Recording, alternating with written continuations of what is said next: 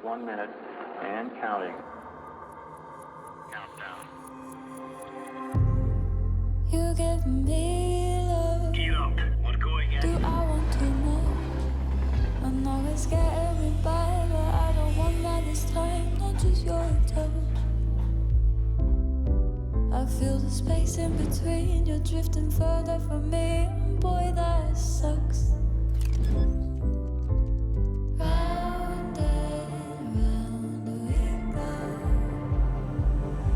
You only love me in half time, and it's just not enough.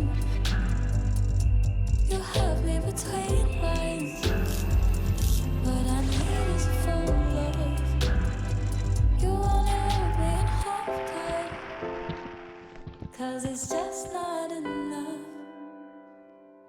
You have me between lines, but I need is full love. You only love me in half time, and it's just not enough. You have me between lines, but I need is full love.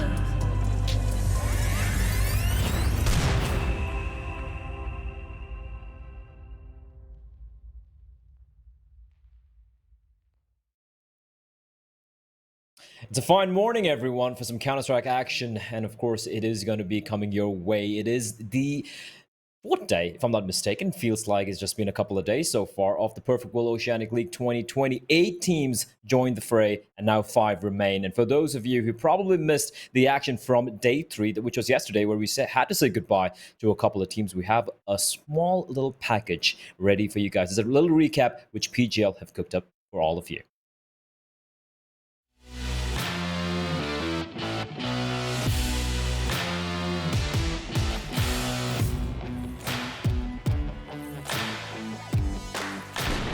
Ali is in position, but realistically, how much more can he do to stop them getting to the site? Oh! What is that, Alistair? Soju gets completely wrecked. The Steelers going to find Zeph, and now APOC. Oh my god, the time is... Oh, no!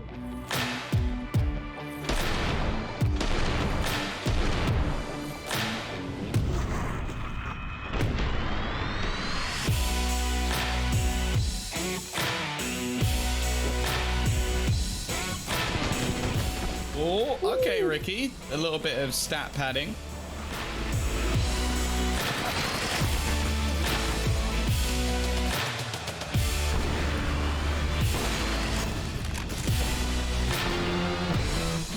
Oh, the flashback is brilliant, Alistair! You can't do them like that. That is dirty.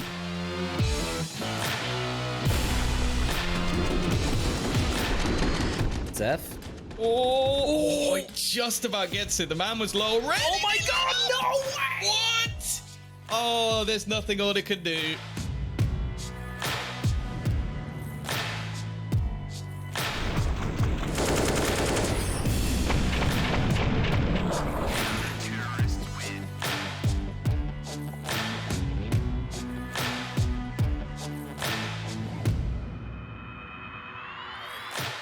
They realize it's a B take, and so they stack up in CT, but they've been spotted. Here comes the SMG. And the SMGs farm so much money. It's Malta with a 4K.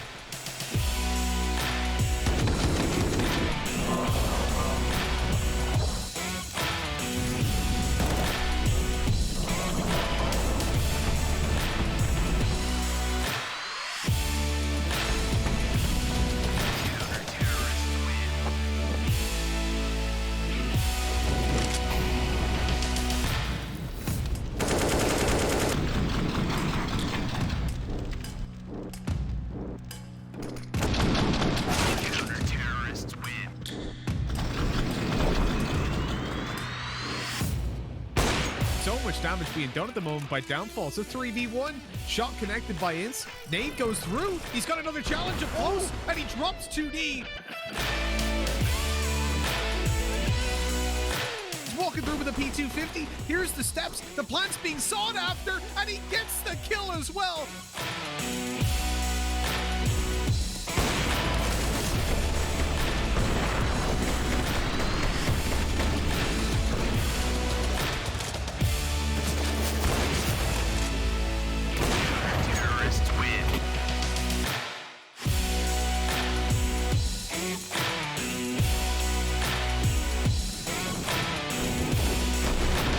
They have just been dismantled with the Deagles. Ricky, 4K for him. Justillo does not miss that shot. That's an AK for him as well. Justillo trying his best to defend that bomb. He does manage to find a kill in almost a second. He hasn't spotted where his opponent's gone though. Sneaking his way through the smoke. Bomb has been taken. I don't think he's going to be able to get away unless, of course, there's a peek out from Justillo, which he is going to go running through the Molotov. It's a huge risk, but it pays off. Tag ASAP from behind. That's a free frag for him. And now Jira, is he going to just stick this? Yes, he is. So a little bit of bonus money. He is going to get onto the side. Danny G, he's running in. He's just going for this. Chelios is incredibly low on HP, so he's probably just going to take a bullet. In fact, it's a headshot anyway. Alistair, he's going to clutch it out.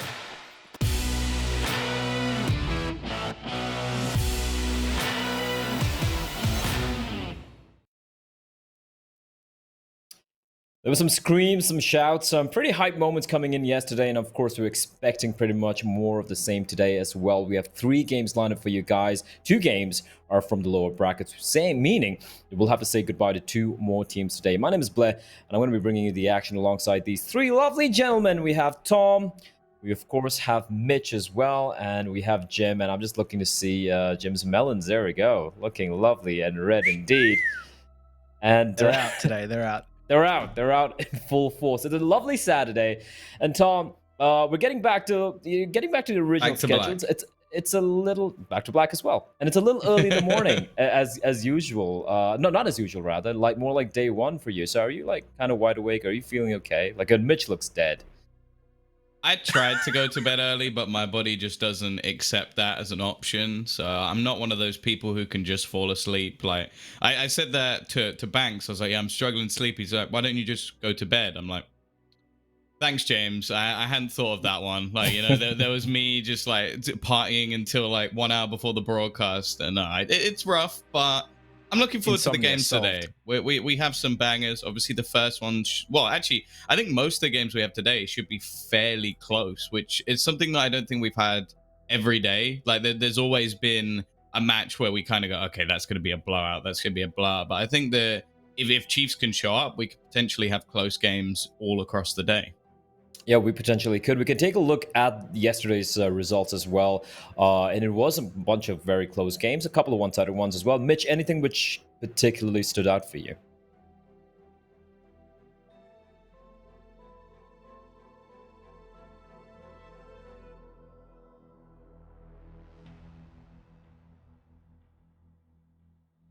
And my mic was muted on VMix. I've pulled a Blah from the first couple of days. No, you pulled a Mitch. Don't make that happen. That's not a thing. You pulled a Mitch. You were doing it all the first couple of days, Blah. But no, the surprises were, I guess, Order versus Rooster went as expected. It was a close game. Rooster could have won. We knew that, and it delivered what we expected. Renegades versus Downfall, same thing. Good signs from Downfall, but not enough to take down the best in the region. The Chiefs versus Order game, though, that really surprised us. It started out with Order taking the first map as well, but Chiefs pulling off the reverse sweep when it came down to Order's map pick of Nuke and then the decider of Dust 2 was a real surprise to everybody. I know they obviously showed a very strong opening performance in this tournament, but to take down Order, this is a massive step in the right direction for this team.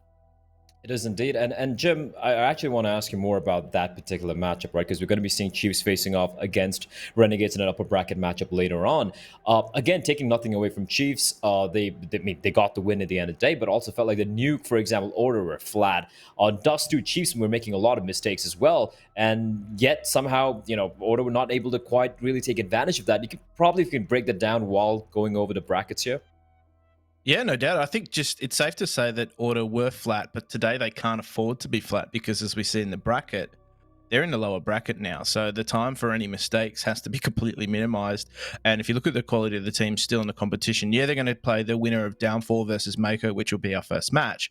But that for them should be a good warm-up into whoever they come up against next, whether it be Chiefs, which is the likely opponent, because as good as Chiefs have been, I don't think that they're going to have it just yet for them to take down Renegades. Renegades are just far too structured. They've got a deeper map pool at this stage. And of course, they've got a little bit more experience. So that being said, I did like what I saw from Chiefs yesterday. In those rounds, they had the youngsters firing. They had Zeph who was a man on a mission. He was against a former roster of his. He was drafted into Order quite some time ago now, about a year plus, and his time in that roster was cut short. He's now spent a bit of time in the wilderness. He's back in Chiefs, and seemed like he was on a mission. Of course, super positive signs from the youngster Vexart. He was very much in form and confident too. They seem to be giving him confidence, but also it was the veteran Ofnu who really stood up, and he delivered and gave Chiefs that platform to now launch into the upper bracket, where they're going to be facing a pretty devastating Renegades. Yeah, they will. And let's just take a look at what these teams are going to be battling out for. We have the RMR points on the line. This is the fall RMR for the Oceanic region. We didn't have a summer one. So yeah, that's quite a hefty chunk of cash to fight for as well. First place 12,500, second place 10,000. Even if you come bottom last or like 56th position, there's some consolation money, but the RMR points is what everyone's fighting for. 2,500 for the winner, 2,344, and this is why it's so important to win this entire thing, because I want to talk a little bit about the previous RMR as well, where we had 4 teams playing. And if you take a look at that, you'll realize that there were only 4 teams, and only 3 of them were able to accrue any points, which were, of course, Renegades. We had Order, we have Ground Zero, and Chiefs. They have 0 mainly because I do believe they switched out a number of their players, right? So if you look at this realistically, Tom, only 2 teams can make it through. It's Renegades or Order. And right now the storyline is Order just battling their way all the way from the lower brackets to face off against Renegades, and they need to win the finals to book their place for the major. Yeah, and unless, of course, there's some miracle where like Chiefs manage to beat them, but even then, Order still have to beat Renegades. There's no dodging that. They'll have to either beat them in the final or they'll have to beat them in the lower bracket. That's the only option for them. So I think they'd probably prefer it if they got to maybe face them a little bit earlier, because that would have meant that Renegades had lost, which would show that they're mortal. Because from what we've seen so far, even over just the last month or so, they haven't lost a map. Like that's as brutal as it gets. We're not even talking about, oh yeah, they came in a close series. They've not even come close to losing a map. Like we talked about yesterday, I think the 8-7 half that we saw from them was probably the closest we've even seen a match go. And then they lost 1 round in the second half. Like they really are just a force to be reckoned with within this region. And as said, I think it's actually quite sad, the fact that there are no international lands at the moment, because I think they could have given even a push for like the top 20 at the moment, with how well we see this roster actually playing, how good the individuals are, and especially with how messy some of the other teams around the region currently look. I think the Renegades really could have been pushing for something. Instead, they're stuck at home and they've just got to batter like their younger brothers and sisters just to basically have a little bit of fun and win some cash. All right, yeah, and of course we do have the schedule coming up. That was very, very quick, but we'd like to take a look a little bit more in detail at today's schedule of the day. That was like, it just came in there, boom, disappeared. We do have Downfall versus Mako Shark. That one, I'm glad I'm not casting this one with Tom, and I'm glad I'm not casting this one with Jim either, because the puns you want to cast is going to be Mitch, everywhere. Then, is what you're saying. You know what? I'll take Mitch for this one. I really wouldn't mind, because I think he's reasonable compared to 2 absolute clowns. But Downfall versus Mako, that's the first matchup of the day. We can talk a little bit more about it in detail in a bit. The second matchup that's the one I think everyone's going to be keeping an eye on, right? Chiefs versus the Renegados. This is going to be a banger. This is where Chiefs are going to show where they truly are, because Order were flat when they got taken out by Chiefs. And how are Chiefs going to fare against, like Tom mentioned, the king of the hill right now in the region? And then, of course, the final game is also going to be an elimination game. It's going to be Order battling their way out from the lower bracket, facing off against the winner of the Downfall Mako Shark game. But let's get into the meat of things. Mitch, this game coming up here, Mako, and of course, I do believe it was, my brain is failing me right now. Downfall. It's Mako and Downfall. There we go. Downfall impressed, at least in their win. In their loss as well. It was pretty not a close affair, but they did show some pretty promising signs, except for yesterday's games where it just got completely outclassed. I don't think even 2D's hair could have really helped them out yesterday. But coming to this matchup against Mako Shark, you have to kind of favor Downfall, right? Despite the fact that Mako won their previous game. Yeah, look, I think this game is going to be really tight, but I would give a slight favor towards Downfall, but I'm not sure if that's even just recency bias. I mean, look, we saw great stuff from Downfall. They definitely played well versus Renegades, compared to what they should have, I They, suppose. they beat Ground Zero as well. They beat Ground Zero 100%, but Ground Zero did not look good in this tournament at all. Like, they were True. not playing good Counter-Strike. When you look over towards Mako as well, like the games that they've had versus Paradox especially, that really surprised us. I don't think they've quite been tested yet in this tournament. Obviously, when they came in that first round and they got beaten by Chiefs, they just got bodied. They was absolutely smashed out of it. And then in the lower bracket, like, since they've started to look good, because they are playing better Counter-Strike than they did versus Chiefs, that's for sure. Our Paradox didn't really present that much of a challenge. Like, they were coming in pretty flat to that game. It didn't look like themselves. But even despite that, like, there were massive positives in Jimmy. He's one I definitely look at in this series. If he needs to step it up to match the firepower that Savage is bringing to the server, and you could definitely see this being a really tight 3-mapper. And speaking of 3-mapper, we might be having videos coming out. But Jimmy, man, that guy was ludicrous with the stuff he was doing. Just Jimmy things, as the fans like to say. But Jim, I mean, him being kind of almost your namesake, do you think he's going to be able to bring the same over here? And also, just take us through the map veto. Like, what do you think is going to be played out here? Yeah, look, I think it's safe to say that the map vetoes are up. So the detective work behind that is no longer a mystery. Feeling an overpass. In terms of what Jimmy brought, yeah, I actually don't mind this veto. Reason being, we're actually going to see some overpass.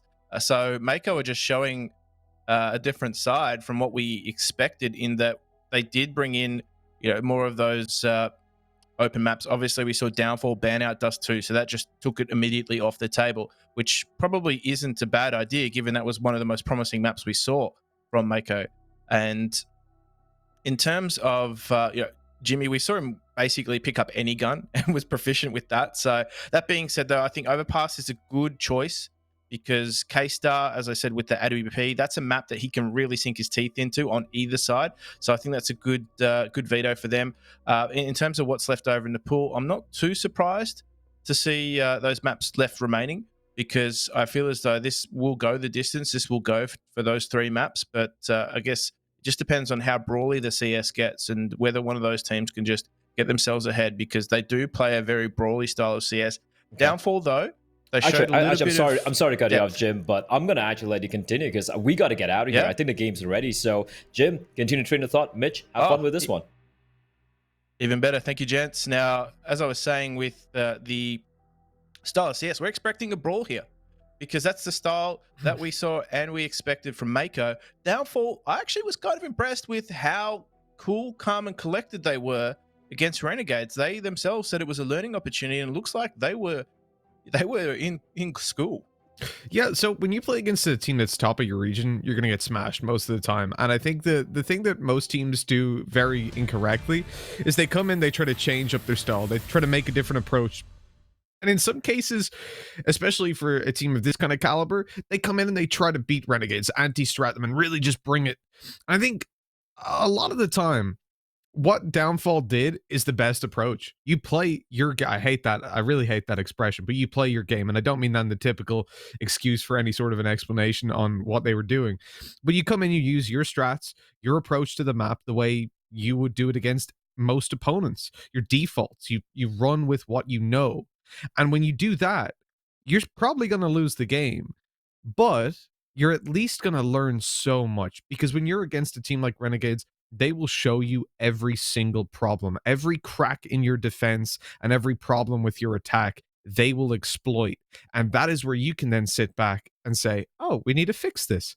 And then the next time you face them, maybe you do the same thing. And eventually you're going to become a much, much better team. And that's where these games are even more valuable than scrims, because when you come into them, once you start to win rounds, your opponents will no longer be playing the loose style. Or, for example, when they come into scrims, there's a lot of teams that will come in with the objective of learning one thing, trying out a new strat and seeing what the problems are with it when there's enemies on the server. And really, you need to be in a position where you're getting more out of your opponents than that, where you're getting to learn and not just see good players pugging, because at that point you could just 5-stack a high level pug game and run your strats. So I think Downfall did the right thing, and I imagine they've learned a lot from that experience. I don't think it will translate right now, but it's something that after the tournament they can definitely spend a lot of time going back over those maps. Mirage Inferno, if I remember correctly. Was it? It was Correct. was it? Okay. Yeah, they can go back over those maps and probably improve substantially based on what they've got there. Well, that's the thing with these opportunities is that from Mako's perspective, they went in knowing that Renegades would quickly find all the flaws in their game. And Renegades are a team that will punish you. And once they find those flaws, they'll keep punishing you. And that's the thing for Mako, was that they were getting away with some things that weren't being punished by Paradox.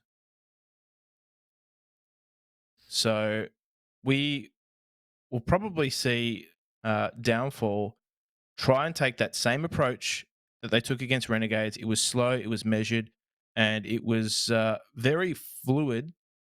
But Renegades quickly found all the holes in that and were able to just make the adjustments. They didn't need to do anything special. They just played a more concentrated game on exploiting and punishing everything that Downfall did. Mako, the question will be whether or not Downfall can punish them in a similar fashion, because it's one of those things, you pass on the lessons that you learn to other teams in the region. So right now, Renegades are passing on all of their wisdom, not necessarily directly, but through their gameplay and the way that they're punishing these teams. And that has a knock-on effect. Yeah, that's why they definitely rather play at the top level, still be playing internationally, just so they don't have to sort of bring up the level of their national scene and make it harder for themselves to pick up those bigger events as they go along, even when it comes down to scrimming. But that's the world we live in right now. We're locked in, and I feel like this will probably affect Renegades in the long run, just because naturally their level has to be dropping. Like, when you're not playing against the best teams in the world, and they're getting to scrim against each other and prac and play these smaller tournaments or bigger tournaments, it's definitely going to have some knock-on effects, because everyone else is still managing to keep up that training and you're not. And I feel bad for them in that regard, but it'll be really interesting once everything is lifted to see them get back to the international stage and see if they can pick up where they left off, or if they're going to have a little bit more time to get back to that spot. But we're obviously having a little bit of delay. I'm guessing it's a technical delay for one of the players. But on the upside, Jim, here we are. We're in Overpass, and this is something new to me. This is my favorite map in the pool, so I'm very happy to feature inside of it. Yeah, look, it's great to be rolled out as part of the furniture on Overpass. There's a few cool little features here and there, but I didn't actually see myself in a road case or on top of a road case casting some some Oceanic Counter-Strike. But yeah, look, I think from what we've had the opportunity to talk to Downfall, they're very level-headed. They're very much about maximizing the opportunities in this competition. From Mako's perspective, they were again of similar attitude, but they were both. These teams are both very fresh teams. They're fresh in obviously their makeup. They haven't got a lot of results together, but I think also too they've quite recently been able to set their goals and what they want to achieve. So I think that's going to have a positive flow on effect. Like I said, do you feel as though this one's going to go to all three maps based on what we know about this veto? I think it's really rough to call in general. I don't know what we're gonna see from Downfall when it comes to Overpass. I really that's the kind of question mark above the head of that team. Can they play this map? Are they going to be comfortable on it? Mirage, I think, is going to be a very close one. I don't think Mako or Downfall are really favored on that. We're looking at a very tight game in that respect. And if look, the reality is Inferno is a great decider for any game. It is the third map decider, so I imagine we'll make it there. But it all comes down to whether Downfall can play this game or not, because it's going to be very rough for them if they lose this, especially kind of convincingly, to then move on to the next map and deliver a convincing performance themselves. Because I think Mako have a decent chance of taking Mirage, but I don't know if Downfall have a decent chance of taking Overpass. Well, I think the cool thing is we're going to get that matchup between the two AWPers in K Star and 2D. When they go head to head on this map, this is Overpass. This is the arena for it. Obviously, that's a few rounds away just yet. As we do get underway here in this elimination match, one of these teams will be going home. The other one will be staying home and progressing in the bracket. So Mako versus Downfall here at Perfect World Oceania. We're ready to rumble. We're ready to go.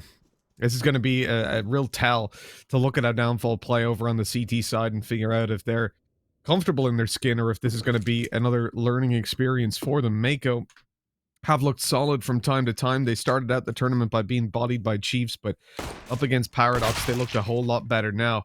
We get to see what they can do against Downfall, a team that showed so much promise versus Renegades and have already come in with the opening duel, shutting it down towards B. But Moop's all alone, and we've seen him overextend before. On Inferno, excuse me, it felt like he was constantly swinging out wide on mid. I called him the lunatic, and we'll see if he's going to be bringing any lunacy to this game, backing off after the flash. He kind of has to concede site control at this point. Missy, I thought he was going to go through that smoke, but he makes the wise decision, and they're going to play for the retake. There was a moment of hesitation, wasn't there? As Moop now takes that first duel, they are sitting on the haunches of this site. They're going to have to fight this one out. CTs are there, ready for the retake. Zilla pushes through. Zert's also in tow. Naya just mowing through the CTs, blocks at close range. It's just Licky left. And what can he do in this 1 versus 3? Zilla is just a whisper away from being taken down, but they're all going to try and face him at once here. Licky's just trying to isolate those duels, and it is just a deadly dance around these boxes. And I think he's just been given the orders to concede. He does have some armor, smoke, and a kit, which could be valuable for them in the next round, but that is a good start from Mako. They grouped up. They knew that the CTs were in the site, so they didn't have any info, and they were able to take territory and then just explode onto that site with a single smoke.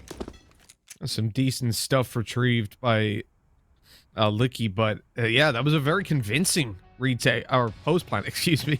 Not a very convincing retake for Downfall. Ooh. They just got absolutely shredded. Look at these Glocks up close. Does so much damage. Zertz is even hitting his teammate. Why not? They can afford to. And really, I like, you notice these small things about players that they do that I don't, and that most people don't. Licky in that position, he didn't get anything, but he goes up, wide swings on the site, and immediately backs off. He knows there's a player over towards Optimus, and he's just trying to bait him into that peak. I presume, do you guys call it Optimus as well, Jim? Truck? Yeah. Okay. It's either truck or Optimus. Honestly, whatever can be said in the least amount of syllables. Yeah. Because that's, I always wonder when I make a call, like, that's party, obviously. I don't know what it is in Australia, because I noticed the other day what I would just call roof, you guys call diggity. And I remember when I was coming up in Counter-Strike, we just had this thing. I think it was after Sponge would have done one of the either an interview or a cast where it was just diggity on Inferno, and everywhere was called diggity. It's just every single position. Well, it's the easiest call to make out because it's so unique. But there's an interesting story behind that, and I guess more Australians would probably know it than anything else, but even then it's only the old school ones, as we see. A bit of a cleanup here coming through on the pistols. But the funny story is, on the older versions of Inferno, there used to be a box on that side of mid. Okay. Now it's actually a diggity. It was called, well, the box specifically was called Diggity Box. The reason being is he was playing behind it against the best team in the region at that point in time, which was F-Zero. Managed to clutch out a really important round for them, WCG, to help them get over F-Zero in a, I think it was a WCG qualifier back in the day. Okay. Regardless, it became known as Diggity Box because it's a very high risk position in a 2 versus 1. He won it with a silenced USP. So it was a round where he didn't actually have the tools either. So that's why the box is called Diggity Box. And that's why a lot of the older Australian Counter-Strike players, when they were coming through, and you go through, one of the first things you do in every team as you learn a map is get on the same page with the spots. And it's just one of those things that's been passed through the ages. All right. Okay. Well, I've learned something new. I never actually knew that, Jim. That's a bit Australian insight. There's some things that we have absolutely no explanation for. I don't know what the current trend is on Inferno as well. Calling Moto Mini, or sorry, Mini Moto. That's strange to me. So there used to be a mini pit on Inferno. It's right next to the library. A lot of people call that Moto now. To me, that's not Moto. Moto is the box that's inside the site that's wrapped, hard on that left corner as you enter a site. Yeah. That's Moto box because, again, player named Moto, pretty huge clutch from that box. That's quite odd. But Yeah, I don't know what the trend is there. This is just me openly ranting now about these things. Tell me what you don't like, Jim. What? How did they hurt you? I'm bitter and jaded. Oh. I'm bitter and jaded. Double nades. Great damage. Zilla, Zerts, both load. This is very winnable now for the USPs, and they're still running into the stack. Another kill comes through for Moop. Things are starting to swing the way of the CT side. Look at the HP. They're so low, and it's actually going their way. A 3 versus 1. Calamari. He's going to have to cook up something special for the CT side. He manages to sneak away towards Monster, but the bomb is down in the open. There's no retreat in this situation. He has to take the fights, and he's only allowed them time to set up. He finds the first. Expects a swing, goes up with the Glock, 100 HP. Oh, Moop dodges the bullets expertly, and Downfall take the eco. Oh, Jim, rushing B versus an eco versus the pistols. It's not always the best strategy. It's a disastrous strategy. And the read from Downfall, it was simple. Just stack B. They didn't do anything special. They faced when they had USPs, but they made sure that they all tried to face at once. And it was a time crisis. That's exactly how it played out for Mako. And unfortunately, they were just shot to pieces. They were picked apart. And I dare say Mako were baited into that.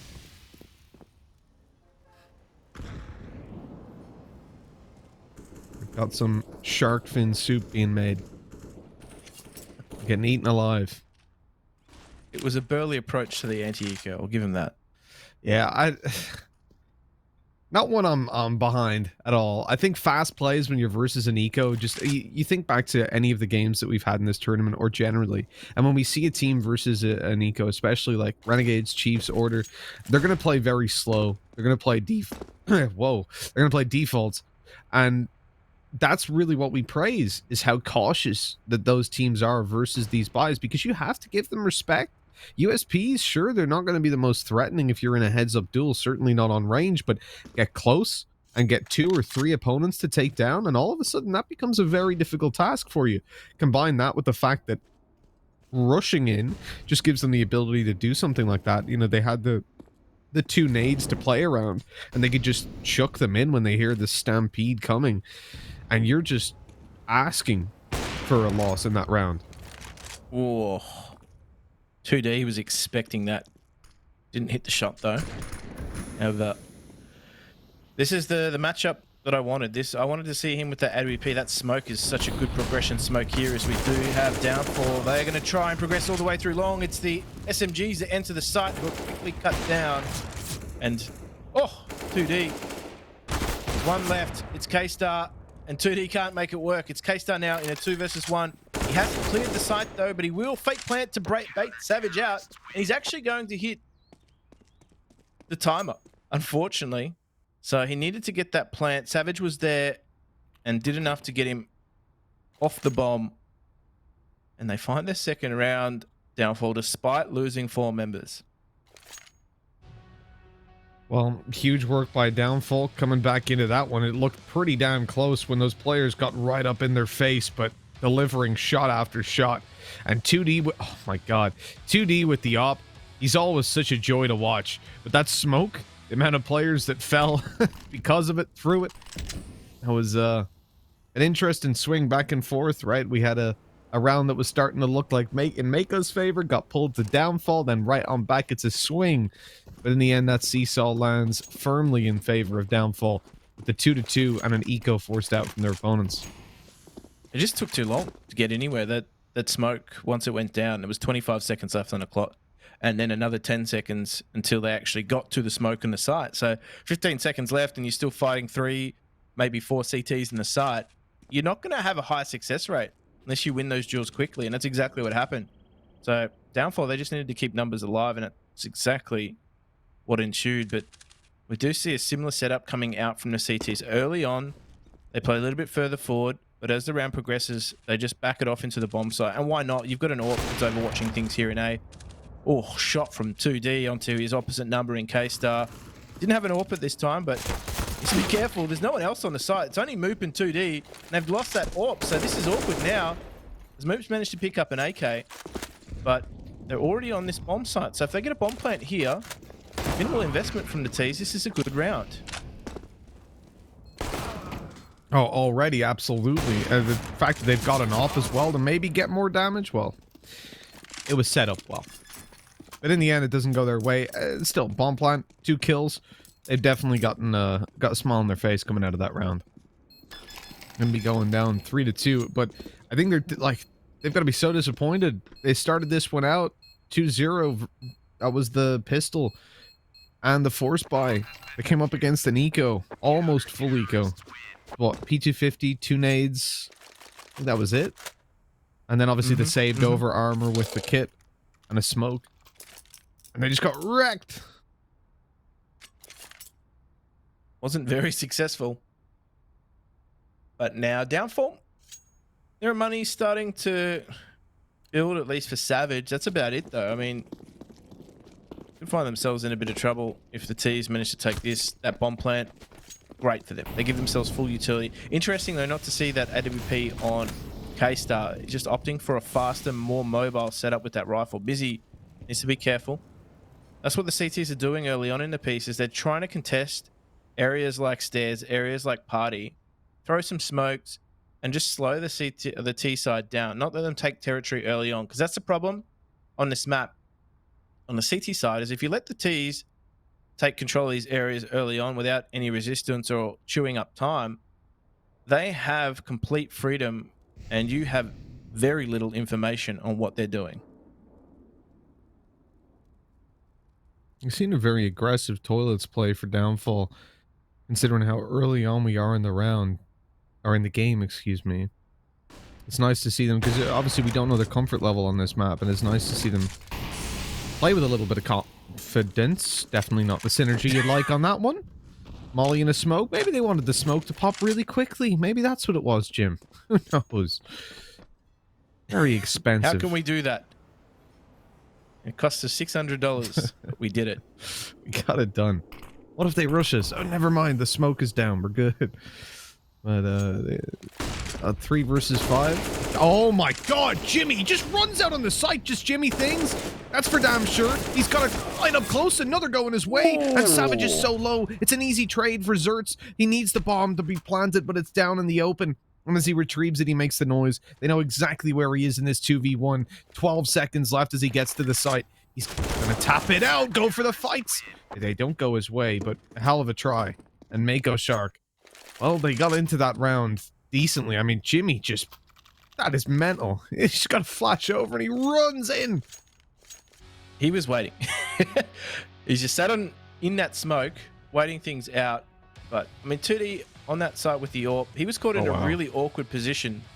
There's a great frag, actually, from Savage to make that, but yeah, they just exploded onto this B bomb site, the 2 youngsters, Jimmy and Savage. But unfortunately, it was too little too late for them. It left Zertz in a difficult 2 versus 1. And now you can see they're playing forward here. They actually might be caught out by the T side. They just need to deal with it as Mizzy gets taken down. But Moop's there to try and steady the ship. He's just given up that M4. So there's hope here. They're doing damage on these pistol rounds and taking guns out of the economy. You look at the CT side, they don't have a huge amount of money on the 2 players that just went down. So they're constantly giving up weaponry on these sorts of rounds. They can't continue to do that. It's just massive blunders, really, by both teams, and like misreads on what their opponents are buying, or just complete lack of thought going into, or respect even, going into what they're up against. Like, in this round, you go for aggressive control of toilets and connector when you're up against pistols. It's not the best of ideas. Very standard pistol strategy is to rush middle and maybe even split through connector as well. And if you're in those positions, you're not going to get on well. You've got to hit your shot straight away. The risk reward doesn't pay off. Now they've got rifles. They're barreling towards these players. 2D's able to grab one. He's got a teammate to support him. So good late round, but it's in the early that the damage has already been done. And then the same for Mako Shark when they're up against an eco and they rush B. It's like you can't play every round like it's a buy round. And I appreciate swapping your strategies up, but there definitely has to be some serious thought put into what you're up against, because sometimes those kind of plays, like, hey, aggressive mid control the way they had it, that's fine. It was fine in the round before, but when you do it against pistols, it's just not worth it. They have taken control of areas like stairs, party, etc. This is what I wanted to see more of. 2D, what's he doing right now? Just upping the ante a little bit more, even grenading onto that T-Ret. We see Molotovs come through as well into playground and things like that to just stop the Ts.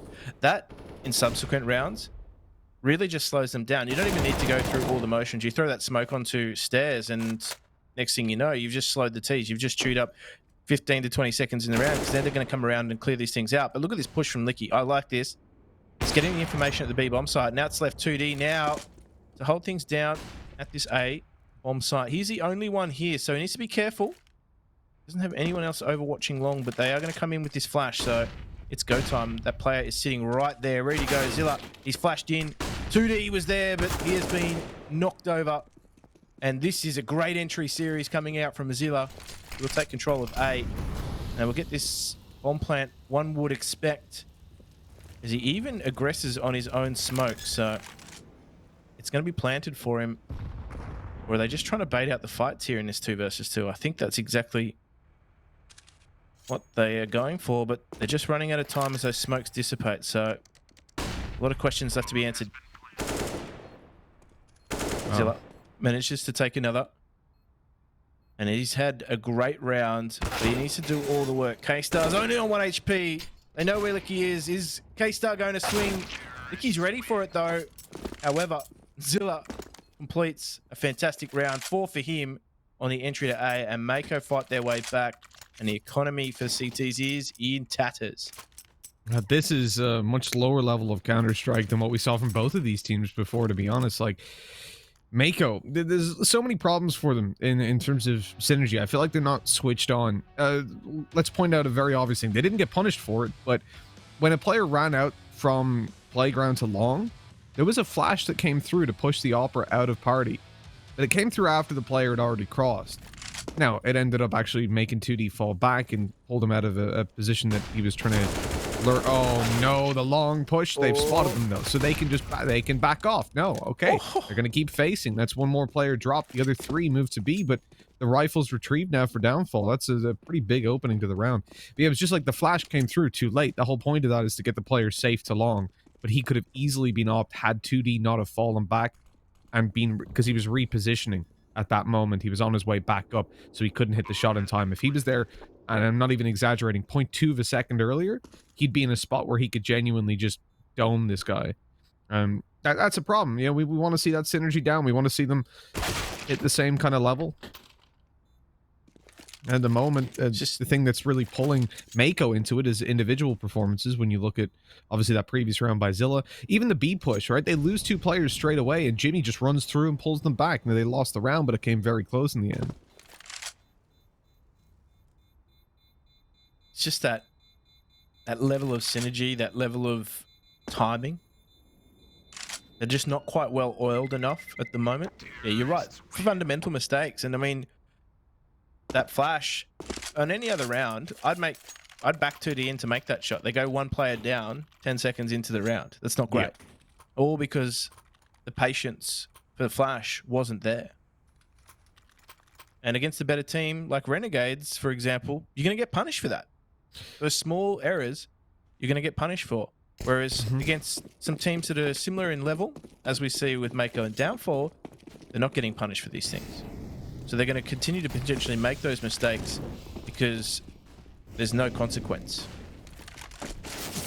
Oh man, the wide swing, and 2D gets 1-2 afterwards, and now he's bailed out of there. The smoke is in play, and across he goes, dodging the bullets on his way, and that's exactly what we were just talking about, Jim. When you give 2D those opportunities, he is going to shut you down most of the time, and right there, he delivers. Even the collateral to start it off, he hit the other player, didn't kill him, but then finished him off afterwards.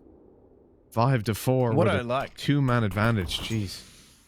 What I like is the fact that he's roaming with that AWP too. He's not sitting stationary on that A bomb site. He's done that for a few rounds, but he's taken it to B, to Monster, also to switch things up a little bit. He hasn't really gotten too much more adventurous than that. We haven't seen him in mid-connector, for example, but he's just doing things to make his opposition guess what's going on. They can't really counter that. You really can't counter when you don't know where that AWP's going to be on these rounds.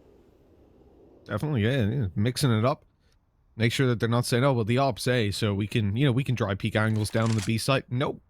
nope, no matter where you go now, you've got to burn utility, and he's really costing them. Well, and they're not burning utility, which is why they're getting just shut down like that.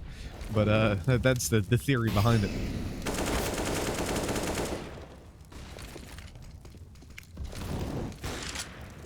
They're onto this side. Jimmy, again, the point man, pointing and clicking his way through. Now, needs to be careful here because there is still a player lurking on that side. It's Savage, the youngster. Gets flashed through into short, but I think they're both blind. They are. K-Star is there for the follow-up trade, but they have got no time. And they've been completely shut down. They got into the site. They just missed the plant. I would love to take K-Star's brain on why he just jumped around that corner with a smoke in his hand, but that's a question for an interview maybe. Look at this shot. So close to the collat. And even this, the faster push through mid connector. We haven't seen a lot of presence from the CTs there on mid connector, but it is so useful for CTs to have control of mid connector, though it is a high risk, high reward situation. But Mako Shark have shown that they have some explosive power when they get into these situations. They are quite willing to flash themselves through progression smokes and try and cause havoc that way. But I don't know, Downfall just seem to be fragging their way through it. There's some interesting decisions, I will say that. Mako getting onto bomb sites. They've run out of time a few times, and that's surely going to be frustrating them. You can only imagine. Yeah, I guess when you lose the time, when you end up losing because of the round clock, sometimes you'll see teams adapt to much faster strategies just to avoid that sort of a slow round. At the moment, I think that was almost an attempt by Mako. They wanted to go through long. They got mollied off at the start and now smoked, and you can see 4 players that were just sat outside long waiting for the molly to dissipate back off because of a smoke. A boost up by Mizzy. That's why all that utility is being used down on Monster, so that he could try and find himself that kill up above. He pulled off the angle at just the wrong moment, but he's gone back down pre-fire onto Calamari, but this time it doesn't connect. Mako have shifted position. That's almost exactly what they wanted, was for someone like Callum to go down and just sell that little bit of info, you know, show a bit of tail, and then move on over towards the other side of the map. It's just hightailing it towards this site as the 5 players are going to just push out to A. Thing is, there's been no rotates, right? Downfall are happy to just sit in position at the moment. Moop's got that little passive position on long, try and catch him as they push on through. And this is basically a fake to say that 2D is alone on the site, especially now it's Savage having rotated up. They'll basically just scream at these T's like, hey, we're in position here, it's a 2-man hold. And then Moop just swings in and kills them all. We'll see if this one works out. Oh, God. I'm here for it. Oh, 2D. Needs to be careful. Calamari gets a cheap one. But Moop is still up and has control of long, so this is a very awkward situation now for the T's. They need to clear him out. They will take him down. And Savage and Mizzy... Oh, Savage just pushing on through to the site. He's gone for the frag, but K-Star's equal to it. And Mizzy now with the AWP is going to have a difficult shot to make. God. But K-Star comes through. Will he be able to pick up the AWP? I don't think he even knew it was there, to be honest. And they come away with a very, very crucial round, because that just puts the CT economy on the back foot for this next round. Well, that's one hell of a way to win out the round as well. Downfall just swinging out in the 2v2, and I appreciate the first kill by Savage, and even the second. I'm not even going to criticize him going for that, because he thought he could either catch the player planting or just coming off the plant. But K-Star was so quick. That's a truly heartbreaking round to lose. Because obviously, like, you look at it objectively, it was a 2v1. Savage could have sat down on Optimus and waited for his teammate. I don't think he should have. I think he made the right play. But that really sucks that they get punished for it. I could start to get in your head a little bit. He's got a rifle for this round, but his teammates only on pistols, and Moop has already fallen. 2D trying to get a sneaky play, but they're being very cautious of it. He might have just timing them on the swap over to the left side. He has! Oh, but he's missing the shots! No, Jim! This Jimmy takes him out. This. Oh, my heart goes out. Oh, no. That had the potential to cause real upset here, but that Molotov just flushes Licky out of the toilets. And he's going to have to fall back into this site. Flash in. Savage gets the assist on that one. Zertz is completely level, but they've just made the call. Get to B. It is unattended at the moment. So they will get in and get the plant for free. But there's a chance here for Savage and Licky to try and get themselves some exits. Molotov pretty much closes the door on any opportunity, though, for Licky. And Savage, he's already got his M4, so he's good for the next round. It's just to see whether or not Licky can get something out of this. Primarily, though, they will be looking to just save their armor and take that into the next. Even then, the CT economy, I don't think is going to be fantastic into this next round. So they really do need to try and get something, but also make sure that they don't give away what they've currently got. Considering Mako started this on 2-0 versus an eco on the third, you would imagine that this scoreline is really not ideal for them. Like, you'd like a little bit more to be built up already. But at 6-6, they've definitely come a ways to recovering the half. If they can manage to pull back up into the lead, grab a 7th round, and even if they finish there, I think they'll be fairly happy. The reality is, Downfall, they're playing okay on the CT side. They're doing well in the buy rounds, but the fact that, obviously, I can't count this round out because they've got pistols and we've seen them win rounds with far less, but obviously you can see straight away that they're stacked up on A. They're looking for that control while Mako just rush B. Now, they've made that mistake before versus a worse buy, and they got punished for it, but in this instance, it works out. It's a risk. It really is. But I guess it's paid off here. So the thing for me is that I don't know how Downfall are going to play on the T side. Like, I guess we're seeing a certain level of comfort for sure, because already they're taking aggressive mid control from the 3rd round. They're in a position where, or from the 4th round, excuse me. They're in a position where I think a lot of their setups have been not just safe, they've been thought through and calculated aggression. And that's what I want to see from a team that is going to go onto the T side. Need something.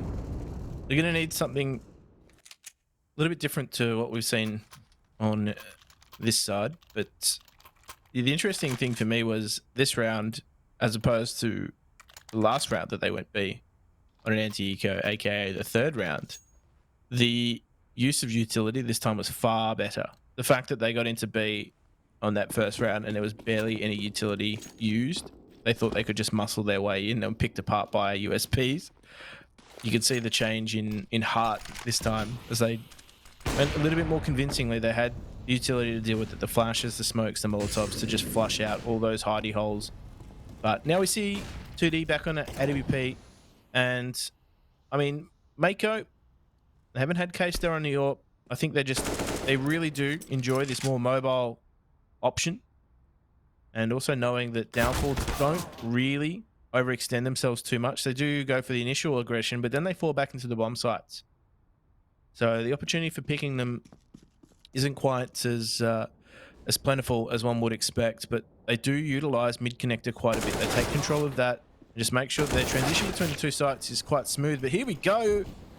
2 big duels that could have really opened things up for Mako. Do not go their way. And Zilla's just going to continue to try and force the issue here. He's a long way ahead of his teammate with the bomb in this site. And the utility is just going to assist him somewhat, but you can see they're not facing here Downfall. They just want the crossfires to work. The K-Star is going to try and dismantle it. They know where one is. They are furiously trying to get this man out of Toxic. Savage goes and takes K-Star out of things, and now it's just on Zilla. 1 HP and a dream. 30 seconds, and he is just going to be mopped.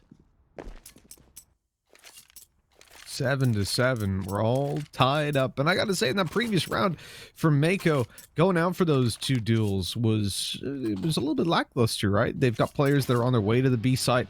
They sent 2 out to try and poke and prod at that CT side, and it really didn't feel necessary. Okay, this first one on Jimmy, he gets pushed, so that's not too bad, but Calamari, he just runs up behind, wants to get aggressive and really sink his teeth into the CT side. When it backfires, you leave your team in such a bad position. Look at that from Mizzy. They thrown their own flash over, so he just peeks through with a nade. He's like, hey guys, how you doing? Nades him up, does a little bit of damage, but not too much. I don't think it really did anything. He's the fourth BG, just staying alive. That's unfortunate. And Mook just got shut down. Maybe he did some decent damage to Zerts at least, but as Calamari falls, maybe that damage is going to be more than enough. This means they can't really push the site, right? Zerts doesn't want to go by himself up through short. He groups up a K-Star, and now it's a very two-dimensional push on long.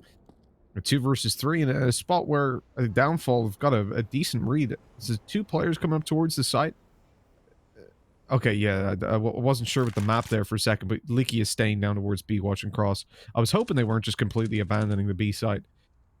But it is A. Oh, look at the position by Savage. Easy kill, but he's got to run away from the op, and K-Star swings wide and gets that frag. Smoke down for the plant, and a 1v1. This is Licky's opportunity. Hasn't had a great half so far, but the op is holding him. He's watching the angle, waiting for the peak, and he's baited out. Great work by Licky. Pull him off that angle now, but he doesn't know where he's gone. Oh, what are you doing? Oh no, that Molotov would have been better used in the post plant. Licky is just smartly using all his utility. Gonna try and bait him off. K-Star's out of bullets and out of time. And Licky just swings like Tarzan, taking the 8th round for Downfall. Did I miss something there, Jim? Did he tap the bomb? Did I miss the sound cue? I don't think he did. The smoke was the only thing that went down. I didn't hear a tap. That was a questionable time to spray with, what, 5 bullets? That was a very odd round. Running out in the open with a knife, then throwing the molly short, and then just spraying out in the open when you run out of ammo, without a fake even going down. I don't even know what I honestly, I could watch that round back 6 times. I don't think I'd be able to find the train of thought, but I guess that's what happens, the heat of the moment, right? It's not like you're sat there assessing every situation. Very easy for us to say, well, you shouldn't have done that, mate. But when you're in the game, you got to make those decisions in a split second, and it ain't so easy to weigh everything up like that. It's crazy too, because only a few moments earlier, he was so steadfast with that AWP on the entries into the site. Yeah. He was looking confident. He was looking on top of things, but as soon as he went into that 1v1 and switched to the AK, it was like he'd just forgotten how to use a rifle. He didn't really play that one probably to the level that he wanted, and that was to their detriment. I thought that one would have been Downfall's round. Sorry, Mako's round. Even when it just switches to the 1v1, I think it's a completely different game, really, in your mind at that point for some of these players. The pressure's really on. All your teammates are watching you. You know, when it's a 2 versus 3, it's no pressure. You're in a round you probably shouldn't win. Your teammate's low. It's like, oh, okay, we're probably going to die here. You find those 2 openings. Everybody's hyped. Everyone's like, yes, we've got this. Come on, 1v1. It's all, you've got this, man. And that's when the pressure can really pile on. You could see it in the decision-making. The knife out, the molly, the AK spray. Everything that he did was just sheer panic mode. And I think that's, it's definitely not what you want in an opera, but it's something that comes with experience in those scenarios in such a tight game as well. You know every round counts. It's a shame, but yeah, I'm sure. That's how it goes. I'm sure he's ruining that.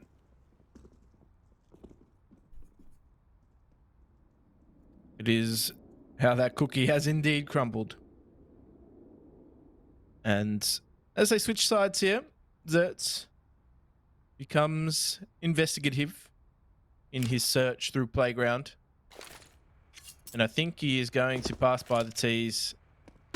But he might be a very handy flank for them to have here as Zilla takes the head off Mizzy, and they will explode onto this A bomb site, putting pressure onto Optimus. They will take down Jimmy, so at least one claw of the pincer has been taken away, but this fast flank could be a problem here. Licky has spotted that out. They are forced to retreat into long. But Savage is going to be of key position here. He doesn't even get the chance to reposition. Zerts takes him out through the cloud, and Moop has come through and forced a 1 versus 2, but he has got distance and a Glock, and he's trying to get through that smoke here as they stick that bomb. The meat shield tactic surely is going to come out. K-Star will level him And they take that pistol round. That was furiously fast. Just like Tom's favorite movie. It was indeed. Swinging on in there. I gotta say, they drifted their way to success. The turbo was activated at just the right time to pull them across that finish line, and I could see Tom on the edge of his seat with that one. Honestly, who doesn't like the Fast and Furious movies? What kind of a scumbag doesn't like the Fast and Furious movies? To be honest, I only ever really saw 1 and 2. I lost interest after Oh that. my god, Jim. You know what? Screw you. My attention just Tokyo drifted away from the series. Wait, you saw 1 and 2? Wasn't Tokyo Drift was number 3? Have you not seen Tokyo Drift? I haven't seen Tokyo Drift. No, I saw my Too God. Fast, Too Furious, and Fast and Furious. Tokyo Drift just didn't interest Tokyo me. Drift is way better, dude. You gotta watch that. You gotta watch Tokyo Drift. It's a banger. Is it like only? Am I missing out on something that could be compared with one of Beethoven's symphonies? Is that what we're dealing with? 100%. It is a masterpiece. Okay. It is perfectly constructed and structured, start to finish. It's a piece of artwork. I think Twitch chat will agree with me here. Tokyo Drift's probably one of it. Shawshank Redemption? Nah, Tokyo Drift, mate. Best movie of all time.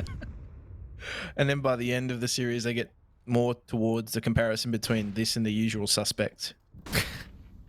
Oh, look at this. Jimmy up close talking to Usual Suspects, but he's fired away. He's given it all. He's turned himself in. That's unfortunate. On that now into a 4v4. Look, he got a kill. It was good work, but he could have done a little bit more. And he scared them away. They've ran down towards the B site. The CT's now scrambling to get back into position as K-Star is dropped on A. The spray by Zertz gets one with Calamari. They combine like Goku and Vegeta. And now they're coming through. They've got the... Oh my god, what's happening here? Zertz is being jumped on like a Goomba, and he's able to take down Savage.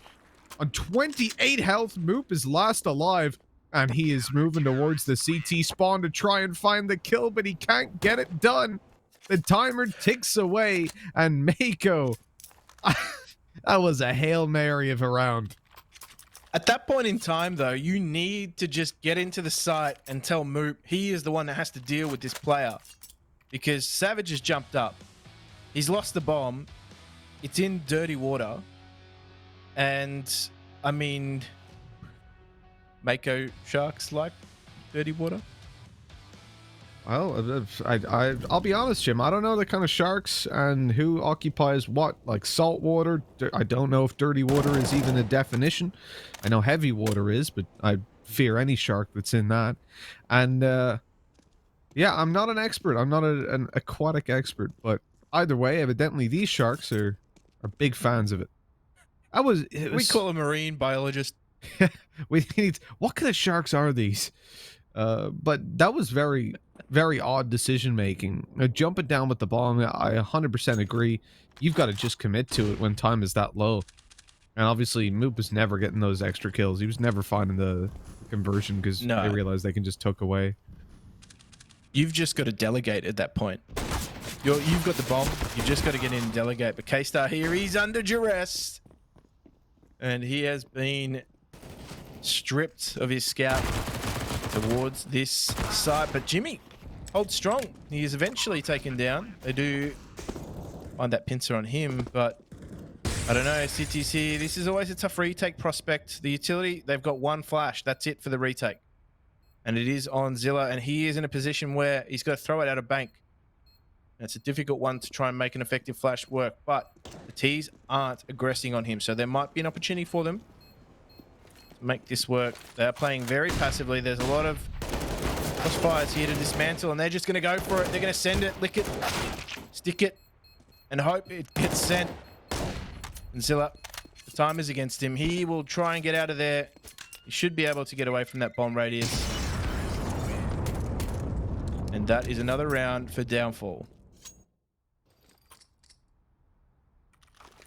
Well, this is certainly panning out to be the close series that we hoped. The only question mark was around this map and how Downfall would be able to play. And I think so far on the T side, they've made less mistakes than Mako did in one respect. When it comes to map-specific mistakes, like rushing B versus an eco kind of thing, but maybe jumping down with the bomb. You could do that on any map. So I wouldn't consider that a map-specific mistake. That's just a silly mistake. But either way, they've managed to find themselves in a position where, with the way the early game economy works, trading back and forth puts the T's in massive favor, and you can see that. And both have got practically no money, but look at the buy for the CT side. The molly is going to force Jimmy out of position or make them use up a smoke, which obviously means more nades are coming. And they don't actually go for the nade into the corner. It's much more passive. Maybe thinking Jimmy would be on his way back over towards the stairs or in the corner down below the stairs. And that could then be a problem. They're being spammed up at the moment. Smoke is now down to allow Jimmy a little bit of maneuverability, and they think the connector's clear. They think the player running up towards the top was actually the entire defense leaving. And so Jimmy's got an opportunity to backstab them. The thing is, I don't think he'll have that read on it. If he stays tucked in position, he might be able to get some work done. A kill on B, though, forces him to move and try to help out on that B attack, which gives away the position, and, well, it's a big advantage lost. Yeah, Licky just needs to stay alive as well, because he's got Moop in tow. However, they're not going to be able to transition between anywhere quite quickly unless they take control of this connector. So they are going to force themselves onto B, leave those CTs in connector, and, well, they are met with stiff resistance. The trades go either way. And it's now down to K-Star, who is sounded out by 2D. And that is a difficult situation navigated well by Downfall. They do lose a lot, that's for sure, but the reality is, for Mako Shark, that was their opportunity to get the round, not to get kills. As they come through with, okay, a decent enough, I suppose, overall. If you think about what they came into the round with, that's a success. The problem is so late on in the game, having to take the eco now gives Downfall that massive advantage to just swing back in. And on a 10-9 scoreline, in what should be 11-9, Downfall have got exactly the buyback that they want. I'd consider this probably about even, like, in terms of chances of closing it out. I don't have my stats open. Tom's going to be very disappointed about that, but... oh no. Oh no, the pistol's up close. If they get that rifle, things could get very dangerous. The molly is down in time. That is fortunate. They do get away with a MAC-10 though. So, if there's one player you want to have with an unconventional weapon, it is Jimmy. And he's taken that MAC-10. So, I have a Molotov. And, oh, I think they're just going to go for some damage here. He's taking his time lining that Molotov up. They're going to try and spur themselves in on a timer. And they're going for it here. They're going to try and make this work for them. Try and do as much damage as possible. They fancy their chances in the 4 versus 4. But it's quickly cut back to a 2 versus 3. And the CT's there. Jimmy, he's just trying to make that work for himself. This MAC-10 is his friend. Can he find another? No, but he does a world of damage to 2D. And K-Star, what can he get here? Nothing by the looks of it. And that is Downfall. Just getting out in time. K-Star goes down to the bomb. So he will take nothing with him into the afterlife, which is now the 21st round. So, on 11-9, I said I think they'd be roughly even. In fact, the chances of Downfall winning are 56%. Typically, and that's based on a sample size of 180 games. But here's the difference, right? In the position that they're in, if they lose this round, their money isn't great. They might even just take a mix buy. And so I think we can agree the odds are, if they lose this round, it goes oh no, Zilla! Why? This is such an important round for Mako Sharks. And he pushes up on Fountain with his teammates playing passive. K-Star must have gotten spammed down because he's 22 HP. What? Or maybe naded, actually. What the hell is that? This is such an odd strap by Mako. He gets flashed and no one's there to support or flash back for him. Jimmy, though, he's a lifeline, but a 1v3. And it's, oh, man. This was so huge. Such an important round. He might be... What? They're like 20 HP. Shut down 4. Stop it. Stop it. This is unreasonable. Jimmy is a monster. And now Missy on 11 health. This is such a good round for Mako Sharks. Such an important one. They need this round win. I'm losing my mind, Jim. The flank. Missy's gone and double back around from long. And I think Jimmy might have cottoned onto this. Mitch, this is falling apart. I'm actually so stressed right now. This is unbelievable. He's checking the right angle. He spotted him out. This has to be the headshot connected by Mizzy. He's already got 2 kills in the round, but he's so low, and he picks up the bomb. He's right next to it, but Jimmy swings and catches that frag. 11-10, and we mentioned for Downfall that their money wasn't great. Even a bomb plant there would have put them in a position where they can buy. But now it's going to be a really mixed buy. I'd rather they just take a light pistol round. Jeez, that is ridiculous by Jimmy. I had no notion of... Like, he didn't take any damage in those first 4 kills. He was 100 health, Jim. No, he was 100 health at the end of the round as well. That's ridiculous. My goodness. I don't even know what to make of that. He's just taken the fights. He's won all the duels. And this is... I mean, right now, 19 frags. He's performing. Look at those stats. He's only got 5 kills with the M4. And they came in that round. Oh, that is crazy for me. Unreasonable. Absolutely unreasonable. 11-10. And Jim, the point I was going to make before Jimmy decided to just completely blow my mind was that at 11-9, it was about even 56% chance of Downfall closing it. But if they go down 11-11, it turns to 37%. And obviously you can see this is a mixed buy round that they've invested heavily into. So if they lose this, it's probably 12-11 in favor of Mako, which is a 24% chance. Like they had it slightly in their favor, and that one round was what they needed to convert it over into a very strong half and a very strong probability of closing out this map. That was a swing round right there, both mentally because Jimmy's just 1v5'd them, but also statistically. And if Jimmy caught that bomb off, I don't even know. I think Downfall would have just quit the server. Oh, K-Star. He had no idea what was going on. But here we go. Jimmy again. They're going to try and face him. I don't know if that's a great idea. He's held position at the moment. And they're going to try and double swing here. I don't know if you can get away with that on Jimmy. He's just taking his fights, taking his peeks. He's found one. And he knows where the second is. So he's just happy to sit in the Molotov and take the frag. Savage is going to be scratching his head. But they now have info on where 2D is. And the time is out. And that is another round. Jimmy is also really good at wasting time. He's like a wristwatch in a bum bag. What's going on, Jim? This is one hell of a game. One hell of a game. And Jimmy, this guy needs to stop. Honestly, I'm gonna have a meltdown if he keeps this kind of performance up. We mentioned him. I highlighted him. I said he was the player I needed to step up from Mako Sharks if they were going to take down Downfall. And that the fact that we were favoring Downfall so much might just be recency bias because it had been a little bit since we'd seen Mako. And my God, he has delivered far beyond what I thought was possible for one human being. Never mind what I thought he would deliver. This past few rounds been some of the best Counter-Strike I've seen him play. I've seen in this region as well, individually. It's just, I don't know. It Sorry, doesn't Jim. really matter what weapon he has either. That's the thing. Yeah, they've given him a FAMAS. That's what I was going to point out. Like, he's just delivered a 1v5, an ace, and then shut them down again. And you're giving him the weakest weapon. What is that? I'm sure he's probably saying, I'll just use the FAMAS, boys, don't worry. But I'd be giving that man my AK. He's a handyman. There's nothing he can't use. Now, this is an interesting crossfire here. Zertz, that is a big risk.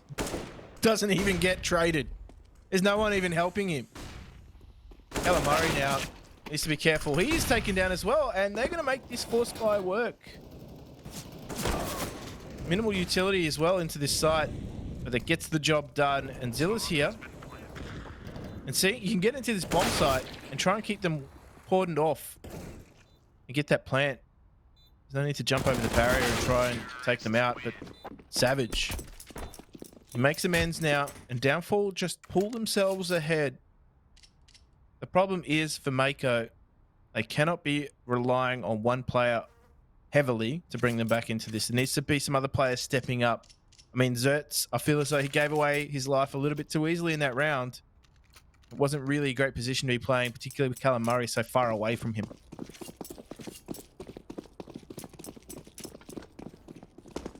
I could see Jimmy coming in for that one. I was scared. I was afraid when he had that FAMAS. 4 players left alive. I'm like, here we go again. A GTA meme. No. So, look, the reality is, though, you can see Downfall are definitely still looking pretty good. The rounds they've lost have been on the back of massive individual step-ups, and as good as Jimmy is, you just can't rely on that every single time. We need to see a bigger step-up from Mako Sharks. And at the moment, you know, just on pistols, you don't expect much from them. They're trading back, though. Oh, the wide swing by Calamari. And he's looking to get cooking and take some of these guys down. But they realize at this point, someone came down con, Callum pushed short, and they saw one monster. It's a heavy stack on B, and they start to rotate to the A site. But they're not the only ones. Mako Shark made a very quick read as well. In fact, they made a prediction because they've started to move towards the A site before even Downfall thought about it. Moop's got a lot of control, but what he doesn't know is all these players have just crept up into position. And with this long push, they're going to run right into these pistols. This could be so dangerous. This is a good read coming out from Mako. Now, Zilla needs to be careful, but I feel as though there's just going to be this pop flash thrown. He's going to be taken out. It's actually going to go too deep for him. He's got himself in a far more advanced position, but he's not immune to the flashes. And now they are just piling their way in. It is a stacks on in A. And it is just left Callum with a deagle and a dream. And maybe just the prospect of picking up something for himself into the next round. That's about it. That's all that's going to be on offer. But I think he's about to be peaked here. And Savage does not make any mistake.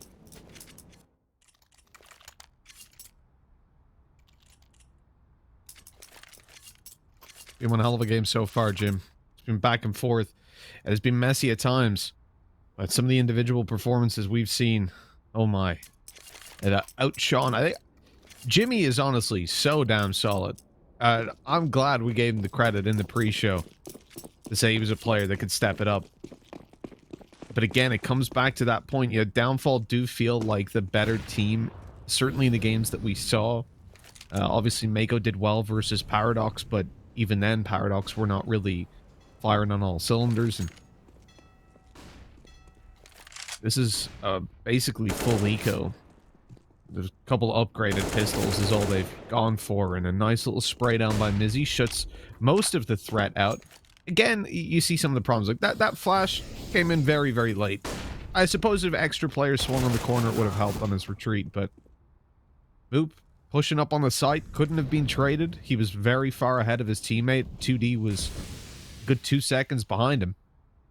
And so another little issue. And it's just these tiny, and maybe I'm being a little bit overly critical on that, but it's just these tiny little issues that versus a team like Mako, okay, you're not being punished, but when you play Order, when you play Renegades, when you play Chiefs, that's when you're going to get punished for these kind of mistakes.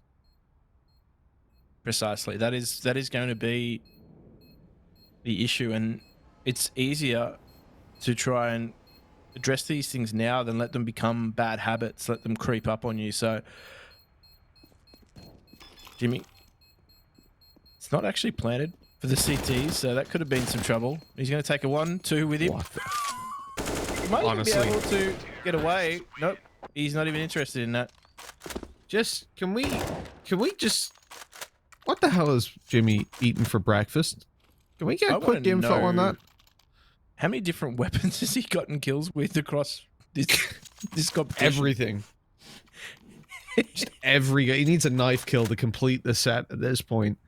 Yep. It's just ridiculous. Like, the second guy was low, but still, he's just so clean in how he gets these kills. And so, like we mentioned, obviously, it was a K-Star in the 1v1, the panic set in, you know, he really didn't feel comfortable. But Jimmy, in that 1v5, he was fine. He was thinking the whole time. He realized the flank was coming through right there. Takes one short, swings, takes the other. it's just gorgeous. K-Star, man, he's just hit Mizzy and Licky. Connected both shots. I think it was through the wall, but still. Look how low they are. Oh, an aid returned. Oh, that was winding up to be something much better than I thought it was. Oh, 20 damage. Yeah. It's like when you go to those skill testers, they test your strength or whatever it is, and you're winding up for the biggest shot. Oh, yeah. You put all your might into it, and you score 20 out of 200. Yeah, it's like the 7-year-old that did it before you got like 30, and you just stood there embarrassed. As a grown adult. Yeah. Anyway, enough of adult embarrassment for us. That Molotov though, that's put a real stopper in the plans of Downfall. They're all putting their eggs in the long basket.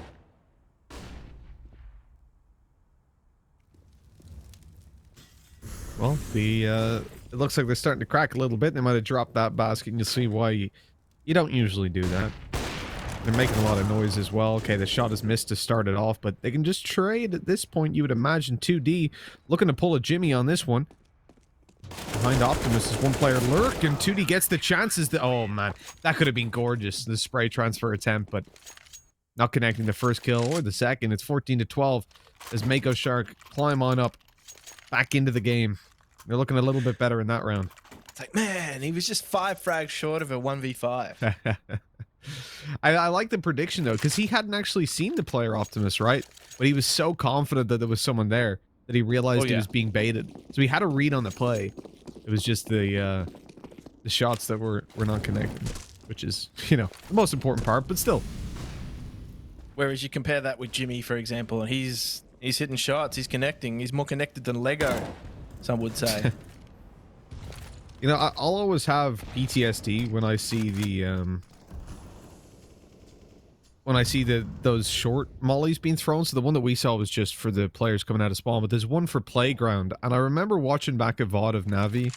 I remember seeing Electronic throw that 15 times. Well, I think it was something like 10 times and miss every single time. He obviously didn't know it was missing.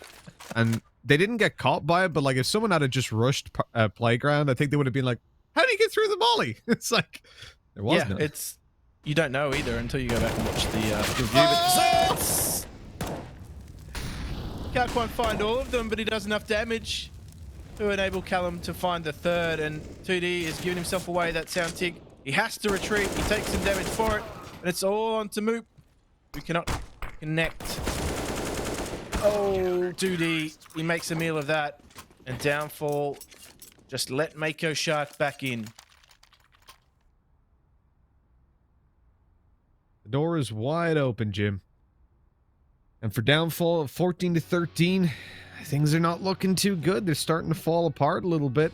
And this is where I think that Mako have probably pulled themselves right back by their bootstraps into the game. And I think it's only hammered home by the money. You take a look at how much cash is left over on the T side, and these doesn't look too good, Jim, does it? This is realistic. Oh, they're dropping over AKs. Yeah, they can get an okay investment into 3 AKs alongside 4 actually Savage invests. So never mind, they had it's stacked up, so it's able to work out with Savage dropping.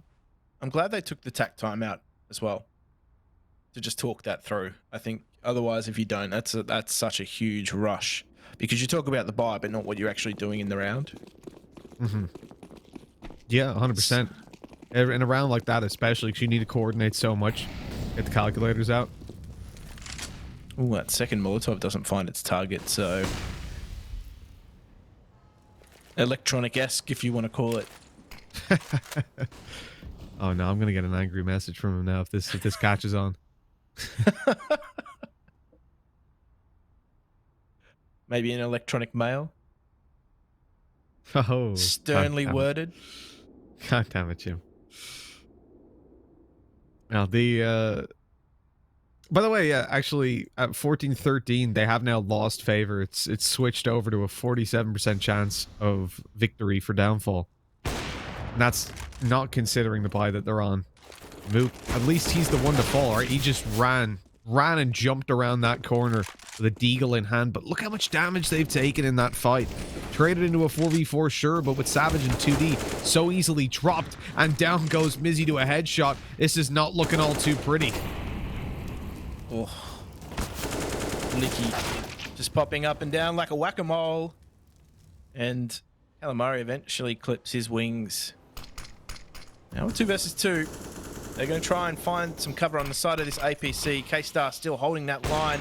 Smoke actually ensures some safe crosses into the site, but bomb goes down and they're going to likely have to try and fight this one out because the CTs are right there. There's no repositioning coming through either.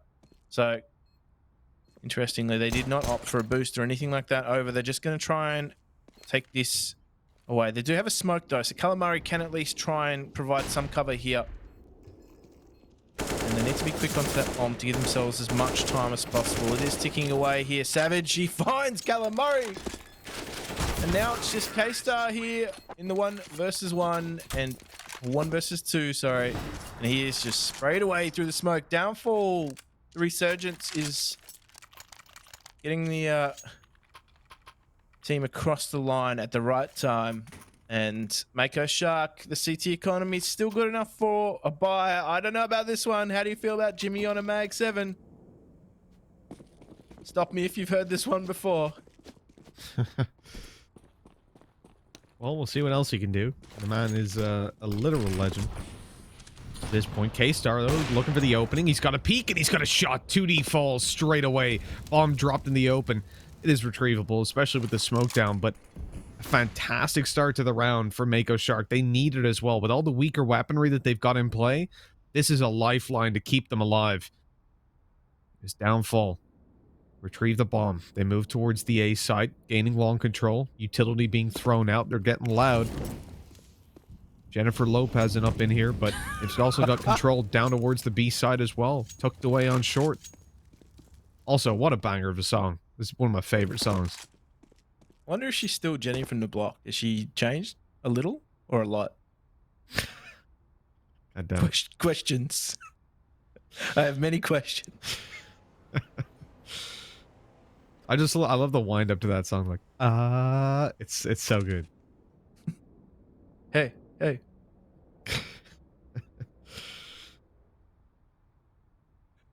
we go. Oh, tuned in. Dialed in, ready for kill, but they're just creeping along right down below. Look here. Oh, they're going to pop up? No. It's going to be a swing to the left. K-Star completely caught off guard by that. The op dropped, and now it's just down to pistols to hold this site. One, though, tucked away in the smoke. Zertz comes through, but he can't exert himself into that round, unfortunately, as it's all down to Jimmy and retaken with a Mag 7. Surely even this is beyond him. Grenade. Needed to get a better result here. He's just going to try the death from above approach. I think he's going to be cut short here, though. They are just playing with him now, playing with their food. Interestingly, the food is a shark. As he now picks up an AWP. And this is just going to fade away from him. Mako Shark. They go down to Downfall. And Downfall find themselves a very handy victory in this best of 3, Mitch. Yeah, it was definitely a little bit messy. I don't think I can fully track everything that went on there. It's a little bit early in the morning for me. I'm not wearing a watch, by the way. I feel like that's a thing that I should be doing. It's time to bring in the other boys, though. Maybe they've got a watch and a little bit of a read on what just happened. Boys, explain. What happened? Hell of a close game. Tom. I got no watch. I was just sharing. I got no watch. Yeah, I want to point out something. I feel like we've got a little bit of a caster bias here. The highlight of Jimmy so many times, and you know, Savage. 31. 31 kills, man. 31. The kid was nuts. 15 years of age. Sure, I think that we can put this down to like some sloppy performances, and I for a map that you've chosen, I think the thing that makes me a little bit unhappy is the fact that, well, as you guys sort of mentioned, like Jimmy making those like hero plays, I feel like almost padded the map a little bit. Like that 1v5 actually wrecked them like at a moment in the match. It was a weird one, and I think one of the clinical things for me is if you're playing a map, you have to be able to play the B site as the defenders, and they just couldn't. Like, it was the B-side defense really relied on somebody basically peeking into the monster tunnel and spraying down multiple people. They almost had to be aggressive on B, otherwise it didn't work. And it just looked like the crossfires, for example. I remember there was a round, I think it was Jim pointed out, someone walks out monster, kills the guy on the right, and I think it was Callum on the other side. There was no way he could trade it. He was in too tight an angle to actually see anything. And it's like, those aren't even like small details with like how you should be playing. That just means that you're not quite there with overpass. Yeah, and even like just to add on to what Tom mentioned right there, if you go back to the final round, how all three of them, I think 3 members of Downfall just crouch walked into that B bomb side where they were a man down, and that was a must-win round, right? You kind of have Downfall against the ropes, at least on that particular round. You could have maybe taken it to overtime, but I gotta agree with Tom. Yeah, if you don't have the crossfires and you're only reliant on defending the B bomb side, is gonna be those sort of like, just taking the fight towards Monster Tunnel is not gonna be sustainable. And also a couple of rounds, it was messy from both the sides. I think that one round with K-Star that comes to mind for me, Mitch, where it was a 1v1 and he had everything going for him, and just the panic setting in, and he just looked very nervous all around. But the takeaway is Jimmy is fantastic. Although I feel like he was given that 1v5, I think that shouldn't have really taken place. But Savage, this young gun, I know he shares a last name as a very famous Mrs. Certain Savage, Justin Savage, obviously JKS, but he's really surprising a lot of us, Mitch. Hi. We've made it back. We've made it back here eventually. Here come for a tour around the block as Jim. I didn't see Jenny, but maybe she's there somewhere. The overall, that was Sake. I didn't recognize her. She might have changed. She might have, yeah. Maybe just a little bit. I don't know how much you have to change in order to not be recognized. Maybe it's a lot. She had to lay low. Yeah, well, she was definitely getting down, just like Savage was in that game. The reality is, right, I feel like we didn't catch a lot of Savage's kills. They kind of like snuck away in the corner because he was just getting 2 to 3 consistently. Matter of fact, let me just check multi-kill rounds on this one. He's like the silent achiever. The ducks of the school. He had 9. He had 9. Moop had 8 as well, which I think also flew under the radar a little bit. And Moop is a very aggressive player. We'd seen that quite a bit when it came down to Inferno. In this game, as I said, the mistakes they're making aren't being punished, but I hope they still go back and really analyze them, because there were definitely a lot of spots where they were doing things that typically you're going to get slapped if you're playing against Chiefs or the Renegades, but up against a team like Mako, you'll get that little bit of extra leeway. And the same definitely can be said over on the Mako side. Yeah, and one thing I just want to point out, with the MVP coming up on our screens, I don't think any of us are going to be really surprised with who the MVP is. It has to be Savage with a phenomenal performance from the young lad. But what impresses me quite a bit as well is the fact that he was only involved in 2 opening duels compared to he's a kid. I mean, look at him, like, he's so young. He won 1 opening duel. He lost 1 opening duel. That means there was so many rounds where he was so instrumental in kind of playing these late rounds, post plants and whatnot. And for such a young player to have the composure to kind of get these multi-kills time and time again against, well, I would say more experienced opponents, at least individually, I think that has a lot to say about this young lad, Jim. Oh, absolutely. And I think he was definitely the silent achiever compared to some other highlighted players as well. He was just going about his business. I think, I compared him to the ducks of the school. He uses the full time allowed for an assignment and just chips away at it bit by bit. And next thing you know, he's on 31 frags and it's the end of the map and they've won. So I think it's really good to see a player remaining composed as well. Obviously, against a team like Mako, he's a little bit more composed. That being said, though, when we saw him in action yesterday against Renegades, he was still fragging out, and whilst his frag total wasn't as high, he was still getting amongst the action. So I think for Downfall, he's a really key player. He is indeed, and now we're going to be heading into the final, potentially the final map of this particular series. Considering, I'm just saying, considering Downfall did manage to win on Mako's pick, it was, I won't lie, it was a little bit of a loosey-goosey affair, a lot of individual brilliance coming out. But heading into Mirage, I feel like that's where we might be seeing even more individual brilliances coming out from both of these sides. Downfall have only played this map once in the past 3 months, which was against Renegades, just literally yesterday, where they got well, kind of banged out by Renegades on the second half. The first half, however, they forced Renegade to go into that higher gear. So it does look like it's almost done here for Mako Shark, but will it be the case? We're going to be finding out. Before that, however, we have a short break, and map number 2 of this best of 3 series will resume.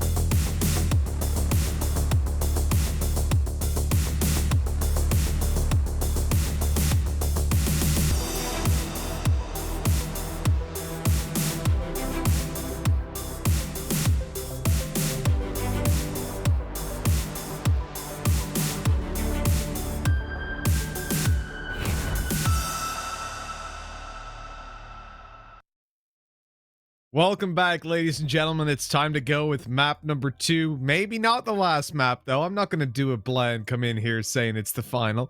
You never know. It could swing either way. The reality is Mako have had some pretty good performances when it comes down to Mirage, but really, Downfall showed us a really good side of themselves up against Renegades. I'm looking forward to seeing what they've got here, and I, of course, am Mitch. Alongside myself will be the beautiful Jim, as you can see over there. He's got his melons out, and boy, I'd love to give them a touch and see what the texture of that shirt is. You know, that's what really matters. It's the quality. It's a little bit drier than it looks, though. I will admit that. You've got dry it's a nice melons. shirt. Okay. Appreciate Yeah, it. look, the Australian sun is a little harsh. Let's be honest about that. But what was harsh was Mako's end to that map.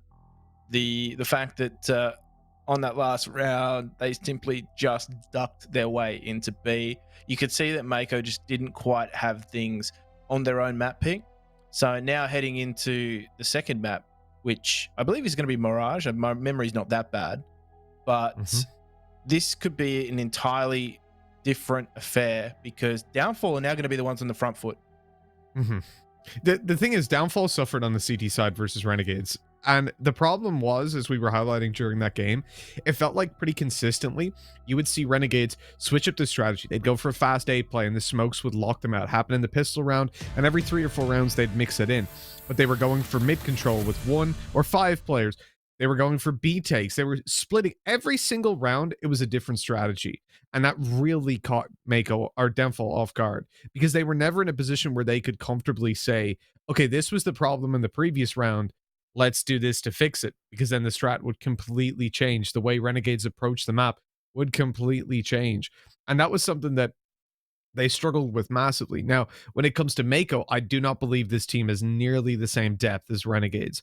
And I don't think they'll be able to push Downfall to the same sort of stress and duress on the CT side. And because, of course, it's Downfall's map pick, I'd say Downfall will get to start on the T side, where they did look a little bit better.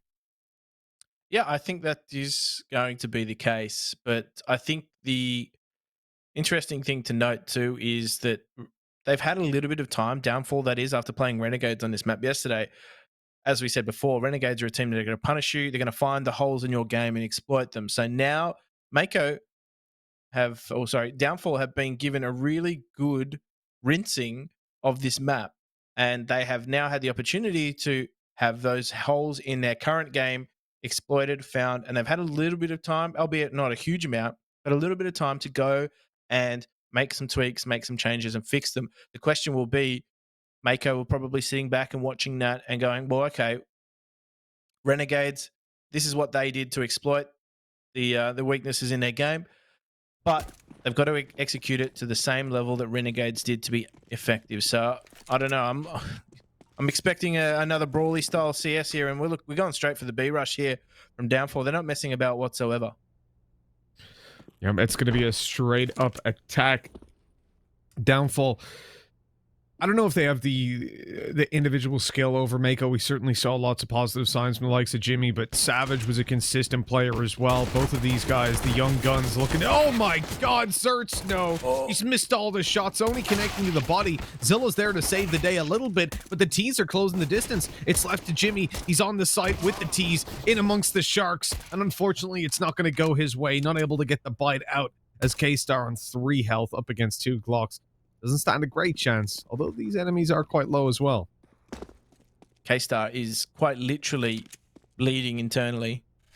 And well, he's made the right read. So at least he's going to appear in the right place here. Moop is not going to be aware of this at the moment, but his positioning is smart enough to not allow him. Oh, K-Star finds the connection onto Moop, and it's just a low HP duel, 3 and 4 HP respectively. But where is this planted for? K-Star, does he have the information? He at least has a crosshair placement, but they're going to play a dangerous guessing game here. Whoever lands the first shot will win, and it will be K-Star. And they will find themselves that pistol round. That was interesting, given that Downfall yesterday went for the waterfall out of Palace. They went for the faster B approach on this pistol, but Mako looked ready for it. They boosted Zerts up onto the B platform, and whilst it was a little bit messy, got the job done. It's a shame to lose that, but I think more so if they go back and watch it and actually see the HP that their opponent was on, you're going to be kicking yourself at that point. One bullet was all that was needed, and it couldn't be connected. I think if they'd have just stuck to the B plant, they probably would have won. But obviously, there's no way for them to know that, and I think some of the damage was even done through the smoke, so even a read that he was low probably wasn't even on their minds. It's a deflating one. That's for sure. And now left down to the 1-0. Downfall have got themselves a buy-up. And of course, we talked about this. The bomb plant losing out the pistol round with a bomb plant as the terrorist side. It's huge. Not that you'd be planting the bomb as a CT. You'd be really playing against yourself at that point. We come into this round with, you know, not too much of a disadvantage really for the T side. If anything, possibly an advantage because they've got the numbers to play around, and now definitely an advantage as they take down Jimmy of all players to start things off. It's a perfect entry into this A-bomb site, but need to be careful not to overextend themselves. I mean, we're playing a game of who won the pistol round right now, aren't we? Because you look at the buy on both these two teams, it's so healthy. Savage can even get himself an AK. That's just... I mean, we've hopped on about it enough, but this is the reality now that the CT side would have to deal with. So, Zertz, they know where he is. He's only going to get away with an MP9, so this is a disastrous round for Mako. And Downfall, they get in, they don't even lose a single member. That is the best way to win the second round. Best way to win any round, Jim. You can get out flawlessly. I'll take it. Did Moot manage to upgrade his gun as well? I didn't actually catch that. I don't know if he just stayed passive afterwards. Oh yeah, he got an M4 out of it. Fantastic. So, a huge round. And you know, whenever it goes into this kind of position and you see the T's win and the CT's force buy, it's a very dangerous avenue to go down because okay, your T's just force bottom one, sure, but they had AKs, they had Galils. Look at what Mako have. Deagles. They've got an SMG, a shotgun. Jimmy loves the Mag 7. The problem is, Downfall have lost the opening duel. 2D's fallen. That was a straight mid push that just worked out for them. And now Mako are tucked away. With the read, though, they've just backed themselves in towards B. There's only one player on A, but this could be dangerous. Jimmy with the Mag 7 on the trade. Oh no, there's only one player back towards this A bomb site, and he's stuck in Palace, so he's not going to have a whole host of information, but Licky is there and calling for the rotation, but the CTs are onto this as well, Mitch. This could be disaster. It absolutely could. They're running right out into a stack, and they have no idea. All four CTs in position towards this A site. Downfall. Man disadvantage up against rifles now as well. Peeked from up on top of stairs, and that could have went very, very wrong. Luckily, Mook managed to tuck away just in time. They still need to cross. They still need to get that bomb planted. The smoke down for connector as Licky nades into CT. There's another player. He's now being spotted, though. He was firing away, giving his position away. Mook and Licky shut that one down. And it's a 3K for Licky to close the round. Downfall. Well, they get away with murder on that, Jim, because it was looking like Mako had done enough to take it. That completely bamboozles me. Mako should have had some frags there, dead to rights. The fact that they've got away with that Downfall, just some really sloppy sprays, that, to me, should have been around for Mako. They made the right read. They did everything. The read on the play was perfect. The push through mid, the double underpass, that was well orchestrated, and it set them up really well. In fact, the one thing they probably didn't account for was the fact that Downfall had so much utility, but here we go, Zilla, full of confidence, but low on HP now. Takes one out of the equation, but this is a lighter buy coming out from Downfall. They had Moop just with the Mac. Well, we just had the M4 actually, but they've got that Mac 10, or had it in play at least. They would have looked to just entry with that, but I think they now realize that there's potential here for maybe the CTs to have bought into this. They don't have full info on that. They don't have info whether they have armor. They just know that there's an upgraded pistol somewhere. That Mac 10's disappeared, hasn't it? The upgrade after Mook died. We'll see if Mako Shark... Oh, hold on. I was seeing Zert's post. I was feeling something happen, and Jimmy's been mollied out. He still gets a kill. Of course he does. Just Jimmy things. But it doesn't look like we're going to see anything really when it comes over towards Calamari. He won't be prospects. able to... I was hoping... I was really hoping he could do a Mark Morrison on it. Go in and get the return of the Mac. But he's not found the weapon coming in through the apartment, so... Unfortunately. Well, they knew that he'd be back. So they were ready for it.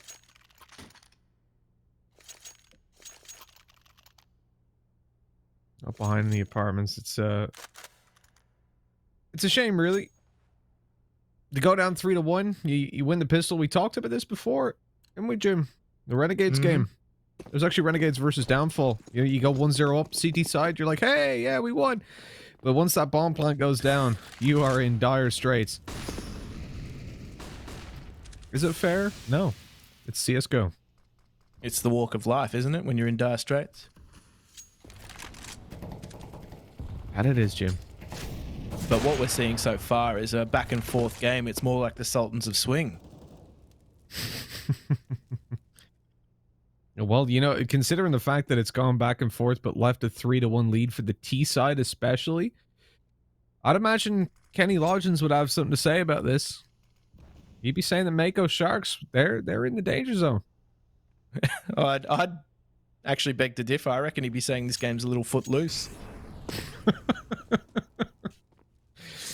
Oh, I'm turning into Tom. I'm going to lose all my hair in a few minutes. This is not going well. Oh, dear me. Yeah, I don't have a record. Well, I was going to say I don't have a great record with co-casters and keeping their sanity, but...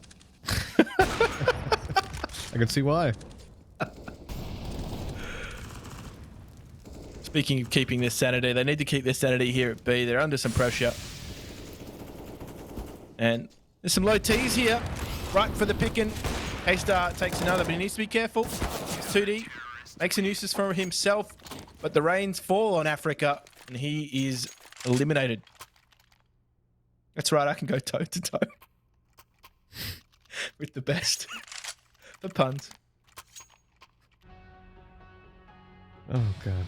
The CTs just need to hold the line, though. That's the thing.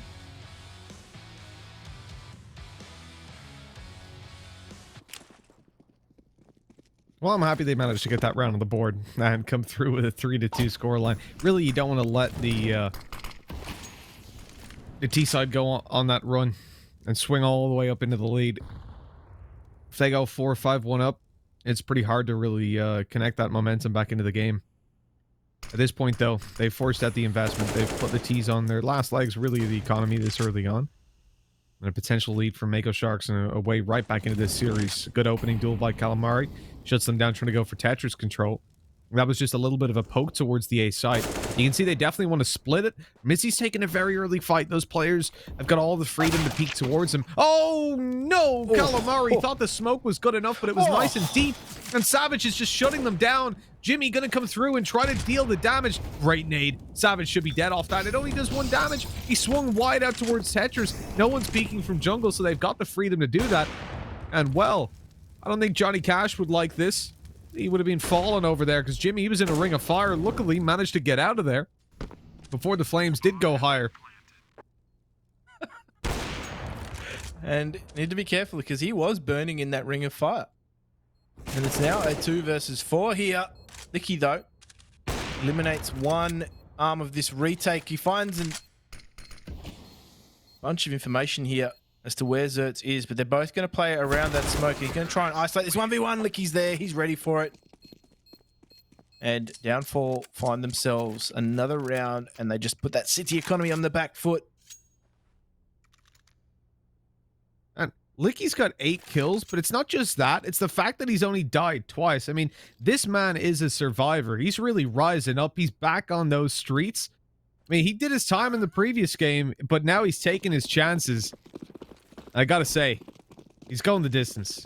He's back on his feet. He's off to a running start. Speed.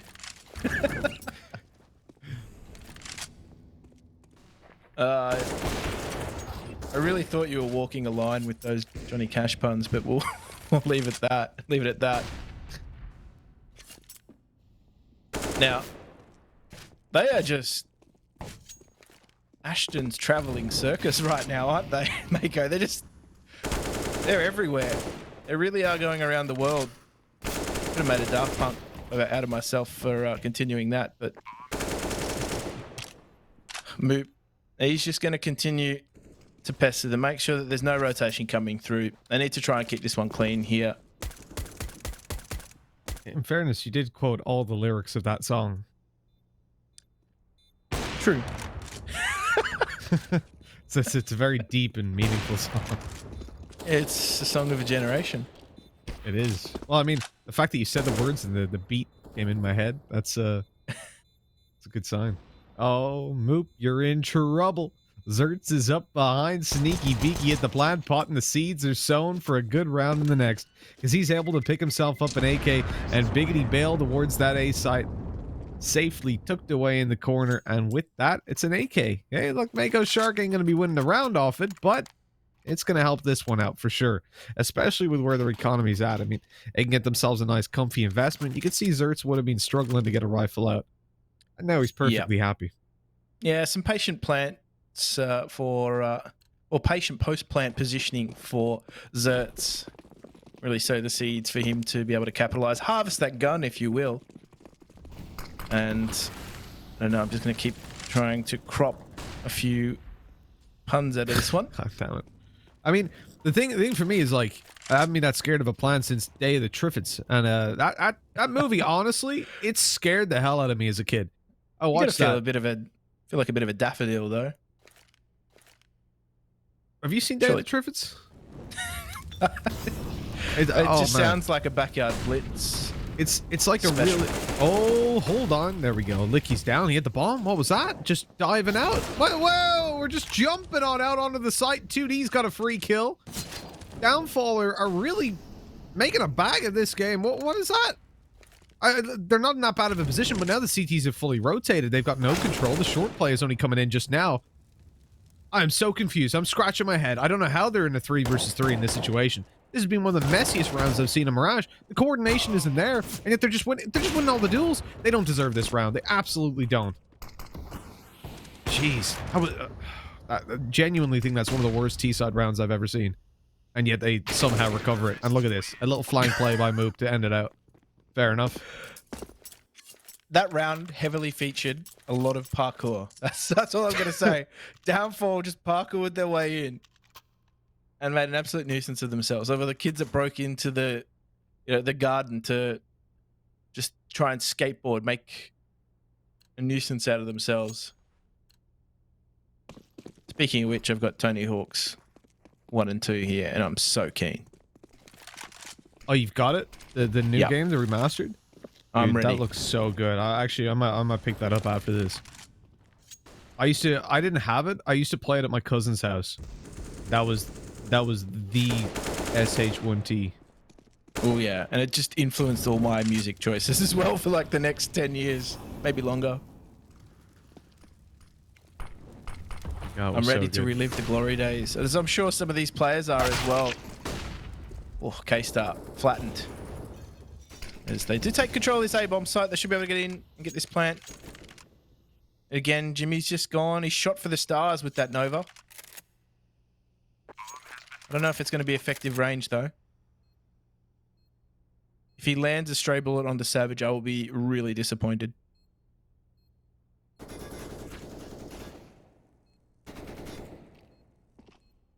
Zertz with the 28 health and the Deagle. Maybe he can cause a bit of a distraction. I think if they take him to... Oh my god. All right. Well, Jimmy's using the Nova. He's using the Mag 7. He's using everything. And he's getting kills with them as well. That's the most disgusting part. I'm crying in the club right now. They're not happy tears either.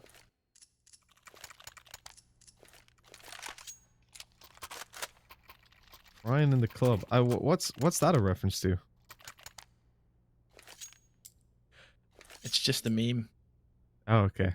Just a simple meme. No, I was no scratching my brain. I was like, what the hell's crying in the club? What is that?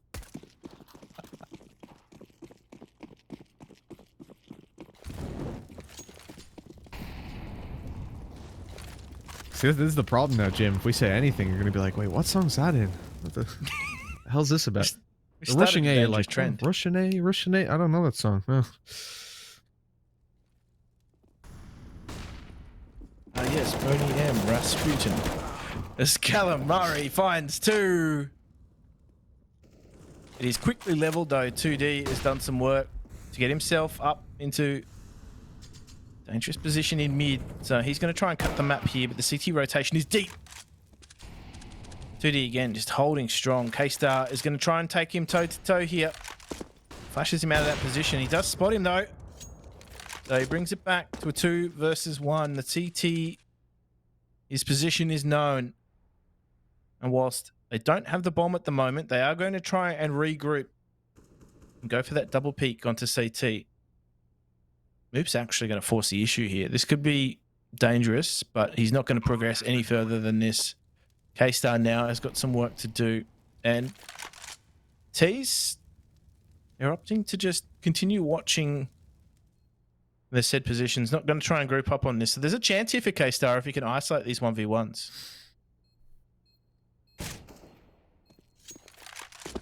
Oof. Utilizing that gap in the box. Oh, K-Star finds a shot onto Miz. He has no info where Moop is, and Moop is just going to play the timer. And he is going to simply be shot in the back, one would expect. As Moop wins that round. Down 4. They're on a tear here. And Mako, they're having very, very grave difficulties on their CT side. You know, in the words of Aerosmith, I don't know if you've ever been on the ride in Disney, but Mega Shark are going down. I've never known what song that's from. It's like it's an elongated part because it plays during. Yeah, normally I don't miss a thing when it comes to Aerosmith songs, but God damn it! God damn it! I've genuinely never heard of the lines because it's like an elongated going down. I've never heard that in the song before. I was in Love in an Elevator, but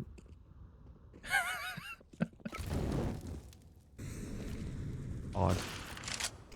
Just a pistolas here for Mako Shark, so really it doesn't look too likely to get a whole bunch done. And in reality, you know, I don't want to take away from this game because obviously I don't want to miss a thing, but the reality is if you think you're going to win a round like this, you might as well just dream on. Although, I gotta say, pistols do have a chance if they come together. Things could get a little bit crazy. You can leave your opponents crying. They could be pulling a Tim the Tap Man, just screaming, dude, but it really, whenever I see pistols win, it really leaves a hole in my soul. yeah, the problem is for Calamari, all the T's will walk in this way, so... And they're going to be bunching up Zilla. He is all filler, no killer right now. And they're going to just march their way back onto this A-bomb site. It's completely unattended. Moop is just the thorn in the side. And K-Star and Jimmy, there's nothing on offer for them. This is looking pretty grim, isn't it, Jim? You know, the reality is at the moment, the CTs, they're looking a little bit jaded. We need to see them get back in the saddle because at the moment, it's just not looking good. This isn't where you want to be. In fact, I imagine Mako Shark want to fly away from here. They want to get away. That is for sure. Yeah, Jimmy. Tough work for him, but I mean, I've seen him work this Mag 7 in his favor. Is Savage just going to give him this frag? They seem to know he's there. Oh, be careful. They are just inches away from certain death. They get out of that. I don't know if the Mag 7's going to be particularly beneficial. He has opted to drop it, so there's some good news at least for the T's. He's just going to go with a less effective M4. It's looking grim, Jim. The thing is, you know, at the moment I feel like Downfall are just looking electric, and it's a long way to the top if you're Mako Shark. You know, they're really going to have to come through to current affairs. They're going to have to start to dial in, get these kills. blow up Right these now- T's, stop the TNT from going out, and just make sure that they're really ringing hell's bells. Oh, some dirty deeds are being done dirt cheap at the moment in this A bomb site. However, right now CTs are looking a little bit thunderstruck as his post plant positions, fairly standard array coming out from. Ooh, shot on K-Star, looking good, looking tasty. But he knows exactly where Mizzy is, and Moop is just playing the timer to perfection. But the CTs are on it. He's gone too far. It was a bridge too far for him. And in that 2 versus 1, he hoped that they may have tapped that bomb and gone for something a little bit sneakier. But the CTs, they were all over it. Mako find themselves a much needed third. That was an interesting round for sure. I don't know where Moop was going with that one. He was taking a very long journey across that one. And with that, you know, at 9-3, it's not a great lifeline back for Mako. They've got to do a whole lot better. They've got to get up to 6 if they're going to have any chance. But the opportunities are there.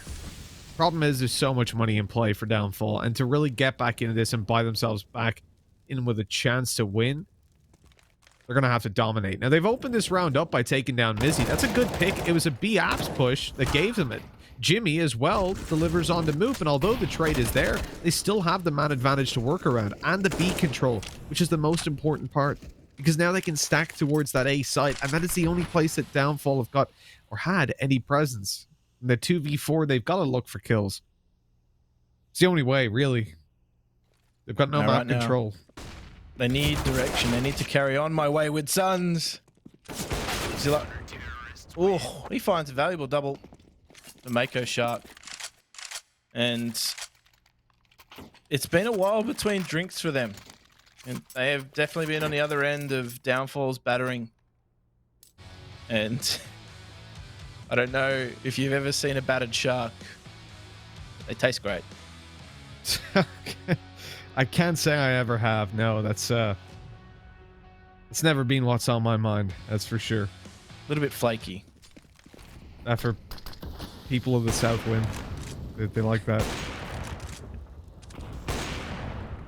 I don't know. I feel like if I have that, it's really the point of no return. All I eat is cod. That's my stuff.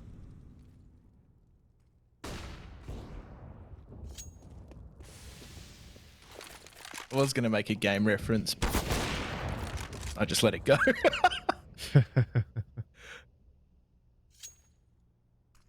Okay, Star. He saw Downfall do this yesterday. Downfall were very keen on getting someone up into the window.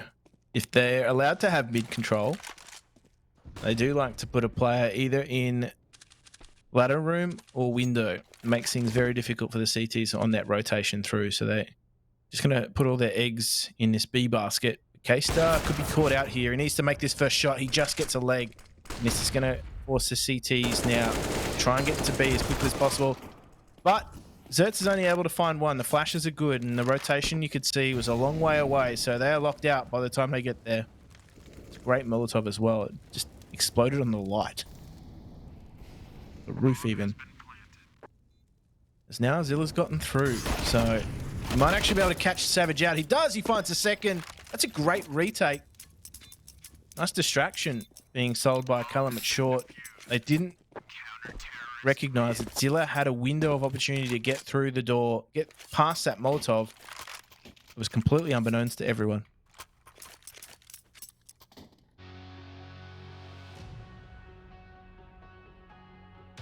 You know, at this point, Jim, I'm feeling like Mako have got a serious chance to upset Downfall in this map, to come back in. And 9-5, considering where they were at, they were looking flat as hell. We were just joking around. We were chilling because Downfall, well, they were chilling as well. Chilling and killing. But now it's starting to slow down. They were looking beached, that's for sure. Yeah, the Sharks were finless by the end of that, but at the moment, yeah, we're in a position where if they win this round, if they get the pistol, they're already right back into this game, 100%. It's an impressive turnaround.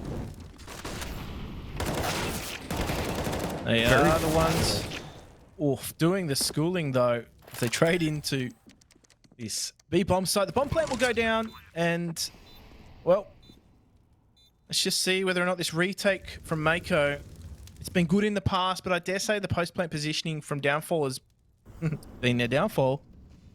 Calamari, again, is going to try his luck here from short, and this is here for the taking. They just have to wait out these smokes, so that's going to buy up a bit of time here for the T side, but this is going to spur them into action now. It needs to be careful that they don't overextend themselves for the duels here too deep at the park bench. They are just going to cut them to pieces, though. Well composed from Downfall, and it looks like they had all of their angles covered. So, Jim, I'm going to give you a quick statistic. I know Tom loves them. He sat there, edge of his seat, waiting for one. He keeps asking for them. He does. He really does. Tom's always asking for it. Well, 10-5, right? When you're the T side wins 10-5, 8% of teams make a comeback and win the map. That 8%. 8%. That is a very low. That's out of 240 games, Jim. So it's a pretty big sample size as well over the last year. So typically, now that does take into account every single level. And you got to remember at the top level, it's going to be much more likely that teams close it out. You will very rarely see top 30, definitely top 20 teams playing and having like a really good CT and a really bad T or vice versa. So it's whereas teams like this, there's a strong possibility, as we saw versus Renegades, that Downfall could do decently on the T side and not so well CT. But with such a small sample size of games from Downfall, I think that's where you have to run just naturally with the general statistics and then adapt it on the fly. So at the moment, it's definitely, we won't put an exact number, but it is incredibly likely that we see Downfall win this game. I always feel as though just stats would always need an OCE caveat. Maybe that's something that we can arrange. We just need a separate column because of course, the trends seem to be a little bit different here. Well, like realistically, we're talking about. Let me just pull it up here. There, I know once you go outside top 50, it's the ratings are nonsensical essentially. But Mako 147th in the world, Downfall 133. Again, especially when you play only regionally, it's practically pointless to have those kind of ratings. But what I'm saying is, these teams are very low down on that on the food chain, and so typically you're going to see that their results are much more sporadic and unpredictable when they're facing each other, especially. It's the same as what you'll see in MDL and things like that. It's very difficult to, maybe for more reasons than you'd initially suspect, but let's talk in an ideal world. It's very difficult on this level to predict how games are going to go because a lot of it can rely on individual performances, or teams can have a very good read on how to play one side of a map but suck on the other side. And that is something we've already seen in this tournament a number of times. And it's not just specific to the Oceanic region. We see it in Asia. We see it at low-level Europe as well. You go to Tier 3 Europe, teams can get like 10-round CT side, 1-round T. It's insanity. I remember seeing an overpass game, to Jim, where it was, what was it? It was Team Endpoint versus Pact. I'm going back like 3 years, 2 years maybe. And I remember it was 14-1. T-side 14-1 to Pact. And Endpoint came back into it. I was just like, all right, never mind. Anything is possible. Nothing is impossible. But K-Star's got to do one of the above. He's trying to get himself back into this round. He's got 5 HP. Has got plenty of time to play with, but they ran into a brick wall at this A-bomb site. They were just completely smashed. And maybe they'd bitten off a little bit more than they could chew here, Mako Shark. Even all those teeth. Exactly right. Now, Licky, with those dualies, just makes it a little bit more difficult for Mako Shark in that round. But Shout out. I just want to quickly shout out the guy in chat who called Licky a noob earlier on. I saw you, and I hope you saw that. Man's just spray controlled dualies. That's something that you can't do. That's for sure. I always love the guys that clearly have glistening careers in whatever they're criticizing. Yeah, it must have been Brax in there. My bad. Like, oh, what is with 2D and the PB buys? And is the only man I've ever seen consistently buy this weapon. The lunatic. Oh no, what was going on there? Just spray and pray. And it did not go his way. It's left a 2 versus 2 here. Dangerously, they've given Zertz the PP buys, and now he needs to duel here against his opposite. Dumbo comes up, trumps. Actually, no, it was Jimmy. That P250 shot in the back, but he's got the info now. And Jimmy is just going to try and get away. As Licky taps that bomb and searches. And I think he's cottoned on here to where he is, but more importantly, he's got himself that kit, so faster defuse coming out. Jimmy is just going to play with his food, but this is stuck here from Licky. He's got my God to do so. Oh my. And he gets the kill as well afterwards. Insult to injury on that one. That is... Pros don't fake, man, and Licky has just shown it. 20 kills now with that round under his belt. A 1v2 clutch on a ninja in the open. Didn't even use his cover. Didn't need smokes. Didn't need any of that sort of crack. Didn't have one, but he didn't need it, that's for sure. Disgusting play.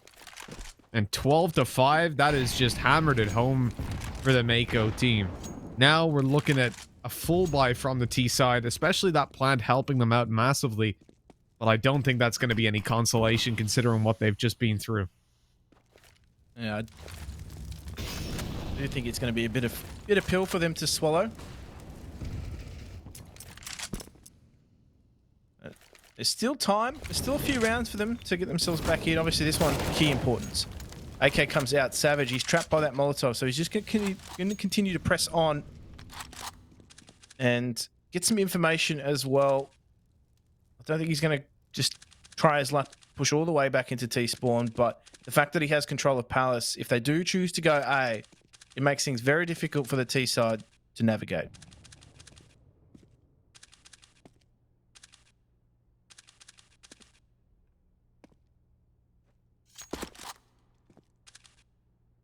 Look at this full just B push.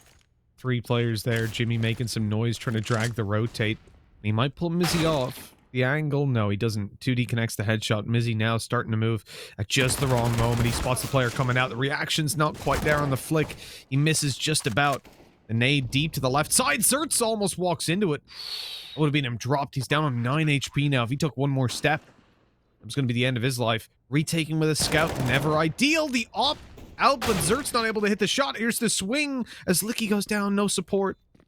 He didn't wait for his teammates. They could have pushed out together. Now Savage just a solo entry on this one. The scout trying to cause a distraction, but he can't do too much, especially not without a head. It's all down to Savage. He's getting peeked on the right. Great shot.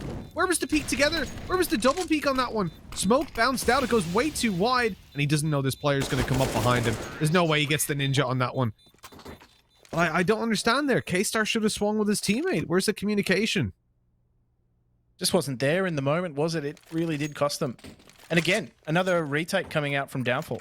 That's surely heartbreaking for Mako. They're getting into these bomb sites, they're getting the plants, they're getting themselves into the after plant situations, but they're not winning them. And that's really frustrating. It's, you know, you feel like you're halfway there. I've rolled the red carpet out for you, Mitch. I know. I was waiting for you to do it. I was letting you have the honors of that one. It doesn't look like Mako are going to be able to pray for much longer if they keep up this kind of performance, though. Even with the couple rounds that they've got on the board, they are shaky.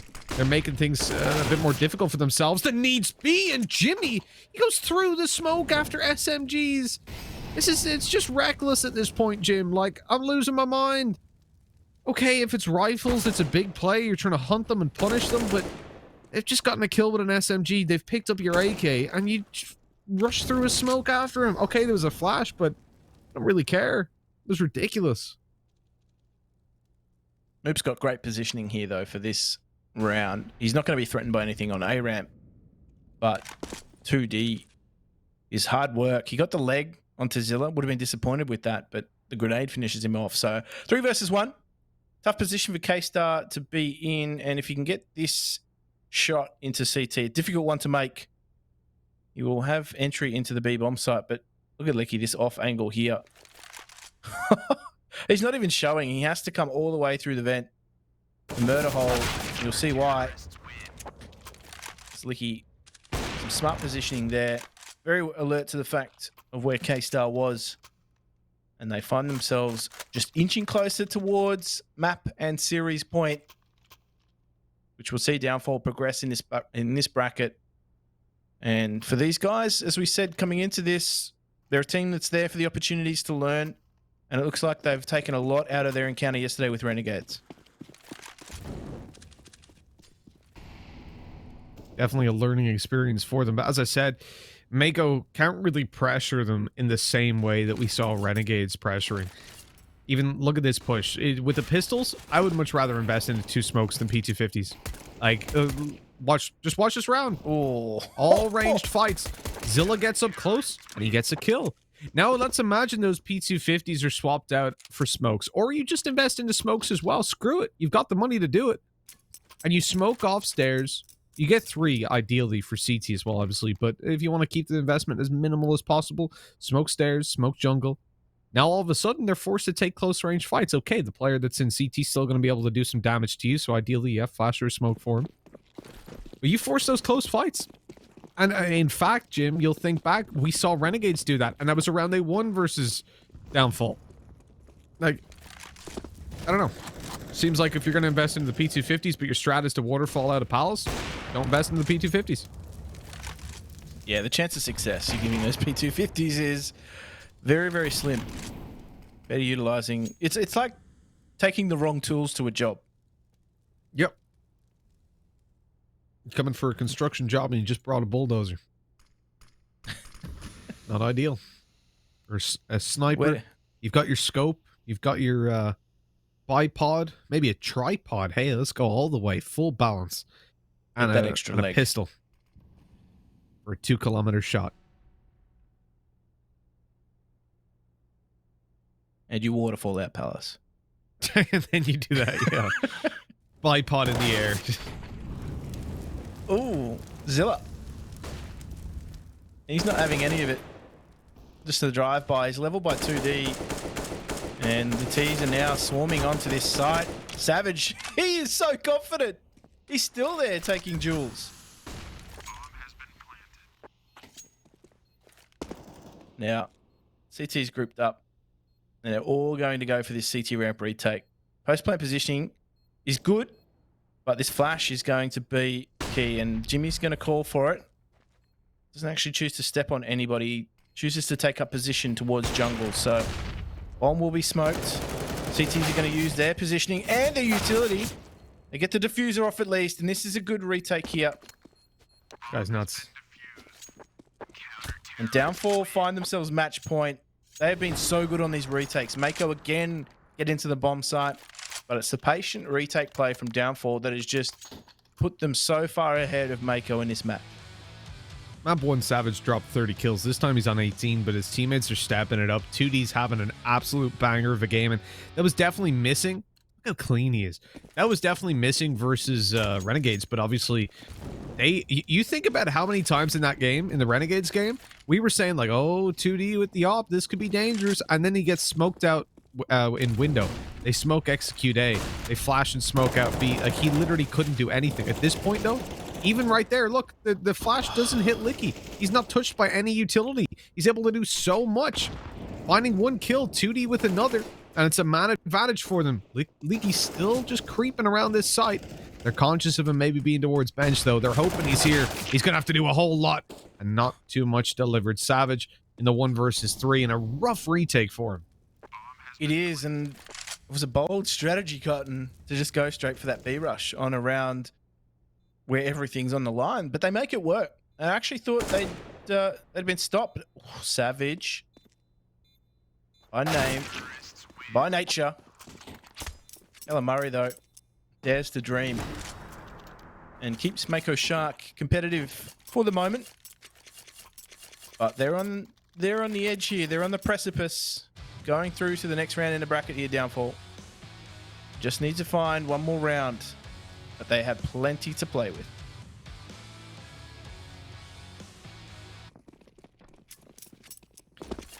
They're certainly on the edge. And, you know, the reality is, for Downfall, they're in a spot where I feel like they can't lose this. Taking the pistols here is definitely the right call. They've managed to one-for-one trade it, which is already getting me a little bit worried, but the push out to the A site for Mako should secure the round. Yeah, they've got complete control here. And Downfall are going to be locked out. It was a faster approach too. Zert's just getting that info, flying through mid into the connector, taking that Mach 10. And you could see that the rotation straight up A ramp. They didn't hesitate. They all came through. He called the numbers, and they will at least find themselves an 8th round. And nothing really on offer here on the exits either for Downfall. Just content to take what they have into the next round. Savage might be able to do some damage though. Nobody is going to go his way whatsoever.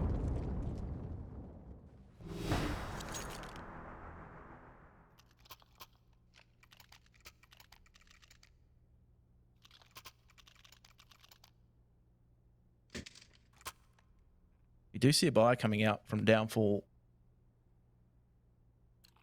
So they're going to continue to roll the dice. As we said, backs to the wall for these guys. And Mizzy, interestingly, holding on to that Mach 10 that was passed on by Savage. So doesn't really have too many other options, I guess. But Savage is taking a lot of damage early on. He was punished. Trying to face in mid. He's been dealt heaps of damage by Zert. Zert is just getting himself into difficult positions here in mid. Masking a lot of information from the rotation here, but Savage is getting out. And so too are Mako. They're not committing numbers towards B. They thought potentially something was on early, but just made that call to back off. And, I mean, looking at the way that they were spread around that map, they just had Mizzy on the B-bomb site by himself with a Mach 10. That would have been a high percentage play. But we have all the info here, Mitch, thankfully. We know what's going on. Oh, no. They've rotated at B, but this could be the thorn on the side of the T side. Leaky's in position. The flash in towards apartments. They don't see anybody. Leaky pushes up. He hears the utility. He knows he's got the flank, the fast flank, coming up behind ramp very, very quickly. Oh, he's running. They must have heard him, surely. I'm looking at K-Star. Yeah, he knows. He knows what's going on. Quickly in there with the shot. Zert's on another, and this is going to have to be a huge clutch that just cannot work out. Why was he running there? That was, like, you know that they're not on site, or not fully. There's going to be someone ramp. They have an off. It's a full buy. I don't know what that was. I thought the jump was already risky enough, but he ran straight up to the corner as well. How bizarre. It was clowns to the left of him, jokers to the right, and he's just jumping with a Mac. He's just jumping. I don't know why. Dear me. All right, this match continues. The CT Economy, they have taken a back seat. Upgraded pistols and a focus on mid, so that smoke has saved Zilla from the firing squad at least momentarily, and the CTs have opted to just back off. The angry mob approach will no longer be positioned in mid. Well, Murray here might be under some duress. That smoke is actually just holding off a wall of CTs, so no pop flash will come through. They will just opt to try and spray and pray and see what they can find. There is nothing though. And Mako, I'm pretty confident in saying they're going to be able to get their 10th.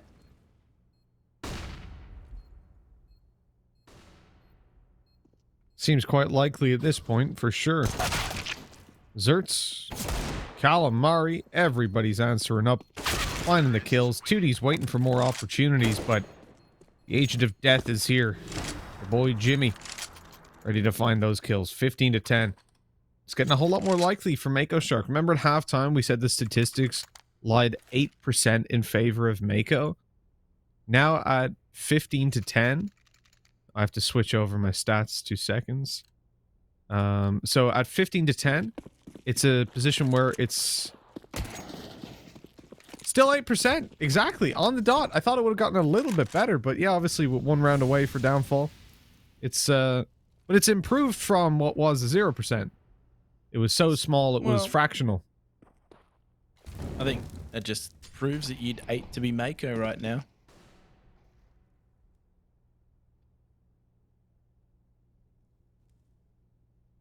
Definitely don't want to be fish food in this one. The apex predator, as they sometimes are. Going a little bit further down in the food chain. Just bottom feeding, really. Remember, the winner of this gets $1,500 extra as well, so it's going to be a pretty significant hike up if they can manage to connect. Control of mid, though, is going to see them try and pincer into this A bomb site. So they do have some smokes, at least, on downfall. Question is, are they going to use it to try and stop the CT push? Or will they save it for a potential retake? They're playing in the site here at A.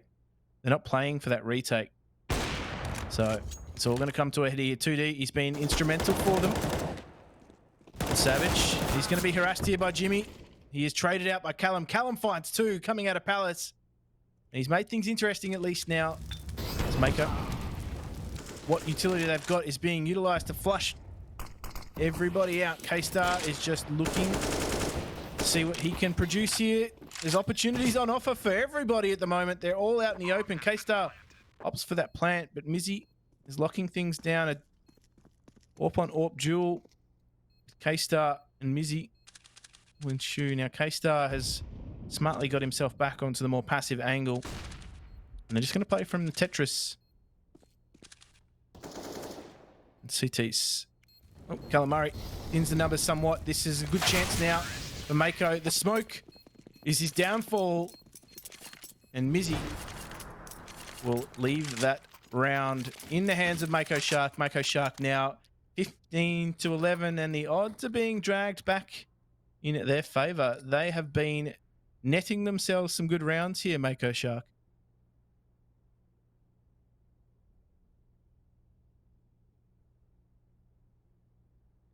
At the moment, 15 to 11, things look at least that little bit brighter, but it's still a very difficult comeback. The reality is, you think about it from Downfall's perspective, chances of them randomly connecting around one of these players, you know, Savage stepping up for a sick 4K or a Jimmy style ace, and it's all theirs. It's theirs to lose at the moment. The stats are pretty grim, though, I must admit. I mean, compared to you're coming out with these hard stats that not painting a good picture here for Mako Shark. Compared to you, I'm Mr. Brightside over here, while Mako Shark are coming out of their cage and they're doing just fine. They need more rounds. They want them all. Let's be fair. Yeah, I've been hurt too many times, Jim. I just don't believe anymore. I believe only in numbers. It's all I know. This, at least, if you look at the numbers in terms of the financial, the fiscal investment of these teams, it is significantly stacked in favor of Mako. And so this round should go to them. Callum, trying to bridge the gap a little bit. He's trying to help out the CT side. He feels bad.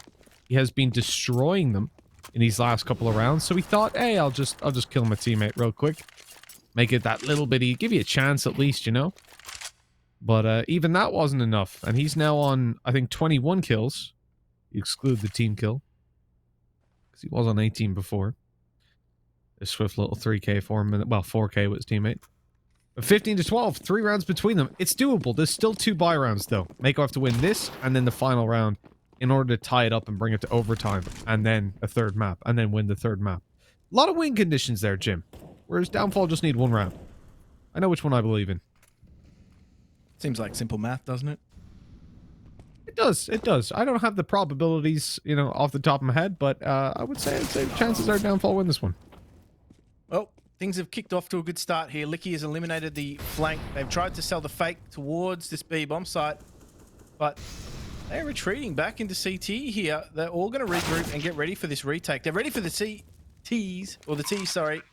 As Zilla catches 2D off guard, gets himself into a handy position, which will play out. I believe that has been heard by Mizzy. So Mizzy's just going to hope that his teammate forces a player out of position there in jungle.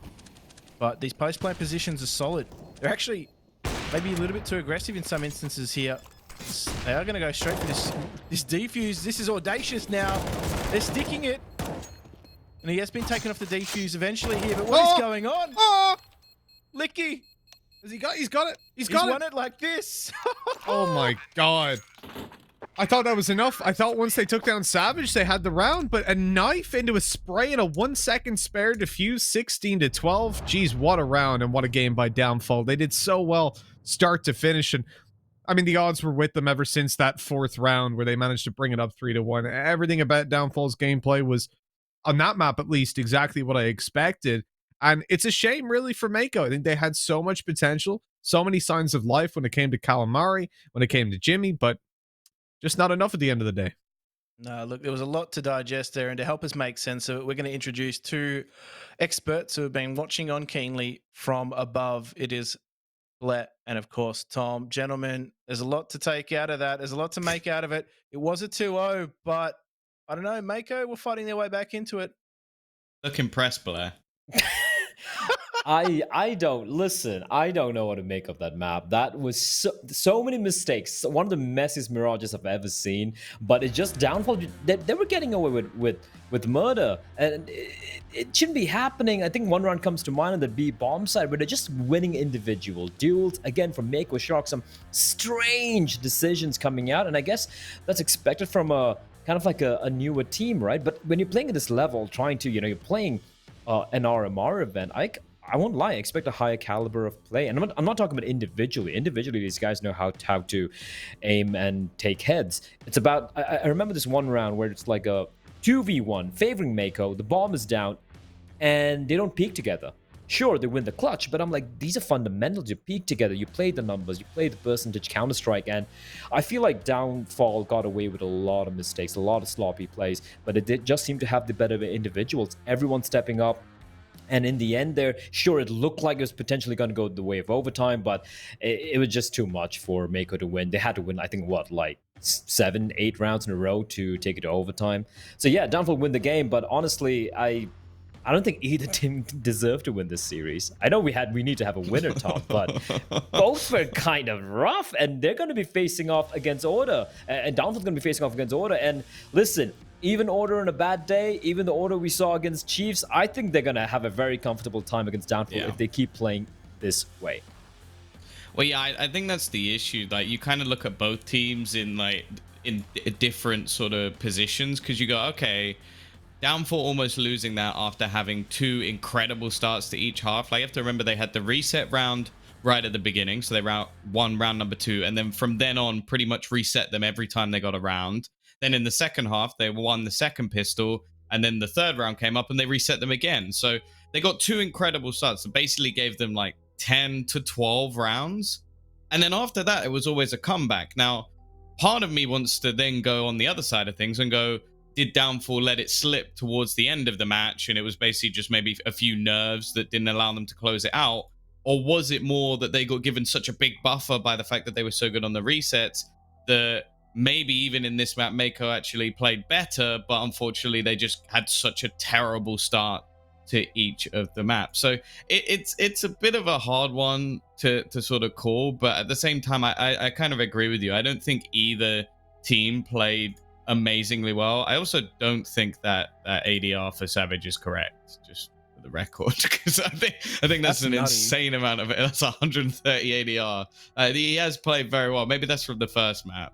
Maybe. And of course, I do believe it is his birthday today for Mr. Savage. He turned sweet 16, and well, I mean, what better birthday gift than to win your first game? Yeah, he makes some extra money as well, and he's performing well. But you know what? We can talk a little bit more about detail. We do have an interview with the winner. I do believe it is Moop joining us once more, and he should be in the call right about now, hopefully.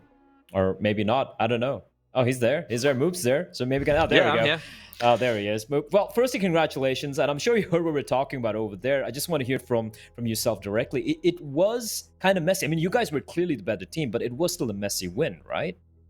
Yeah, definitely. Also, it's Vexite's birthday today, not Savage's. Oh, He's my bad. the Chiefs player. Yeah, So many no, young players. I it's- get confused. What yeah, have you yeah. done? There's a lot of cool up and coming talent in AU. It's good to see. Yeah, so yeah, towards the end of that second half, it was a bit rough. I think it was nerves mostly. Having such, like you said, such a big lead in the back of your head, you're like, yeah, we got this, totally got this. And then as soon as you start losing a couple rounds, it's like the doubt creeps in, and you just got to keep pushing, and you just got to close it out. It's just, we're a new team, young players, just had a little bit of difficulty closing it out, but we got there in the end, and that's what matters. We set ourselves up to succeed, and we did well. It's a shame though. Jimmy's wife just left him, so he's playing a bit under the weather at the moment. Oh. Okay. But don't worry about Jimmy. He'll be all right. He'll recover. Okay. Just pop flash him through a smoke, you'll be fine. Yeah. No, they played really well. They were for me on the CT side specifically. It was very hard to read what they were doing. But T side it was reversed. So we were pretty comfortable on our T sides. We had a very good read on how they were playing, but the CT sides, just that chemistry that we're still trying to build. Being a new team. So going back to Overpass, obviously it's a map that if we look at like the statistics on HLTV, we've had very little about your map, Paul, a map that we hadn't actually seen you play before. Is it one that you were prepared for, knowing that your opponent has picked it like a fair few times in a lot of their matches? Like, were you ready to play them, or did you kind of just wing it and manage to come out on top? We didn't do any preparation specifically for them. Or on the map itself. We have played it a bit during our like early practice, but it's not one of the maps that we'd been practicing in the lead up to this tournament. It's just one we're happy to play. We don't need to veto it, but it's not. It's not a map that we. Yeah, it's just in our pool. It's not our favorite. It's not our worst. It's just there. When I look at the game versus Order, obviously this is going to be a massive challenge for you guys. But is there anything like are there positives that you can bring? Is there something that you've got on Order? Have you done your research and seen some cracks, or is this another kind of? I know it's a learning experience at the end of the day playing against these higher level teams, but we don't know. Have you guys scrimmed against them? How do you feel about that matchup essentially? Yeah, we've scrimmed against them, and it's been pretty positive. Okay. I'm not super worried about it. Like, it's just another game that we are gonna have to play our best on, and if we don't, we learn from it. Like I was saying the other day, it's like that's what we're here for. Ultimately, is to get some like actual official matches under our belts against these top teams, just to sort of see where our nerves keep. It's a completely different thing in scrims. You could 30-0 a team in scrims and then lose to them in the official. It's a confidence thing. Like Counter-Strike is so mental. But Gyra's my boy. A lot of respect for him. Known him for a long time now. Seen him develop as a player, and he's just really good. And so I'm just excited to play against them. Really, I'm not stressed. If we lose, we lose. But it's fun. I think it's safe to say too, looking at a lot of the way that those rounds broke down against Mako, that you guys were fairly familiar with each other on an individual level. Like, a lot of these players obviously play against one another and have played against one another quite a bit. Was that the case? Yeah. They're good boys. Have a lot of fun bantering them in the server. I don't know if you guys could read the chat at all, but we were It's good fun playing against them. They're fun. All except K-Star, he's fucking. Oh, pardon me. It's not a family show. He's super frustrating to play against. He's either like just clutching out the round, or he's got his Nikes on and he's running as far away as possible. You never know with him, but he's really sharp, so it's fun. All right. Well, thank you for that move. I'm not going to take much of your time because obviously we do want to prep for that matchup later on against Order. But again, Congratulations and thank you for joining us. Thank you very much. Have a good one. You too. Well, that was Moop right there. I was kind of waiting for the F-bomb to drop, considering, you know, the region we are covering over here, Jim. And it finally drops. I'm happy about that. I'm glad that that's done with. Hopefully we don't It's hear more. more, yeah, more the other bombs that you have to watch for. You know what? I would happily take the F-bomb over some of the other words, which you guys are very comfortable with. That's the worst thing about playing with Australian Counter-Strike players, is some of your call-outs are... Whew, okay. Anyway, we're just going to take a look at the MVP of this matchup. I do believe it is going to be Mr. Leaky, or Licky. I'm not too sure how to pronounce his name, but 30 bomb from the lad. He was just tearing it up, Tom.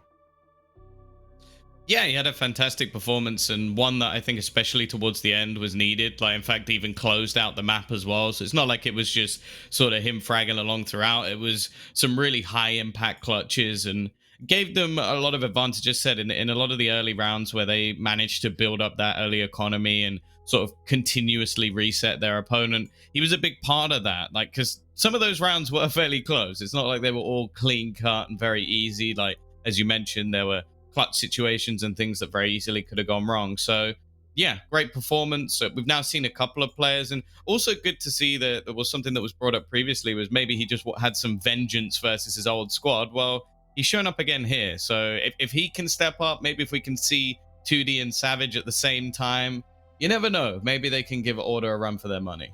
Well, that's I think it's something- also just to note too that they did have 2 players that sat on 30 kills in Yeah, downfall. 2D. It's hard to lose a match when you've got 2 players that are on 30 kills. They But, almost you know, did, I've seen yeah. some teams give it a red hot crack. They almost did. 16-12. It got a little hairy there. But you know what? That's going to be coming on later on. Right now, we have, I would say, game of the day. It is going to be Chiefs facing off against the Renegados, and that one's coming up after this short break. Coming up next.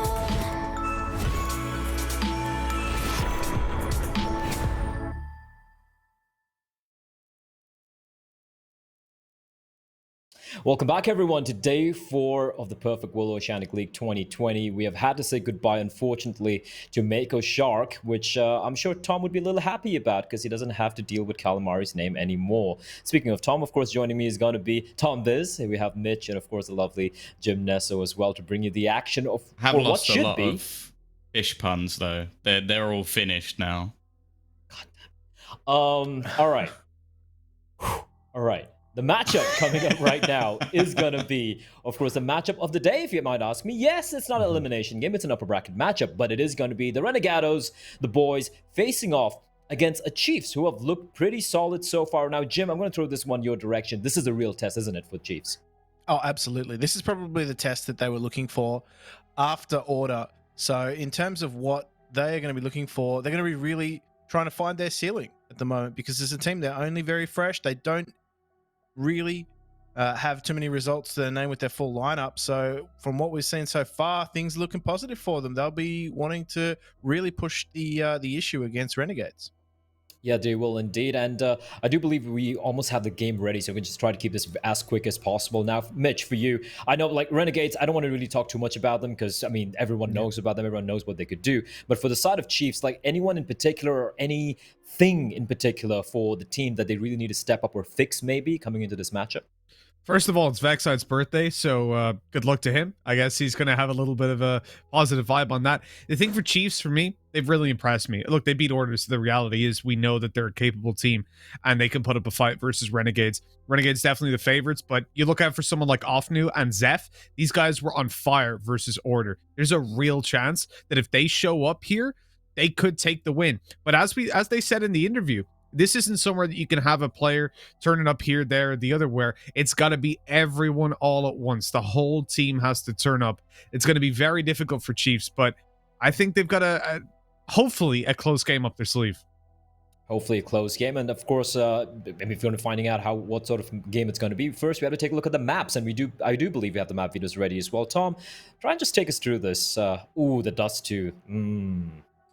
Oof. Yeah, Dust 2 is a pick. I know. I almost want to let Mitch take this one because I know how angry it makes him. Do you want to give your opinions on a Dust 2 pick, Mitch? What do you think about that one? Terrible idea in general. So Chiefs picking this though. This is a map where Renegades have had some pretty close games recently versus Avant and Order. They've played Avant 4 times out of the 6 times they've played it total. And they've beaten them. They only had 1 loss versus Avant. Everything else has been a victory. It's a very solid map for them. At the same time, though, Chiefs have done exactly the same. Versus Order, this was the 16-10 map, a map where they looked really solid start to finish, and where we saw a great performance by Ofnu. He was the one actually top fragging at the end. As I said, individually, they're not a bad team. They're a team that could take this and manage to win. Vertigo, though, I'm a massive fan of that pick by Renegades. This is a hard punish pick. And we saw, obviously, Chiefs do really well versus Mako, but Renegades and Vertex, it wasn't good at all. And so I think that's probably a guaranteed win for Renegades on that map. Well, I mean, heading into Inferno, though, like Jim, that's a map where, if you look at the stats at the very least, that Chiefs are going to be feeling pretty decently comfortable on. They have a 67% win rate. Of course, they're going to be facing against Renegades, who would be the better team on that map. But if it does go to map number 3, Chiefs, they're going to be fancying the chances, right? Oh, absolutely. And I think they were all prepared to play that as a third map as well, given the fact that both these two teams got rid of their perma vetoes in the first round of bans. So they already knew what the map pool roughly was going to be and what it would look like. And I think both these two teams, they know that if they have ambitions beyond these shores, that they need to be proficient on Inferno. So they just are going to get it over and done with early on in the piece, make sure it's a fundamental pillar of their gameplay. And that's why we see both these two teams happy to float it and leave it in the pool. Well, I mean, Tom, what do you think about this? Actually, I hear word that we do have the game ready. So, Jim, Mitch, you guys can just get the hell out of here. It's gonna be Tom and me again, taking you guys through the action. Adios, gentlemen. But Tom, you have to make the educated decision that it has to be Renegades, but you kind of want to see them challenge for a change. And I feel like Chiefs so far, they seem like the team that could potentially do it. They're the only team so far who have managed to look good, aside from the side of Renegades. Yeah, the problem is I'd somewhat agree with Mitch in the sense of picking Dust 2. I get why they've done it, especially with how well they performed yesterday. But you're always going to have that caveat of one of your players probably had the best performance they've had in a long, long time. That was a fantastic game coming out from Ofnu. The other thing as well is okay, sure, Renegades do have a loss, That loss was in June. Like, we are way past this point. Since then, they've won it like what 5 times in a row. All like I would put 16-10s and 16-11s still as relatively clean victories. Like if you get a 16-12, 13-40, whatever, then I can start to maybe argue that it was close. But when you're still only just sneaking into double digits, I'm not worried for that. And that's against Avant and Order only. So like, I am worried for them going forward because, as Mitch said again, I don't think they stand a chance when it comes to Vertigo. So they have to perform on this map. And they even had their own worries yesterday where they're talking about everybody stepping up. Well, firstly, Apoc Dirt on the AWP has to have a good game. No questions. He has to play well. You're coming up against Sicko, who I think has been one of, if not the most consistent player this entire tournament. Like, he hasn't had a bad map. So that's going to be a rough one. More importantly, though, Soju. There were some real issues when it came to their B-side defense because they sort of said they looked like maybe he was doing too much, like he didn't have a particularly good couple of days. If that's the same thing again, you cannot have a game ever where a team goes towards the B-side 8 times and wins it 7 times. Like, that's absolutely ridiculous. And the only time they didn't win it was when they forgot the damn bomb. So it's one of those things where they have some severe weaknesses when it comes to this map, and you're up against Renegades. Like that can't be a thing. Like it's just not acceptable. That's the one thing I actually want to touch upon, and I'm glad you brought it up, was that B bomb set defense. Again, the worrying factor is they weren't able to adapt to that, right? They were not able to ever defend that B bomb set, which allowed Order to string, I think, like 6 or 7 rounds together on that first half, which honestly is a little bit of adaptation. Maybe they had long on shutdown. I think it was, I do believe, let me just look up real quickly, his memory's failing me. It was Offnu. He was unplayable towards the long area, towards the short area. You could have kept him there. You could have mixed things up everywhere, basically. You could have mixed it up a little bit. And Soju, I don't want to really blame him alone, because I felt like he was given, like you mentioned, too many things to do. Sorry? It was an impossible job. Like, it was an impossible job. Like, you can't keep backing up set mid. Up people in mid and hold B. Like, it's just not going to work. There was like one round where he just like spins around from mid, looks into double doors, and his Tech 9 just gives him a kiss of death right there. And it didn't just happen once, it happened multiple times. And here we go, jumping in straight into the matchup. The match of the day, if you ask me. And it's going to be Renegade starting off on the CT side, and it's going to be Hats who's going to draw first blood. And not the start they were looking for, and it's going to be tough to clear this man out. Look at the flank from Dexter. These are just the things he does in these pistol rounds, and they've not even come close in this pistol round. Hats absolutely dominant, and Renegades, well, they're going to be hoping for more of the same. And this is the terrifying prospect as well, right? I think we've seen every single player on Renegades playing well. And I can't sit here and think of like a bad performer or a bad performance. Hats has been kind of quiet, but yeah, that's like kind of quiet when they're winning games dominantly. Is like It's not really a worry for me. And boy, he's just banged him out in the pistol round. So I'm not going to be the one to harp on him. But then you've had like star performances from like not even necessarily always Dexter and Sicko. Like Inns was incredible on their map of Inferno yesterday. Like there was nothing they could do against it. So you're basically facing off against the best team in the region who are currently in form. All the individuals are performing. Their strategy's been on point. They haven't even needed to delve into their strat book much at all. And you're going into a map that they haven't lost 5 in a row on. And they haven't lost a map in general in the last, like 6 series, 7 series, maybe even more at this point. I don't even know. Yeah, exactly. They haven't lost a map in a month. So yeah, I'm favoring Renegades, in case that wasn't clear. I think you kind of hinted towards it, Tom. Kind of, a little bit. But it's going to be easy pickings for Hats again. They're going to come jumping out. And M4, the spray, a lot of damage. Almost gets a second and third kill as well. And I like what Hats does there. He doesn't peek. And now with his teammate coming in, this is maybe his opportunity to peek out. And Dexter comes charging in and takes away all the frags. That's brilliant though, right? He does the damage and 4 kills go away to the SMGs. Yeah, that is I'll be honest, I don't know if Hats would have done that if he wasn't low. Like if he hadn't been tagged a few times by the Glocks and was stuck in the corner. I wonder if like you would have heard Dexter go and like, oh yeah, let me get the kills with the MP9. Sorry, you're breaking up. Can't hear you, gotta pad my... I feel like that would be Mitch when he plays. The Eco Frag Hunter always talks about his HLTV ranking, but we all know that's the reason why. Yeah, basically just an Eco Cobra. Dexter still willing the MP9. This is kind of the bonus round here. 3 MP9s, no one bothering to upgrade, and why the hell not, right? You can farm a little bit more cash. Dexter's going to get pre-fired there. Nice P coming in from Zeph, crashing around the corner as well, avoiding a potential dink. Now Sicko with the scout. This guy hits everything. Doesn't matter what it is, with a nice flashbang to force him back from his position, though. He's gonna flash and Molotov off that mid choke point, preventing any further progresses. Soju's going to get a very nice kill onto Hats as well. So suddenly, this B bomb side, it's bereft of any players. There's no one there, and it's a well played round from Chiefs. They find Dexter towards lower tunnels. They isolate Hats, who was all alone towards the B bomb side because Sicko was forced back to the CD spawn, and that's the round. That's the round done and claimed by Chiefs. And if they play their cards right, they shouldn't be losing any players here. Yeah, I do wonder if we are just going to see a couple of players almost just try and hold them in. Oh, I like this from Vince. He's actually going to throw down a smoke. He really wants to try and make this one awkward. The problem is there's no one actually holding from anywhere else.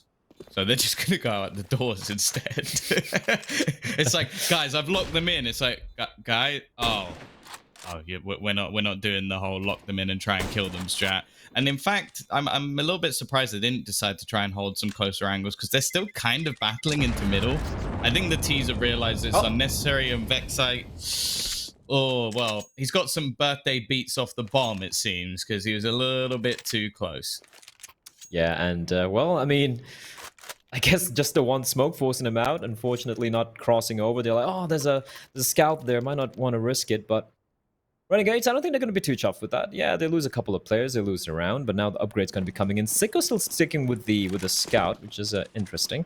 I mean, they don't really have too much money as well. Dexter spots a player jumping above, and that is APOC dud, and Dexter not quick enough. Fast play coming out towards long. Zeph going to be leading the charge, but he's completely blinded as Inns finds off. No, Zeph with the trade though. Replies back with Malta, making sure the man advantage will be retained by his team.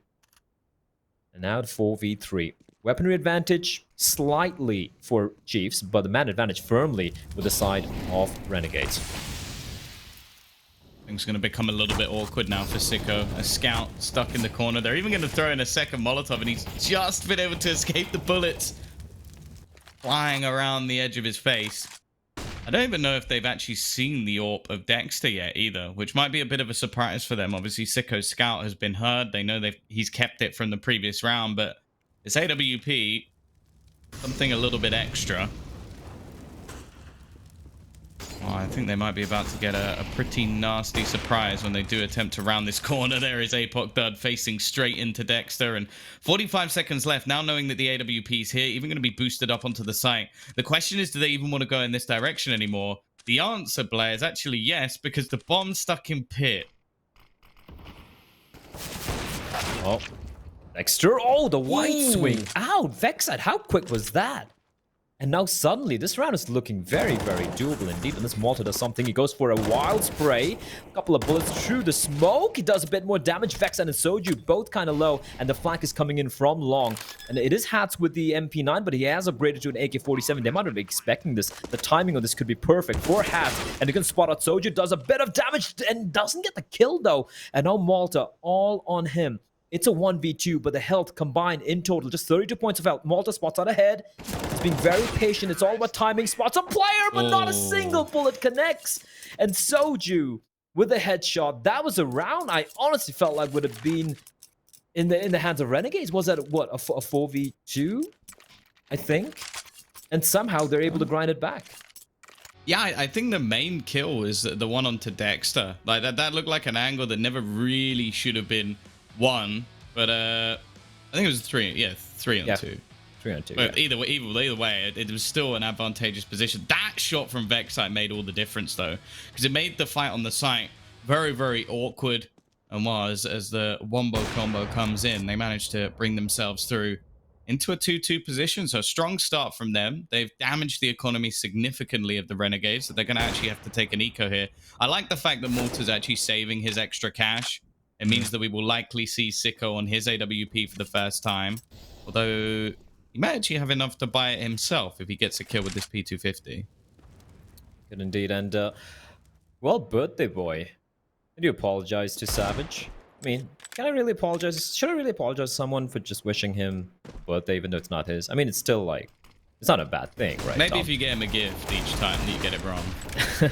Well, after opening it up, Dex is going to be found out. Malta, well, doesn't even have time to rattle off a single shot. And he said Sicko, if he's going to get a kill with a P250, he might have enough money to go for the AWP buy. And indeed, it looks like he will. He could buy it for himself, and Hat's going to be left alone.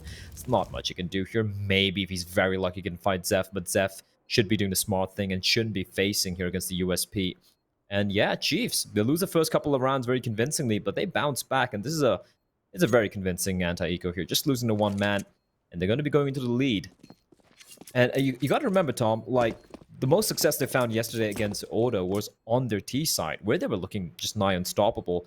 But on the CT side, there were some holes there, which Renegades, if I'm Mither or if I'm Dexter, I would have watched that game. I'd be like, all right, that B bomb side, that's a problem. That's something they would be looking to abuse on Renegades T side. Well, let's put it this way. Their A site was fantastic, bro. In fact, they lost a total of 0 rounds on A. And bomb planted just once as well. Yeah, they lost 7 total, though, which it kind of shows how bad the B site actually was. But yeah, luckily for them, they got off to such a flying start that even though it went a bit wrong, they managed to turn it around on their T side. As said, though, I wouldn't bank. Like, I feel like they're going to need to have a very, very good T side here. Like, I want to see them getting 9, 10 rounds if I'm going to be convinced that they can take this, because we've already seen yesterday, there's been a fair few teams that can at least challenge against Renegades while they're on the T side. The second Renegades get on the T side, you get battered. Like, that is just the case. Like, their T sides are disgusting. Their rotations are filthy. And, well, let's put it this way. If I'm choosing entry fraggers from this tournament, probably the top 5, I'm going to go for the players of Renegades, because there has been so many different players that have just been able to open up rounds. Like Hats, that was some of the better performances I think he had on the T side of Inferno, where he was just a monster just running up banana. I think that was in their opening match versus Rooster. So they definitely have the players that can just cause you issues. So yeah, as said, Chiefs, they need to keep this going. It can't just be the early rounds going their way. Also kind of feel like for Renegades, it's just that they tend to start on the CD side and suddenly it's a close affair. The second half is when they, move up a gear, right? And that just kind of coincides with the fact that they are on the T side. Yeah. and I feel like even if they have like a close game on their T side, it's like they're just going to wake up on the CD side. The timing there is absolutely atrocious as Vex side dismantles ends. Sicko now. Oh, look at this push from Hats, though. I like the idea. Like, you lose a player to his aid, you aggress out, but Dex is going to be left alone. Almost gets the double, but he's just going to find one. Now they know where Hats is, and Hats needs to do a lot of work here, and he's going to get nothing done. He just doesn't get a single kill. Does a bit of damage on the Soju, but now it's a 2v2. The AWP in the hands of Sicko, I don't think it's worth really going for this. So they're just going to fall back and save the 2 AWPs. Sicko just bangs someone out straight through the smoke. I'm guessing he must have had an angle over the top, because he gets a kill on someone crossing in mid while it's smoked, and it did come up as a smoke kill as they were going through. But nonetheless, I really like this faster style of execution. I think spotting the aggressive player of Hats, they instantly made a mid-round call, and I think that's something that we've seen quite regularly from Chiefs so far. Is that I think the calling from APOC that is actually on point. I've been fairly impressed, considering that, as it's been mentioned many a time, like they pretty much had to reinvent their roster from the one that was in the previous RMR event. They've been slowly building back up. They've now got their young player being able to be involved. So it's been a sort of messy period for them, because although they've technically had a 5 that they've been wanting to play with, they've been having to play with their coach for the majority of the time. So yeah, I think that the calling, whether it is coming from APOC or whether it's coming from coach himself, it's been good. It has, and I do believe, like, I mean, APOC, it's not about his AWPing as well, right? They live and die with around this man, and he has had to step up. And the cool thing is, it just hasn't been him. Everyone's been having a hell of a game. Offnu though, no, not like this. A Sicko, they don't expect a second player in the corner, and it's the AWP in the hand of Sicko. Oh, the flick shot! He's got to land the leg and a P250 to finish it off, and it's Offnu left alone, and we just took his name. This might be a little bit too much to ask of him. It's a 1v4. He should find the 1 kill, but it's a tag on a 32 HP. Bomb dropped far away from his position. This one's done. Yeah, Oh! No, that's disgusting. Dexter's just got, it's been sent to the shadow realm. Like, what was that? That was grotesque. There were some really filthy shots in that round. Like, you've got to almost feel bad, but that's like, I feel like that's what we call like a Renegades round, where it's just like, sure, we've seen other teams do it, but they almost make it look very easy. Like, just to control the CZ like that, to have like the flick connected by Sicko. That's a wrist breaker. Anybody else is going to need their wrist in a cast after that one, but, well, this man has elastic wrists. Well, rubbery wrists really working at Malta, looking to take the fight. I think got spotted out, and yeah, he's going to smart thing, get the hell out of there. A pretty default setup here coming out for the side of Renegades. To be honest, apart from like the second round, the second and third round where it was anti-eco, and then it was a bonus round where they were a little bit aggressive. Dexter playing towards lower dark. Apart from that, it has been pretty default. If you ask, oh, fail job. You hate to say it. And oh, that's a terrible job. But he survives, Tom. He survives. It's I wonder if that's something they've practiced, or if that's like just something they. Oh, well, we can do the run boost, right? You know how to do it. Yeah, I know how to do it. It's just like I've had that before. Like someone goes, "Oh, run boost me." I'm like, "Yeah, cool. I'll just run forward, right?" No, it's always like, it's so different, right? Some people be like, "Oh, you got to jump first before you run." Other ones like, "No, you're not supposed to run. You just count it down." And like everyone has different styles of approaching, and it's Malta. His style of approaching is a flashbang. Oh no, Vex side, blind as a bat, but he still takes on Malta. That should have been a free frag for the man. And now Inns re-aggressing towards short is going to get the kill. Sicko now tags up. 6 kills for the man. He's looking for more AWP in his hands. The smoke's gonna nullify the position. And the Molotov coming in. Sicko is in a very rough spot indeed, but he still is gonna try and find himself in a good spot. Bomb is gonna get planted right in his face, and Ofnu shredding everyone. Soju joins the fray, and it's all on hats once more. This time around, he at least has a rifle, but a bomb down. The double peak. Fantastic work from Chiefs.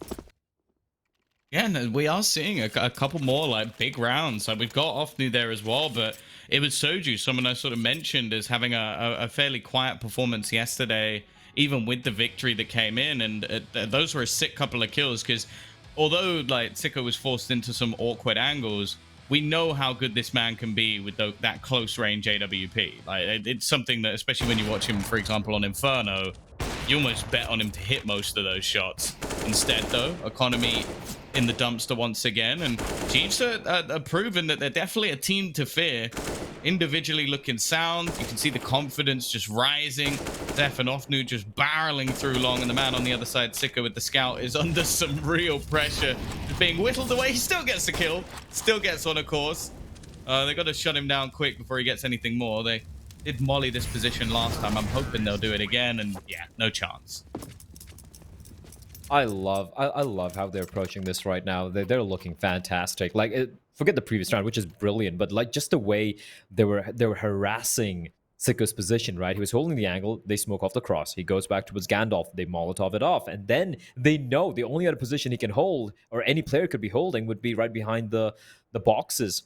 And just gets destroyed by Ofnu. And then even the final 1v3 against Hats, the double peak, it's just like the fundamentals, but they're doing it very well. And here's the thing, even in some of the games with Order, with Chiefs, and the other teams, that's one thing we've been questioning quite a few times, right, Tom? Like, where are the fundamentals? Why aren't you peaking together? Why aren't you trading together? Like, what are some of the decisions being made? And right now, Chiefs, they're making all the right decisions, and more, and crucially as well, they're hitting their shots. They are actually going toe-to-toe against the best fraggers in Australia right now. Yeah, not even just the best fraggers, the best team. Like, it's not even a question of that. Yeah, exactly. They've got everything down to a T. A Danish coach as well. Yeah. Well, anything Danish is always going to be good. Actually going to be the shot connected onto APOC, Dud. Relatively low on health now, with just 3 remaining. I also think a lot of that is going to be brought in by someone like Yam. Like, I don't think he's going to allow these youngsters to get away with anything sloppy, clip them around the ears, and, well, I think it's something that's going to help them out significantly to bring someone like that in as a coach, someone who's been at the top of the scene before. I think it's showing at this flying start. It is, and this is a little bit of a switch up from the CD side here. They have opted to play a little bit more aggressively towards his B, but that's mid completely exposed, and Hats, he's going to be spotted. At the timing, it couldn't get any worse. Dexter finds one, but that's all he's going to find is B bomb site, just getting torn apart. The split working wonderfully, and Chiefs, they're abusing the CD side defense from Renegades. And in all honesty, Renegades aren't doing anything. They're just holding the default angles, they're holding, kind of being turtled up on the side, which is strange, if you ask me, Tom, because it's surprising for Renegades to kind of start off. I wouldn't use the word timid, but very traditional setups. They're not poking and prodding. They're not making Chiefs feel uncomfortable, and they're giving up so much of real estate for Chiefs to basically abuse. And that B bomb side take, that's one of them. I think we've also seen so many kills now where, like, for example, either Hats, actually it's mainly been Hats, and just facing the wrong way. Like, it seems to keep happening where, either maybe the communication's just a little bit off, but he's never really been in a position where I feel like he's been able to get, like, a decent chance in a duel. Like, the first, I think the only two we can really talk about is the pistol round, and obviously the CZ round, which, well, arguably another pistol round. So, like, if you look at a lot of the battles he's having to take, it's knowing that there's players coming in from mid. And I although not normally the one to harp on Dexter, it has been mainly because he's been going down with either just a kill or, like, even in this round, for example, it was a kill after Hats was already dead from being killed from behind. So I feel like he needs to be more proactive, because if your teammate's getting killed because you're not holding the angle, that's a real problem. That is the fast play to a short the very first time. A missed shot from Sicko. Ince looking to take the fight, and he's going to find one before he falls. And Sicko's doing good work here. But it's going to be APOC Dud kind of baiting Sicko to go for the peak. And suddenly, after a very quick flurry of frags, it's now a 1v2. And APOC Dud is going to go for the play. What?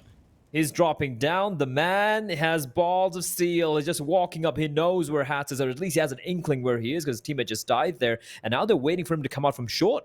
They won't be expecting this in APOC. This could be a 10,000 IQ play. He's going to clear the corner. He's going to be expecting Hat's position around the corner. Yes, he is. He flicks upwards and takes his head off. And now it's a 1v1. Malta is close by. He's legging it straight towards tunnels. The question is, will APOC be expecting him to come out from the tunnels area?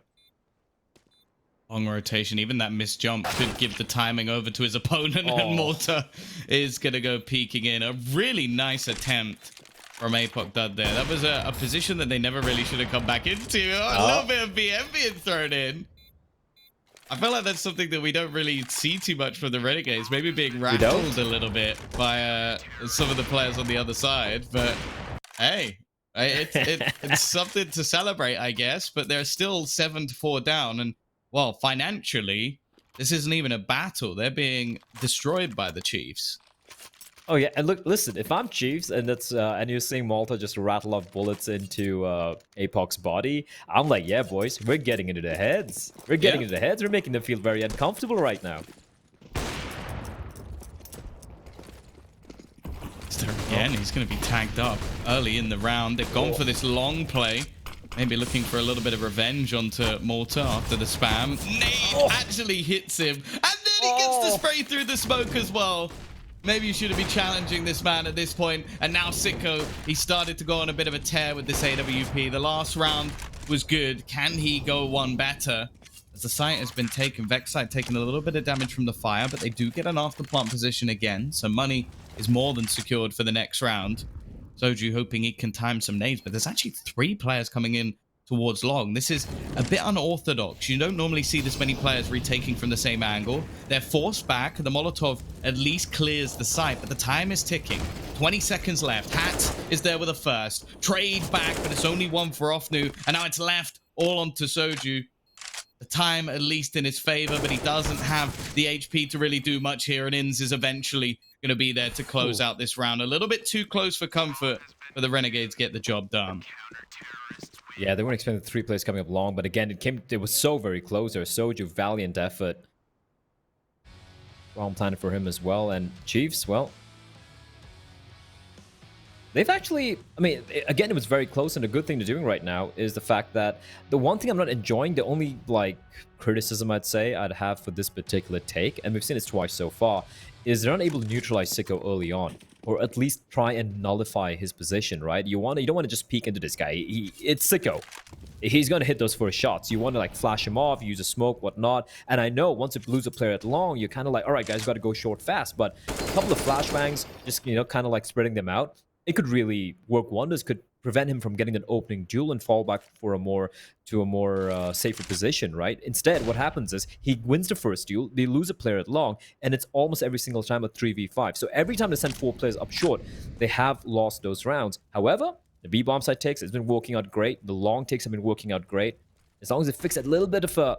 It's not even a fix, just a couple of flashes, that's all you need.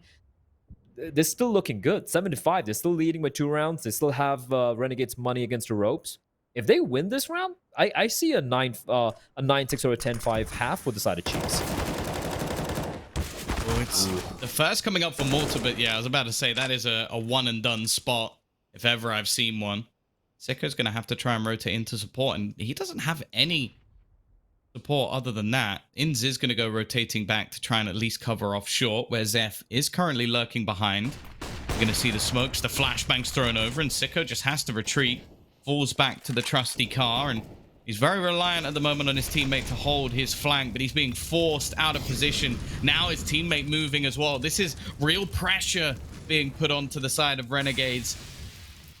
20 seconds left. That's the real problem, Blair. They are running out of time, and so close to 2, ends up as nothing. 1 kill comes up for Sicko, but they will continue to run the gauntlet. Zeph has found another one, but it's more important that they get this bomb onto the site, and you can see Inz, there's a temptation there to try and make a play through the smoke. Unfortunately, he's so desperately low on HP.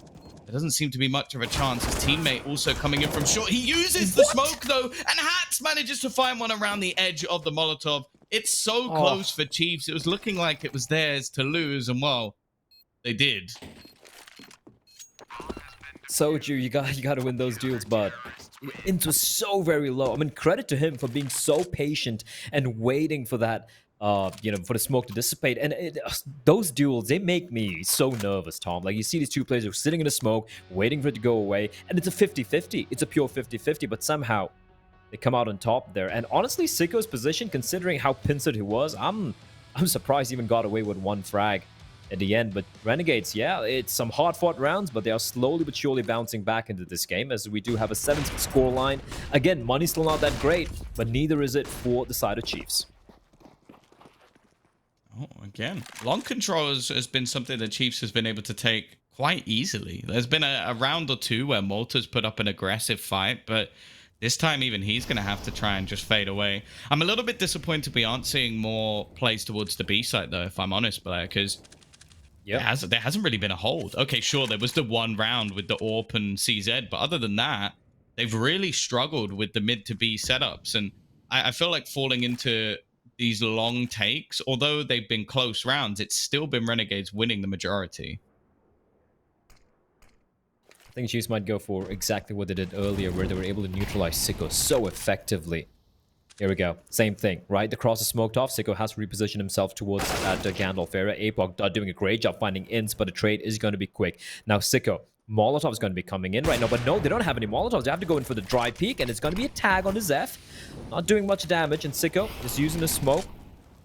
And Zeph finds Molotov, and they're pushing on in. They've taken a bit of damage. It's still staying alive here. Sicko, what can he do? He's still biding his time. Flashbang's going to come on out. The flick shot's not going to land, and Zeph is taking matters in his own hands. 2v3. Make that a 1v2 as Hats out of nowhere. 2 headshots. And now it's a 2v2. Soju and Ofnu. But Ofnu's position. That could be it. It's a 1v2. But he has the bomb planted for him. Waiting patiently, hoping to try and find something on the peak. The first one eventually goes his way. There isn't really any utility for Hats, and I like this. He's just going to hide in the corner. The time is ticking, so Hats is going to have to try and run back and get towards the bomb. He does have a kit available to him, but the peak is perfect. Ofnu again. We say this man had high impact last time they played. It looks like it wasn't a fluke, as he's back on the board once more. That was so well played. I mean, sure, he missed the... And again, Hats, like, out of nowhere, man. 3 kills. I think it was a 4v2 there. for a moment, but somehow he brings it back to 1v2. And for Offnu, he actually loses the initial duel. He took a lot of damage, continued to repeat, gets the frag, falls all the way back, running away the time, and forcing the final player left alive to make a very hard decision, again clutching it out. This guy has been phenomenal. Yesterday was like over a 30 bomb. Today, yeah, not a 30 bomb, but getting a lot of instrumental kills. Zep, they're gonna play this one safe and steady. They know the buy is not gonna be great for the side of Renegades, and it's gonna be 9-6 here, because I don't see these two scouts bringing it back. And I say that, and Sicko with the wall bang finds Soju. Still 4 more to find. The B bomb site. It's gonna be hard. Another attack comes in through the smoke from Malta. I'm still saying they don't win this round, Tom. There's no way. There is no way. No, I don't believe. It was a nice shot and a couple of tags here and there, but they're so wary of their flank. They don't have a kit. They don't have any utility. And, well, they both have scouts. If Chiefs lose this round, I think we might as well call it here, even though they'd be in the lead, because there would just be an atrocious loss that would probably ruin your confidence for the rest of your life. It's not going to happen. Chiefs do end the half 9-6. Strong performance from them. Even in the rounds that Renegades won, it wasn't clean, it wasn't dominant, or it wasn't what we expected, I guess you could say. But this is what I was talking about. Like, even a 9-6 half, will it be enough? Oh, yeah, that's the question, right? That's the golden question right there. And we're going to be finding out, obviously, Renegades, whenever they've been pushed. This has been the worst first half for Renegades in all the games they've played so far. This tournament. Not even that bad. Right? And it's still, and it's not their opponents even getting double digits. That's how good they've been so far. But now's a challenge. Chiefs, they've impressed me 100%. And even out of the 6 rounds Renegades have won, 3 of them have come down to the bomb getting planted and them having to go for the defuse. The other 2 were the first 2 rounds. So they've only won 1 round where they, well, convincingly just wiped out the Chiefs. So, I mean, it's not just a scoreline. Like, even from an eye test, Chiefs have been the better side so far on this Dust 2, and it's showing why they've gone for the pick. Now is the question. This B bomb site, Tom, it has been a massive gap in their defense, and here we go. Renegades pushing in, but Apoc dot through the smoke finds Hats, but the hit is not going to stop anytime soon. Oh, but they're actually split in the direction they're looking. It's causing them real problems. They're having to try and fight on all fronts. And, well, it's only left onto Dexter. This is dominant from the Chiefs.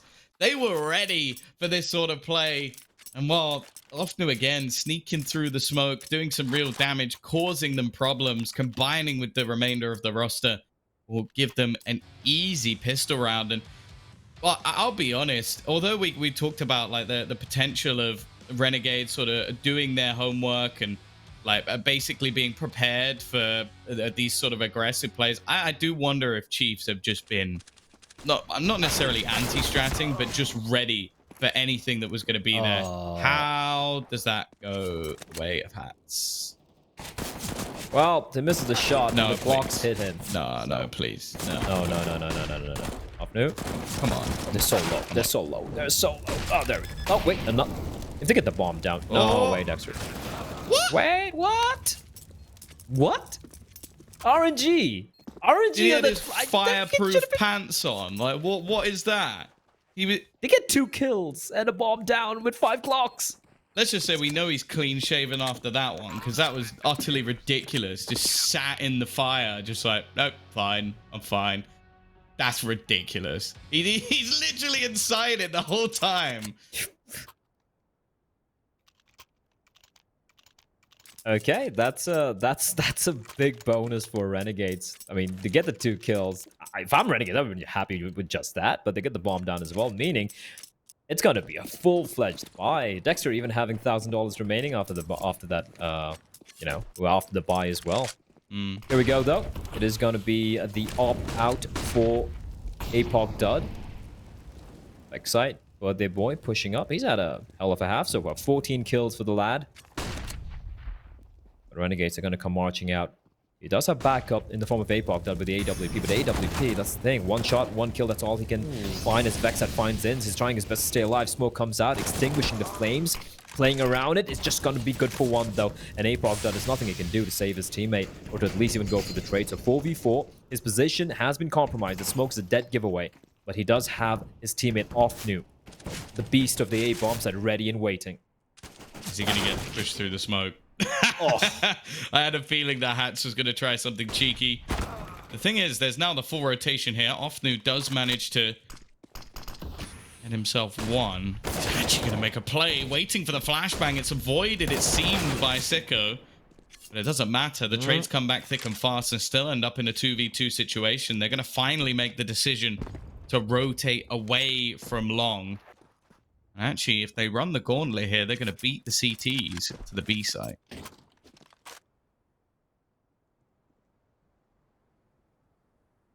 Well, the jig is kind of up, so if they keep walking here. Oh, Malta. He's going to win the duel. That sucks. Soju left alone, and now he knows that, all right, where's Malta going to do? I mean, I don't think he should be expecting Malta to walk up short. There was still a chance for him to kind of, I don't know, do something with his round, but it looks like the call for the save just went out very early on. Yeah, get the op. There was a mistake there. I mean, I love how Chiefs kept re-aggressing, preventing Renegades from trying to, like, maintain a man advantage or make it even Stevens, but the mistake there was a 3v2. Offnu pushed out, he gets the kill, it falls back, and then Zeph just goes for the wide swing towards the barrels up towards the A-bomb site. And he just loses the duel to, I think it was to Malta. Sorry, it was to Dexter. And if they hadn't lost that, it would have been 3v2, favoring the CTs. And even if the bomb had got planted towards B bomb site, 3v2 favoring CTs, you know what? You might as well go for it. It is still very doable. So a little mistake being made there by Chiefs. And that's the thing. You can't afford that against Renegades. You have a lead. You're looking good. You have a very good opportunity of pulling off, a massive upset by taking this map. But to do that, you got to play almost flawless Counter-Strike, like Apoc Dud said yesterday. Everyone needs to step up. But stepping up means not just hitting his shots, but also not making the small mistakes. Oh, we're going to see a double AWP setup come in for the CT side. It seemed like Soju wanted to play that himself, I'll be honest. But it reluctantly seems to have given it over to Zeph to try and man that B side a little bit better. Still going to leave them with some serious pieces missing. You've got Deagles, you got an MP9, not a lot of utility. Sure, you got a couple of kits, but really anything to write home about. And this could be the start of the Renegades grind. It's one of those situations where every round that sort of slips away like the last one, you might live to regret. Because although the Chiefs have been fantastic so far, I'm always going to be sat on the fence of whether or not Renegades are just going to hit that next level, that next gear that we know they have. And if they do, well, those rounds are going to be the ones that they're going to regret. Ballsy from Apoc. Oh, come on. Oh, that was so close. That was so very close. Chiefs expecting Apoc to just drop down, and Apoc does. Or sorry, Renegades expecting Apoc to just drop down. Now, is he going to go for the repeat? Does have a flashbang in the hands of Offnu. Could throw it for his teammate. But no, Apoc just going to be content, just holding the angle, and which is a good thing. If he peeks out wider, Sicko is ready to take his head off. Smoke's going to be deployed. Apoc still sticking around. Incendiary will be used, and he is blinded, but he will make his escape. The T's smoke actually helping him out, and he's going to reposition himself, holding a little bit of a better angle, but this is brilliant from Renegades. The Molotovs are good, but 15 seconds, 14 seconds, they need to get the bomb down, and the flashbang is perfection from Apoc, double off, just good for one. Bomb will get planted. The flick shot doesn't work out, but Vexite finds Malta. Vexite doing quite a bit of damage, and Zeph replies with the op. The trades are fast and furious, Tom. But now it's a 2v2, or make that a 1v2. Apoc Dud, he needs to land his shots. It's not going to happen. Hats and ins, good for it. But that got very scary for the side of Renegades. Yeah, too close for comfort, but ultimately around as long as they win it, the rest doesn't really matter anymore because the money is now gone for the Chiefs. I will admit, like, I understand the aggression of like Apoc Dud there, like with his peaks, but I really hate that angle just because it's so difficult to escape. As you sort of mentioned at the time, if it wasn't for the T smoke, maybe he gets one. That's about it. But unfortunately, it didn't really play much of a part. And as said, this round, very little. I like that they're going for something together. They have a flash for mid. Likelihood is they're just going to push. But as you can see, the Renegades have other ideas. They're set up for a B take, a chance for ins to make some money, or maybe not. A cheeky $600, but Offnu, it seems to be a bit of a smoke criminal here as he's found him straight through it. Oh, they're going to charging in. Flashbang is actually not good. Actually blinds one of the teammates in Malta. Okay, nice. Nice spray transfer there. It was an eco bash, but Renegades now it's starting to look a little, you know, if I'm Chiefs, I'm not feeling that comfortable here. Renegades, this is where they're good at. They've been in so many positions like this against much higher caliber opposition in the past. So this is where teams like Renegades shine. And for Chiefs, they have a lot of young players. They have looked good so far, but the CD side, this is where we saw so many holes where Order were able to abuse. I think Order won like 6 rounds in a row almost on their T side here. So this could be a problem. Sicko times a shot, doesn't quite find it, but doesn't matter. B-bomb side again. I feel bad for Soja. I think he just got sprayed through the smoke. That's just rough. I'll be honest, it may not have even mattered because by that point his teammate was dead in mid, and it was that same scenario that we saw so many times yesterday where he would have had to fight both mid and B at the same time. Now, it's fine for that to happen once, especially when your strategy was to try and challenge for long. Like the Renegades have gone in this direction a couple of times now, so I don't have a problem with the call. I don't think if you take this round in isolation, forget about what happened yesterday, this isn't that bad. It's just something that went a bit wrong. You got the call wrong this time. Now, it's whether or not Renegades sort of start putting their foot to the throat of Chiefs and start putting a lot of pressure on the B side, and we start to see a few of these rounds in a row, because that was the main issue I had yesterday. It wasn't the setups. It wasn't the fact that they took risks. It wasn't the fact that they tried to get aggressive on certain portions of the map. That is all fine. That is dust too, Blair. The problem I had, they never adapted. They never changed anything, and Dexter is he has put the foot on the throat, I guess you could say, but more so on their economy instead of what was actually just the site. Yeah, I know the scoreline, you look at it, you're like, 10 to 11, that's still quite a bit to work with the Chiefs, but look at the money. Look at that money. It is not looking good at all for the side of Chiefs, so they will go for a few upgraded pistols, a bit of utility, that's about it. And for the side of Renegades, that's a pretty decent chunk of cash for quite a few of these players. The only player with low money is Dexter on 1900. Rest of them 7k, 5k, almost 4k for hats. And I agree with you, Tom. It's almost like if they don't adapt, if they're not able to kind of bolster that B bomb side defense, that's something Renegades are going to keep abusing. And what's going to happen is once they start doing that, they're going to start playing Chiefs like a fiddle. This is going to start mixing things up. The moment they go for like maybe a 3-player stack towards the mid-B area, they're going to go for a fast hit towards long, towards short. And I know Ofnu is a beast, but even for him, it might be too much of a tall ask. Oh yeah, and chances are as well, this will be the 5th round in a row for Renegades. Did he just pull out headshot? Or was that through the wall? I'm on a replay, please. I'm stealing Blair's diva status. Okay. This is getting a little bit interesting. Now, the B side's completely open, but the bomb's on long. So they're going to go in that direction instead. It's going to be the AK actually juggled over here. It's a bit awkward for Ofnu, and, well, unfortunately, this should be round done. Not really needing to peek this. I'm not a fan. I guess they want to take some of the weaponry away, but get the round done first, right? Like plant the bomb, get it ticking, make sure there's no real way for Vexite to get back in. And thankfully that is going to be the plan now. Less of an aggressive stance for Renegades. That had me clenched, but I felt a bit uncomfortable there. Yeah, same here. That was completely unnecessary. Sure, you want to go for the peek, at least ensure the bomb's down so your teammate can... The teammate who is lurking around can do something about its hats. And now Vexite making this look doable? He has to stick it. Yeah, if he wants it, yeah, this is so smart. Just gonna run. Yeah. And that's an upgrade. That's well done. That's well done from Vexite, considering the investment they had into this round. And you look at the money. APOC would have had money anyway to go for an AWP buy. Of course, actually everyone would have. But hey, extra money. Never going to say no to that. And the scores are tied up. The Renegados are back, which is unfortunate news for if you're a Chiefs fan. Well, I think there's going to be more and more Chiefs fans with how they've been playing over the last few days. I definitely think I'm putting myself in that bracket. This team has been very enjoyable to watch. 100% I'm a Chiefs fan. It's just that, you know, you have to be realistic when you're facing off against Renegades, right? But against almost... I want to see them now, this team, face off against Avant. Oh, that's unlucky. That was so... Oh, that's more unlucky.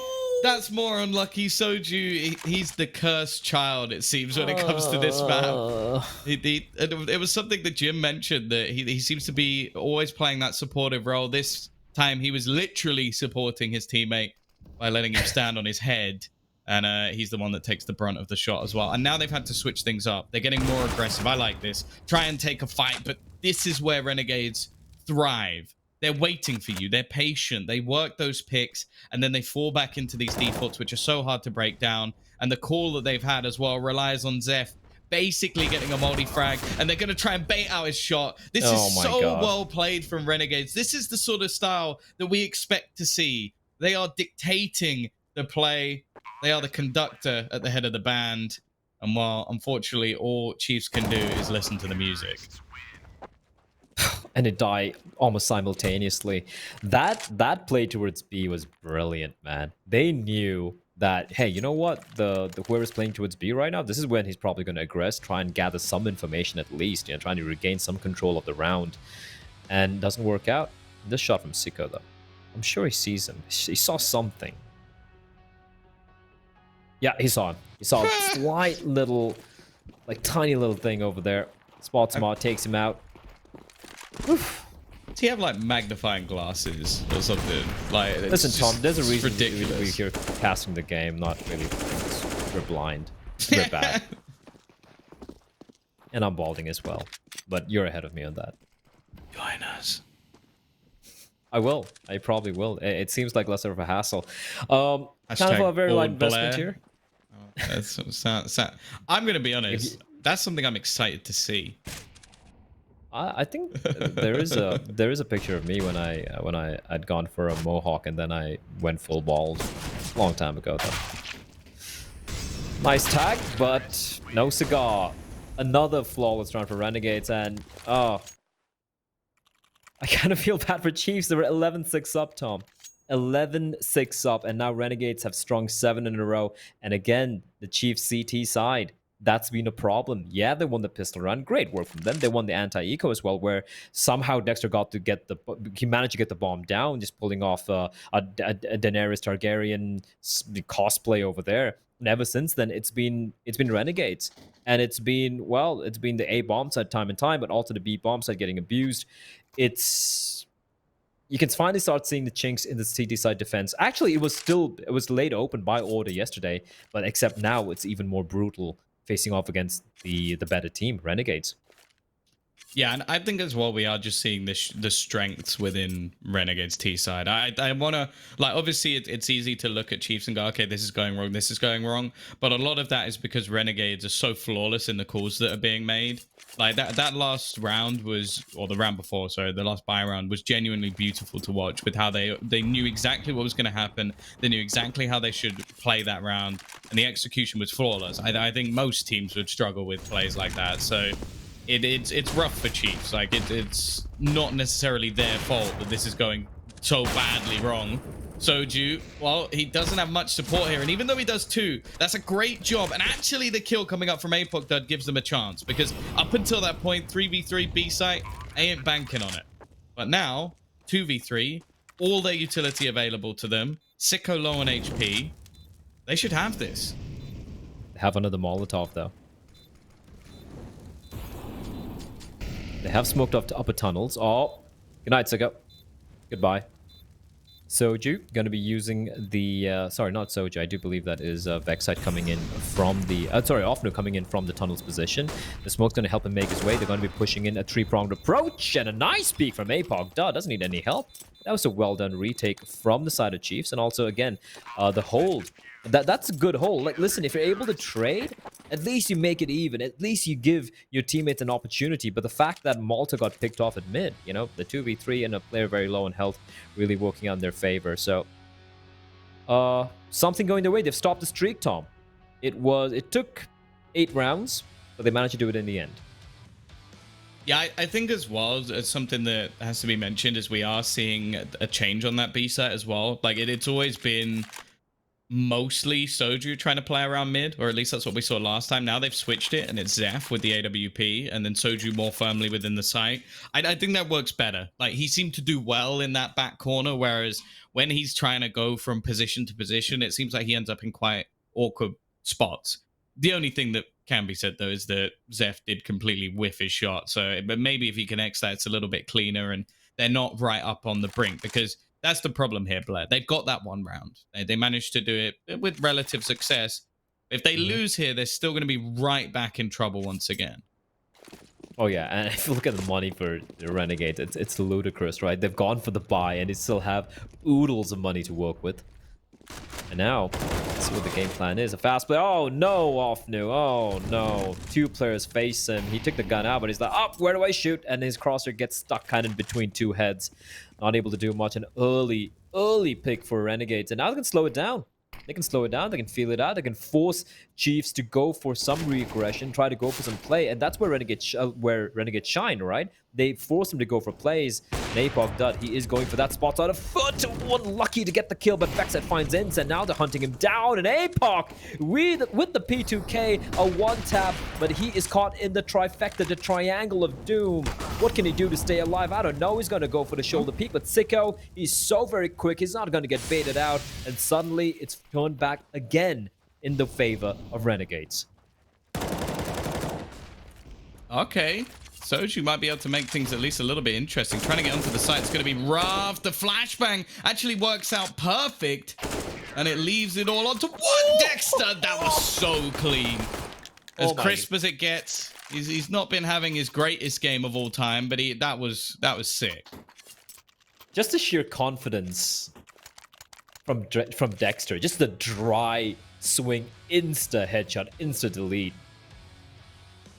Valiant effort though from Chiefs to bring that one back, especially considering they lost the first player. But Dexter, man, he just goes for the play. Look at that! Oh, that's filth.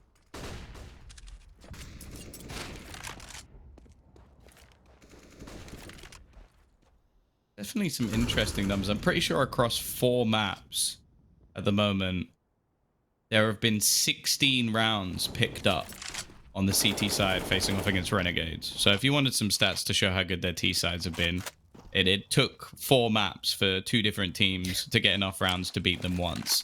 It's not a good sign. It's not a good sign. I'm not saying that I don't believe in the Chiefs, but yeah, I don't. They've brought the tally so far up to 19. Yeah.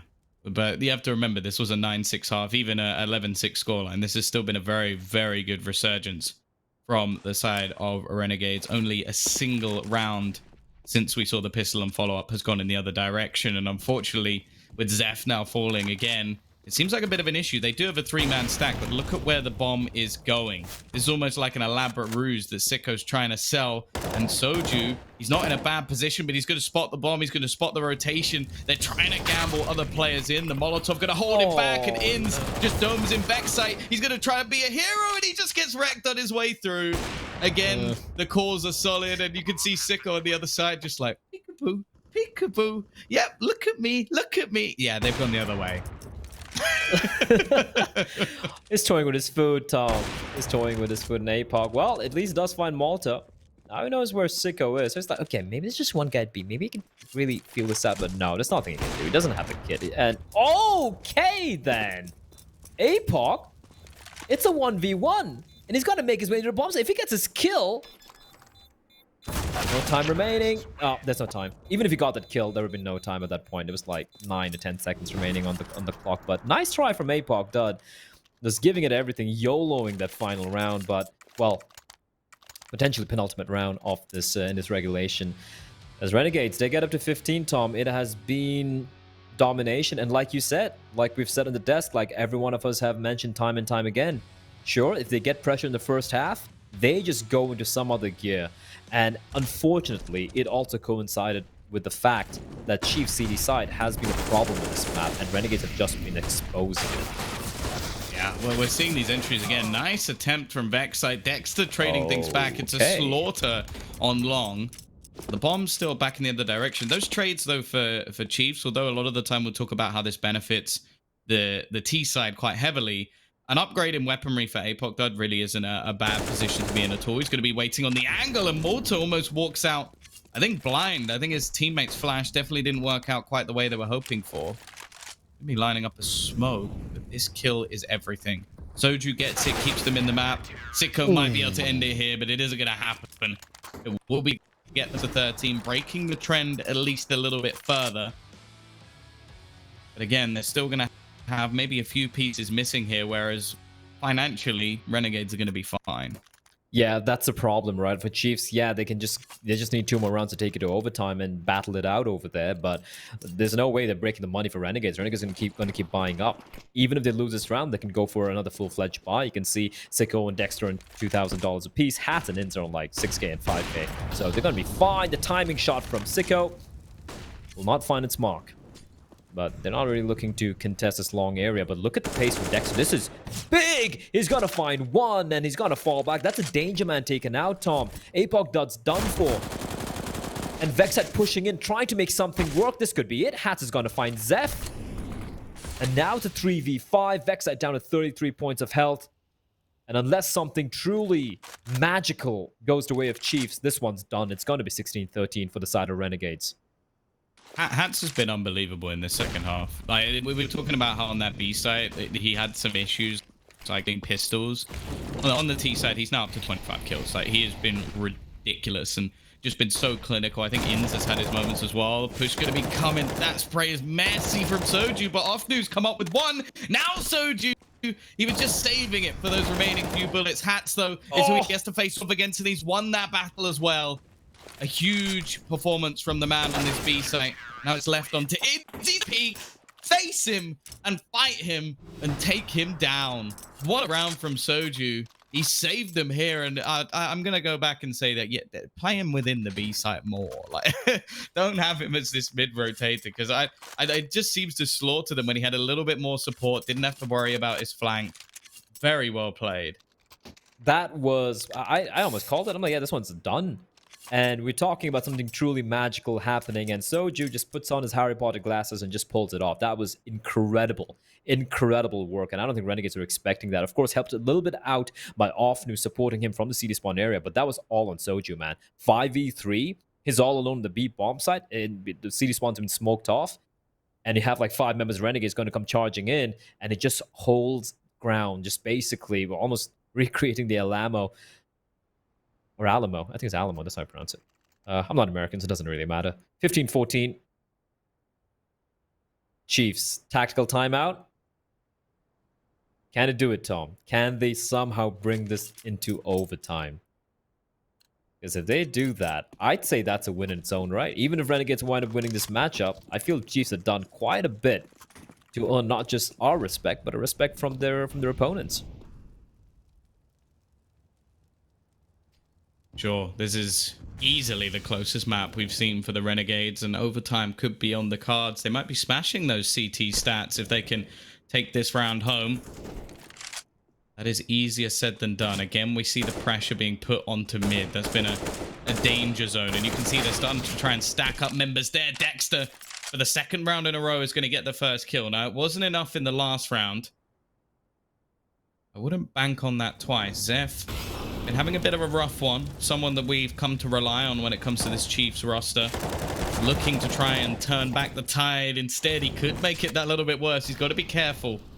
Giving up this position could end the map. And look at the repositioning. Vexite, again, the young blood, 16 today. He's done very, very well, but they are waiting on the edge of this smoke.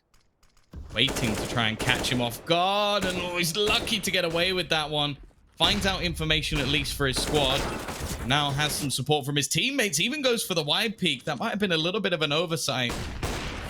Luckily, there's been a kill elsewhere in the form of Soju. Still going strong. They're going to try and force out Apoc Dud, and they will succeed. Now smoking off the cross. Going to have multiple smokes inside it. In fact, Zeph's going to go flashing through, but Hats is more than ready for it. And now Soju needs to save them again. He has been fantastic so far. Dear. Finds a planter. 15 seconds.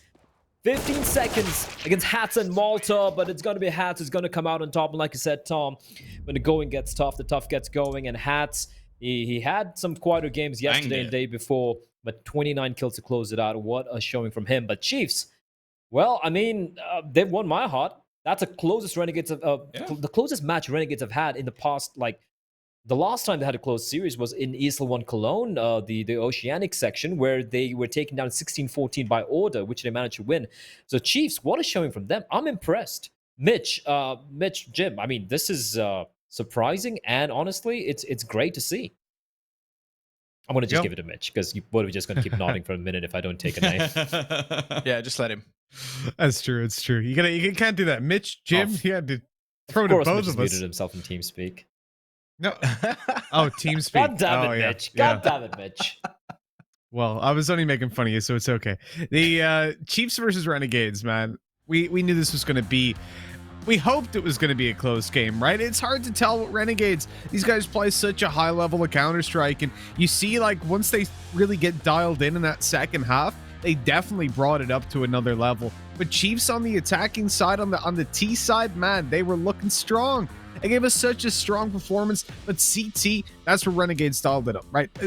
You'll notice there's a couple of things. Like, they would start playing for Chiefs to get the rotates, to go for those flank plays, and just hold off in the after taking a bit of map control. There's a round there where they took long, and they managed to find Zeph flanking in from B.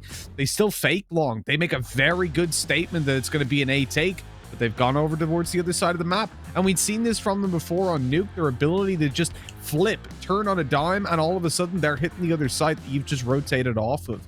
But it's still such a strong sign from Chiefs that with this lineup, they're able to challenge. And on a map pick of Dust 2, which can often be a little bit risky, they're able to bring it to Renegades. Now, though, the problem is they moved to Vertigo.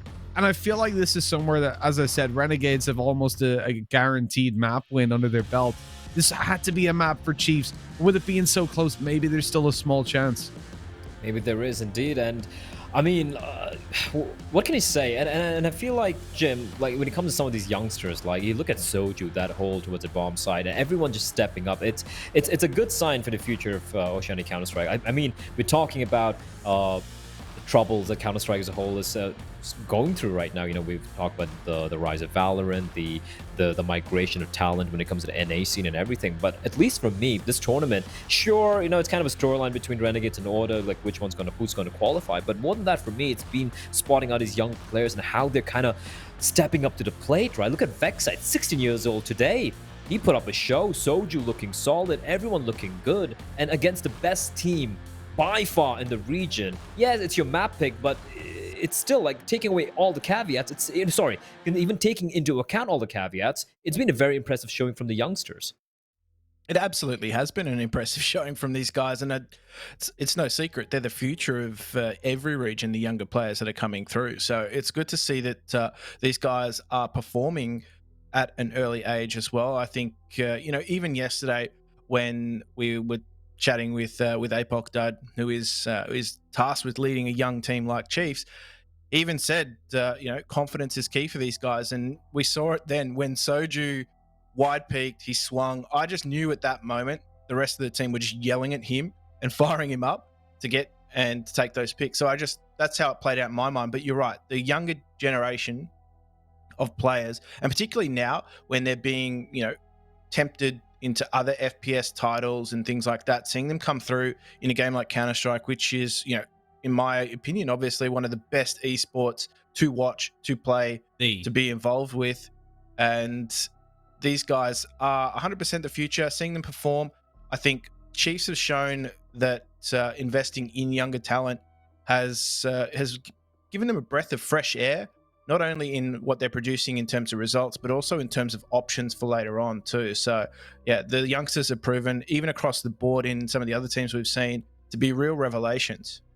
They have indeed, and we do have to touch a little bit upon Renegades. It's kind of funny the Renegades win the map, but we'll be talking more about Chiefs because how much they impressed us. But the Renegades, everyone showed about hats. I do believe will have to be crowned the MVP of that map. I think it dropped a total of 29 frags at the end there of regulation. Close fought matchup, and he was so very, very, very impressive, Tom. And I'm just looking at his stats as well over here. And the incredible thing for Hats was the fact that he was involved in a number of opening duels as well. 6 opening duels, of which he won 4 of them. But I also want to touch about Ints. The guy ended the game on 21 kills, but he was involved in 13 opening duels, of which he won 8. So again, Renegades, that's the thing with this team. Like, you might have Malta, for example, having a little bit of a quiet game, Tom, but everyone is just like, everyone just steps up. There's too many star players in that lineup. Yeah, I think we even saw to the end that Dexter started to try and take things into his own hand with like a few aggressive peaks down mid. And I think that's definitely something that we need to see the side of Chiefs work on. But I think it's very, very positive that if you're forcing Dexter to almost have to lead by example because they're struggling in some of these rounds, and even the rounds where you're getting openers, I would say that the openers are probably quite heavily in favor of Renegades across the board, especially on the T side. But it was almost the resilience of Chiefs that I think impressed me. Like, you go down a man and you still manage to bring back rounds. That's a very good sign for a team that, as we sort of mentioned, have had to practice with 2 different players because of one of them not being old enough to play. So this is good for the future. Indeed, and coming up next is, of course, going to be in Vertigo. And Vertigo is a map where Chiefs have played it only 3 times in the recent past, of which they've won 1, which is a very dominating win over Mako Shark. However, Renegades are not Mako. They're not a shark. They're even bigger. They're a Megalodon, I feel like. And that's going to be the map coming up next. It is going to be in Vertigo. Can Chiefs take it to map number 3? Stay tuned to find out.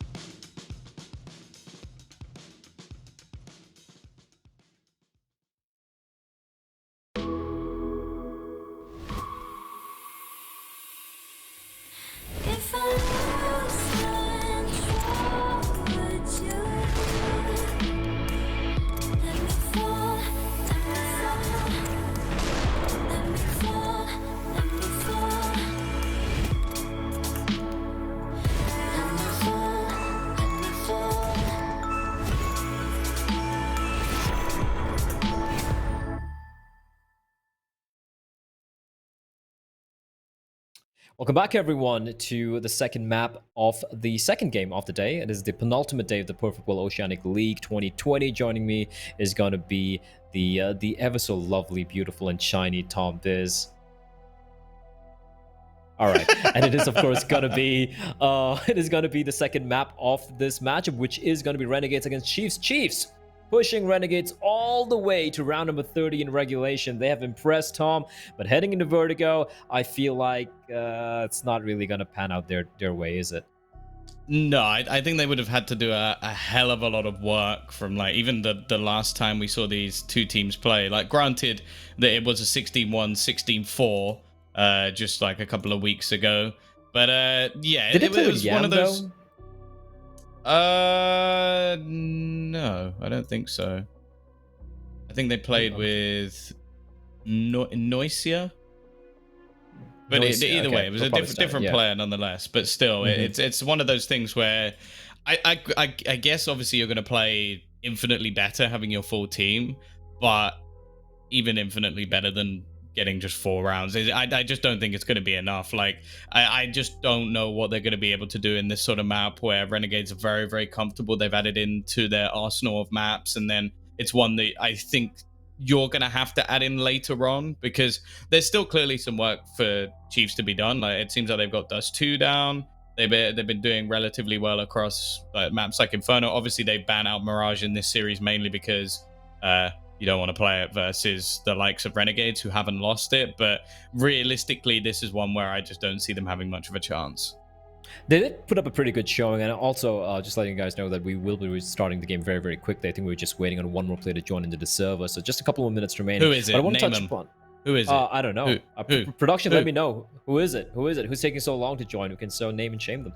But okay, Tom, I don't think you're a violent type. I don't think you're a violent person, Tom. You just can't pull it off. It's more like, stop! I feel like that's something Mitch would do, to be honest. We're talking about Vertigo. Mako Shark got dismantled by Chiefs, if I'm not mistaken. Yeah, it was Mako against Chiefs. 16-3. So Chiefs, it's not like they don't know how to play the map. They do know how to play the map. They seem to have the right protocols. But I know it's Mako, but they played hyper aggressive and did the same thing like 8 times, just peeking on the ramp. And Mako Shark were like, oh, wonder why they keep peeking ramp. Maybe we should go and try and fight them again. Like, it was one of the most basic CT setups I think I've seen, and mainly because they didn't have to change anything. I'm not going to just harp on them here. Like, obviously, their opponents just made it very easy for them. But for example, if Ofnu and Vexite continuously push A ramp while Renegades are on the T side, they're going to get headshotted. Like, it's not going to go down the same way. And then we need to see if there's another level, because that's the problem. It's like, sure, if you only need to go to stage 1 to beat a team, then sure, your stage 1 must be pretty good. But do you have like a second protocol, a third one, a fourth? Like, do you have all these backup plans? Because that's what you need when you face a team like Renegades. Now, if they manage to win by doing the same thing as last time, then they're going to have godlike aim that we've never seen on this earth before. Because one thing I've noticed is to try and fight around smokes versus Dexter, you might as well just jump off the map now. Wow, that's a rough statement, but here we go. We're going to be jumping in straight into the game. It is going to be Chiefs opening start on the CD side. No surprises there. In's going to be leading the charge. Oh, I don't think he meant for that jump. The flashbang is good, but doesn't check the corner. That's a problem. And Vexite's good for 1, but just 1. Hats and Dexter reply back real quickly. And now the bomb's going to make its way into the bomb site. They're going to get the bomb down, but Zeph walks in through the smoke and prevents the plan from taking place, but Apox is going to be left alone, and he's on 10 HP, and the 3 players hungry for that kill, and Sicko is going to get that one. Triple kill for Dexter, and Renegades, they make that first round look pretty easy. Yeah, and that was worrying as well, because there were 2 glaring mistakes in that round, and they still made it look easy. Like, firstly, not checking the angle. You kind of forgive the first player, but you got to feel like the second player should have kind of helped him out a little bit there. Like, if he's going on and running the gauntlet, there was a bit of time to save him. And then, obviously, like, nobody defending the bomb plant. Like, that's Counter-Strike 101. But they still win the round comfortably, so not the greatest of signs. Obviously, it's only a pistol. This is an interesting force buy. I don't think we really see this very often. where teams force buy into the second round on the CT side with so many SMGs. Like, it's normally some pistols, a lot of nades, but clearly having a little bit of extra cash. Yeah, lack of nades though, because of that. They have a couple of SMGs, I think one smoke utilized already. Apog's gone for the deagle instead of just the deagle, just giving us a little bit of extra cash to eke out an op by the earliest opportunity that he gets. Although if you're going to go for that, rather you just invest in a P250, much cheaper weapon. The extra $400 might come in handy later on. Hats. MVP to previous game, caught looking the wrong way. The timing on that couldn't have been better for Offnu, and is going to get away unscathed, not taking a single point of damage. As Renegades now just wondering what to do with this. Malta's going to continue to push ahead, trying to find something, and then a hit comes in. And it's going to be Dexter again! Did he get the wall bang? Yes, he did! Catches out Offnu, boosts it up, and Fine continues with his spray transfer. We shall obviously see it with the replay later on, but what a way to strike back. Ooh, okay. That was a tasty little shot from Zeph, and this round is unlikely, but... Well, it probably is impossible now. I was going to say not impossible, but you've just lost another member. Soju needs some miracle shots. He needs to basically curb the bullets like in the film Wanted. Obviously, everybody's favorite film. I love it. It's a beautiful movie. It's a tragedy he didn't win an Oscar. Yeah, I'm sure James McAvoy was livid about that one. Well, oh my word, pure filth. Yeah, what do you do about that? I think you'll always see that with, not necessarily in this situation because it was fairly obvious that there was another player there, but the best players on Vertigo are normally not the ones you'd expect. It's the ones that have learned all the wall bangs. So my personal favorites, I always name them. S-Tag, just he seems to have spent years just practicing the wall bangs. Like, he just knows every pre-fire spot. And also Bondic. Like, Bondic was someone who I actually messaged about it. I was like, how did you just know every single wall bang lineup? And he just went 1.6, bro, and that was it. Well, I don't know if you've done this. I mean, I don't know if you've played much of 1.6, but I remember we used to have these. You're not that old? All right, fine. But for us boomers, Tom, we used to have these the wallbang maps. So you have Dust 2 and Inferno, the two most popular ones, and it'll basically be kind of like it have the walls, but it'd be transparent, like translucent rather. So you know it's there, but it could see completely through it. So it was so easy to like kind of like figure out wall bangs. You don't have to rely on the radar. You can just like get a friend into a server. All right, you sit over there. Okay, what's a good wall bang? And it used to make it so much easier. And of course, wall banging being absolutely ridiculous in 1.6. Sometimes I miss it, and sometimes I'm like, yeah, you know what? I'm okay not dying from someone just shooting me through like about like a kilometer of concrete. So anyway, fair trade. Soju regressing back towards mid, trying to find someone, but he's going to realize that they have made their way into the B bomb site, and that should be the round. Apog down to 13 HP, Malta taking a bit of damage. This retake is kind of doable considering how low Int and Malta are, but with man disadvantage and considering the fact that they don't really have much information as to how low the players really are, we obviously have that advantage. Because of the X-ray and whatnot, they're going to be going for the smart call. They're going to be going for the save. And it's going to be round number 4 for Renegades. The pain train continues, Tom, and look at the money as well. Yeah, I think the CT side, based off, obviously, the loss bonus will be fine as long as they keep all these players alive. But the bigger issue is the fact that Renegades are now starting to win rounds and win them fairly clean. Sure, not in the amount of HP that some of their players currently have, but more so in just how many personnel are actually left standing. The other thing that scares me as well is, although we've seen some good games from Dexter, I think you'll understand this, Blair. We haven't seen one of those games, like where he just like goes, right, I've got like a dinner date at like in a few hours, so I'm gonna speed this one up. And we've seen over the last couple of rounds where he has just run into a site and killed everyone, and I don't want to play against that. I imagine Chiefs don't want to play against that. Can't think of many people who want to play against that. So they've kind of got to shut him down early. Like the next couple of rounds, they need to be a no-show for Dexter. Otherwise, this could very easily get out of control. Yeah. More than anything, I feel like I want to give credit to Renegades, especially Dexter, him being the in-game leader and, you know, also kind of like the star player, who's also surrounded by a bunch of star players, for maintaining that hunger, that edge, especially when you've been stuck for so long. And you were kind of like, this year is supposed to be kind of the breakout year for the Renegade side, right? This year is supposed to be a year when they're going to come out and show that they can be maybe a top 20 team in international CS. And instead, Corona comes and strikes them down. They play second to Big at the DreamHack Open. I think it was Anaheim earlier this year, and Anaheim or Leipzig? Leipzig, sorry, headed towards Leipzig, and there were a lot of good teams playing that tournament, right? I think we had Heroic as well. We had Mad Big Lions. went on to be number one. Yeah, they went on to be number one. Both the teams, mind you, Heroic and Mad Lions. And Big as well.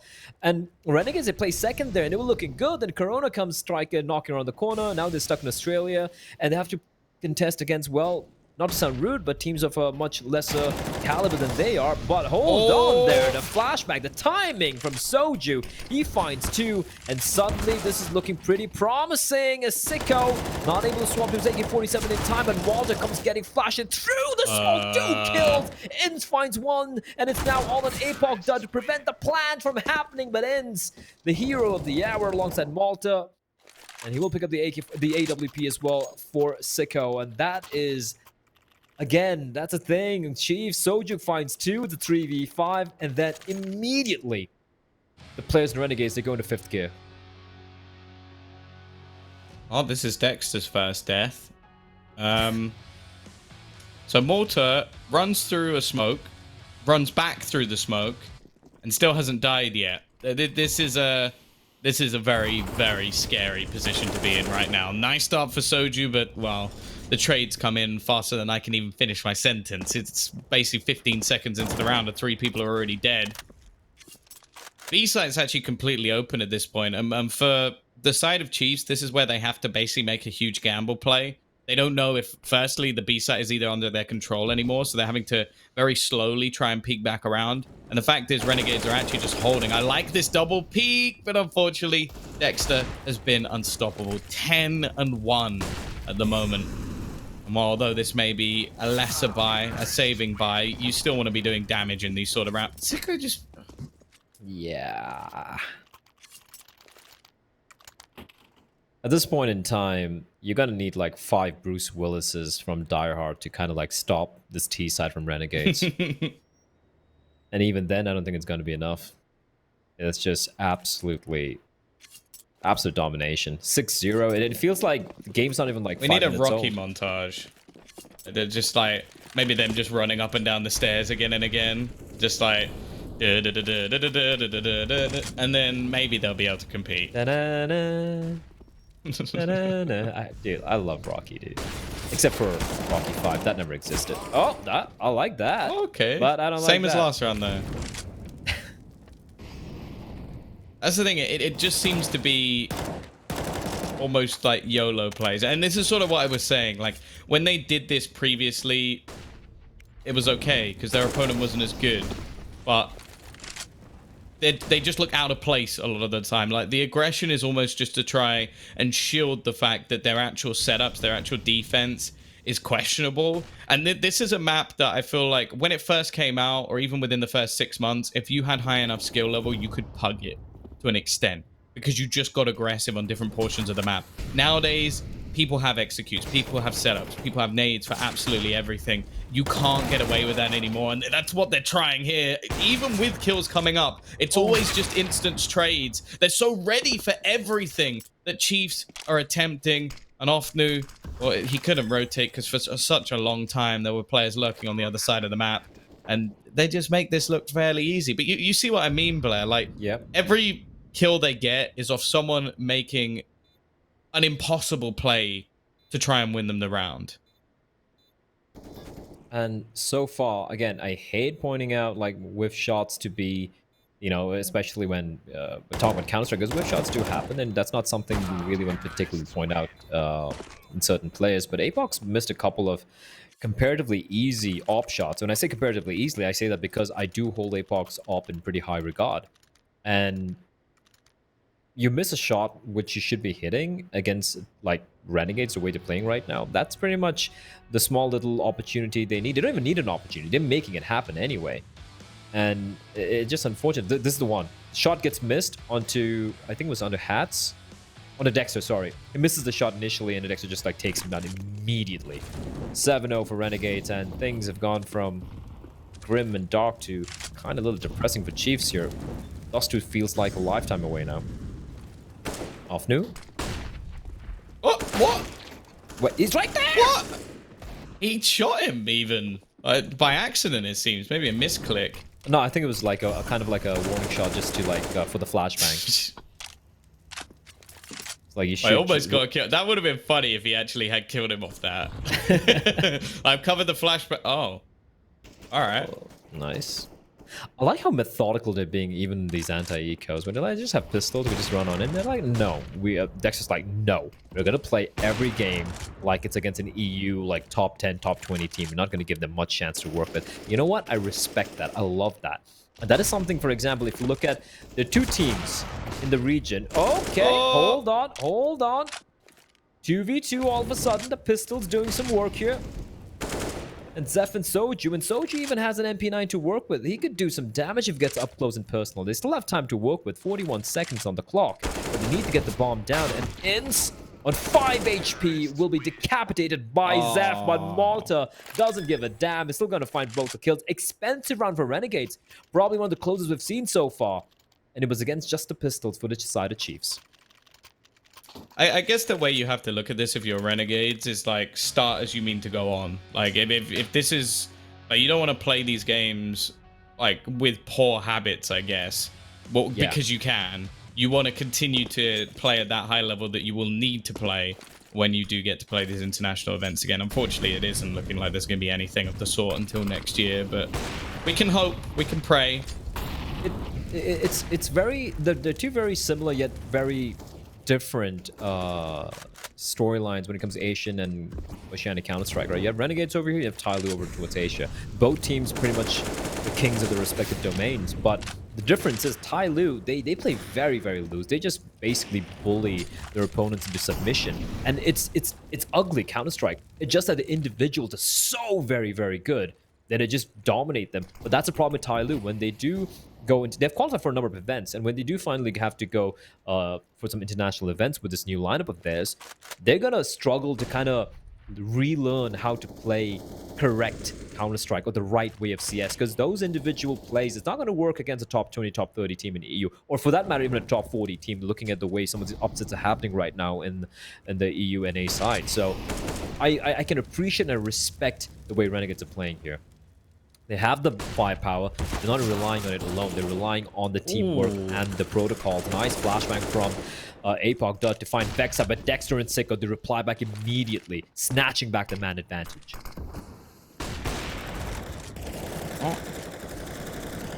Come on, Dud APOC. is the main form of defense here. This is the thing. They're still able to just waltz their way onto the site. There we go. They have any nades to try and deny him? They do manage to find one through the smoke, and actually Soju's managed to find another one. Even still, that we've seen so many of these situations fall back into the favor of Renegades. I'm not going to count chickens before they hatch.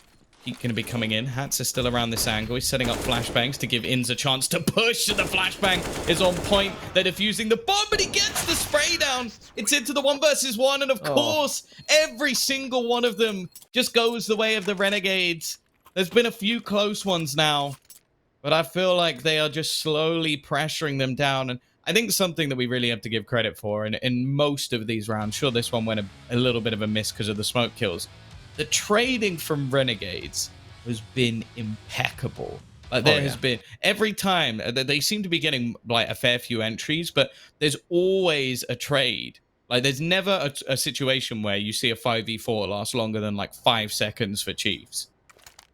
Oh yeah, 100% agree with that. And again, it comes down to fundamentals, right? Renegades, whenever we have any criticism of them, it's maybe, well, like we talk about more about the macro side of things. When it comes to the micro side of things, like the basic things, like flashing for your teammates, the entries, trading effectively, not overextending.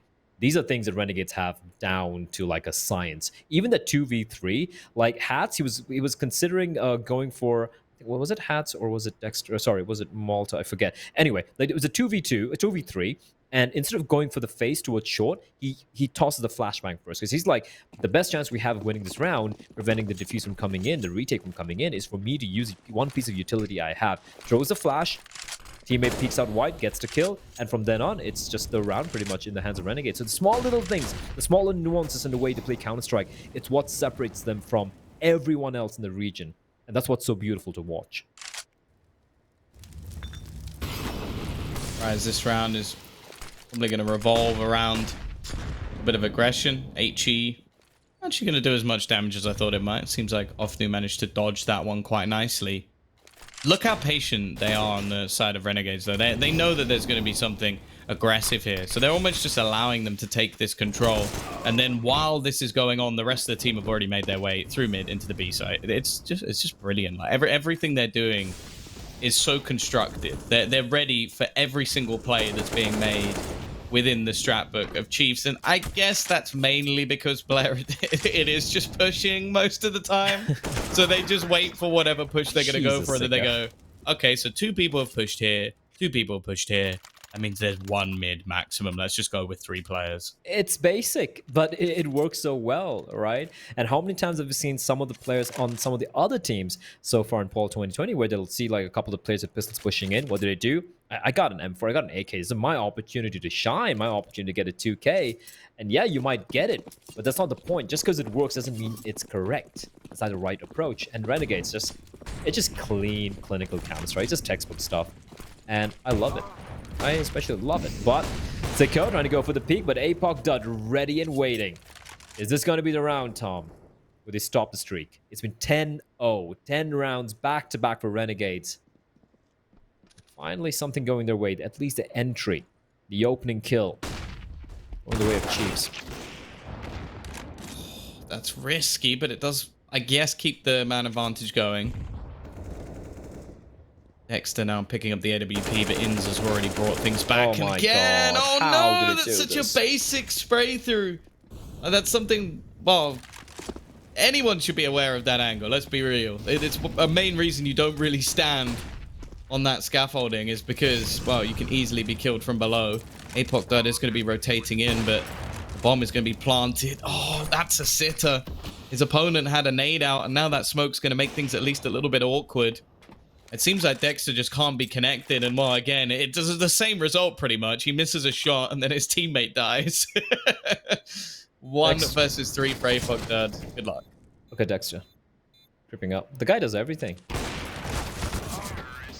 Again, trade. Immediate. Dexter, man, he's in-game leading, he's rifling, entering, clutching, and he can op as well. I mean, the guy is... He's not bad. He's not bad. He's an okay player, yeah. He's not terrible, let's put it that way. And even does an interview for his teams, you know? He wouldn't make it in Optic India, though. Those guys are insane. Oh, no way. Nowhere close to Forsaken. Also, I love the clickbait article from HLTV. They're like, Forsaken joins Paper X. And you can see it has more comments than Henry G retiring. And I'm like, what? Wait, what? I mean, it is Execute's younger brother, the other Forsaken. But yeah. Yeah, he wouldn't make it in Optic India. No one could.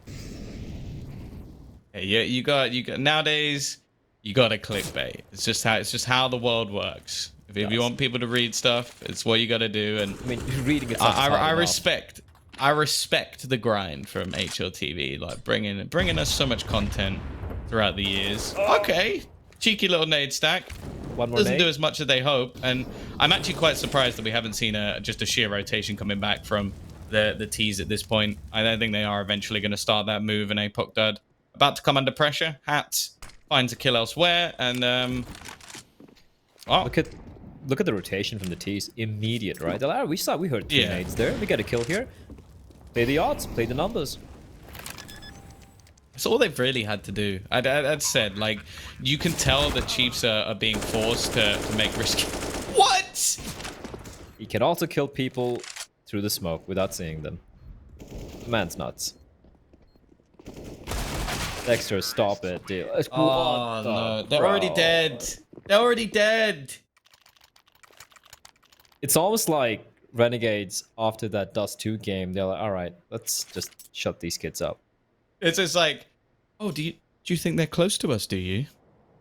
Time for the pain train. Dude, like, oh my word. Maybe Dexter caught like the end segment, and he was like, why are they giving credit to Chiefs? We won. What? The lowest. They know what I'm like when I'm angry. Yeah, he's pissed off right now.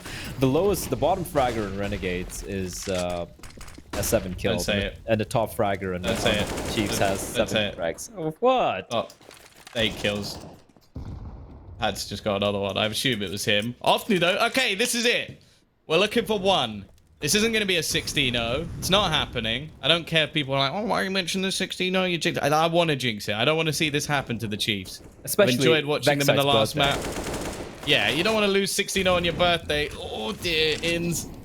He's been so instrumental at just finding kills in awkward positions, like catching players off guard. Zeph is going to go down as well to Sicko. Oh. It's all falling apart again. It's missing shots, man. It's a nerves. I'm telling you, it's a nerves. We just got to say, oh, they can't possibly win this half. 6. Oh, dear, that was nice. 2 more. Huh? Be one hell of a round. At least give himself something to cheer about. It's a gap. The peak. Oh, he's hit the leg shot. Actually, it's a TK. Inns might have given him a chance, and he's got himself the final frag. Oh, they got to 1. It's something at least for the Chiefs. And, well, Inns maybe feeling a little bit sorry for them has helped them out quite significantly there. Oh, man, oh, man. We just talked about him whiffing a few shots, but if he's going to hit shots like that to follow up, well, this shot is sick. Phew, bro. That was sick. And then, of course, the final kill. Of course, we helped our instance. The dream is dead. Twitch chat. Probably gonna be some Fs in the chat there, but I felt like I'm like the guy sitting with all the fire behind him, just like, yeah. Everything is fine here. Yeah, I'm happy they didn't get they're not gonna get 16 out, especially because it's Vexite's birthday. Happy birthday, man. Earning sweet 16. Yeah. Well, to be fair, if they get 1 more round, that will be what they've managed over 2 maps.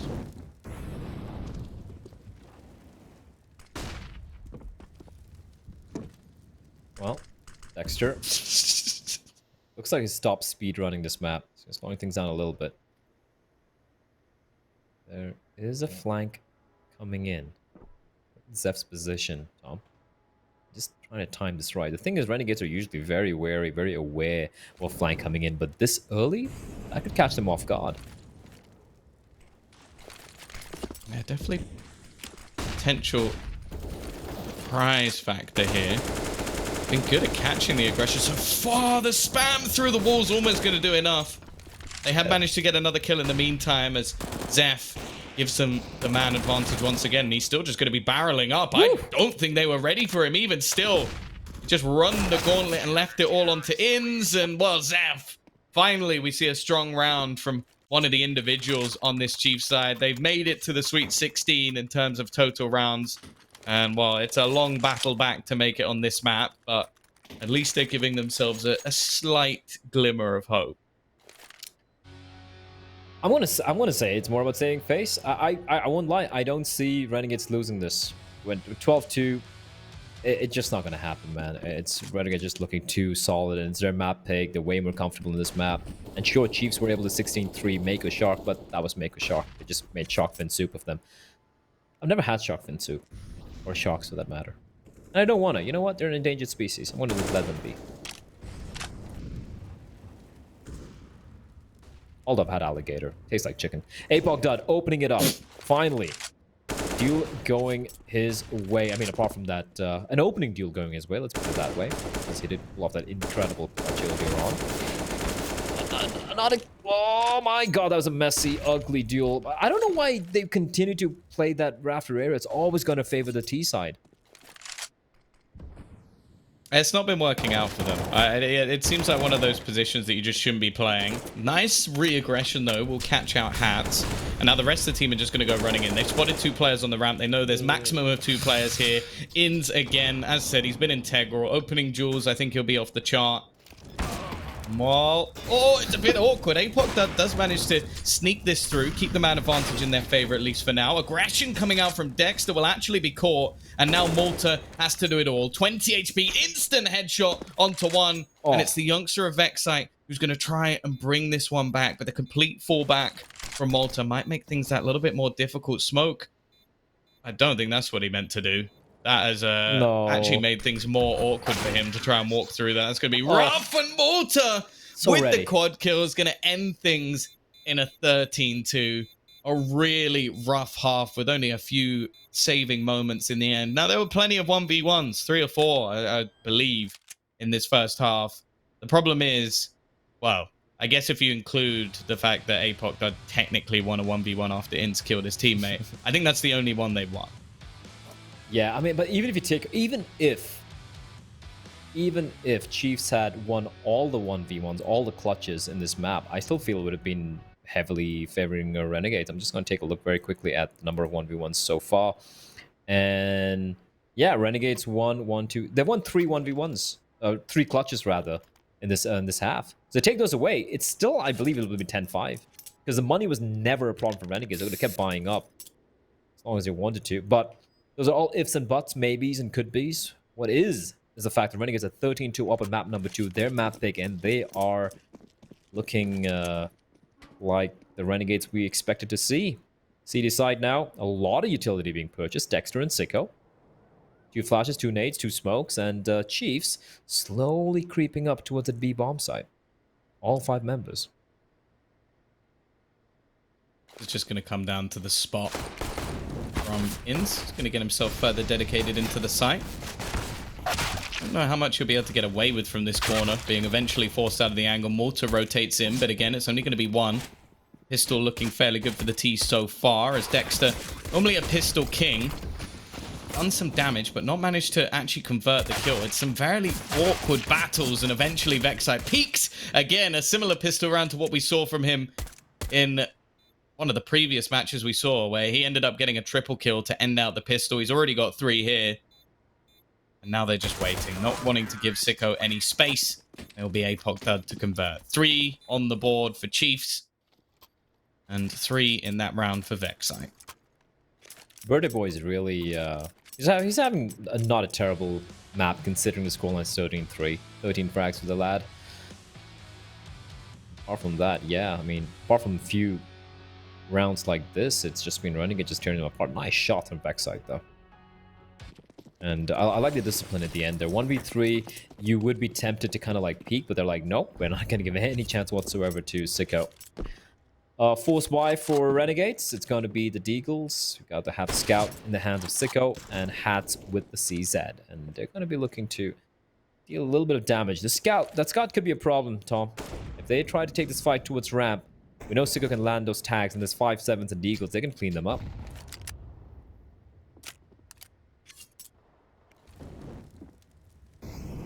They've got to be very careful in this round. If there's any even inkling of a comeback, can't afford to let these ones slip. Pistols up close, it can become quite difficult. Now, Dexter's position is almost just a one and done. And they have managed to find a kill into mid. I do wonder if that's actually going to force a rotate. I quite like this. They managed to find a pick elsewhere, but in fact, they are going to continue this push forward. The bomb around this corner. Whoa. Dexter, he swings and almost manages to get both. A terrifying prospect, especially when they've cleared out the majority of the rest of the map. In fact, though, this time now they will bait the rotation, and the rest of the team are waiting outside A. Yeah, this is well done. But the fact that Renegades were so proactive in figuring out what was happening, and yep, immediate call. They're like, yeah, we're going to save this. No point going for it. They don't have a single kit, no utility. And even with APOC done an off new, well, off note, at least on live support, Soju and Zeph should have a very comfortable time defending the bomb. So it is going to be the call for the save for Renegades and for Chiefs. Well, 4 rounds. Still a long, long way to go, Tom, but if there was ever a time to start, now was the time.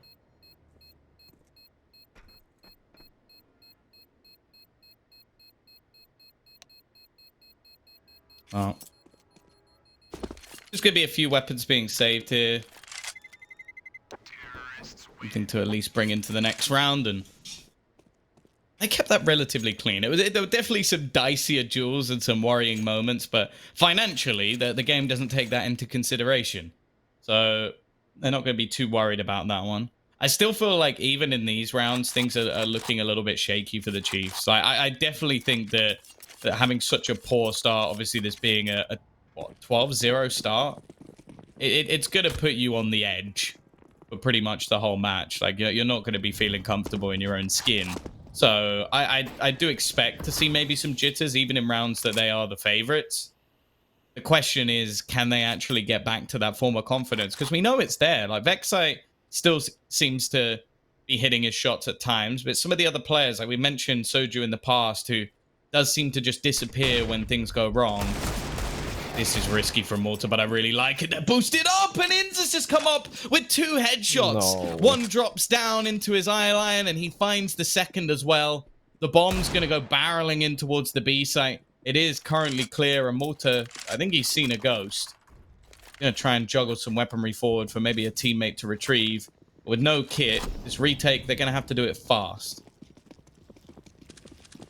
Yeah, but the thing is, the Ints is kind of low, though. I think Malta's going to be the main player here. He's down to 14 HP. Oh my god, what? Can we get the Observer to report him? I don't think that's legit. Soju, though? Oh, it's a nice effort. Plenty of time. But yeah. If the Observer could just, like, tab, He's right cheating, click, Mom. report him, like, not legit. You know. I saw the shaky aim, all of those signs. Yeah, it reminded me for a second a little bit there. Okay, firstly, like the aggression here, like this is what I wanted to see. Look, oh, he actually shoots the top player first. Oh my I thought God. it was gonna be he shot the bottom player and then the top player drops in, but instead he actually just goes bang bang. Oh, that's dirty. Nice attempt from Soju there to try and save that round, but 1v4 was not to be. He had no idea where the final player was coming in from, and Renegades to get a 14 rounds. And unfortunately, in a round where they just had the pistols, Tom, it's heartbreak for Chiefs. If there was ever a time for them to like kind of string a few rounds together, mount a comeback, those are the rounds you need to win without really losing too many members. Instead, they lose the round, they lose the opening duel as well to Sicko. He's going to find Offnu. Here's a bullet. He's waiting for Soju to show himself. Just posturing right now with the T's. They haven't really quite figured out what to do yet.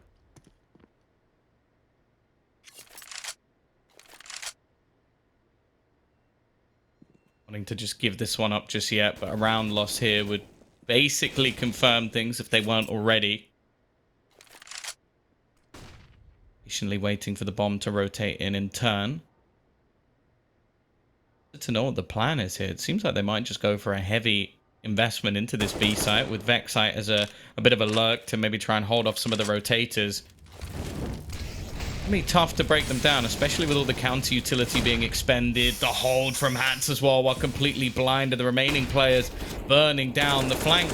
It's not even that much of a flank, because no one's even had to switch their gaze, because the 2 players on the B site have done such a fantastic job that they're able to just remain in position. Hats looking to end this one, and he almost does it alone. Fuck that, though. That's a couple of tasty shots. However, there's still a 3rd man, a 4th man, and a 5th man he would have needed to do it to. I also saw, did you even see the Molotov completely missing its mark on the B bomb site?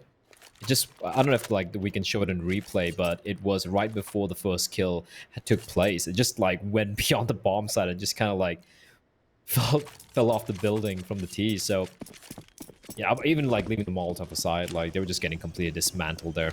Renegades just had the right read. Hats just shutting it down alongside the rest of his teammates, and Molotov joining the fray, and it is going to be, well, maybe it's a final round. Sicko through the smoke right before the smoke blooms, and they won't be expecting Dexter's position here. And Dexter is going to time it right. He's going to find one. At least a trade does take place. 3 more kills to find for Renegades to close this one out and probably grab the dinner. At this rate, it might be a little bit early. Not sure what time it is there, but I think they're all right. They've probably got a couple of hours. That dinner date from Dexter, he's got plenty of time to get ready. Here we go.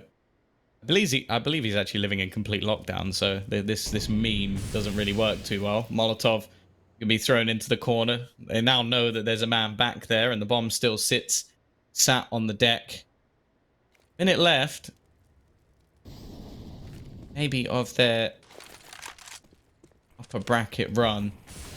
They will be falling down. It's not elimination for Chiefs just yet. They might get a second chance if they can take down the victor of our next match later on, but I don't think it's going to be much of a difference as Renegades have looked fantastic. They continue to dismantle this Chiefs roster. Soju at least putting up a final fight, spamming the smoke and getting quite a bit of damage. Apoc as well does almost the same, but the problem is every time he finds a kill, there's multiple players waiting. He brings it down to 1, but that 1 is enough. It's Sicko to close things out, a 16-4 decimation from the Renegades, and they will make their way to their rightful place in the final of the tournament.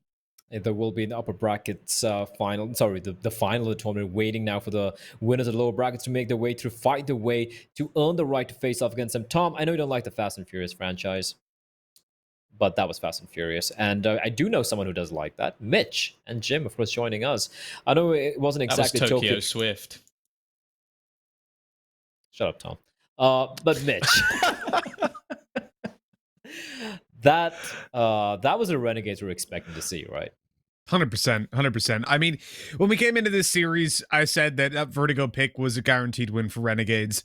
Because of how close the previous map was, I had hoped that Chiefs would be able to bring that Mako Sharks performance through and really swim with the big fish, but unfortunately, they didn't. Renegades are just too damn good on this map, and it's understandable. It is just so gutting for Chiefs being so close to potentially taking this to a third and maybe closing out the series.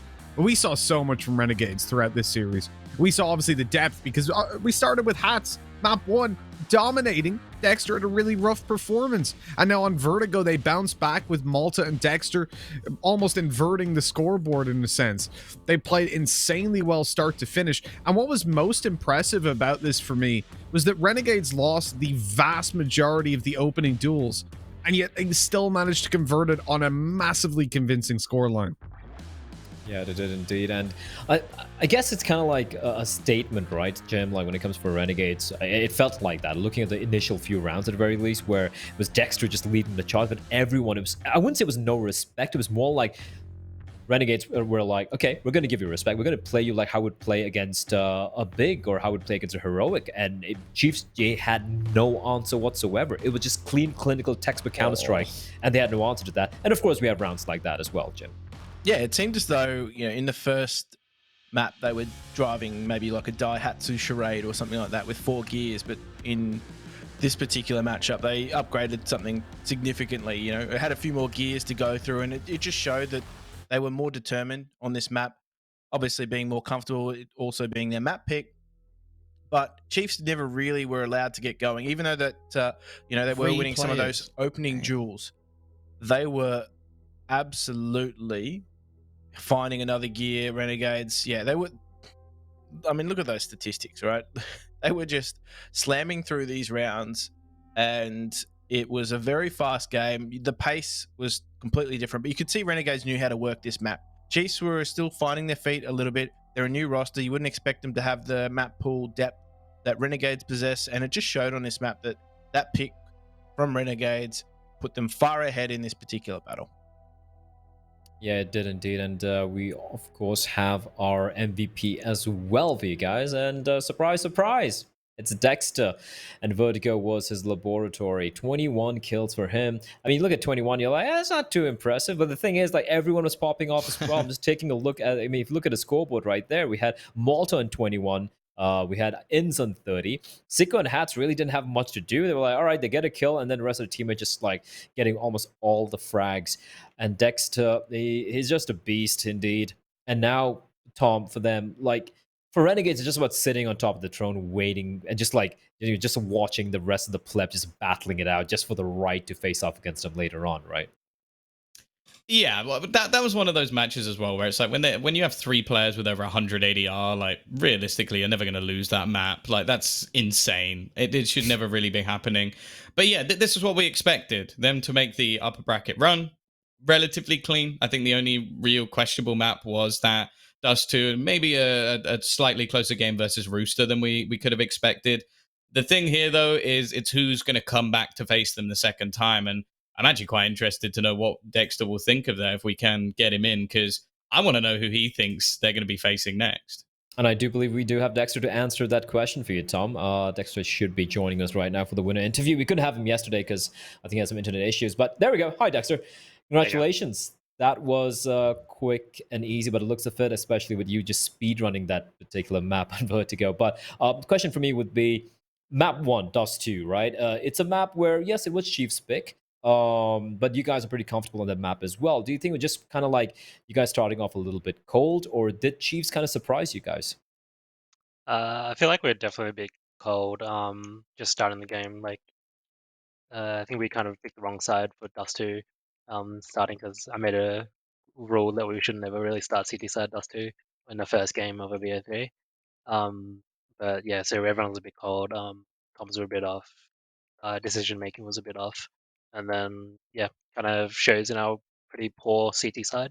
But then on T side, it's just business as usual. We're doing good things on that side, so just choose what we want to do and do it. But then yeah, we're a bit too panicky sometimes as well. Okay, Tom? I kind of already know what my question is going to be, but who do you think are going to be facing off against next? Do you think Order have what it takes to sort of come back, or did Chiefs impress you enough today that you think they'll make it back into the upper bracket again? Not too sure. I feel like if Order reviewed their game, like I think it will be just be Order, but also Chiefs do have what it takes. It seems like all their players were on today, so they just played a game. They're all good with the comms. They're all sharp, so I'm sure they can definitely take it to them as well. I've got a more general question of just out of curiosity. So obviously you guys are locked out from playing the international scene at the moment, and you're scrimming a lot locally within the oceanic scene. I'm wondering, have you guys noticed that the level of players of maybe or of these teams that are close to you guys or that you've been scrimming has increased a decent amount, or has it been more difficult for you now over time anyways, as these local scrims go on and on? Do you think this is going to benefit the Australian scene, basically, you guys being locked in there? I'm not too sure. From my experience, like of playing scrims, everyone kind of just pushes and does stuff, and we didn't even have time to do or execute. By the time like halfway the round's like over, we've gotten 3 kills just because we've done nothing in the round. So it's kind of just Okay. all right now. So I feel like it needs to be taken up that higher level. Hmm. Okay, Awesome. Jim, any final questions? I'll keep this one quite, but what do you think of some of the youngsters coming through? Obviously, you saw Vexite in this particular matchup, but there's other promising youngsters in the region. Do you feel as though there is some young promising there who can maybe step into later on? Not sure if I'm lagging right now, but You are I a feel bit. yeah okay. I have to say, yeah, Vexite's actually one of the probably top young prospects coming into the scene, and then yeah, Valiance as well. I'm lagging out right now. That's not. I don't No think good it's just internet you. I think things. it's a couple of people just lagging out. But we're not going It's to all keep of it Dexter. Australia, We're going basically. to keep it short and simple. No, it's Tom as well. Look at him. He's in Ukraine and his internet's supposedly very good, but even he's lagging out. Mitch and I are like fresh and like smooth. There we go. But Dexter, thank you for joining us once again. Congratulations. And obviously, good luck for tomorrow. I don't know if you need it, but if you do, there we go. I'll take it. Sweet. Thank Bye. Well, that's Dexter right there, MVP, and looking pretty calm and composed as he always is in these sort of situations, in these sort of wins. We of course have the brackets coming up for you guys right now. We're going to take a look at where things stand as It is right now. There we have it. Renegades. They are in the finals, and right now they need to wait for the final 2 games to be played out. It is going to be, of course, rather the final 2 games. We of course have the matchup in Downfall and Order that's going to be taking place a little bit later in the next 10 to 15 minutes time, and then the winner of that is going to be facing off against Chiefs in the lower bracket finals tomorrow. And the winner of that, of course, is going to be facing off against Renegades in the grand finals later in the evening. So 3 more games remaining, ladies and gentlemen, as things do start to heat up. It's going to get very interesting. Order versus Downfall. That's going to be coming up next. But before that, we will have to go to a very quick break as we try and sort the internet out for Tom as well as for Jim. And hopefully we'll be back very, very soon. But that's going to be map number 3 coming up. Game number 3 coming up on your screen in the next few minutes. But before that, a quick break. Grab a drink, grab something to eat as well, and be ready for the next matchup. Coming up next.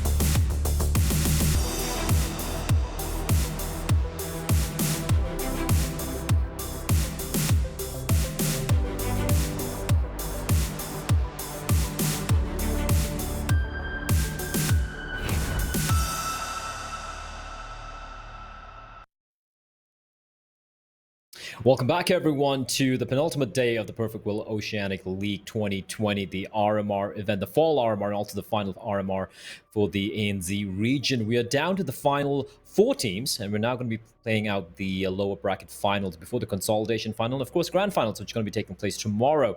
2 teams, Order facing off, of course, against Downfall. And I don't know about you guys. I mean, you guys meaning, of course, Tom, Mitch, and Jim, who should be joining in right about now. But this one's kind of a doozy. Like you look at Order, you're like, yeah, they should be winning this. But Downfall, man, they've proven to be a surprising package, Tom.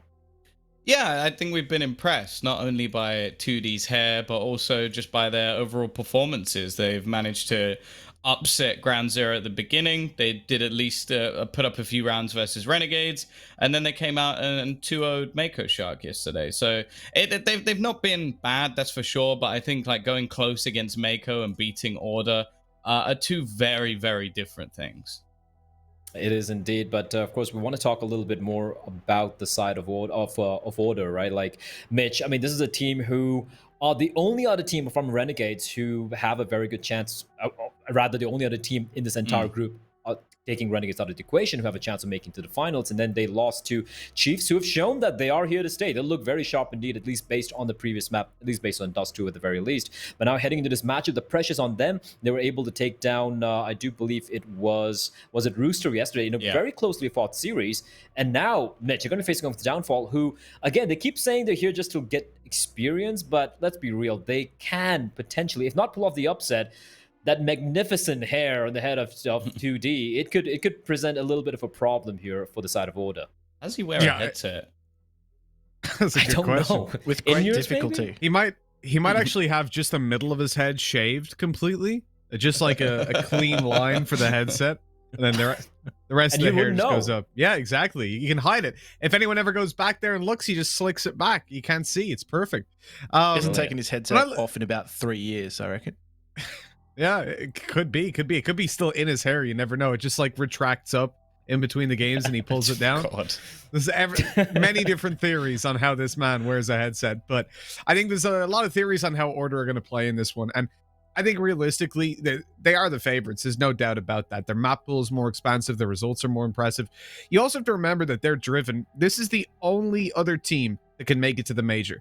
Renegades have secured their spot in the finals. There is no way that they're going to be knocked out of the major unless Order make it to the finals and beat them. It's the only way it happens. And that is a lot of pressure on Order to make it the whole way, right? There's no consolation prize for them. A little bit of cash, but really that means very little when you know that you were 1 or 2 best of 3s away from that major spot. And they're going to look to dominate Downfall. Now, the question is, are they going to show everything that they've got today? Because individually, I mean, they've got players like Ricky, Alistair, the Lobster himself. These guys were dominating when it came through to individual duels. And I feel like they have the potential to come in here today and play a little bit looser so as to conceal whatever they've got ready for the next game versus Chiefs and then Renegades later on. Because the likelihood is those teams are going to be watching, if not now, then they'll be watching back this game.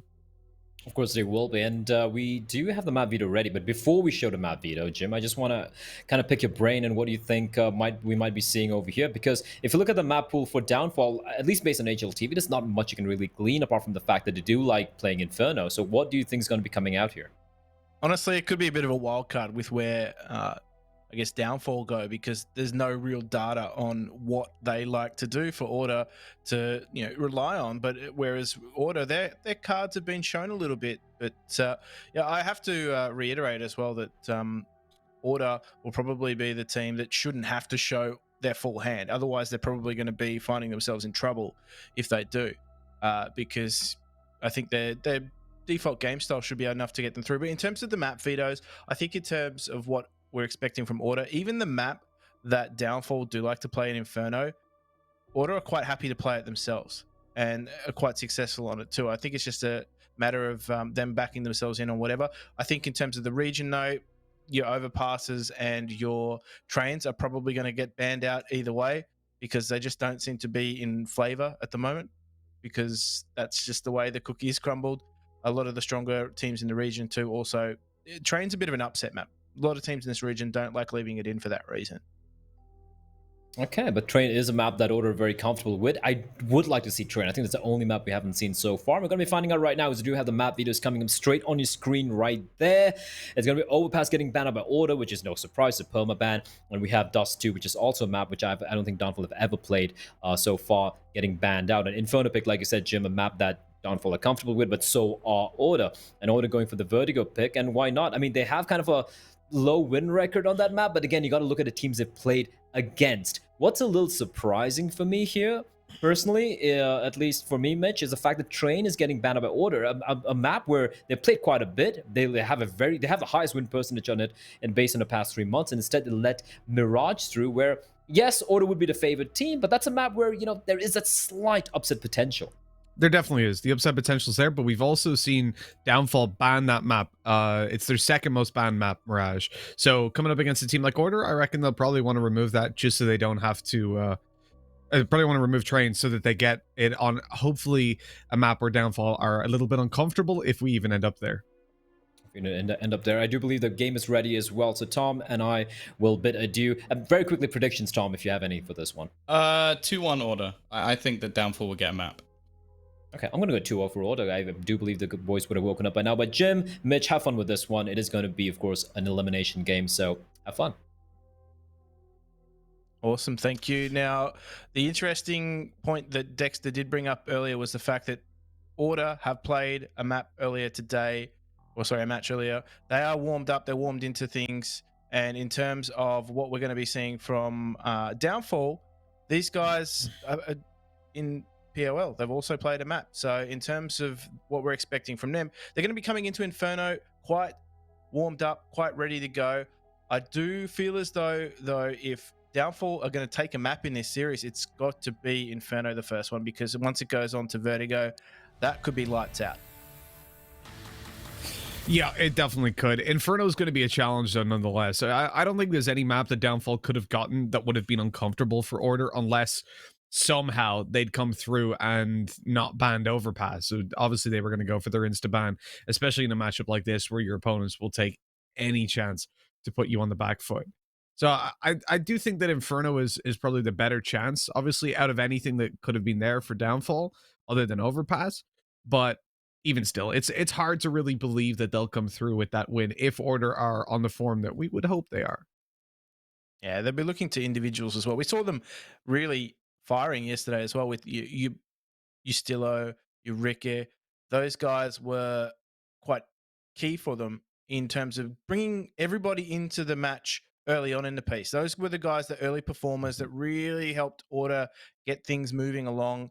They're going to be key again today, but I mean, the caliber of players that they're up against in Downfall, we know that they have a bit of a surprise package in the youngster and Savage. So let's just see whether or not he can get himself stuck in early. Look at this, a very aggressive second mid push. There is 1-for-1 trades though, so at least in that regard, Order are made to respect Downfall somewhat. This is usually the Ustilo show when it comes to Inferno alongside Ricky. You look at their previous games that they've had, they've only lost to Avant. They've even beaten Renegades here. Wait, did they beat them, or was it? Yeah, they beat them, and then they lost to Avant in overtime and 16-7. So this is a damn strong map for Order, and as long as Ustilo and Ricky are showing up, we're looking at mid and Banana locked down. But this round here, wow, 2-4-16. These guys have got 20 HP, a little above, between three of them. It's all down to Estilo. We said this map is normally the Estilo show, and it's going to have to be this time, as they've already pushed through that smoke. He's trying to catch them, and he grabs a quick double. They're back in the round. The problem is with the low HP, they're now one bullet to the body, but USP's in hand. If they can hit those headshots, it could still go their way. Well, that's the thing now. The ball is well and truly in the court of Downfall. All they need to do is land body shots. That's it. They don't need to go anything fancy, but 2D makes it a 2 versus 2 and keeps things interesting now as they roll into this B bomb site. And Order are closely grouped up, just trying to make the most of what they can here. No kits on board, so it is going to be a straight battle, and they need to get on it early. Licky forcing the 1 versus 1 against Ali, and Ali is just going to make that call. He's going to get out. No kit, no win. And that is the round going to Downfall. So a good early start, but we said this yesterday for them. They got themselves off to a good early start against Renegades, and the follow-up rounds weren't so hopeful. Yeah, ultimately that comes down to that early mid fight. They get traded out 1 for 1, but it's the HP that they lose on the other players, and then the fight in towards the apartments as well. Like, if they had that extra HP to play with there, that definitely could have went their way. But Downfall just about edge out the victory due to the early fight. Now we come into round number 2. And obviously, being on the CT side, you can't get a very strong buy if you do force up. But on a map like Inferno, this can often be enough. You'll see Alistair's still got the majority of his cash, 1,300 in the tank. And that's obviously just going to be used for the op a little bit later on, having saved over his armor. We'll see what he's able to do with this. He's actually upgraded into a helmet as well. Economic management, always key. Good to see that they're not falling into any traps early on. You'll notice there's no kit to play with. And that's something that I would probably rather see one of these players take a kit rather than the armor and Deagle. But hey, they're just looking for the aim duels, and straight away, one goes their way. And Ricky's solo defending the B-bomb site, and he's locked out by those smokes. It's going to have to be the retake now. And doesn't land a Deagle shot either to make things maybe a little bit squishier as they look for the retake. Now, they do have a single flash on Jara and Ustillo each, so watch for those to come through. That will probably spur them into action. They are going to go for this, and that late flash will come through. It actually doesn't do too much for anybody. Counter flash was good from the tees. Now here we go. It's just a shooting gallery. Savage, he's not going to overextend himself, playing it smartly, but maybe he needs to step and help as Ustillo and Jara just take what they can get. As Jara is taken down through the smoke. Ustillo could be causing some upsets here. Don't know if he's landed enough damage on Mizzy to make him hurt, but that will be another round from Downfall. They retain their weapons, at least the most expensive ones. And I'm liking what I'm seeing from Downfall in these early rounds. Now they're getting good work done. I mean, look, they've shut down the force by now. Ustilo only managed to save over a Mac 10 as well. So definitely not the best of weapons to have salvaged. And all in all, you're going to be pretty happy. It means you're running up against a Deagle and a Mackie in this one, alongside a P250 upgrade for Jira, and a Deagle for Alistair, but very weak buy. They're going to look for the AWP in the next round where Alistair can start to really turn things his way. Although generally you won't see the AWP do a whole lot. And how many times have we seen Moop just run up on short or long like that and end up getting domed? This guy is so aggressive. And then in the interview, he's like, yeah, I'm normally a very slow player. Yeah, like, don't know if you were watching that game, brother. Yeah, we not watching the right game. Yeah, I Or think you the playing a names different might have been game? swapped there, bro.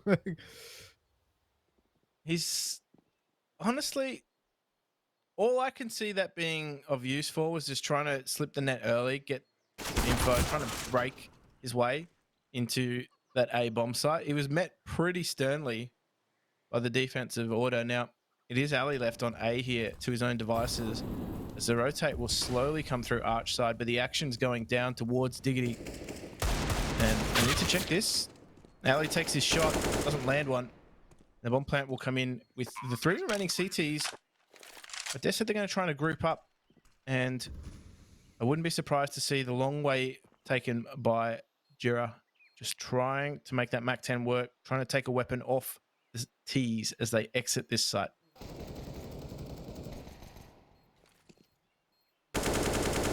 I'd be with that strategy. Force them to save down. You know, a couple of these guys are lit, so they're not going to be able to save in pit. You can see holding down the apartments here. The Mac 10's going to look to farm a little bit of cash. First players out, always going to be the low HP ones. Oh, Ooh, the Savage is down the pit. Oh, it's planted far side. Sorry, it's not planted default. So yeah, they'll actually survive that, just about. If it was planted default, they would definitely be dead, but I didn't notice how deep it was. That's fine. Yeah, then. Jara had no idea as well. If he would have waited, obviously he could have done heaps of damage when the bomb plant went, when the bomb exploded, but I think he made the right call. He still wanted to disrupt them, trying to save in that pit, do some damage, and hopefully do enough to damage them that they were taken down by the bomb. Didn't quite work out, but the idea was right. I think well, I'm not 100% sure at this point, but if Alistair, he was dead before it was planted there, before they would have made it there. So there's a possibility they didn't know that it was that deep either. He could have thought he was swinging through to find the full HP players over in the corner itself and get an easy kill because we just tickle them a little bit. It's already done. With the Doja nade. But it's also very smart to plant in that position. If you're downfall, because in a round like that, exiting when you're versus a weak buy like an eco is never ideal, because no matter where you go, those pistols can be waiting around a corner and steal a weapon away. And if they get even one rifle out of it, that's a successful round. So that was a really smart plan to go deep instead of just planting default as soon as they'd cleared the site. Those extra couple of seconds can be the difference between, as you saw, actually getting to save the rifles and losing 2, 3, maybe more. Great opening by Alistair, though. Again, it's moved to fall. He was poking and prodding towards short as his teammates looked for long control. That smoke should get it for them. Alistair, oh my god! Ooh. He's taken down Licky. He tickled another player as well. The breeze of the bullet just swinging by them. Ricky's in position to catch one in the back just about. And this is a disaster. Downfall being picked apart. And tried to go for that B split. And in the end, they were the ones that had the dome split. Order. Holding strong. I thought, look, Ali just doing Ali things is something that you need to deal with when you're playing Order. Again, he just cleans up that final frag, but once Ali gets a little bit silly in server, he's a very difficult player to stop. And if you don't stop him getting away with these sorts of plays, and I know him having shot people through smoke, it's not really something you can prevent per se, but once he's confident like this and he's taking risks, those risks more than often pay off.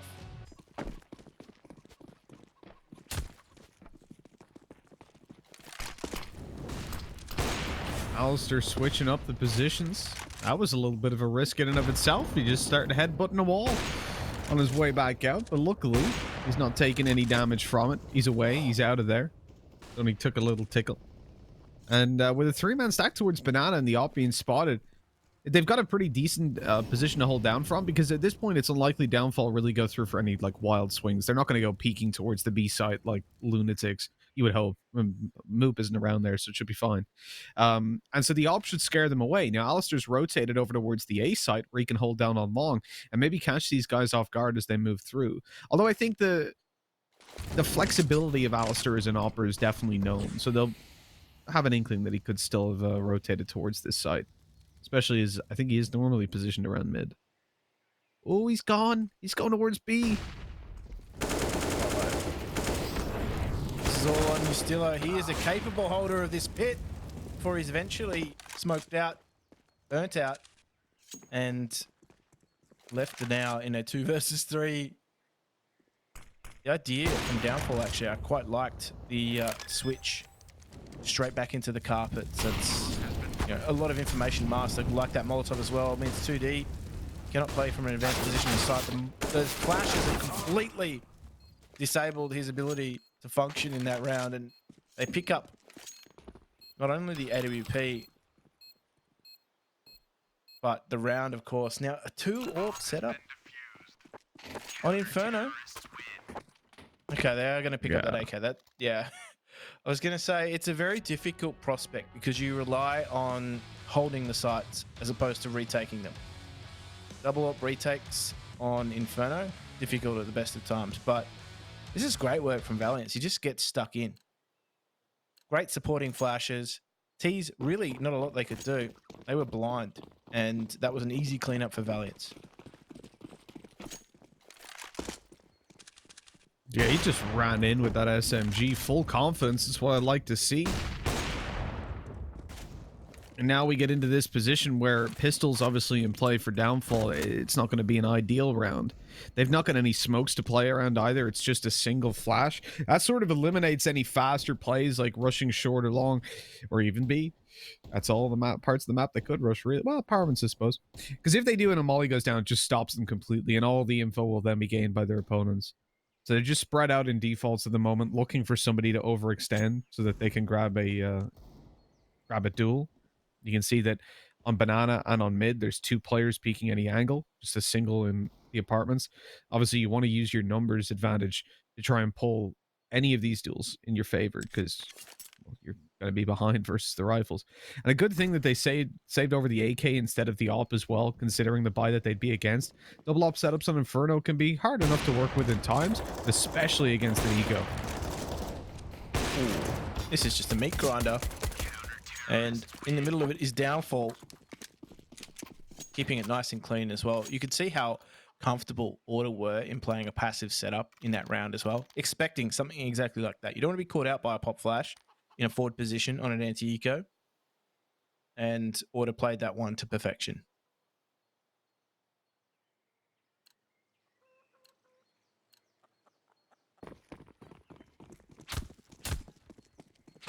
It's a very important round for Downfall. They want to keep themselves in a confident spot. Versus Order, we mentioned the next map doesn't look all too ideal. This is really where they need to get it done, and they almost got collided on that. Alistair walking away with just one. It's Moop again to fall in the early round. He is not having a good game so far. Walking into that off for the second time, and Nade with mollies down deep. Almost eliminate Mizzy. This is turning into somewhat of a disaster now, Jim. As they go behind by 1 player, almost 2. And they've got no map control on the back of it. There's no benefit to what's just happened. They've just been ripped apart. No, if anything, maybe send that man around Boiler to create some sort of a distraction. I think that's Licky, but he'll be spurring into action as a lurk instead. So Rick holding strong. His teammate has been felled in this B-bomb site, so they will get in Downfall. They will be able to plant. And 2D, the main man, I want to call him that based on his beautiful red mane, is forced to 1 versus 3. He's actually going to walk and sit in his own smoke, walk all the way through it. But Sangle might be able to catch the gap. I think he has. He's got himself around, picks up Alistair, but the rest of the CTs are flooding into this bomb site. They know where he is. The jig is up. Now they're just going to send someone straight onto the defuse. The smoke coming out, but the spam is not good enough. And Downfall concede that one after the Order retake is successful. The 4th on the board, even with the bomb plant, Jim, it's not a great consolation, really, is it, for Downfall? And this started out so well. Look at the confidence to just aggress straight down middle by Alistair. And then obviously the lurk of Leaky getting very little done. I did see some players earlier, or some viewers earlier saying that Licky is leaky.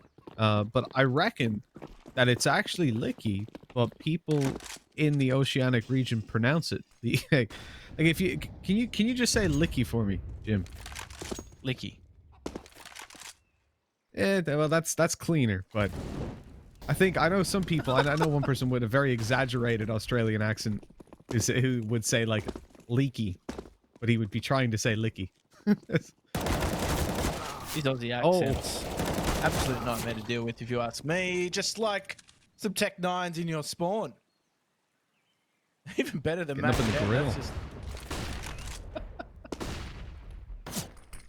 Gold plated. Oh, Ricky thought he was around the corner. He thought he was safe, but you're never safe. Not when the Mackies are coming looking for you. And the Techies, they're all up in your face. Oh man, what a round already by Downfall. Just that straight rush right on through. They didn't even have the smokes to work with. Oh, they did obviously then crossing into CT. Yeah. I'm not sure if they picked those up. But either way, very low investment.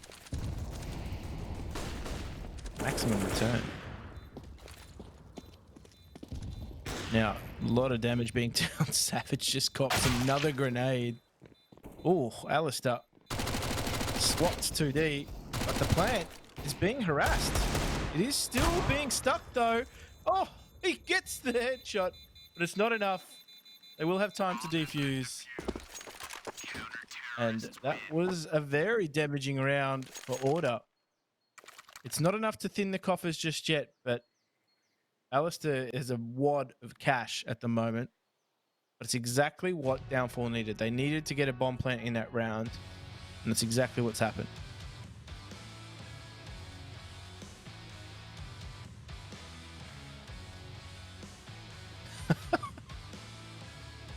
Here, take my AK.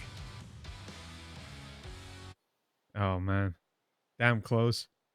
I actually lagged out during that one, Jim. But I'm Oh. back. Looks like we're all being hit by tech issues. The world's EU falling internet. apart. EU internet, evidently. It's the problem. It's the AU internet that actually hasn't been too bad. I'm gonna have to touch something big and wooden and knock on it. There we go. But from this match, what do we need to see from Downfall? What do they need to do here? They're getting into good positions, but the retakes are letting them down. Order are just getting themselves back into these bomb sites.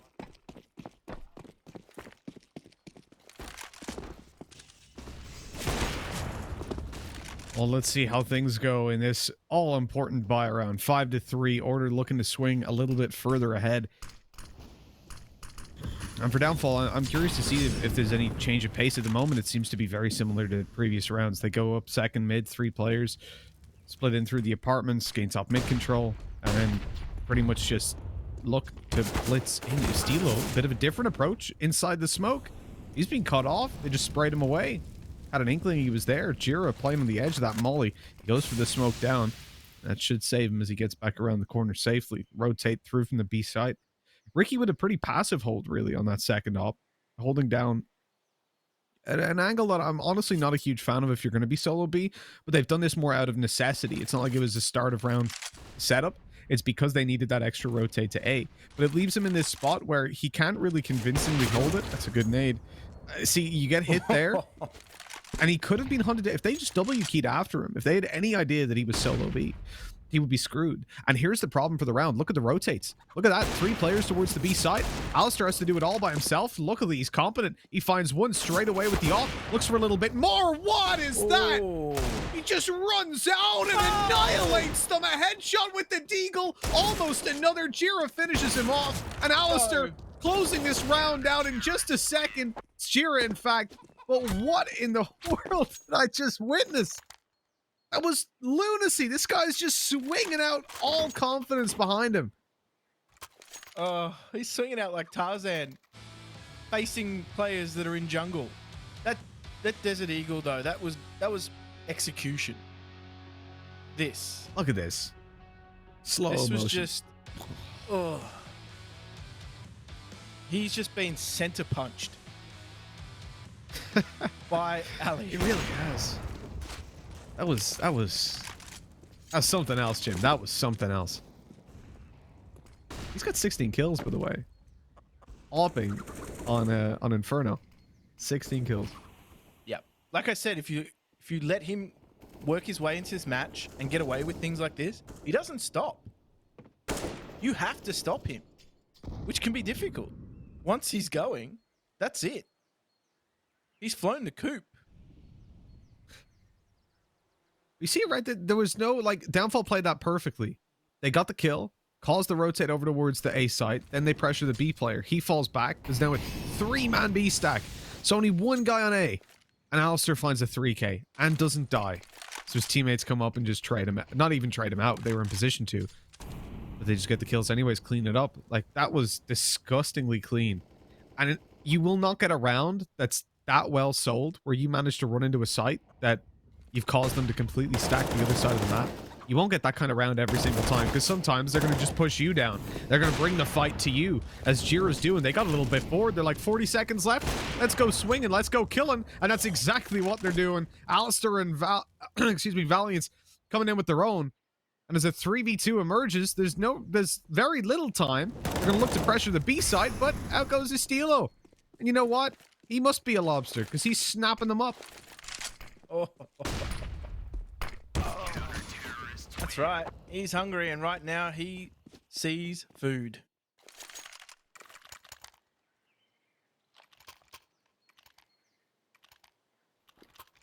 What do lobsters eat? Though, whatever they want. I'm gonna look it up. What do lobsters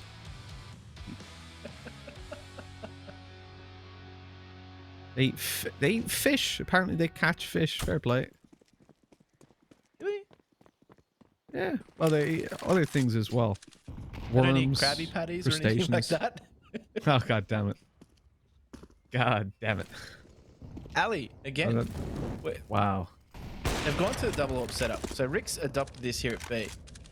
Remember yesterday I was saying how valuable it was if you had a player that could just solo down banana or control B with an AWP? Imagine having that player that could do it at A, just solo hold. They also have Rick, who's quite handy with the AWP as well, but this is just lunacy.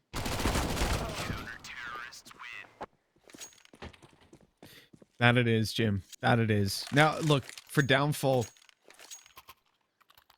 I don't want to be overly critical of them. You know, there are games like, for example, when Order were playing versus Chiefs, the mistakes that were being made, we were quite vocal and critical of. And again, when you see a game where a team is supposed to perform and they make mistakes, that's when we got to kind of call it out. But in this situation, it is no secret that Downfall should get bodied by Order.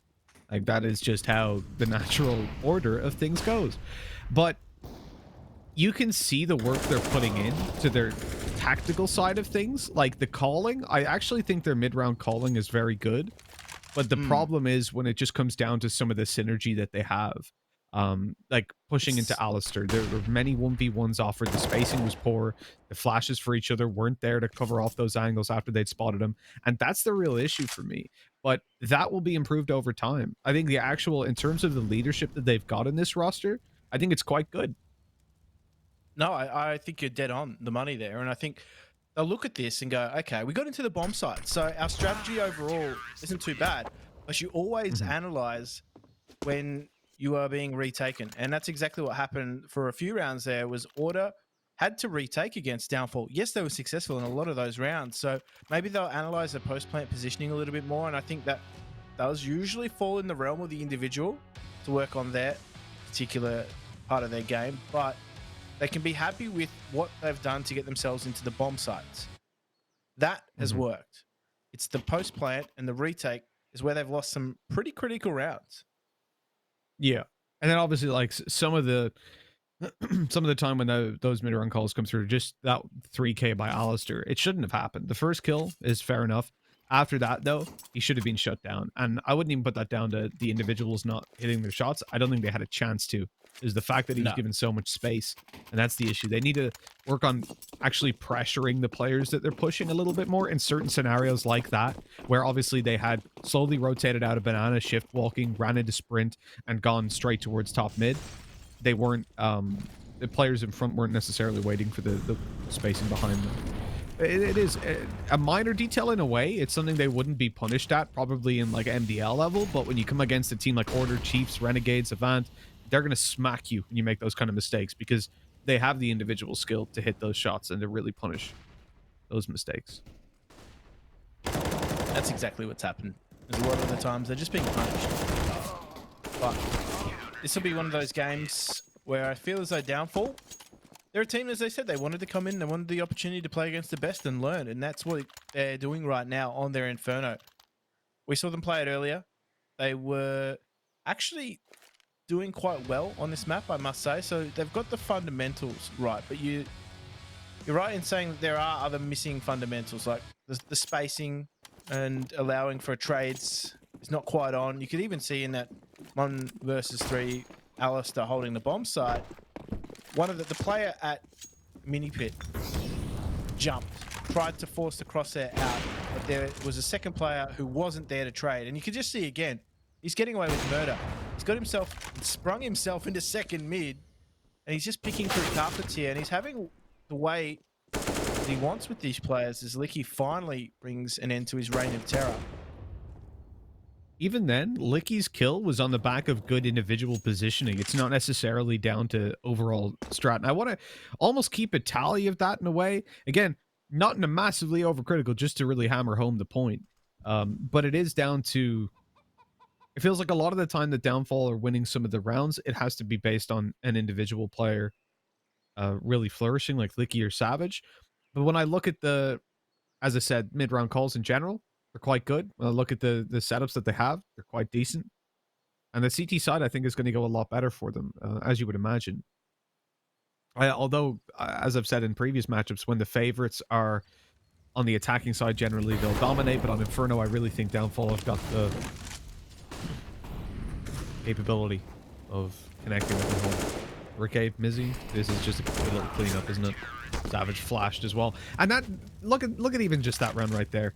For that last peek by Ricky, he finds the first one, ducks away, and waits for a flash to come through from his teammate that pops right in the open on the side, and then he swings.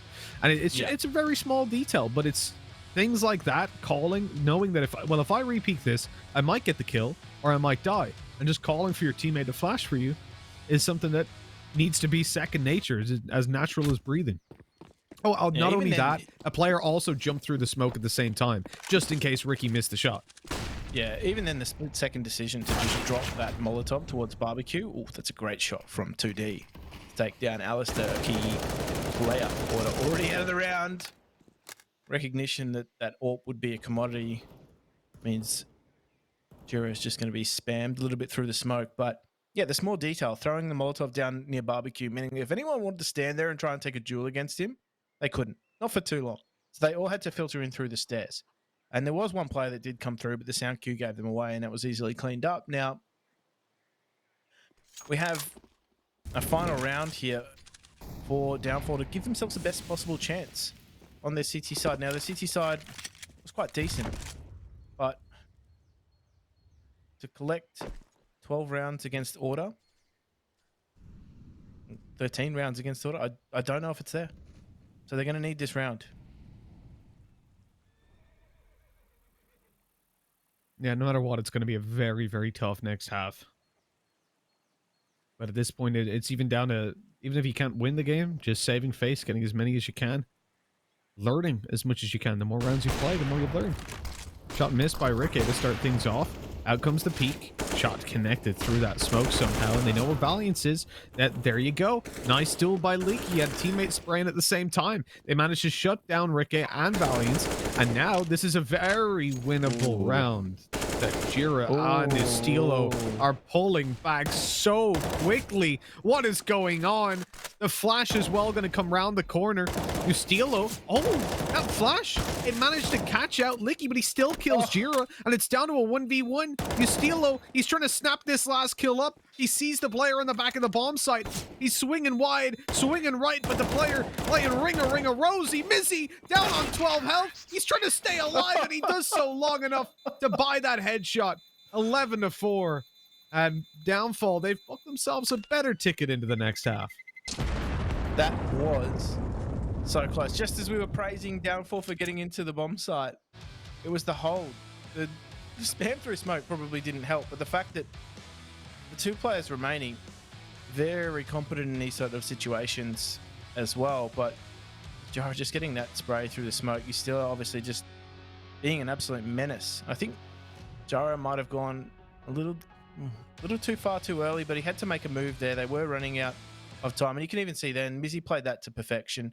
He just had to try and bait him into a situation and play that time, but there was still about 7 to 8 seconds left on it though, so the frag goes the other way. There's still a great chance for Ustilo to get to that bomb in time, so really important that Mizzy hit that shot after exposing himself with the wide peak.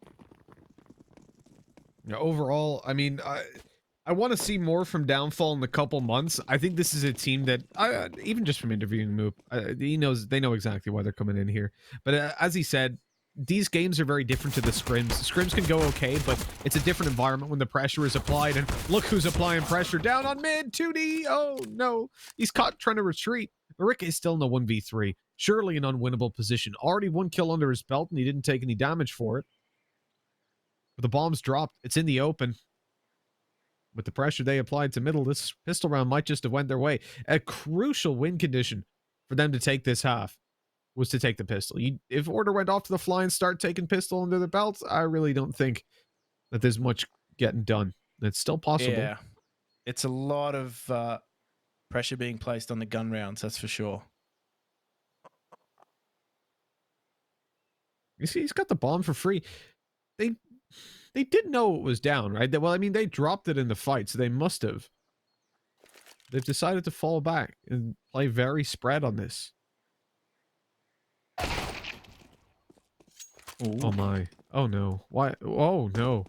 Ricky, is he gonna go B through this? He must be. No?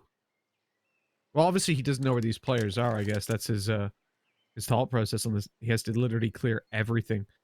But that buys enough time for Downfall, even in their pretty poor positions towards bottom mid, to just get that rotate through to site.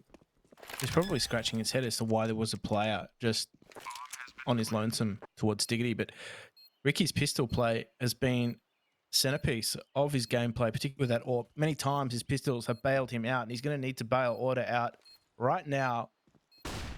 As that flash does come in, it just means Rick is not going to face, but that is his downfall, his demise, if you will, against Mizzy. And a very important round goes the way of downfall. Well handled in the end. Yeah, I think Ricky was definitely surprised because they knew the bomb was down and they abandoned it and then played towards bottom mid with 2. So he definitely thought there was another player towards the site, like in apartments and pit, grave, just lurking and waiting for him to make a mistake.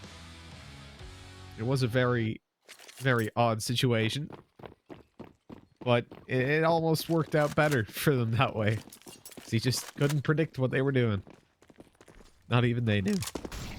You look at the buy that's in play. Full rifles for the most part for Order. I mean, they still come out of that with a pretty decent position. And we talked about it already, Jim, how trash this economy system is. That if you get a plant in the pistol round, you're already able to buy up to a better extent. I mean, look, Downfall have got 4 SMGs. That's a very aggressive buy to allow for extra utility. The problem is, when it comes to aim duels, with the exception of Mizzy, everyone is at a disadvantage. Again, we play that game. Who won the pistol? And if anything, I'd answer the T's did because of the buy. Yeah. it's a pretty good buy. They're lacking a little bit in some utility, but that's about it. You look at the 2 head-to-head. Oh, Ustillo. Free haircut. Talking to good buys. Welcome to Ustillo's barbershop, where everything's a close Scalpings. shave. Well, there we go. SMG's picking it up. I don't know about you, Jim. Is it lagging out a little bit for you? I'm still good. I'm still on that Okay. AU internet hype. I DC'd for a short moment, but it seems to be back now. I saw just that second swing with the SMG as the kills come through and then build up a little bit of money. Rifles are retrievable, of course, and with his Steel of Falling, he only had a Deagle, so it is only the one Galil that's left on the floor with Valiant's taking the AK. Obviously looking for the one-hit headshot potential with that on his 33 health as they creep forward. 2D is being dropped. Oh, on the bomb site, though, Savage. He's tucked away, and he's doing damage, but he gets shut down by Alistair. Oh, that's a disaster. Dropping down into the pit. He headshots him through the hay bales and then finishes him in the open, leaving Mizzy in a 1 versus 2. And again, they lose the pistol, and yet they answer back so strong. Had to make it work very quickly as well. They were on a timer there, but now they're going to double stack. This is hard work here for Mizzy. Tries to spam, isolates one, but cannot find the second. That is a telegraph pole, if ever I've seen one. And Order, they bail themselves out here with buying into the second round and making it work. But they were on a timer with this. They put the bomb down with 5 seconds left, so you don't want to leave it too much more than that if you're going to get into the site and plant and eventually get in. Now you can see he was just sprinting. He went for the better positioning in the bomb site. Obviously wasn't going to make his teammates stand out in the open and guard Diggity or short.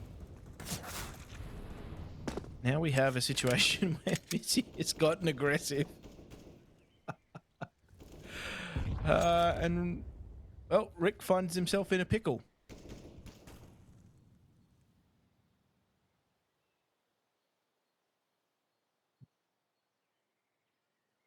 That was I like that one, Jim.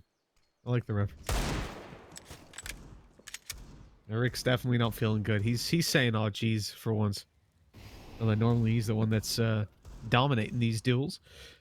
As we look in towards Downfall, they're still poking and prodding in towards Banana. The problem for them at the moment is that with those weaker weapons, even the man advantage might not be enough to really bring this back over in their favor. Alistair's gone down to the Mac 10. An interesting take, considering he's 17 health on the board. Obviously, won't really have the potential to one-shot people even without the head armor if you get a decent range on it. Get up behind a wall. Look for those. Ooh. 2D dances the dance, gets the shoulder spot. And Order are just going to continue with the angry mob to wrap this A bomb site. They're going to need to get in quite quickly here. Time is ticking against them. 2D and Licky combining. They're making this so hard for Order. And in the end, that smoke through library was their undoing. Because they were flanked through it. They had no way of making it into that bomb site. The pistol's doing work. So this is a tug of war right now between these two teams. Trading rounds, exchanging rounds. I'm not even surprised to see Order buying back into this round either. Continue the slugfest.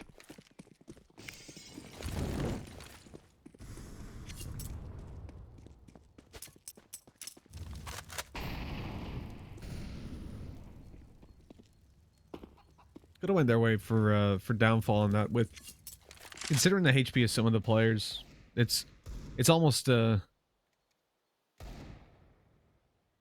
surprising in a way that Order are kind of in this situation where it's pretty close. Like downfall with just pistols come in, they deal all that damage, they save over an AK with it, they get the round win on the board. They're 6 behind. CT side, it's winnable. It's definitely winnable. And what you have to remember, I suppose, as almost the downside, is the downfall have won both pistols. On the CT side, they won one round that was a buy round. The very final one. Other than that, it was just a streak from Order. They've definitely felt like the better team. We know that they are. But in some of these rounds, they've come very close. The potential's been there. I mean, we saw Downfall even pull ahead when it came down to some of the strategy, some of the mid rounds. It was just the synergy that they were falling behind on. There's promise for this team, and I do feel like I expect a stronger Order than what could be coming through in this series. I want to see them shut this down at this point because it should be 12-7. And from that point, I think Downfall have gotten as many rounds as I'd expect from them. Ali doesn't have much time to work with here, so he's just going to try and do some damage, maybe get into this. I don't know. There's a lot of value in saving, but he's going to go for it anyway.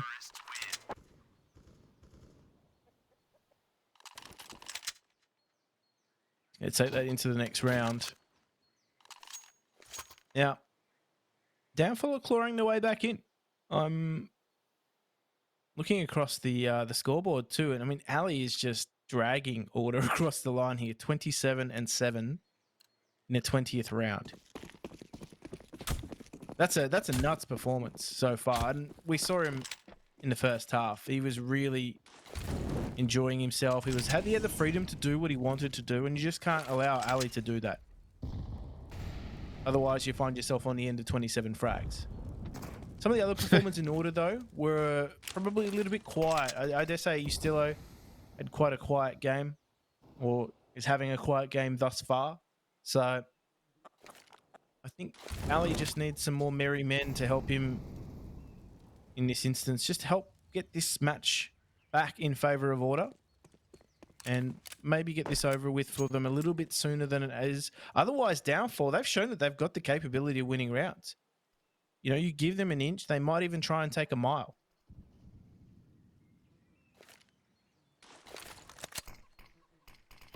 Well, let's see how long this mile stretches. They're all stacked up on B. This is oh, the timing on that straight through the smoke. Grabbing one, and now Savage is in danger. Nade goes deep, but they're already up close, and Pistols up close. We know the damage they can do. It's Alistair on the SMG again. This time headshotting the armored opponents and taking them down. As 2D looks to, well, finish this one off now. 19 health on Alistair. Surely that's all he gets away with, and it is. 12-8. Downfall getting the round they should have, but hey, they lost 2 players, Jim. That shouldn't really have happened. Yeah, look, I think the push through the smoke was actually really well executed by Order. They just sent 4 different people through the smoke 4 different positions as well. You really, unless you've got superior positioning, you can't deal with that if you're on the other side of that smoke. So it's exactly what happened. They just got their way in. Savage was good for 2, but that's about it. He was overwhelmed, and if it wasn't for 2D arriving quite quickly, there would have been a plant as well. He actually forced Order into fighting in that round. So that's robbed them of some utility here, not getting that plant, and that might be crucial in the round, but Ustillo opens up, so that's good signs for Order early on.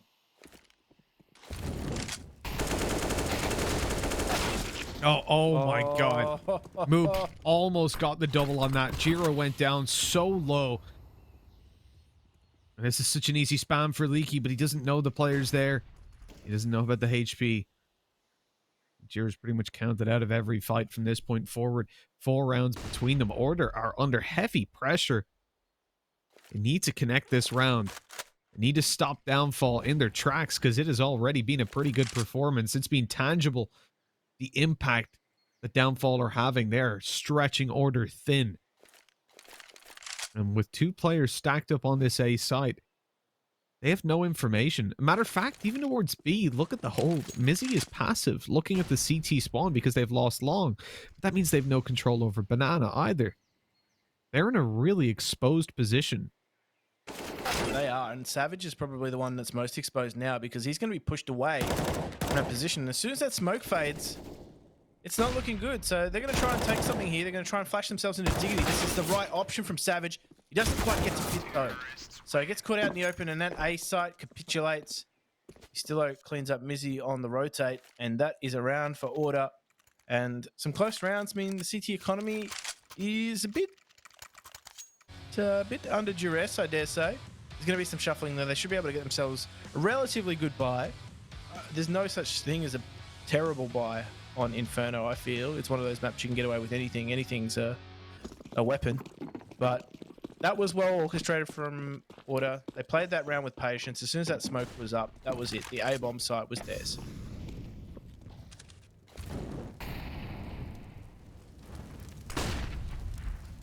They waited out the smoke, they got the site, and now it's time to give Downfall a fright. Oh no, Stilo straight on through, but TD hit, or 2D, excuse me, hits the shot straight away, shuts him down, and puts them in a reasonably winnable position. Like it's a 4v4, but Ustilo is low. Push coming through from the op. 2D's trying to make a little bit of an alley angle, but doesn't seem to be working just yet. With Ricky trying to find a kill. Oh, he's been stuck up on. He has no idea. And Savage just executes him. 2D with another. Deagle on Missy spraying away, looking for another victim, but not today. Those kills don't seem to be going his way. As Ustilo tucks down below, and 2D has no idea what's about to hit him. A smack in the face, a nade deep to deal the damage, a smoke to cut off Savage on long. And Order might just be able to buy their way back into this site. It's going to be a long, hard road, though. Izzy going down makes that somewhat easier. The smoke is going to buy them some time, at least to get them into the bomb site. The plant goes down, so Moop is on the flank. He's the danger man here. I dare say, particularly for Ustilo.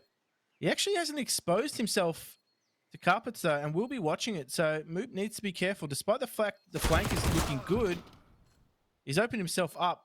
Jaro's exposed himself. They have no real information as to where Ustilo is.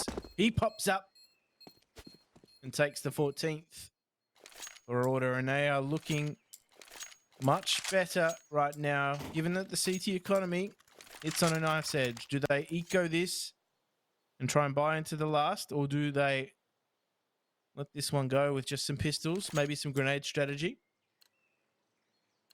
and try and force the issue right now?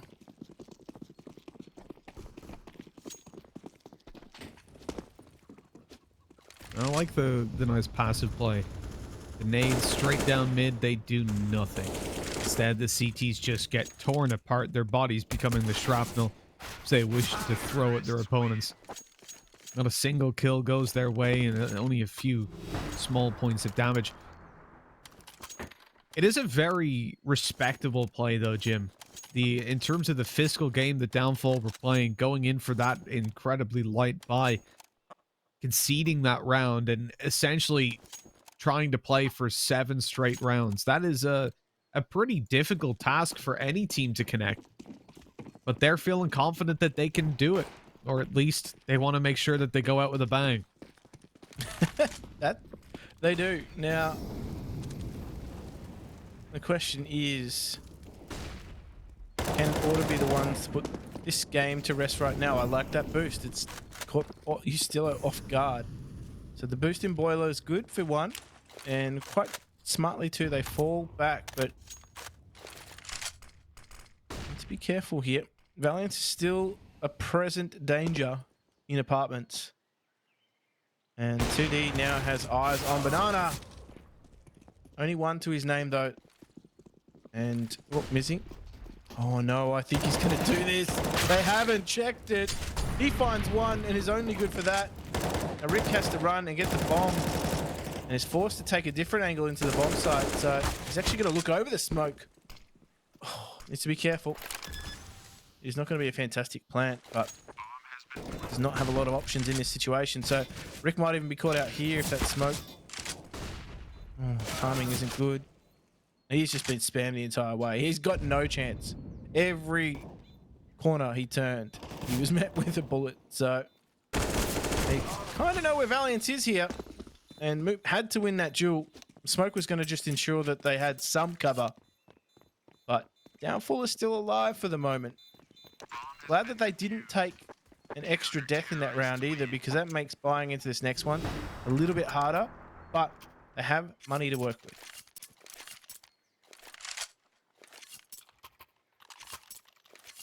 You know, I'm quite happy with the position Order are in, even with the, if they lose this round, like the cash ain't great, yada yada, but it's still 3, maybe 4 buy rounds between Downfall and actually connecting in overtime. You know, they've woken up and they definitely look better CT side,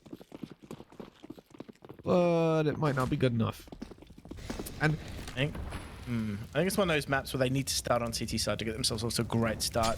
As T's, they were just being met with stiff resistance. yeah, definitely. And Order as well have got very well calculated aggression on Alistair when it comes to CT side, so they can consistently pull themselves into those advantageous spots. I mean, I'll check what he's at in opening duels at the moment. Alistair is currently on 6 for 1. You could see that. It was tangible. And I don't think he's gotten an opening kill on the T side. At least memory doesn't strike for any of those. So that it just speaks to how solid he was when it came down to the CT side in going for banana mid pushes or just peaks in general. Downfall could never get comfortable because it felt like any round where they're like, okay, let's come back in. We've got a buy round. Let's go for a take. We'll execute in, yada, yada. Oh, we've lost 2 players. Yeah, there was nothing good to write home about, that's for sure. And this B bomb site is the target right now. Savage and Mizzy, they're combining for this ultimate B bomb site hold. He needs to stay alive. He cannot. Alistair finally breaks on through to the other side, but the HP is going to leave a lot to be desired, as that bomb plant will come. But there will potentially be no smokes by the time it gets into the bomb site. So, oh, Alistair, you filthy boy. That is disgusting, but he's still unable to get the plant. He got stuck. Yeah, there was not a whole lot he could do in that position, was there? It was just tucked up at the coffins. A 15 to 10. In a spot where I'm guessing at this point, a Downfall have got to be pretty hyped. They should be connecting a second on the back. There was no bomb plant. And no bomb plant means no money. Ugh. That is correct. So this is still a potential for Downfall to take it into overtime. And right now, I'm sure they're saying to themselves, guys, take it 1 round at a time. Let's not do anything. Let's not rush into any choke points. Despite the overwhelming temptation.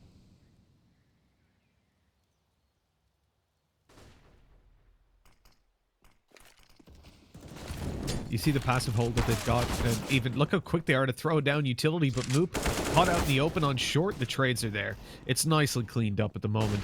Just the 2 pistols to worry about. Bomb down in the open. Most of the threat of this round is gone.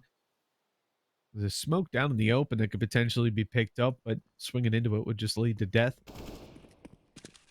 These players just holding their angle and waiting for a peek.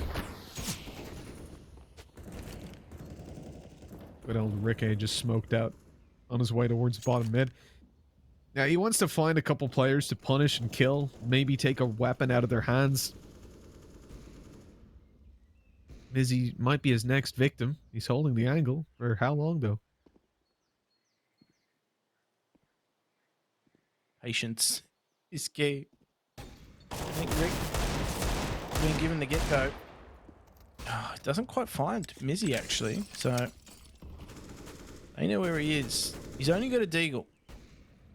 They don't need to get too adventurous here, Downfall. If they lose a weapon, it's going to have to be brought back in. And they don't really have a lot of cash across all of their players. So I think they're just self-preserving right now. Rick is forced to take the fight to them. And that is a fight that he does not win. Very clean stuff, though. That's really what I want to see from a lot of teams when you're in those positions. Like, you can't afford to lose any more weapons. Already, it's going to be a decent enough investment. I say that. They could have afforded to lose one more weapon. But when you're on such a knife's edge already in making it through to this overtime, 4 consecutive rounds needed, your money not amazing, you always want to save it up because you never know. Maybe this round's going to come down to a 1v1. Now you've got to reinvest and you don't have a lot of cash. And if you've lost 2 more players in the previous round, well, then you definitely don't have a lot of cash. It was the right call for sure. That's a very aggressive peek by Ali, and he gets a double. The alley-oop. He lines them up, takes them down, and now a 5 versus 3. Talk about Ali. It's more like the streets of rage right now. And Licky still has control of apartments here, but he's going to give himself away. Rick goes down. And now this is going to make things awkward here for Order. They are potentially being pincered. Justillo takes a lot of damage, so leaving him and Ali quite low. The bomb has finally been planted. The flash comes through, but they're not going to step on it here. This could be awkward for Order. That pit hold is going to be key. There's so many head peek angles, and the real problem here, Jim, there's no damage dealing utility, no molly, no nade. Clearing up hit is next to impossible in these scenarios, and the low HP doesn't help out. Oh no.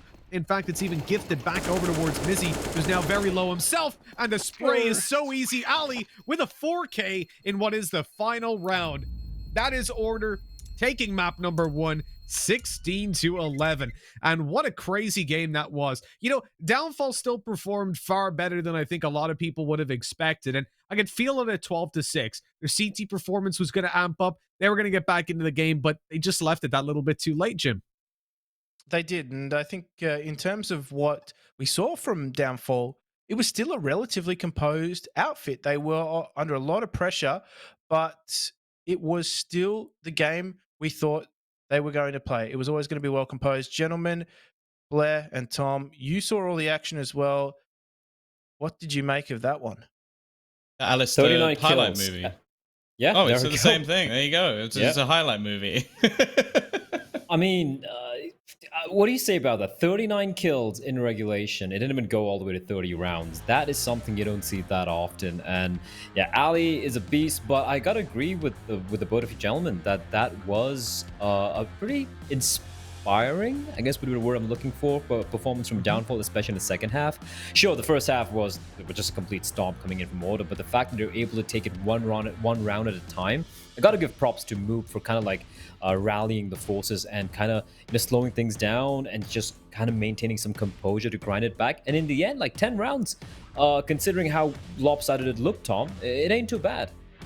Well, I think the thing that sort of impressed me most is, like, firstly, the resilience coming back into that second half, but more so that if you actually look at the rounds that were actually won by Order in the second half, they were almost purely off individual brilliance. Like, although Justillo didn't have like the craziest of games, in that second half, there were 2 rounds at least I would put down solely to him that they were able to win. Like the round where he manages to sort of win it from the pit and do quite a lot of damage from there. And of course, you had Alistair in similar situations here, like managing to just drag them through a couple of rounds. And I'll be honest, when it comes to the T side from Order, I don't think it was that good. Like, I don't think like the setups were that good. I don't think a lot of the utility usage was that good. I just think they were the better players.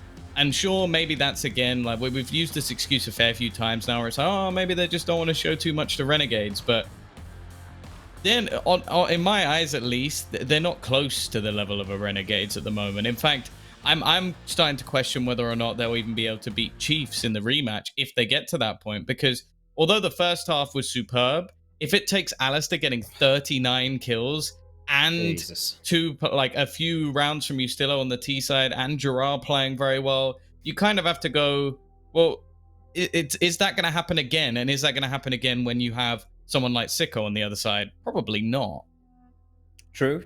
I mean, valid points, but I'm gonna kind of give the benefit of the doubt to the side of Order though, Mitch, mainly because when you have a 11-4 lead on the first half of the CD side, I guess you're feeling kind of comfortable, right? You're like, you know what, we can make it a little loosey goosey. We're still gonna close it out anyway. But of course, that is the sort of mentality you want to avoid, because later on you're gonna be facing off against Renegades. And one thing we said about Renegades, were even when they were 9-0, 10-0 up earlier today against their opponents, they were still playing like, it's a close game. They were not making any mistakes and giving respect and winning the rounds more convincingly, Mitch. And while you do touch upon that topic, I want to bring up the MVP as well. And you know what? I don't think there's any guesswork involved here. It has to be Alistair. We can skip this one.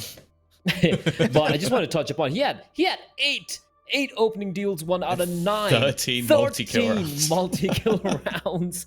130 ADR, 129.8. Fine. Round it off to 130. Make it better.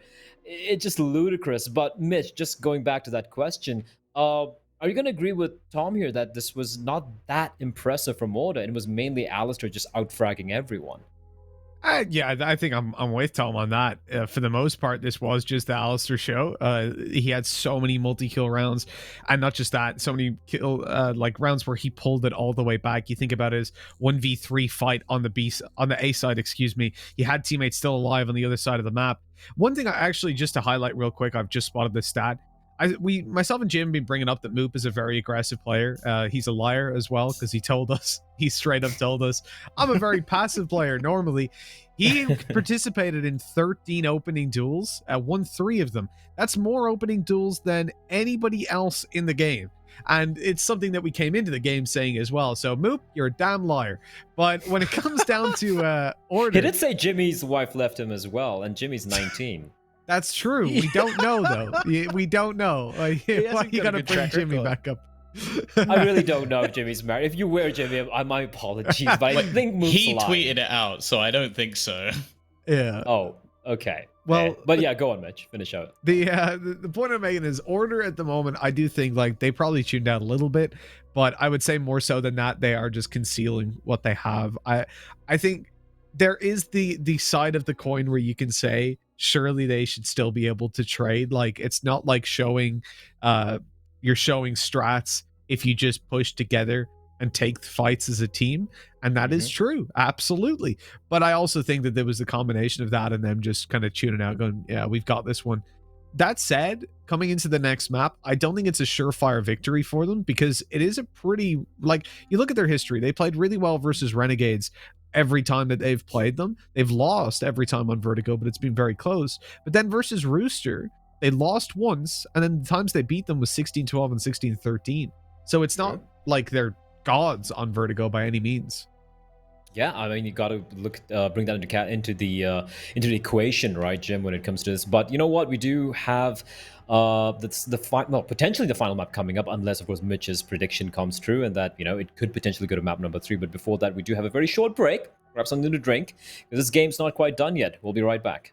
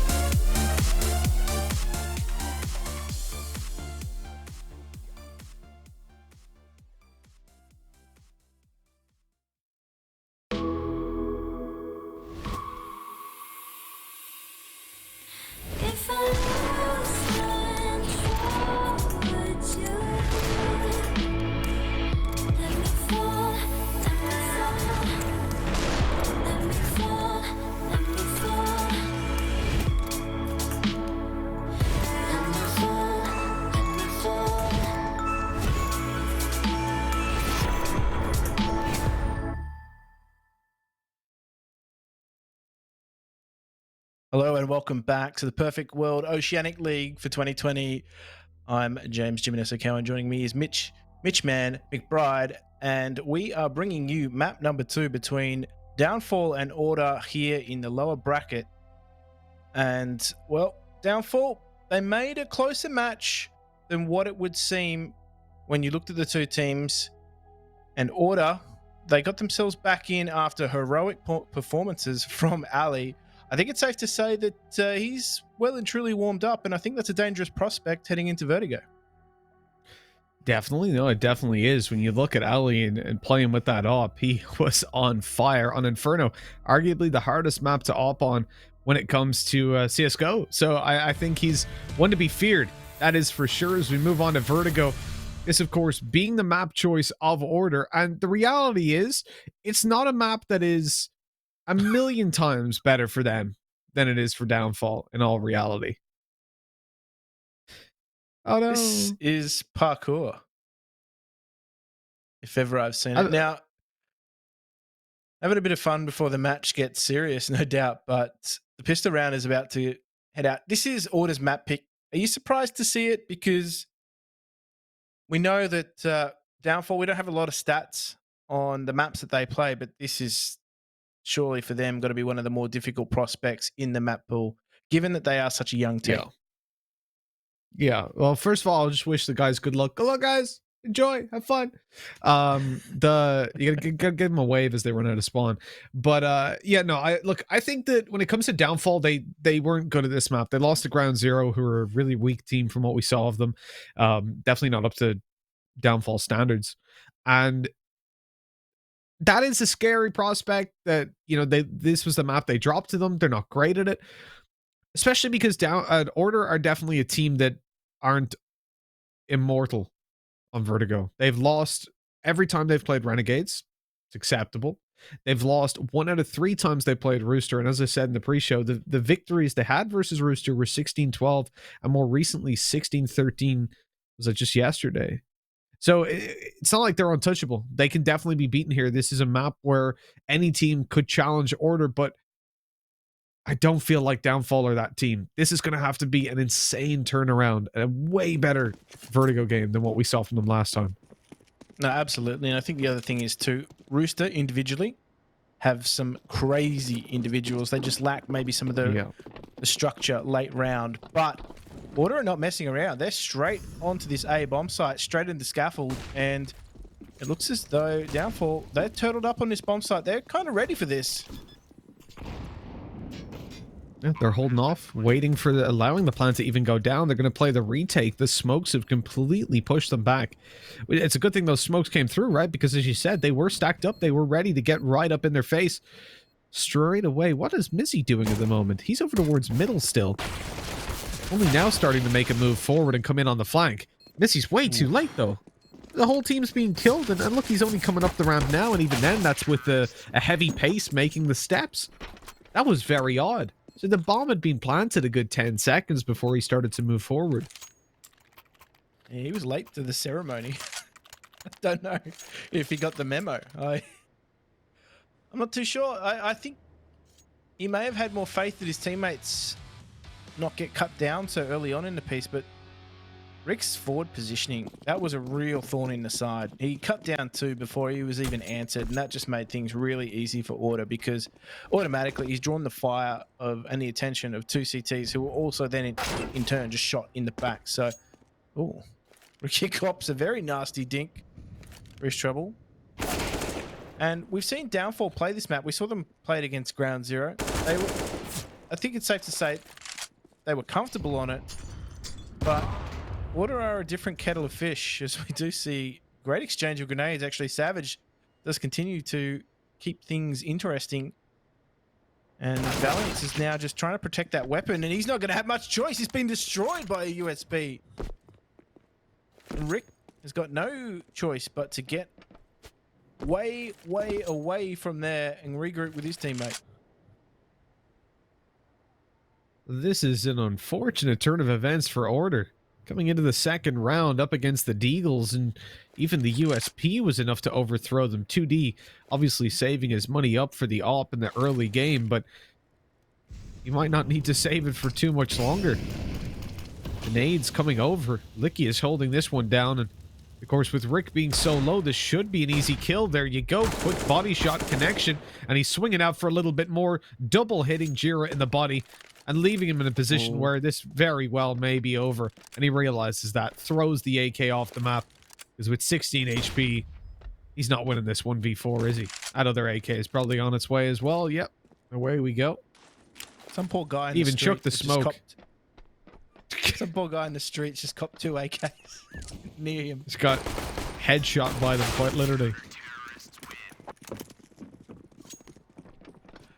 Either way, it's actually an SMG that does the last remaining.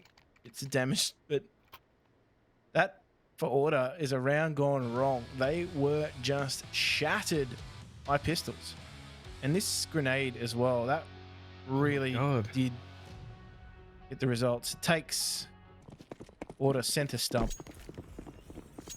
He was like, Steeler was half HP that killed him. Maybe even above. Could have been 56 health. And got He practically domed chest by the bumped it. nade. Yeah, I think he might have head bumped it. Quick heady.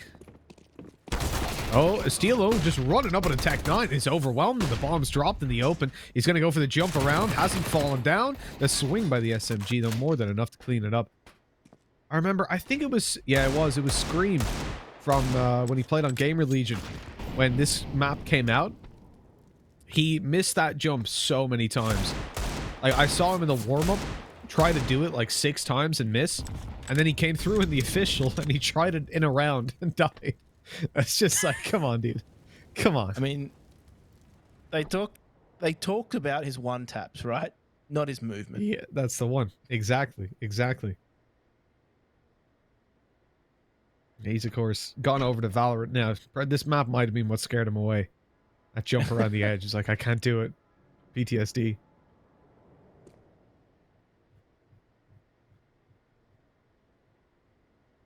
Let's see what This Order is can a- produce here. Rick, Jira. They have been spotted out, Mizzy. Just playing around the pole. They're not going to be able to get the bomb plant here. That MB9 just swings and collects the last 2.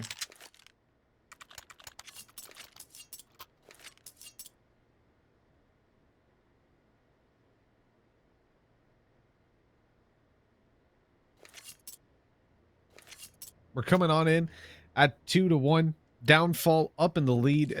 Drastic turn of events. Something we didn't expect, really, considering how Order started this one out. It's good signs of life. It's exactly what we want from Downfall, and now they're up against an Eco. Just the Glocks to play against. 2 SMGs still in play. This is the moneymaker round. It's like in the game shows when they get the bonus, the jackpot. Every question that you get right, you get triple the money for. Guess you got to ask yourself, are they in jeopardy or is the price right? I'm trying to think what it's like Catchphrase. You ever watch Catchphrase? Yeah, we had catchphrase here. I love that show. Never get the things right, but I love it. Although I have to say, my favorite game show as a kid, it was Countdown. What a game. Ah, okay, yeah, we didn't have Countdown. Really? We do like 8 out of... No, not the Australian version. We had Good News Week, which is pretty damn good, but... I like 8 out of 10 Cats, their version of Countdown. Yeah. Yeah, well, that's obviously much more comedic, but yeah, it's the same game in the numbers around and the letters, all that sort of stuff. It was good. They had like the same winner would be on every week until they were beaten, and then the next person would come on. I don't know if they won any money. I think they won like little prizes. It was like, do you remember Television was the Bullseye? real winner there. Do you remember Bullseye? Did you ever have that? Nope. Oh man, it was a darts show. And I'm pretty sure all that they won was like a cup. I think that they went on the show, they played the whole game show for an hour or probably longer with filming times, and they won a mug with some darts That is the in it. most UK show by the sounds of it. A game based on darts. Let me look I it don't up. know if I genuinely don't think there was any proper cash prize. I don't know if it would poll as well here. Speaking of No. polling, they are going to make their way around the pole here into this B bomb site. And, well, they're not actually going to catch anybody out. The forward positioning from the CTs means that the bomb site here at B is completely open, and he'll happily oblige there. They've snuck their way through. The Splinter Cell is effective. And they get a bomb plant for free. 2 frags unanswered. One of them wasn't even looking in the right direction. And Downfall have been pulled apart on a critical round. By the way, I was wrong about there being no prizes. We'll talk about that in the freeze time. They were funny prizes. Yeah, we should be looking at the clean save. At the moment, you can see there's no T's close by, or none that seem to be getting a little bit froggy.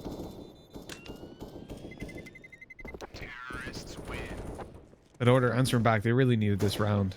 It was an essential to just buy right back into it. 2D even managed to pick up a little bit extra cash for himself. No weapon upgraded, but as the prizes on Bullseye were like, some of them were all right. Like you could win a boat, for example. Yeah. You could win a, what do you even call these? Like an RV, camper van. I don't know what. It depends where you're from. Oh, yep. Caravans is normally what they're referred to, is it? Caravan, yeah. Or like there's some really bad, like there was swing chairs, you know, a little chair at the back with like, it's like a couch, but it swings back and forth. That sort of crack. Yeah, I know. Those you know those ones? Yep. Those were the best prizes. And then there was like a cup if you won. There was a clock. You could win a squishy pink hippo.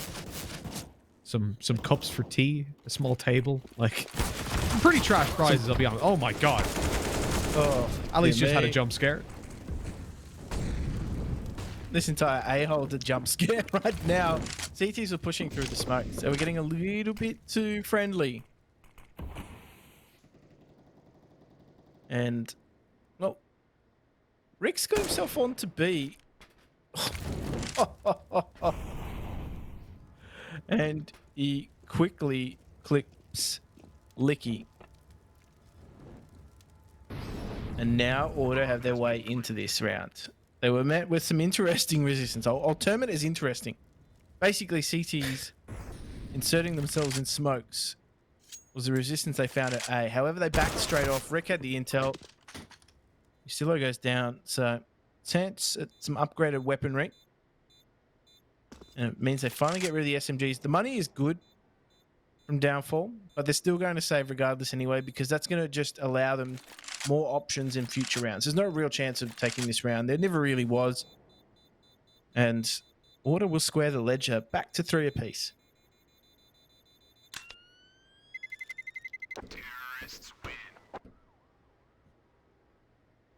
Downfall coming into the next round. They've got all their cash to invest.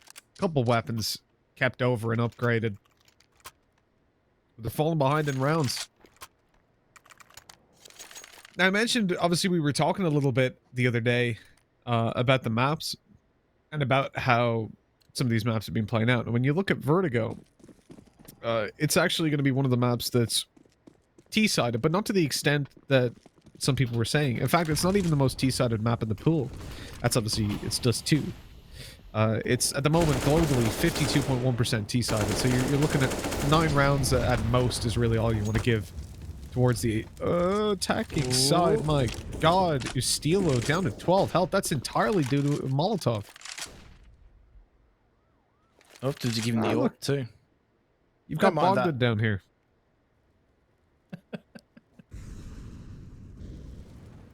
Now, Ali's been quite handy for them. So he's going to have his work cut out for him, though. And, oh, Rick's been able to find holes in the B defense quite a few times already. So I'm sure Downfall have cottoned onto this somewhat, but the main attention is going to be drawn towards this A bomb site. So Moop and 2D just get themselves back into position. as well, Order, they're all here. The whole crew is now here. And they're just posturing here on this A ramp. So 40 seconds left. Few smoke. Well, they have no more smokes. There's one smoke and a couple flashes to try and get themselves in here. And Ustillo is going to creep. Ooh, that was a shot 2D. Needed to hit. Moot finds the important frag on the Rick though, so they're not going to be able to get into this bomb site, I don't think, without taking some heavy losses. Oh, that Molotov. That was inches away from preventing the plant.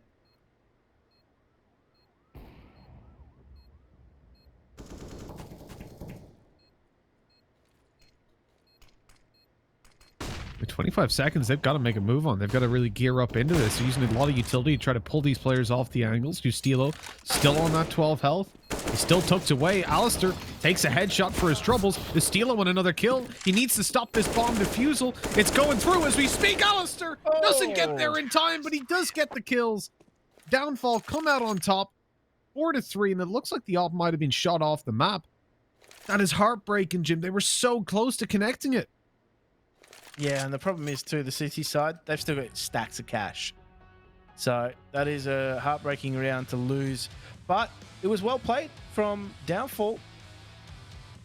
Player that got up on the box there. Despite the fact that they went down, they bought enough time. They didn't allow Ali to peek wide enough to go for the diffuser. But they're going to up the ante now.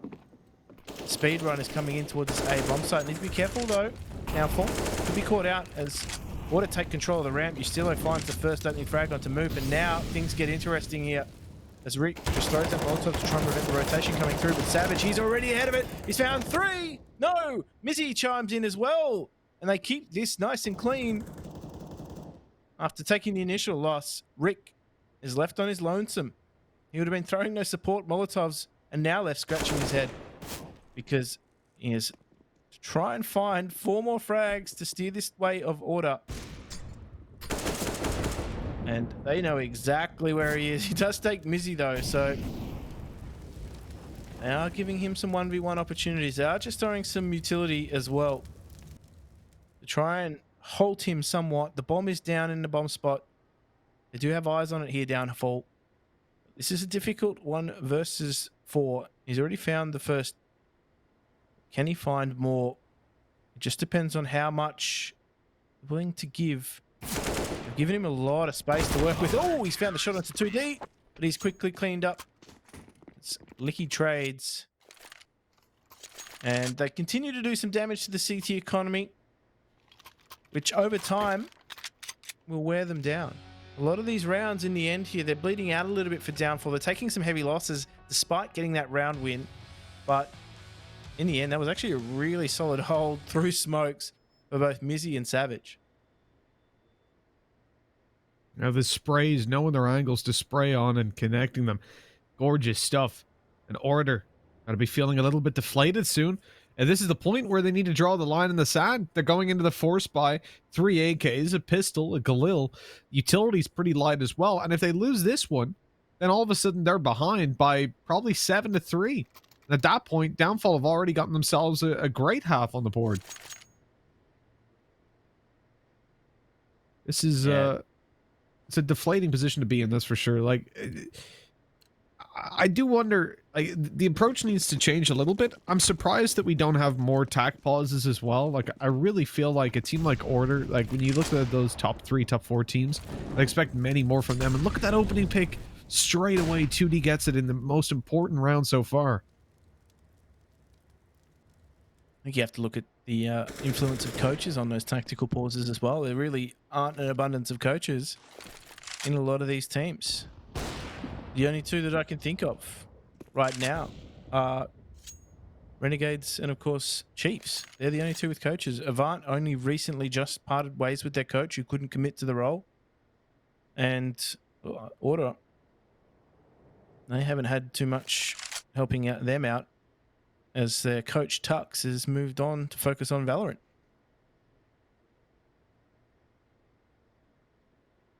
What team does he coach at Valorant? Or do you know? He plays. Oh, oh, right, okay. Very good. The team launch. Currently the best team in the region, but Order, they're vying for the spot of best team in the region right now. They've got to get their way through their opponents right this moment, who are downfall. Well, holding this A bomb site, they will be able to get the bomb plant in. So Order are right here. We've seen this before. Utility usage is going to be key for downfall if they're going to make this retake work, but they're just going to wait these smokes out, and a few of their own will come through, and hopefully that will be good enough to isolate some jewels in this retake attempt.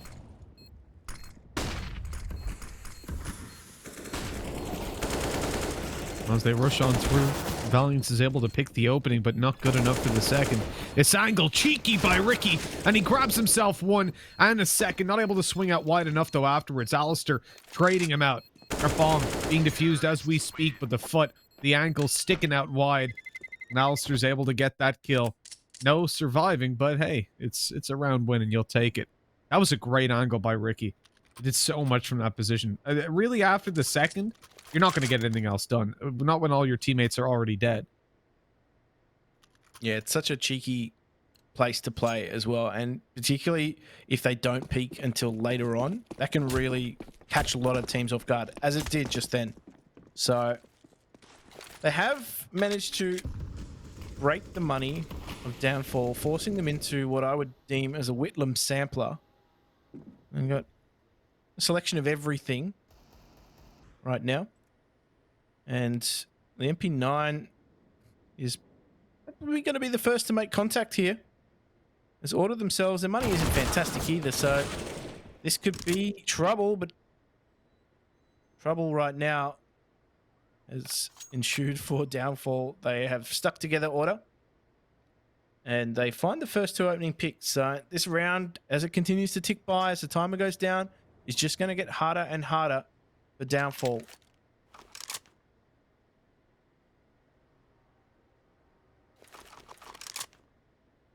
You thin out the defense. You make it very difficult, really, at a point where it's obviously the weaker weapons don't help. But even if they had all rifles to play around, the map's the same size, but you can't really defend all the angles you need to. The defense shrinks. This will be a free bomb plant. And a retake that is going to be quite difficult considering the position of Usteel, though, and now probably not even going to be sought after. I'll go forward to get Savage's weapon, and from that, oh no, they're even 2D swung wide with an SMG to look for that kill, while Licky was towards the other side of the map. Very ambitious.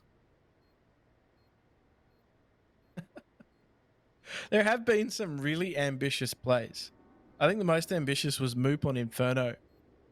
But I mean, if you come from the school of thought that you miss 100% of the shots that you don't take, then that's the reason he's taken so many damn shots. You know, literally all you need to say is Moop on Inferno, and I'm picturing him with a MAC-10 jumping up on long to try and entry versus pistols. Riding a bear. That's... Yeah, literally. It's like the Putin thing. It's like, hi, I'm Moop. I'm the most passive player in the team. Rushes top mid as soon as he gets an SMG. I don't know, bro. 13 opening duels participated in. Most passive player. I can see the fire in his eyes right now.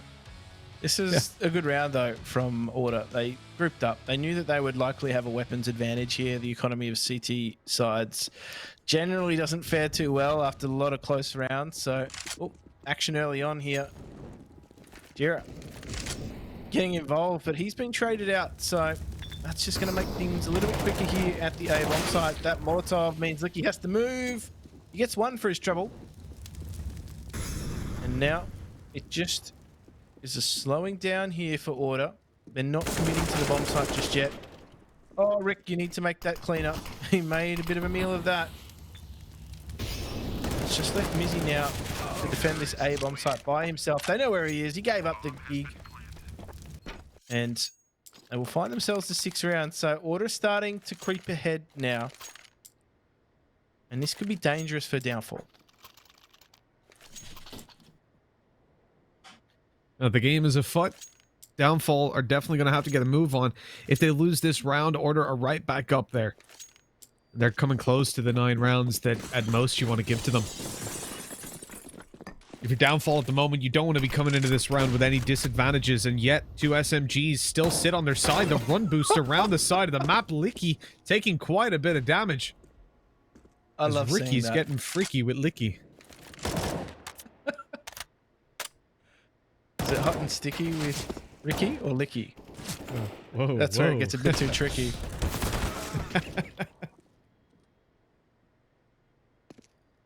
We were both just sat here trying to think of another icky pun to bring up for the Oh, 2D I had more. push, I just but didn't. I didn't want to push it. okay. Thought it was too far already.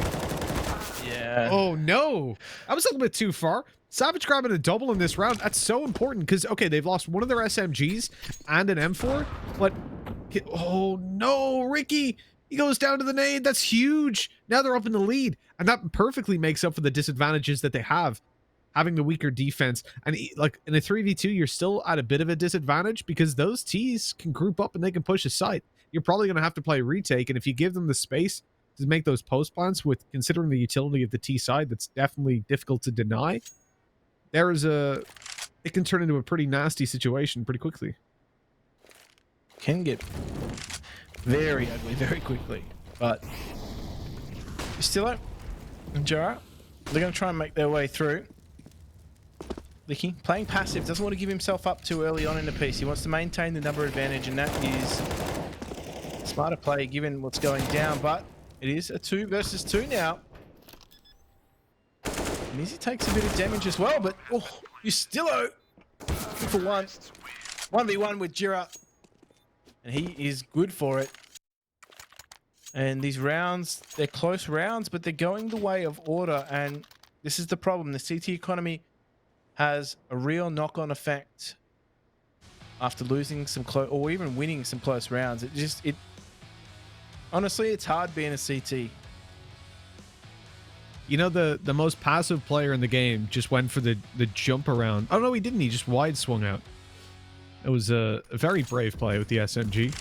Moop is he's really feeling it today. He wants to go in for every fight, but I just feel like when it comes to downfall, synergy is what I need to see improved on. Once they get that, once they're playing on the same page, they're moving more like a unit, a well-oiled machine. That's when they're going to be a scary force because they've got the potential. Licky, Savage, they've been monsters. 2D on the op. This guy is scary. Yeah, I think they just need some more game time together under their belts, and they'll start to really put together those pieces. That's the cool part, is that they've got some young players who are fresh molds of clay. They haven't really been formed as players just yet, so they're at that stage of their careers where they're just taking in all the info. They're the ones that are learning the most at the moment, where they're being guided by some of the more experienced hands. And Moop is that guiding hand for them right now. So he's just trying to make sure that they all remain level-headed, but also learning from all of these opportunities too. So even now in this series, they might not be favorites and they might not be taking rounds, but you can see them implementing changes even as they go. They're not running their head into the wall and trying to do the same thing over and over again. They're making subtle changes to their games, the way that they're holding, and you can see that they're learning even immediately in this game a little bit more about order.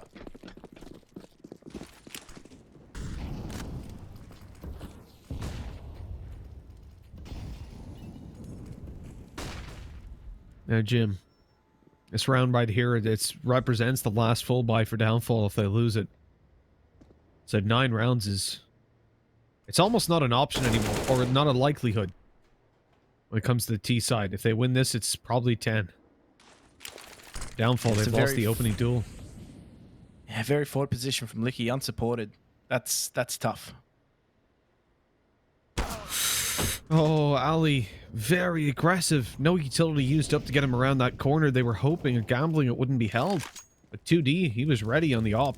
Finds the kill. It's traded back again. Ustilo doing so much damage to open this one up on the bomb site itself. But it doesn't mean that they're going to go here. Order are happy to just spread their wings. Slow the pace. Put on the air brake. And glide over towards the other side. Careful for those air pockets, though. That will Oh, now we're really, talking. yeah, put a dent in your best laid plans. That's for sure.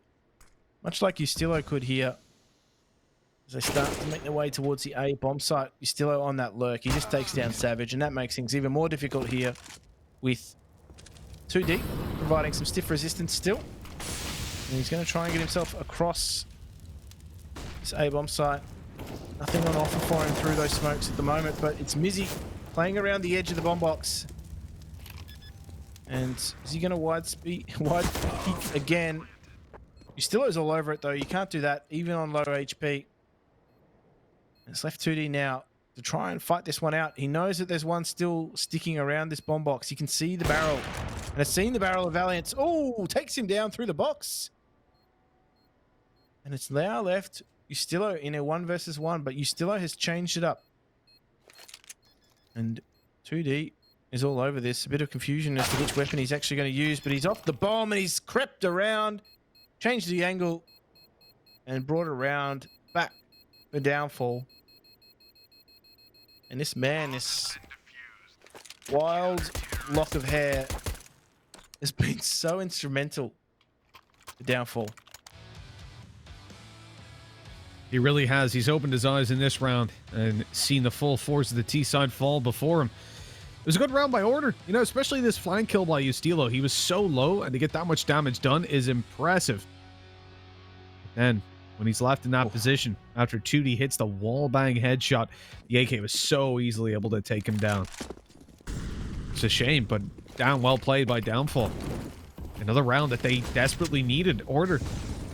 They can come back in, no problem. You know, at least with the weapons. Although even after that win, look what Downfall are left with. SMGs ×3 and a FAMAS. This is definitely not the best of buys. The only strong weapon they have is the one they saved over. Because their money is in the bin. Yeah, it really is much better these days to be a T. I mean, you get your money for nothing and your guns for free. Yeah, it's the less punishing side, that's for sure. I mean, it's always been the case, though, right? Like, getting control over your economy on the CT side is hard to do, and if you don't do it, you're screwed.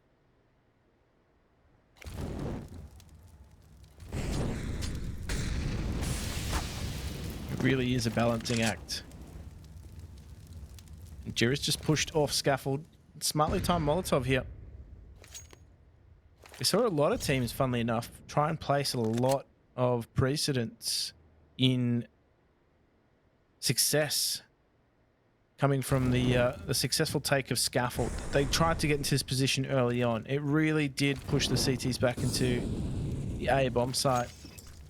It did come at a cost sometimes, but you can see Order. They're just going to go marching on up the scaffolding towards this A bomb site. They're going to try and wrap their way around here, so Mizzy should have been able to hear that. He'll be coming that all the way through for Downfall. Again, they're forced to play this passive retake. It has worked for them though, so that's a positive going into the post plant. They're waiting for a flash through that smoke, but it doesn't. Oh, Valiance! That spray down. It was like an action movie. Bullets coming down behind the player. He's a little bit behind. He's lagging behind on those shots completely, and a 2v2 all of a sudden. Alistair going in for the no-scope. He gets shut down, and Ricky's got to clutch it. He needs the 3K, but luckily catches Mizzy with a smoke in his hand. That came way too close, though. 9-6 as we enter the next half. Order have got the rounds that they needed. This is a good T-side, but it's by no means a domineering one. And considering how close some of these rounds were, I think Downfall are in a pretty good position. Let's see what their T-side has in store for us. That round had everything. The only thing that was missing was Bruce Willis jumping out of the 21st floor. That's it. That's all that round was missing. The spray down from Valiance, that was something I've only seen when I play. The bullets were directly behind him the whole time. Yeah, painting a halo. Or as Tom put it yesterday, Ali G style outline. I think I might have been one of the only people to get that on broadcast. The only person to get that reference. I didn't get it. That's for sure. For me to be like the Pulp Fiction when he comes out with the Is it a revolver? Or deagle? It just sprays perfectly around. Yeah.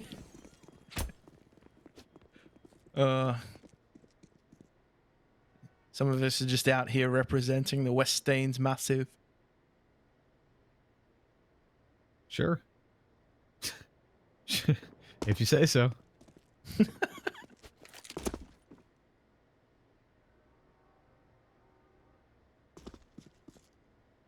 This is the again a pretty important swing round. Like if Downfall lose this, they're in a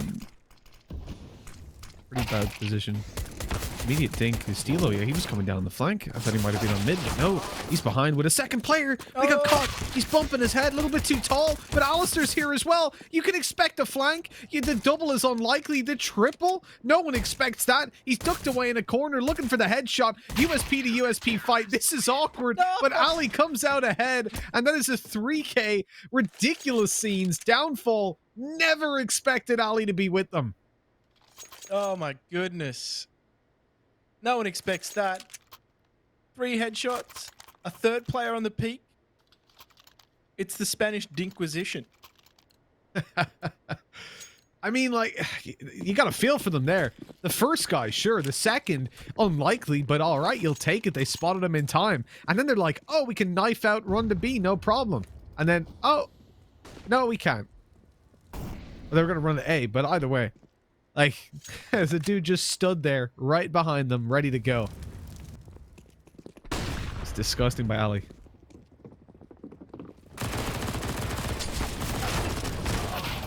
Oh, Pure. I don't know how Estilo stayed alive.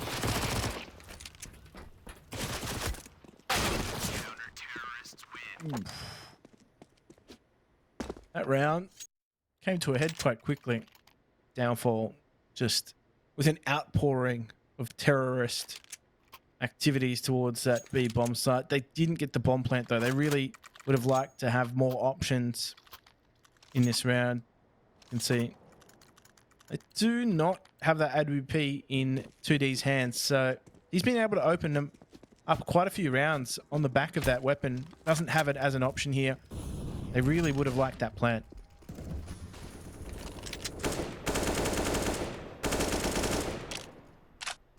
Could have made a world of difference.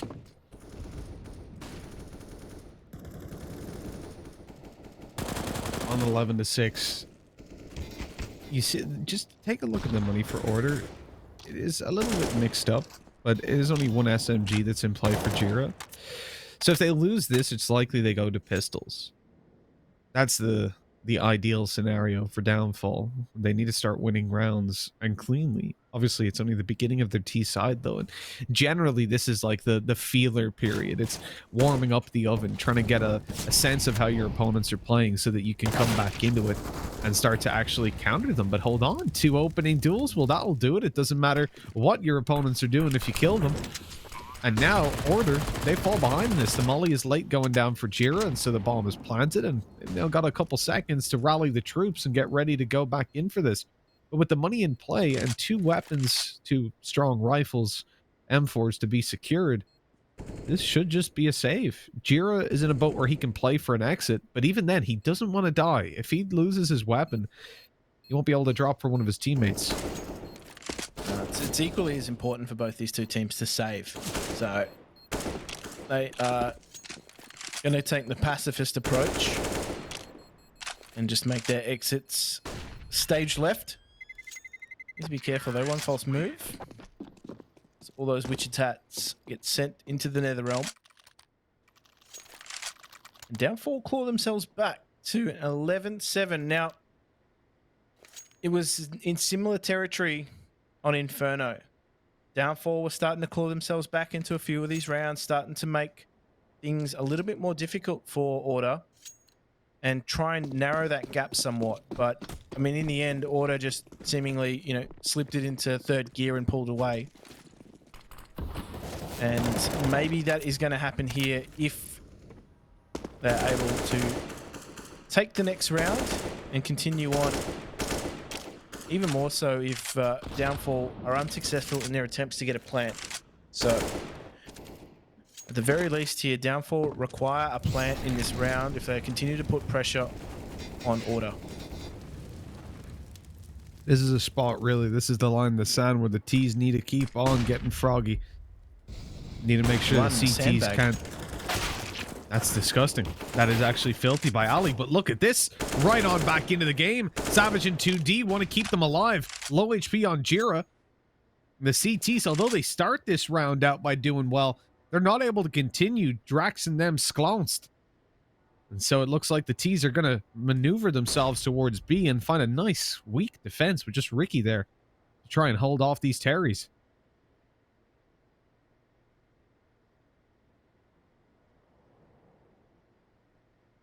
A lot of pressure now on Rick to try and make this work. The rotation is coming through, but they are going to be slow. He's trying to play in a slight anti-flash position. But they have Molotoved him out, so he has to fall. And fall he does off the entire floor. Stillo now. What can he do? A lot rests on his shoulders too because he has the most health. Jira. Way too close for comfort to that Molotov. And I think they're just going to back off right now. Their money situation really will dictate their decision making, and they are nowhere to be seen right now. Post-plant positions are fantastic from Downfall. And they're going to bring it back to 11 to 8, Mitch. So they're slowly clawing their way back in. Yeah, this has definitely not been the ideal situation for Order. Like, they are now starting to sweat a little bit, I think. As Downfall proved themselves to be a fairly competent team when it comes down to Vertigo. As we said, they lost 16-9 up against Ground Zero. And that was really where my worries came through, because despite this not being the best map for Order, that is against Rooster 3 times, 2 of which they won, and Renegades, of course. And all of those games were like OTs and very, very close. We were just commenting on how dirty that shot was from Ali, but the reply from 2D was as equally filthy. That trade was just a one tap over the top of the box. It was pretty filthy. Ali again from his sandbags here at A. He's not going to be able to get more than just one. And faster approach coming out from Downfall has actually left them 2 players down very early on in the piece. So they've got control of the scaffolding for the moment. But he could be pushed here. He's going to get nothing. The USP's come through. Assisted by... Oh, I thought that grenade would have potentially taken down Valiance. Luckily, Jira did not stick around. Valiance now. He's been taken out. Oh, Mizzy. He's enjoying this. Jiro wasn't getting away whatsoever. Now it's all on the back of Ustilo. He has the M4. He saved this from last round, and with it lie the hopes and dreams. And he can't find the transfer. That is a great pivot from 2D. It's back to 9-11, and the buy will come out from Order as well. So their money is not fantastic after this if they spend it all. But just look at this. Licky gets in amongst the action early on. Order were on the back foot. It was difficult for them to hold. They did do really well to bring it back to a 1 versus 1. And Mizzy here, fantastic detective work. Really made that manageable for Downfall. Now, I don't know. We don't have a lot of stats on Downfall and Overpass, but from what I'm seeing so far, they're doing quite well. I think that's fair to say, absolutely. Up against Order especially. This is Order's map pick. It's where they felt like they'd be comfortable and able to take it across the line. And at the moment, it is not looking anywhere near clean. We need to see this turn around quite quickly because it is getting dangerously close. Look at this. Moop's gotten all the way through. He's coming up behind. They have absolutely no idea that they've conceded this much control. That is a free kill by Moop. No trigger discipline there to get the second as well. But they don't seem to even know what's going on. Ricky goes down. His back turned and Moop with a clear double opening. That is a disaster from Order. A You hate to massive see gap it. in the defense. You hate to see it. Funnily enough, Rick did the exact same thing to Downfall.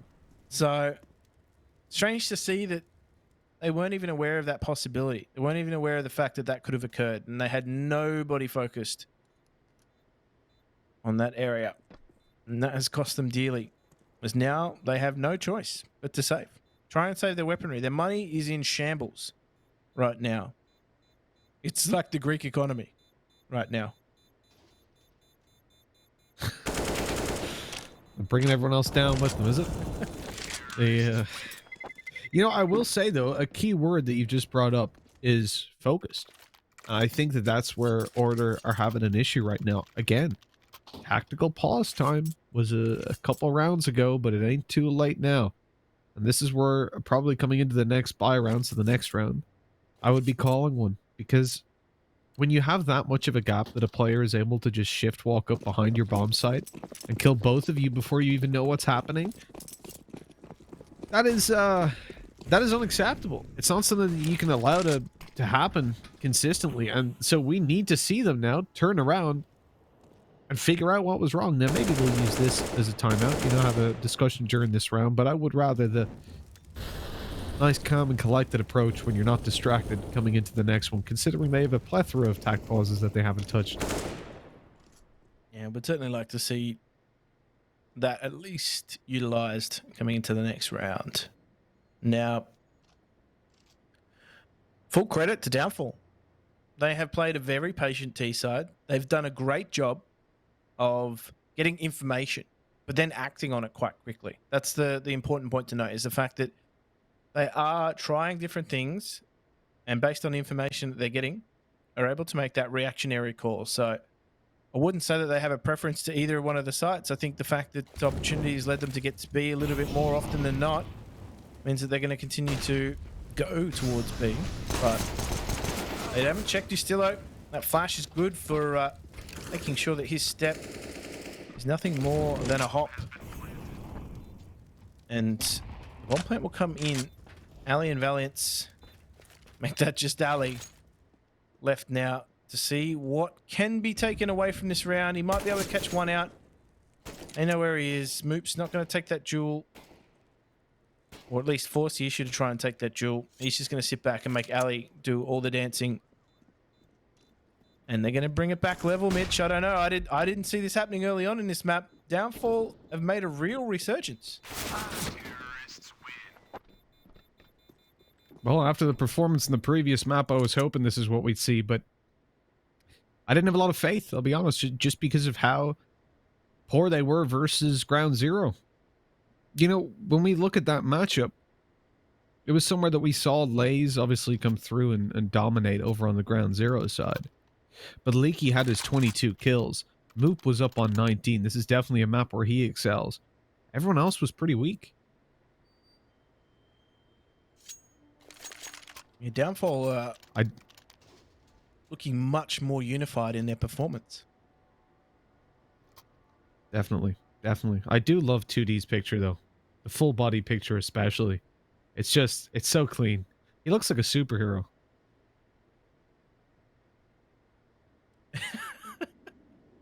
Mid-flight. Yeah.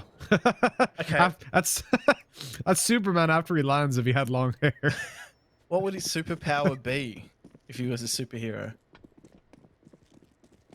That's a good question. I feel like he'd be able to, like in Counter-Strike, a smoke grenade. He'd be able to make a smoke grenade wherever he goes.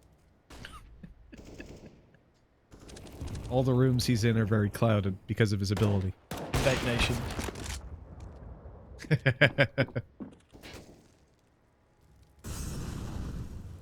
Sure, vape. Let's go with that.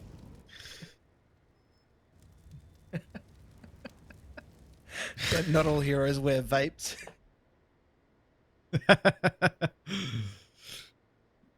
Well, this is it, Jim. This is possibly the lead for Downfall. Getting back on target, just like the bullseye prizes we were talking about earlier on. You could win a purple hippo, or pink. I think it was pink. A pink hippo. That's the stuff. They the position of the moment for Order, they've just picked up the man advantage, right? Estilo is so good. This man, I know people have told Tom this before. This man is literally a lobster. Look at this. The Order are doing so well, but Estilo is leading the charge. I gotta say, if you're watching this right now, you need to go on Twitter and tell Tom Biz, DM him, Estilo's a monster, Tom. You gotta let him know. Because I don't think he knows, Jim. I really don't. I think you should make a point of it, to be honest. You may be vaguely familiar with it, but right now, Downfall got a lot of work to do here on this A bomb site. Valiant's standing strong. And this is going to get real difficult because Ali is still alive on this bomb site. Doing the dance around the bomb boxes. He is able to just stop Downfall in their tracks. And finally, a round going the way of Order. It's been a long time coming. It was all traffic one way for Downfall. And Order have finally been able to break that momentum. Well, at long last, it's been a long time coming, Jim. But this was on the back of a couple of opening duels. Your Downfall were very spread out. Look at every single one of those fights. It's all one at a time. I don't think you're going to get that opportunity again. Downfall have looked pretty turned on, pretty clear and clean when it came to those early rounds. So I want to see them. That is an exceptional kill. That is wall bang through the smoke kill onto Jira. Moop opens it up elsewhere. Now those are individual fights. They're going their way. That's the important part. Now I want to see them group up and I want to see them go together. As I say that though, Savage is alone round. Mizzy's starting to poke and prod towards middle. I think, is he wide swung out mid by himself? Yeah, this is not what I wanted to see, just to be very clear. But they're not being challenged just yet. They have the space to play with. I think it's very reckless considering how the previous round went. But now with the positions they've gotten themselves in, they can cut off. Rotates through mid. Mizzy, look at this spot. Oh. Ricky would never check this. Why would you? He could even see him through the girder there. But again, why would you ever check down there? You don't want to be a lunatic to be playing that position. Mizzy can't see him because of his radar. Now, Mizzy does eventually get Rick, but I think Rick overstepped it there. He's still alive. He's going to hold on to this A bomb site, but only temporarily. Now, Valiant's 12 HP. Nothing he can do. And just like that, Downfall find the perfect reply. So we're in a stage of the game where they're going to go blow for blow, round for round, particularly now, too, that you can see Downfall has spread themselves out away from this bomb site.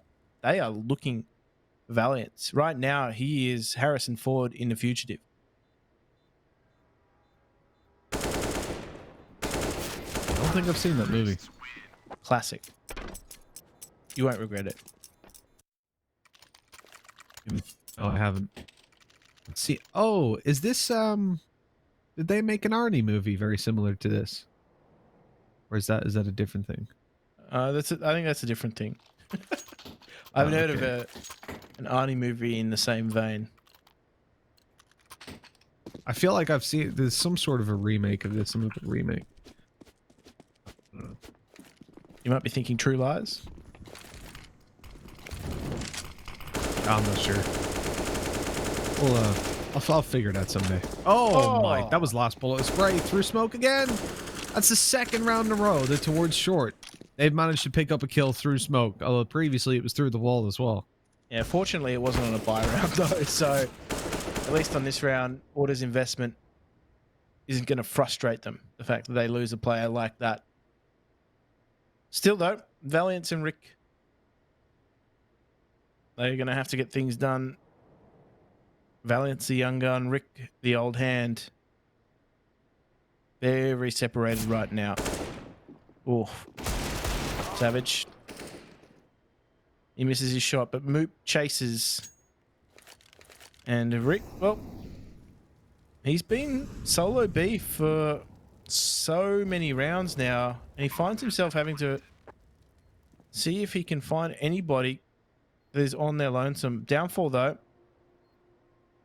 in this very instant, grouped up quite well. The post-plant positioning should be good enough to make sure that if Rick does even take a duel, he should be traded out quite quickly, but I think the call has come through for him to just save what he does have. He has a incendiary kit and some armor, and now he should have an AK. Mizzy just a bit too far ahead of the pack. Doesn't even have that anymore. Opts to go for the duel onto Licky. So Order find themselves behind. And the buy coming out from Order 2 now might be some of their last rolls of the dice here. They might get another gun round in before conceding match point.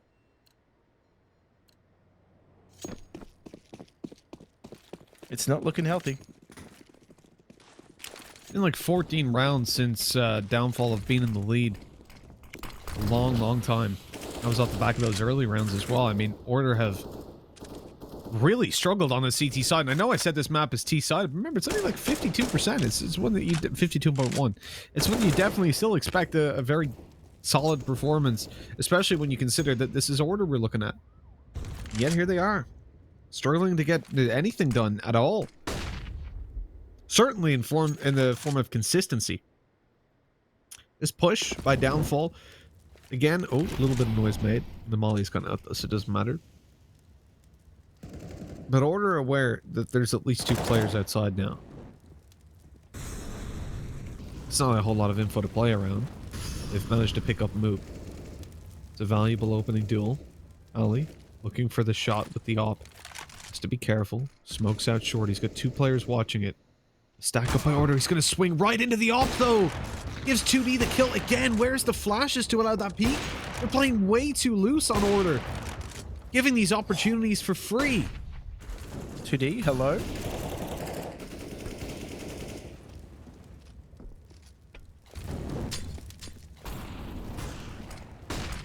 Oh, this round is just broken down for Downfall. 2D did a great job of opening up. Unlucky not to connect some of those shots through the wall, I will admit. But now, he's going to have to up the aggro. He takes point. Stillo just pushes him away, but they're making it work here. He's going to come in and swing in from the other side. He still finds 2! And Rick finds Savage. Rick finds the last at least, and that was a round pulled quite literally out of the fire for Order. Dear me. Well, that was a disgusting little spot. The benefit of having the early stack towards this site. Valiant's just swinging, getting kills as he goes through the smoke. But then they had no idea Ustilo was here. And again, why would you? You can't expect that third player. This is the second time Order have gotten away with this either early 3-man push on A or stack. The Downfall have been completely blindsided by that. Now left on 13-13, the lead that they had regained after 14 rounds or so didn't last all too long, and they've even gone behind in this with Ricky picking up Mizzy straight away. That's a strong opening. Downfall have a lot of cash, so they can keep on buying, but if Order have found their groove, it could be dangerous to Stilo. He's just pushing forward. He's looking for that aggressive play. Straight through middle and coming behind them. This is dangerous, and if Jira spots a player here, he can molly, slow them down. And that's a very fast flank by Ustilo. Oh my. That is going to catch them off guard too, though. He needs to be careful not to present himself too early on in the piece. Oh my god. It's happening. His timings. Oh, they turned and looked at him. Literally just the right moment. They watched behind. That's disgusting. Steele's gonna be kicking himself. He had that. That was free. Free as can be. In goes Jira. The spray not good enough to get a kill. Nades in, but no damage done. Oh no, a double op retake. Look at the HP of these players. It's such an easy set of kills, but they can't get them. They can't get them easily anyways. Not with the ops in play. Oh, that is heartbreak. They turn to look away from the flashes. That is... That's the most disgusting timing I've ever seen in my life. And they were not even, like, yeah, they turned in the flash, but they didn't even mean to look at him. Like, they just happened to turn that way, go, oh, that's an enemy. Oh, no, that is the greatest round that never was. Heartbreak for Order, though. And they are doing now just that economy shuffle in spawn. Try and give everybody some weaponry into this next. It is the old hands again, though. Ustilo and Rick doing the bulk of the lifting for Order right now. So maybe someone else can step up in these last few rounds. Certainly going to be needed too. They do not want to concede match point to Downfall because their economy is going to be in tatters.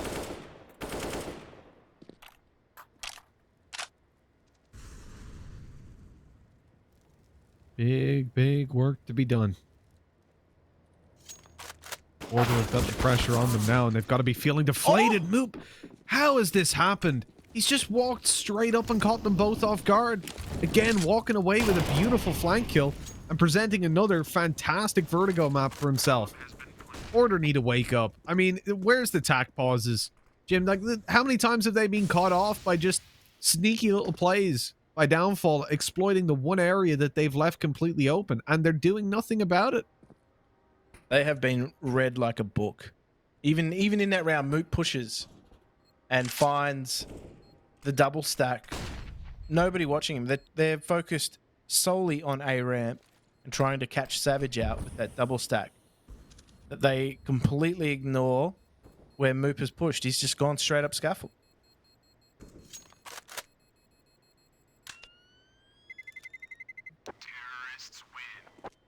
This is sheer madness. I feel like someone's just been kicked off the building. 15-13. Downfall doing so damn well in this game. Moop is having a lights out series. Like 18 kills, sure. 8 assists, damn good, but it's not even that. It's the impact that some of these kills have had. He's come behind once on each side and just opened it up completely. The most passive player in the game, from what we've heard, but not from what we've seen at all in this tournament. By his own account. Yeah. He claims to be a pacifist, but my God, this man's an MMA fighter. He's just running in, taking skulls, scalping his enemies. And I love it. I'm here for it. Yeah, he's more of a brawler. Not really any sort of tactical wrestler. And I think, yeah, on the back of that exact style of gameplay, they found the result they needed. He managed to do the bulk of damage. That round was over. As soon as those 2 kills went down, that was it.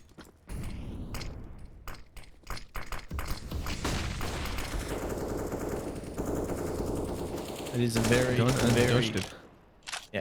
very common set smoke too. Every team on CT throws that if they want to try and take some A ramp control.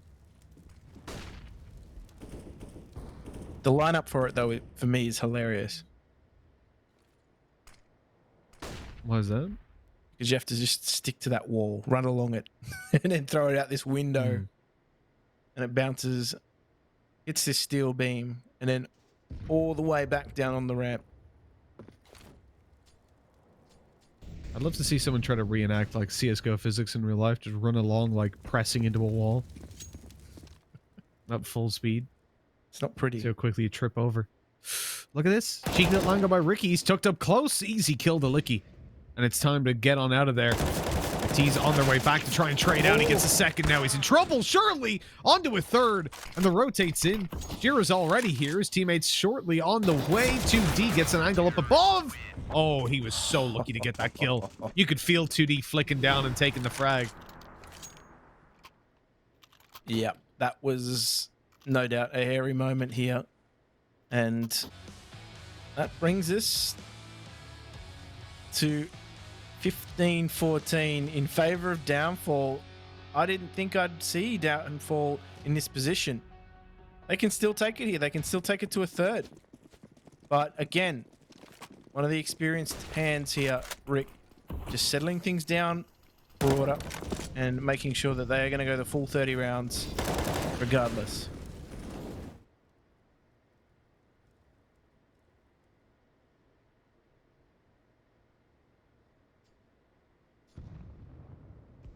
This is it. They're going to gamble on a push towards B. Ricky has been solid so far, but he misses the shot. The crouch down, peek, caught him off guard. The flash, the molly Oh, he's down so low.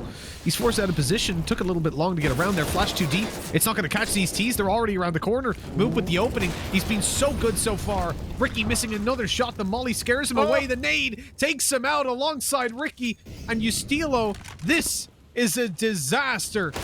Order in a 2v5. Now 4 with Valiance's kill. But it doesn't look any more likely. I think we might be going to the third here. Unless Ali and Valiance can bring some order to this round. They're drawn into firefights here. And Ali is out of bullets and out of HP. And Order are out of rounds. We will go to the third. 16-14. Downfall causing an upset to take out Order and force that third map. Mitch, man, this was a nutty encounter. Downfall showed that they were quite capable of causing an upset. This is what we were warning about the whole way, right? Downfall are definitely not a team that you can come in completely disrespecting. And for Order, I don't even feel like it was that. Their CT setups here on Vertigo were lackluster. And I'm surprised that their previous results were so close. I mean, even the game versus Rooster, they played far better than that. I need to see that return to form because it's not like they didn't have some of the parts lining up. Ustilo played an insane game. Ricky was there. Alistair definitely didn't play terribly either. This just wasn't the same kind of team. In fact, Ustilo was 7 for 1 in opening duels. That's insanity.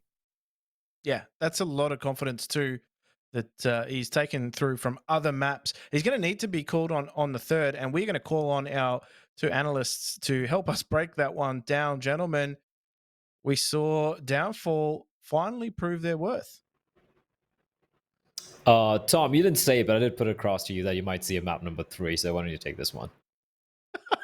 Oh, really? Really? Is that the case? I'm pretty sure it was my prediction that this Sure would go it was, to a Tom. third map. No, but I said it, right?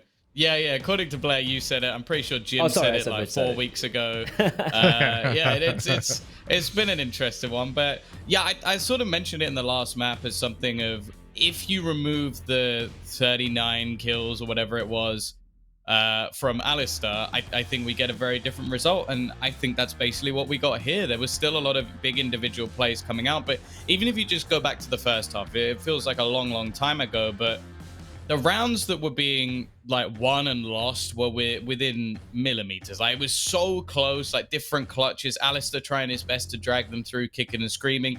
And it was similarly to what we saw in the last map, where on the T side, I don't think they necessarily played amazingly well. It was just that they had these strong individuals that were able and capable to drag them through. Now, when it came down to the CT side, sure, they were still there, but it had to be in much more like open positions. It wasn't like you were pushing the site together, clearing things out, and then waiting to see whether or not your opponents could retake. It was, can Ricky get 3 kills as they run into the B side, which I'm going to be honest, that's an unacceptable thing to ask of a player. And he even did it a couple of times. But it just seemed like, again, even when they had like multiple players on A, it would either be, okay, maybe they forgot to check an angle, or maybe it'd be the third player gets unchecked and they get a few kills. It wasn't like, oh yeah, there was this wonderful crossfire where they just shut things down. No, it was moments like this where, someone didn't check something, so we got away with the round. And if you're meant to be the favorite and this is meant to be your map choice, that's not good enough. Yeah, it isn't good enough, right? And I think the even Moop, you know, the liar that he is, saying how he's a very passive player and is a pacifist. He was doing his best Sam Fisher cosplay, if you ask me. He was just sneaking in again and again. Like, I think at least 2 rounds where he just walks in and get 2 free kills, opening up the entire bomb site, which shouldn't be happening. So yeah, 19 kills, 21 deaths. You look at it like, it's nothing too great, but the impact frag he had, and everyone, of course, is chiming in. Savage is some crazy spray down. If you look at the kill spread, it's pretty impressive. 23 kills with 2D, the top fragger in the server. Sorry, at least for the side of Downfall, and you have Mizzy on 16, but even he had his moments. On the other hand, for Order, yeah, you still out. He stepped up. Ricky had those huge plays, but I have to agree with every one of you gentlemen that it was a lackluster second half. The CD side, the defense was stagnant. It looked lost. As at moments, it used to be almost like, are they even communicating with each other? Which is crazy, Mitch, if you think about it, because if you look at the lineup of Downfall, these are such young kind of raw, untested players. They haven't played in such a crunch game like this in so long, right? You rarely see them reaching the playoffs of any bigger tournament in the region. And here they are playing in the lower bracket final right before the consolidation final against a team like Order, who many people are like, hey, they're going to reach the finals. They're going to play against Renegades, and they might even stand a chance. And it's the young guns who kind of hold their nerve and bring it back and win it, which is just unthinkable if you think about it. Yeah, absolutely. The reality is we saw a much more comfortable downfall in this series than what we've seen before. They've warmed up into this definitely, and I think to bring it back to something that Moop said, that when they come into scrims, they're doing well against the likes of Order, but it's a very different environment for them when they play officials because the nerves start to come into it. And he said coming into this tournament, that's their objective, is to start kind of figuring out the nerves and exactly how they're going to play in officials. Now, I get a few officials under their belt, were his words. And you saw it here. Like, the fact that Moop is confident enough to go for these little flank plays, they're happy to leave Mickey just going up through mid, tucked in a corner, looking for all those fights. I mean, or Mizzy, sorry, not Mickey. It's a really interesting change of pace, really, from Downfall. And I think now that they're comfortable in the series, this gets very dangerous for Order, because who's going to drop 40 kills for them to win the final map? That is a question, but right now we're going to just touch upon who the MVP was of that series, and it is going to be the man himself, the mythical hair. Look at that mane on that beast 2D. His eyes were half closed throughout the entire game, but he pulls off 23 kills. Not a top fragger in the server, but definitely the highest impact player, because not only did he get these kills, he also had 2 1vx's, 2 clutches, and in the end, 16-14 to score line. Of course, each and every one of those clutches were very instrumental in Downfall pulling off this, well, upset. You have to say it. It was an upset, and what a spectacular comeback indeed it was. Map number 3 is coming up, ladies and gentlemen. It is going to be in Mirage, and right now, if I'm Order, palms are sweaty, mom's forgetting, it's going to be rough. And of course, for Downfall, they've tasted the blood and they're looking for the kill. We're going to be finding out which team's going to be moving on to face off against Chiefs in the lower bracket finals tomorrow. But right now, we're going to be going to a very quick break.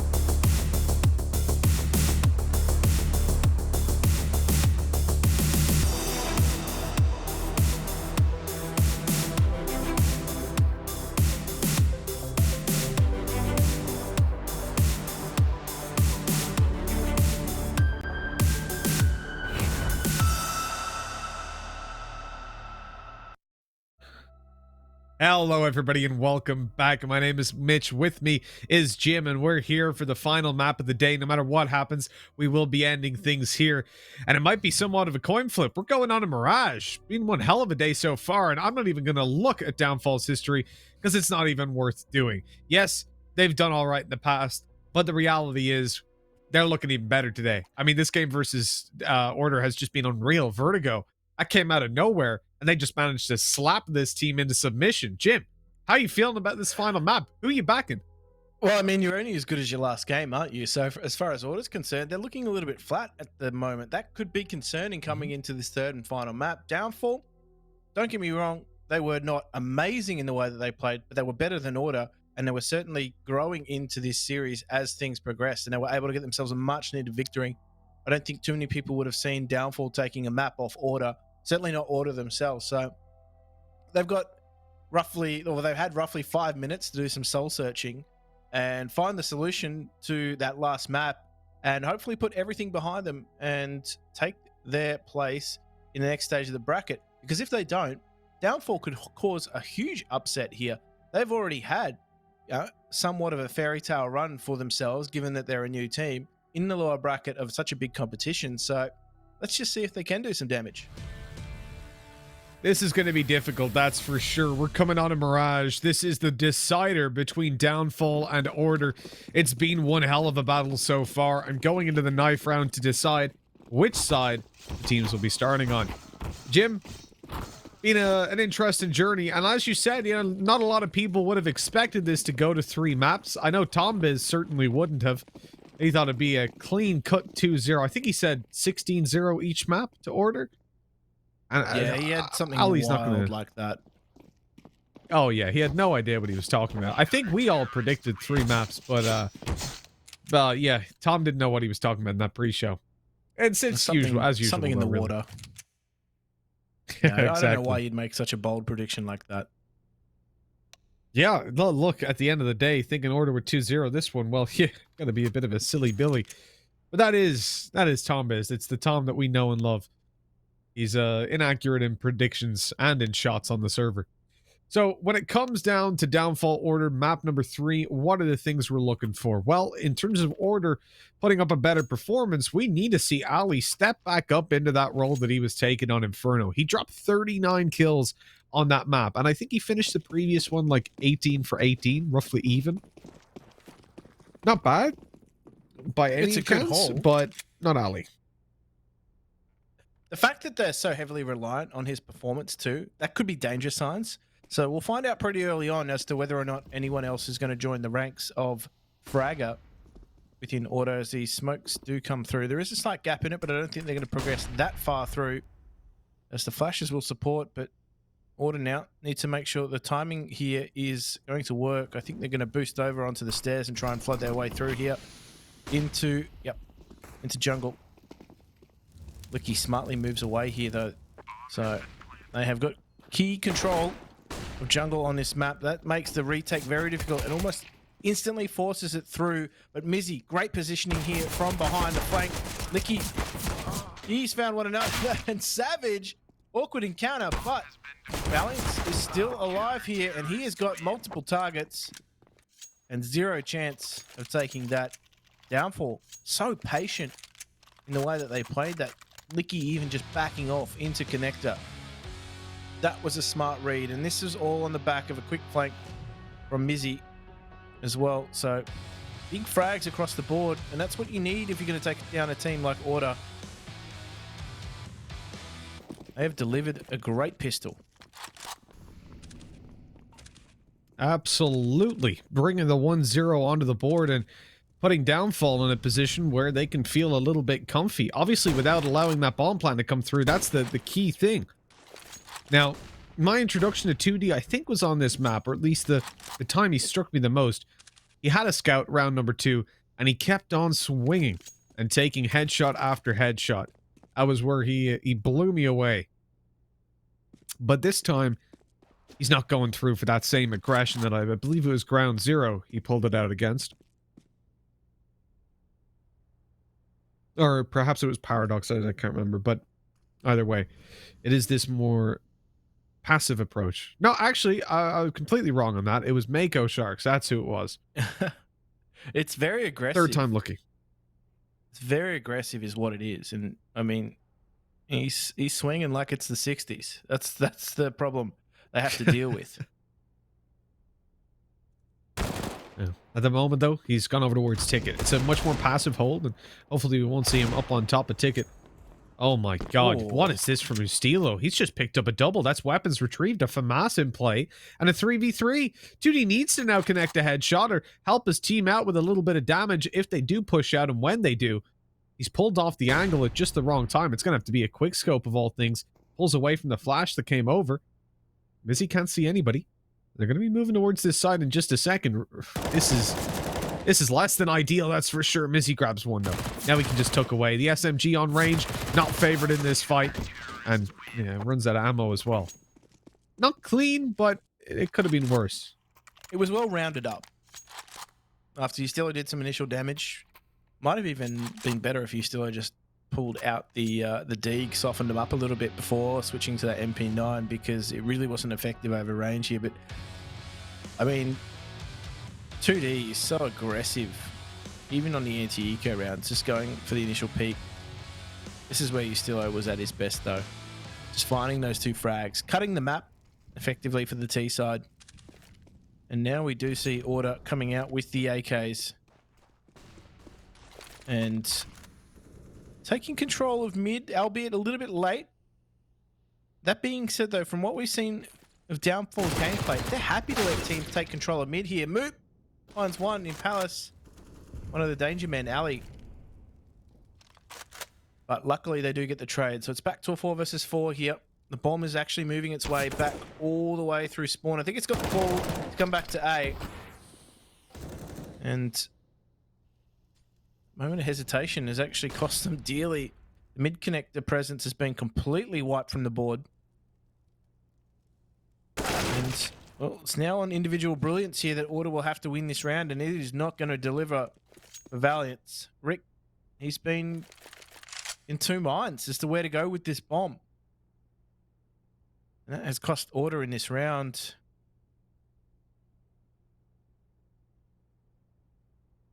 A bit of a shaky start here for Order. Going down on their own map pick, which was Vertigo.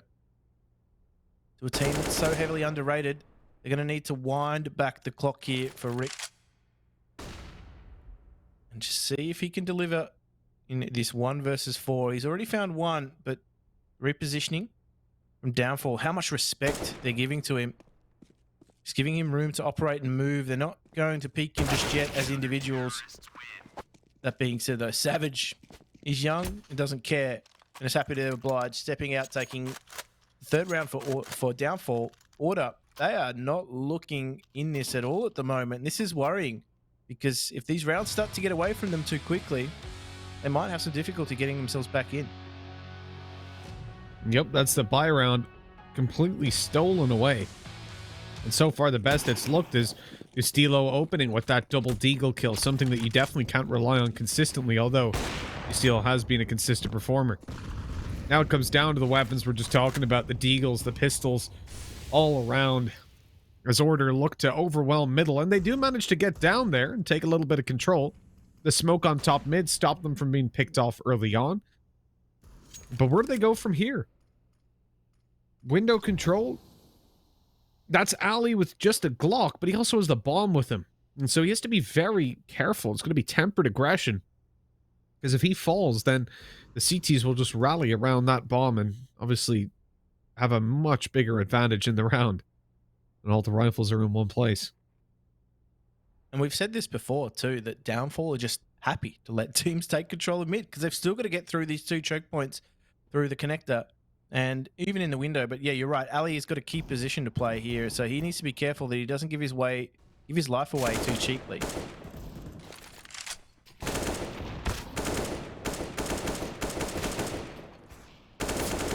Well, this is clean and clinical, and that's what you want in a round like this. Not losing anything to the pistols is always the objective, and one that is being easily met at the moment. Oh, Ricky gets so damn close. I don't want to see Savage peek again. It's just not worth it. Yeah, he took us away. Good call. Definitely the right one. Now, Order. We'd expect the buy to come out, and it will. More importantly, are they going to give the right tools to the right players on the team? Ali is yet to find anything thus far, but you would expect him to find a fair amount more success with that AWP in his hands. Foregoing some head armor though, so M4 bullets could really do damage to him. Again, faster approach coming out from Order here towards mid, but the resistance is early shown from Downfall. They've contested mid, but they've given it up quite quickly. There was a lot of damage actually taken by Order in getting position, but they've inserted that man into vent room with Jara. Now he is potentially going to be a thorn in the side. I mean, an opening pick probably would have helped their case a little bit more, but they have control of mid and they have control of Palace as well. So they're just running a split pick strategy here at the moment, hoping that Downfall will offer something up.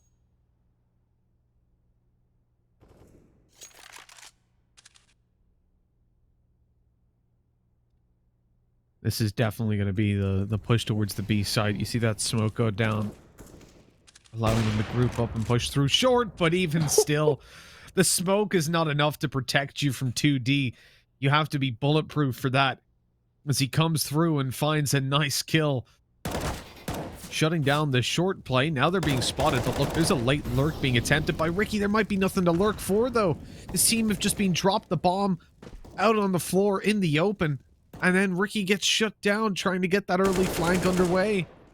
Even still a little bit late, but it's all down to the Stilo on a 1v4, and he isolates the kills. I like how he dances around the back of the side to try and find each player by himself, and doesn't feel and you notice the experience here of that player. Sometimes players in that position will be very passive. They'll kind of sit on their spot and hold an angle to be peaked. But if you allow a team to do that, they're going to push you together. They're probably going to flash that corner as well when they come around, and you're going to die. You're going to at least be traded. Whereas he takes the fight to them one at a time and tries to isolate them. Obviously, it's very difficult to do that in that kind of situation when you're overwhelmed on the B site, but made a good attempt nonetheless. Tactical timeout taken out by Order as well, so good to see that at least being utilized a little bit earlier on in the piece. They'll be searching for that first round. I mean, Ali still looking for his first impact frag as well. Same with Jara, but even then, those that do have something to their name, it's nothing really to write home about at the moment. Order are just being controlled really well by Downfall. So on the Downfall camp, though, I mean, Savage, the youngster, he's 9-2 right now, and he does a fantastic job of just making sure that anything that comes his way, he's dealing with it quite quickly. You're never finding, you don't really see him choke too many shots. If you give him the opportunity, he takes his shots quite quickly, but also gets the results. So, I mean, I'm liking what I'm seeing from some of these newer players that have been injected into this ecosystem, because already in a high pressure situation, they're coming up against a team like Order. They're performing in this environment.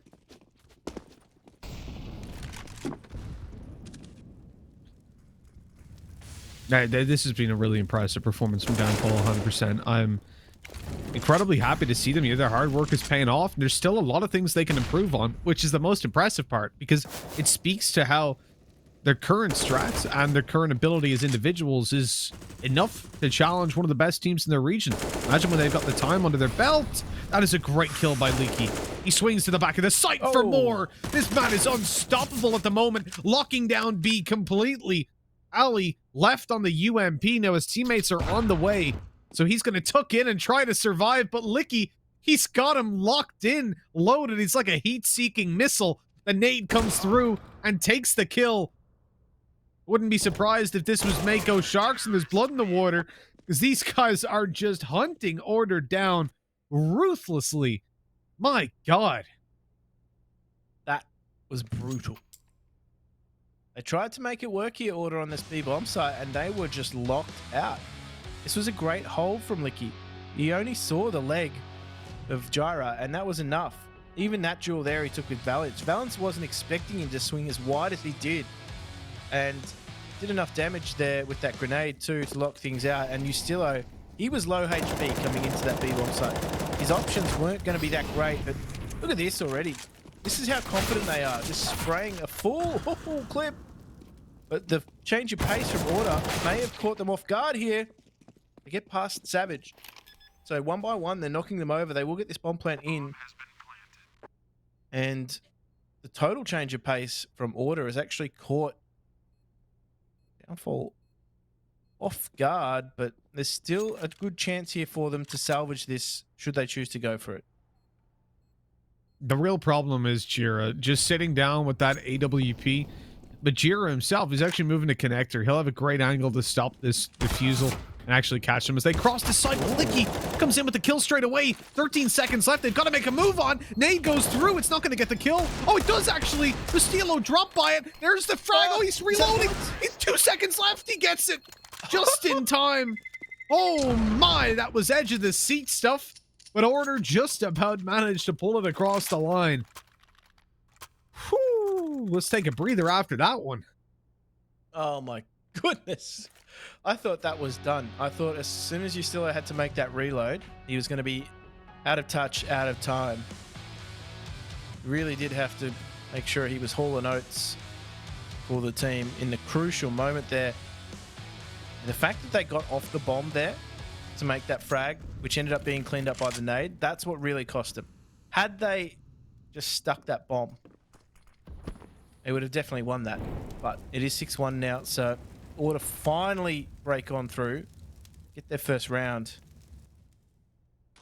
It's a very aggressive position from Savage at the moment. He is unsupported. Eventually they do come through and just get some extra eyes onto mid, but 2D now in that connector. So he's flashed off his position, but Savage again re-aggresses, even picking again to get a final burst off, but nothing else is presented. So it's a good opening here for Downfall as Rick catches Moop out. So they found that trade here, Order. They're just working the extremities of the map as well as trying to take some mid control. But they're being contested for mid control. Downfall don't often do this.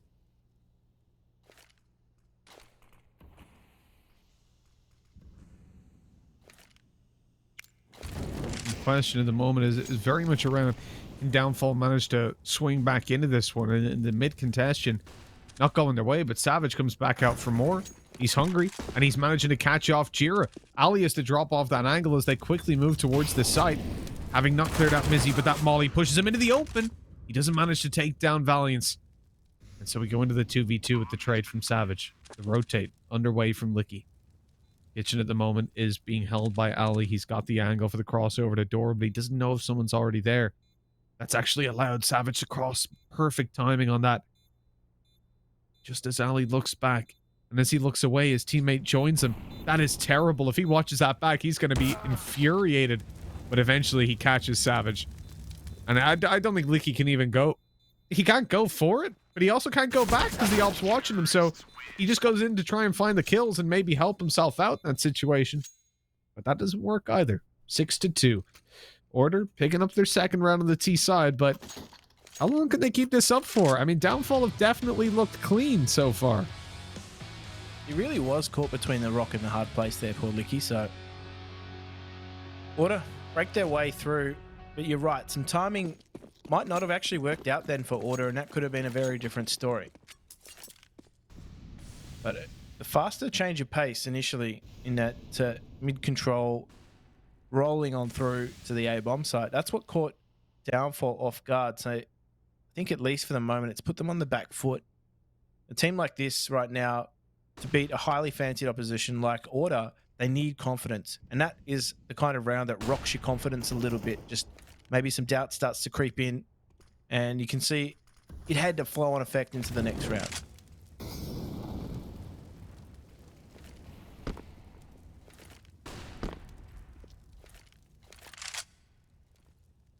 Immediately into this one, the aggressive smoke on connector has locked out Savage.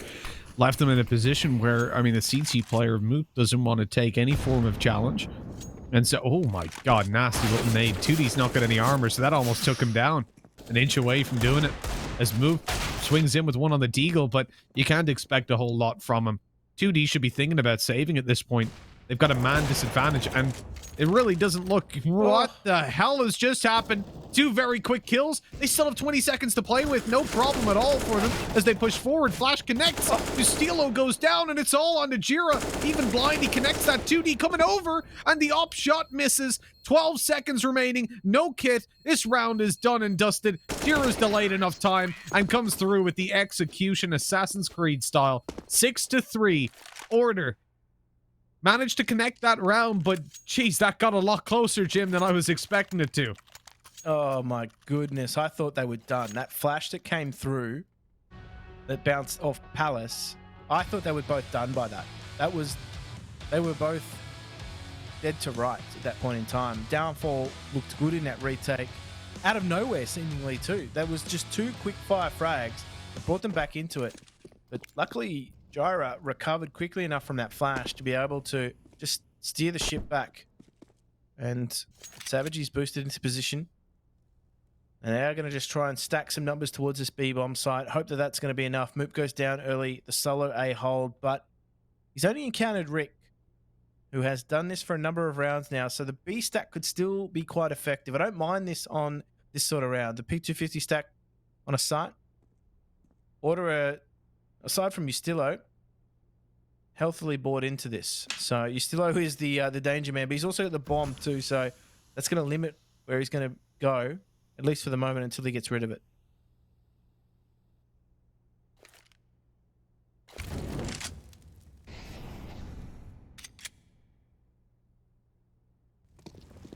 You know what, Jim? It's been a little while since we've pulled out the good old stats, and I can feel Tom crying. He's begging for them. He's asking. So at 6-4, which is obviously the likely scoreline at this point, we go over and I'll take a look at the T wins. So at 6-4, the odds of them coming back into it at this point, say the probability of the T side winning at that stage. I wanted you to say twins. Oh, the T. Okay, I get you. No, I wasn't pronouncing twins in a very odd way. The win probability of the T side at 6-4 is 31%. That's a very low number to come back from that point.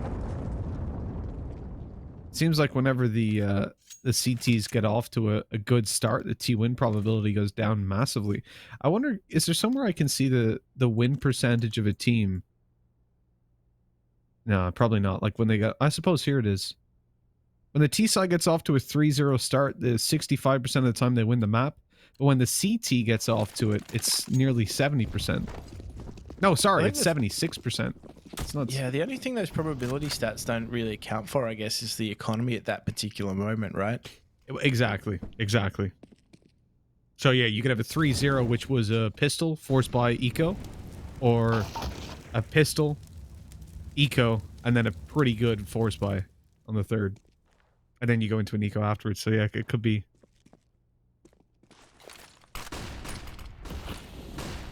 I tend to just consider it whenever there's full buys coming. You watch. I say I like this B hold. It's just going to get ripped to shreds here. Like, he's been a real nuisance on that bench. Continues to make a nuisance of himself. He is dealt with, but they will get that bomb planted. And Ustilo will get himself a handy upgrade here. And it is going to be a 3 versus 3 retake. An AWP on either side. Now 2D. They're all going to attempt this from market. There will be no pincer in this retake whatsoever. Utility on the CT side isn't actually healthy at all. And the T's have enough utility just to make this round bleed out as much as they can. There's still Molotovs in play too for them. And this clock is ticking. I don't think this is doable whatsoever. And 2D, he didn't either. He wasn't really convinced nor committed to this. He might not even get away with it. Jira's just happy to let him die with the bomb. Oh. I mean, he takes a lick of damage there and he goes down. All they needed was one extra hit on him. Yeah, one bullet, and he was gone. By the way, I'm honored to actually have more or less the same skin that 2D does for his op. I feel like we are men of similar taste. Men of Respect culture. it. Exactly. That's it. I mean, you gotta can't, be can't rocking really in. call it the big green unless your AWP is green, right? True, true.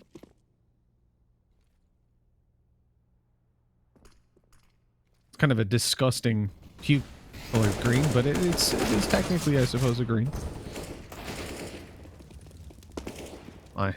Nice little cleanup. Nice and easy the way you'd expect it to be, I suppose, whenever the opposition doesn't have a lot invested. This is a round where I would be firmly behind either approach from Order, whether they save over these weapons or try to hunt down these CTs. Either way, I'm relatively happy because they've got a little bit of cash to lose like 2 players or more.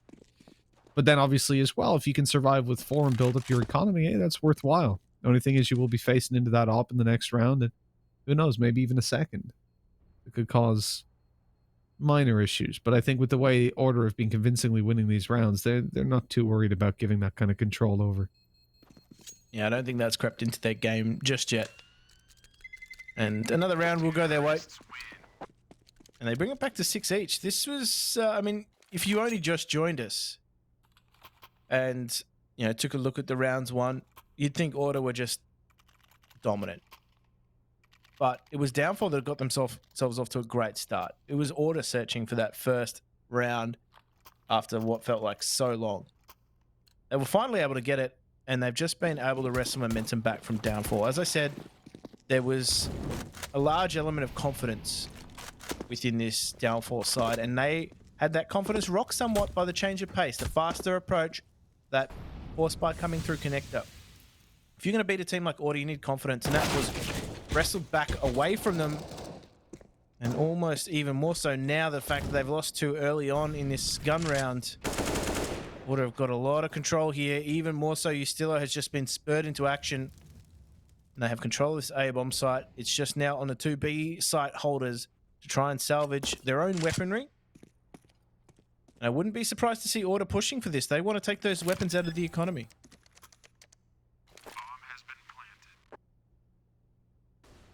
Let's steal them away. Yeah, we said in the previous round, you know, it'd be better to probably save over with the 4 players. But when it comes to this one, you've now got quite a bit of money in the tank. You know, losing 1 or 2 more wouldn't really hurt. I think that's why we see Ustilo, and of course, of all the players to send out on a hunt, he is definitely the one. Your champion. But it's why we see him go forward, looking for those victims. But nobody awaits him. Unfortunately, he has to wait a while for the Great War. Moop right now is Sean Connery in the Red October. Everybody's hunting him.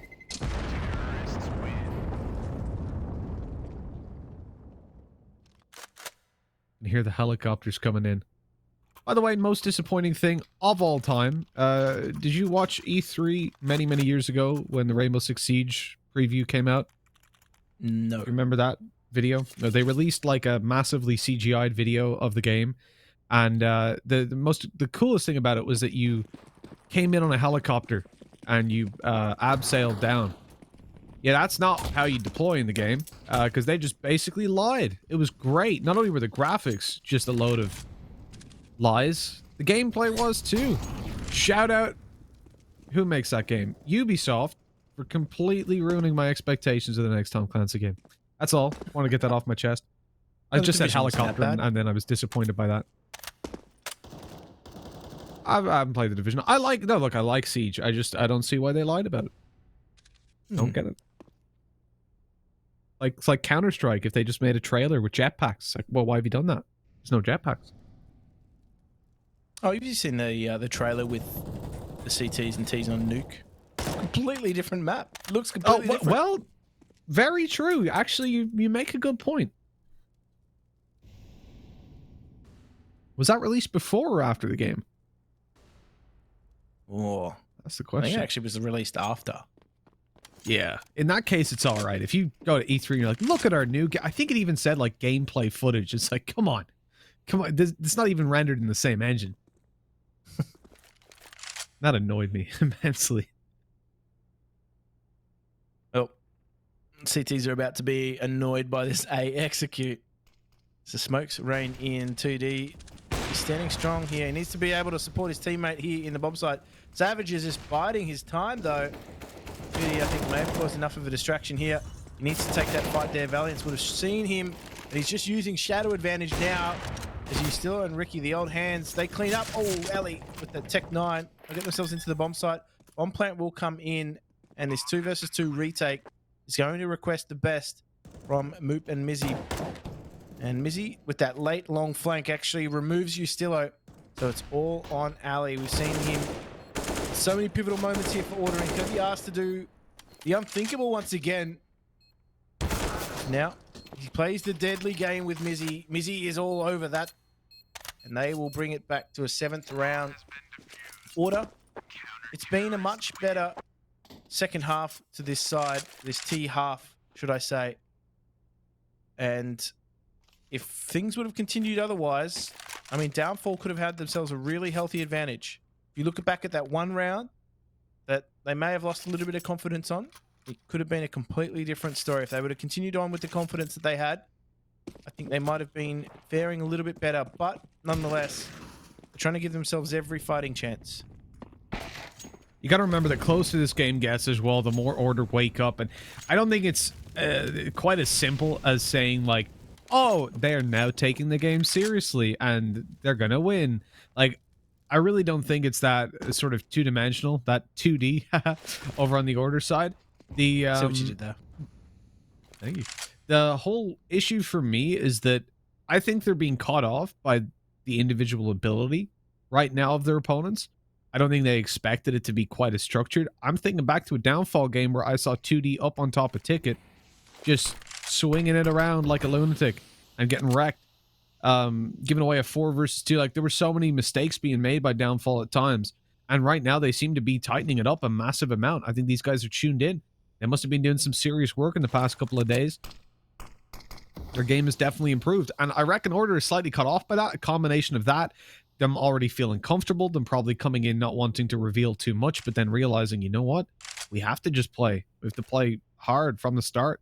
And you can see this strategy is going to be just tucked up in the apartments. And then pushing to get it, but that nade, oh, it's right in between all of them. Decent damage. That's going to help the FAMAS out in taking these fights. And of course, it's Licky. This man is an animal, but they haven't spotted Mizzy just yet. He's on the back of the site with an AK in hand, dealing the damage, but he's going to have to do more. They've managed to shut down 2D and Ricky, and now those players on the site are in trouble. Ooh, Ustilo. Cometh the man, cometh the expectation that he is going to go monster in these rounds.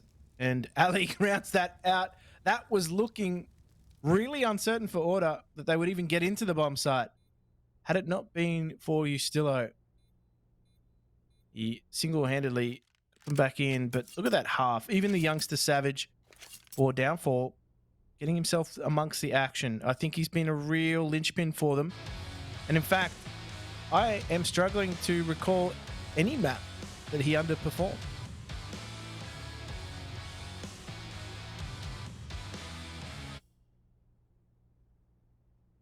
Yeah, you know, when I look back and I really think about Downfall, there's a lot to look at in comparison. You know, Ustilo has been that consistent fragger for them. I feel like it's been a little bit more up and down with Downfall. Like, Savage and Leaky are definitely players that can deal damage. The previous map was all about the flank plays by Moop, always catching them off. 2D, I think 2D has been a fairly consistent factor, but at the same time, not to an extent greater than Alistair's mid lane performances. And then when Alistair goes off, he almost drops 40 kills in the game. Oh, that was nasty by 2D. Straight through the smoke. Oh, they haven't checked the corner! Oh, no! They gave him so much space, and they just didn't even think about it. Oh, dear. This is a lot of work here for Ricky. As good as he is with pistols, he is not going to get a sniff of a chance. Downfall. Take the pistol once again. They have won the pistol in both halves of this game, and it got them started on a big run of rounds. That frag is filthy. Valiance, you're just scratching your head right then and there. But Savage, great positioning as well. And yeah, I mean, it's hard to fault the early game strategy coming out of Downfall. What is Yeah, that it definitely strategy, is. you might ask? Shoot them through smoke. There you go. Take all the fights and win them. That's one way to go about your business. Probably the best way. When it comes down to Downfall, though, as I said before, I feel like their mid-round calls have been solid. Again, it's the execution of them that has been a little bit off sometimes. Now, when I look at them in on the T side, it is very hit and miss whether this is going to go their way or not. I can see positives and negatives. Positives, as I said, the mid-round calls have been solid. They've got individuals that can definitely perform, and so far we're seeing Savage having one of his good games. 2D maybe hasn't quite been on the same level with the op that I want him to be. But T-side opping on this map is definitely viable, and maybe that can be somewhere he bridges the gap back in. Moop, player towards the opposite side of the map to the rest of his team. He's lurking out. He's trying to sell a little bit of a fake. But you can see Order have got a perfect read on this. They're rotating another player around to the A side. They're pushing up mid. They're starting to get seriously aggressive. I think Moop making so much noise has only made them more suspicious. What is that? Valiance with a double dig. And on Moop got completely lost on that. The back of that, the CTs are definitely ahead. There's only 15 seconds left. This bomb plan has to come through. If Licky dies, it's all over.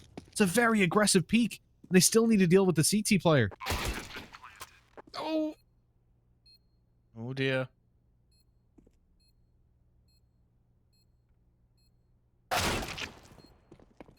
Oh, they've been absolutely flattened in this round. The Pistols got it done. And they will go around and try and collect themselves some better weaponry. Those digs on A ramp from Valiance just kick things off. And they find their way back into this. Somehow, some way, Order. They wrestle ahead now, 9-8. And again, the struggle continues.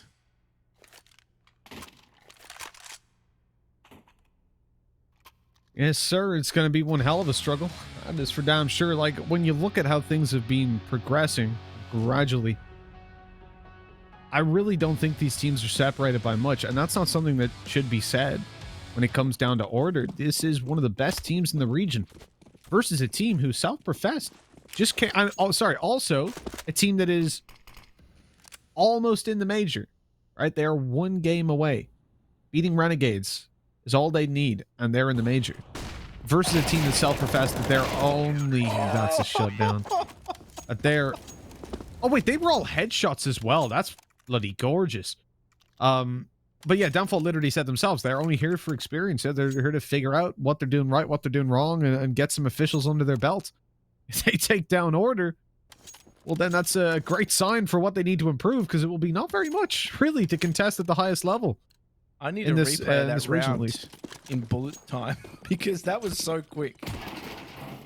I really don't know how he's hit all headshots in that, especially the fourth guy that's jumping around. Like, he was so deep in the spray. To spray transfer onto that was just beautiful. Well, they were all dead by, I reckon, the 11th or 12th bullet in that clip. They were all done. That never happens to anyone that I've ever seen play with an M4.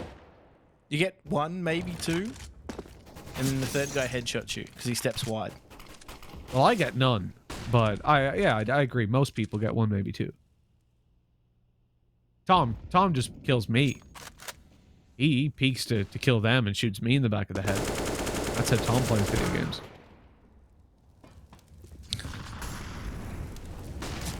With great proficiency. Now, Licky cannot convert onto this A bomb site. They have been completely locked out here. Don't know what the objective was here for Downfall. Walk out, take jewels, get flattened. That's the TLDR of that round. Yeah, this is so quick. Have a gander. 1, 2, 3, 4, 5. Oh, we can see it on the bottom, right? 13 bullets left, I think. So 17 shots for 4K. And even Not then, too it's only shabby. because the fourth guy decided to get all tricky. He was getting froggy.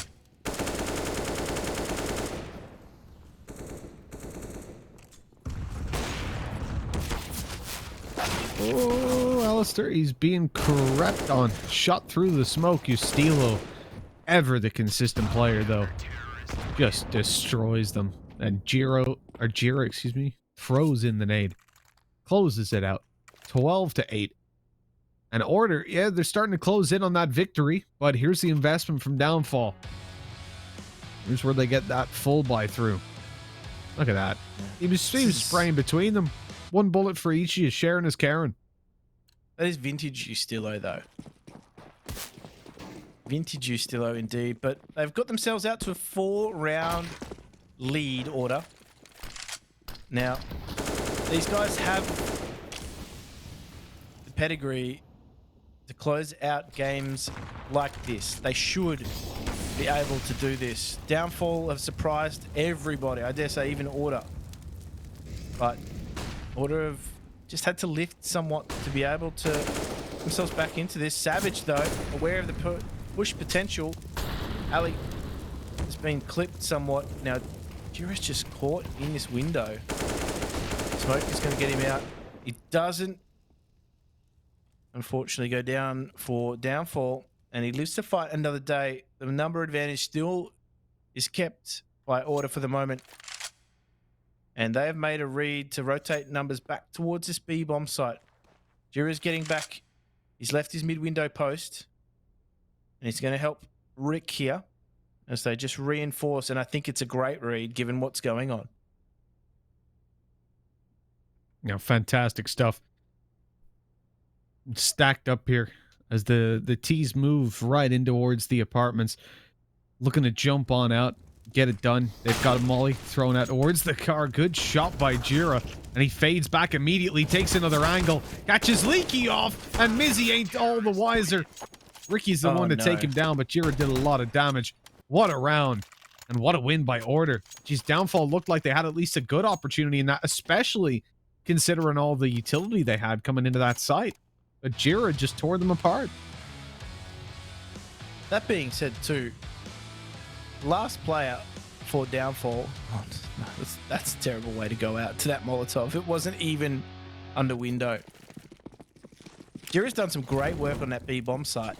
However, the last player got caught with a flash out, and when they were all the way out in the balcony, that's probably not the time to be pulling a flash. I think he'll be a little bit upset with that, because now they are back on a force pistol round. No armor for at least two of the players, but they're going to try and waterfall out here, sell the fake towards B, and try and get the Order players to rotate. But they are so deep anyway. If they did rotate, I think they're still going to catch Downfall, and they've been spurred into action right now. They're going to take the duel, though, the Tech 9. Getting it going. I don't know how Ali missed that. He shot in between both. And a wild flick means that they should be able to get the bomb plant. If they do, just focus on that. Mizzy's done a great job of making sure Jira has a tough time rotating. It's pretty tough to rotate when you've been taken to 0 HP. Now the retake. Big round here for Order. They don't want to leave the gate open for Downfall. That is a great spam kill. Ali and Rick combined. There was no chance for 2D. Time is ticking though. Moot, he's still up. Still providing resistance. They've taken down one in connector. They should put name association in here. Ricky, he's wild. He steps wider. And they find themselves the 14th round. Expect the gun round coming out from Downfall now.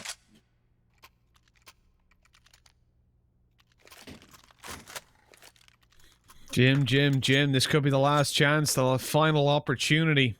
Downfall might only get one shot. They better not miss their chance to blow these Order players completely away. Nice. We'll see what happens over on this T side. We'll see if Downfall manage to find this or if they just lose themselves.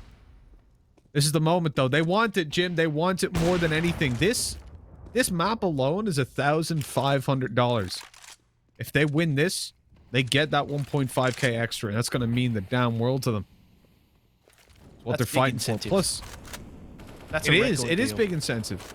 Already, they're getting $6,000 plus 2,031 or more points. That's pretty damn good. I mean, these guys have got points towards a major spot, and that's even though they won't be making it there, no matter what, because Renegades or Order are the only teams that can make it. It's still going to be over the moon that they at least got those on principle. Ustilo, very wide swing. He's vulnerable to the player down below, and Mizzy, he realizes his dream by taking Ustilo the wall, essentially. He's the man that no one could get past. They finally take him down. Well, Ali needs to be careful. Needs to try and keep himself alive. And they do eventually eliminate Mizzy in window. But the rest of Downfall are on this A-bomb site. They're just trying to get themselves across from the stairs to the site. But the Guardians sit tight on A-ramp, just waiting for that perch behind ticket. Bomb plant will come in, and Ali will dual pick this. Been successful with the plant. They just get shot in the back. 2D. No eyes on the ramp, and that has cost him dearly. Ricky will also come in with the flank, but I don't know how effective he's going to be. I think the real linchpin is going to be Jira. As this time continues to tick. And Jira's just playing a very patient game. Moop could be key here. Just about to tap the bomb. The smoke has gone down, and they're all over it, Order. No chance. Such a patient round, though, from Jira just to wait at short. No chance for Licky and Connector. It was the round they needed, Jim. The round they needed more than anything, and now they've lost it to leave 15-8, and what is most likely going to be just a clean closer. When it comes to Order, it's very hard to imagine that they end up in a spot where they lose this one out, isn't it? Like, in a position of 15-8, it's less than a 1% chance that they lose this game. That's not even off the top of my head. That's statistical. Yeah, that's not a freestyle straight from the top of your dome statistic. No, I've know all my stats off by heart. It's actually exactly 1%. So I've lied. I've lied to everyone. I'm sorry. I'd like to apologize to my parents. I'll be stepping down from the stats chair. All those I've disappointed. Thought you were the I'll make it stats quit man. longer after this. Valiance. He's actually burnt out of position. It's back to a 3 versus 4. Downfall is still in this. They might be down, but they are not out. And the question is, how quickly will they fall? Ali gets the lineup good, but no connection through the box. Needs to be careful. 2D's looking to clip some wings as well. Eloquently poised here for the retake is Ustilo. They don't know where he is, but they do turn around. How many times have we seen that happen? Finally get themselves a nice position. And unfortunately, they turn at the wrong moment on the flank. It's heartbreaking to see.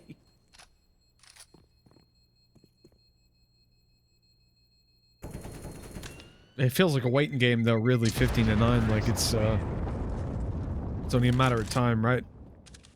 Before eventually Order connect that round, before Alistair comes through with a 4K, or one of these guys steps it up. And so far, it's been Ustilo all series long, man. This guy's been nuts.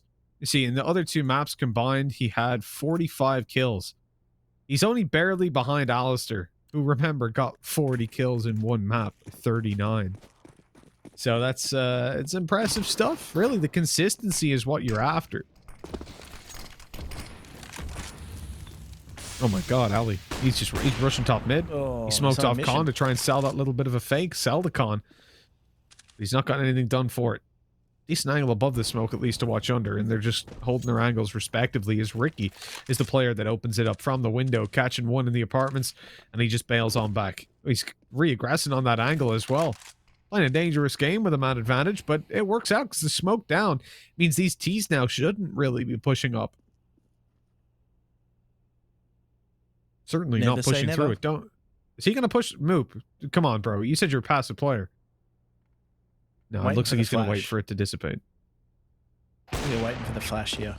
Oh, you would hope. You would have hoped, Jim. You see, you're a more hopeful man than I am. I'm not I that know. positive. Who hurt you? Everyone. Well, Downfall might meet their grisly end here at the B bomb site. Rick is still up with that AWP.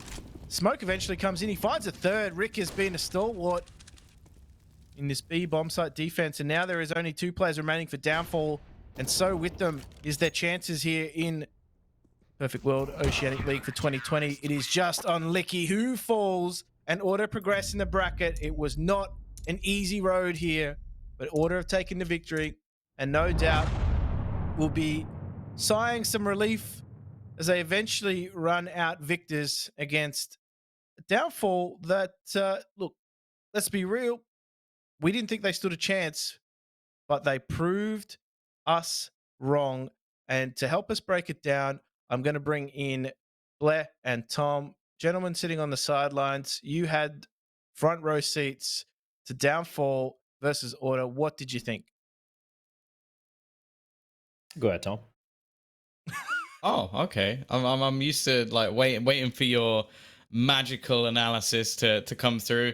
Yeah, I think that pretty much after those first like 6 or 7 rounds, we just saw the win completely taken out of the sails of Downfall. It's a shame because I think we're gonna still look at this as what could have been, but you do have to remember this team came through the qualifier, very few expectations. They've come out of the event with the top 4, which, hey, that's a decent chunk of money. They put up a good performance here.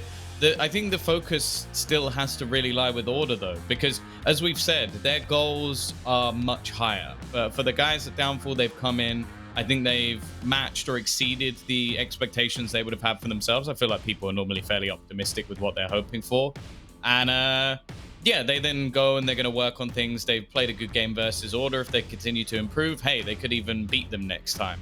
For Order, they now have to go on and play against a Chiefs, and then if they make it through that, which I'm going to be honest at this point, I'm not so sure, they then have to face off against Renegades, and that's to try and get to the major. I'll be honest, at this point, I don't even think they're going to come close. Yeah, I mean, I have to echo Tom's thoughts here. Firstly, like that Vertigo loss was just unacceptable, if you ask me, especially for, again, taking nothing away from Downfall, though. They came to like get some experience, play against the top teams in a tournament, which is probably the most biggest event they've played for some of these players at the very least. And they've really showed up. That Mirage, like if you look at the first few rounds, 6-0 up, and then you had to lose to that eco round. But apart from that, it's just been, sure, Order were able to bring it back. The CD side shutdown was great, but it shouldn't have come to this, right? Like, for example, the first 5-6 rounds, it was looking pretty dire for Order. Yeah, they dug in deep. They have the experienced players. They have the star players. And it's just not convincing enough. And the thing about Downfall is, here's the thing. If this was if I could go forward in time, maybe 3 or 4 months down the line, and pick up that Downfall team with a little bit more experience, with a little bit more synergy going for the team, I could see a world where they would have maybe taken a series 2-1, if you ask me. We do have a scoreboard coming up here, and again, Savage delivering this young gun. Yes, he will have to go out in the end, but for Downfall, they can walk away, Mitch, if you ask me, with the heads held high. They have really put up a fight. They have performed phenomenally well. A top 4 placing, nothing to be ashamed about, nothing to be really chuffed about. I mean, the other 3 teams remaining are Order, Chiefs, and of course, Renegades, right? Yeah, I reckon when you look at Downfall, you could say that in this game, Moop fell off from the previous map, but I don't think that's even accurate when you consider that his role is just so different when it comes to this. And on Vertigo, he played this massive flank role. He was so annoying to play against. But when it comes to 2D, I feel like he was the one that needed to do a little bit more.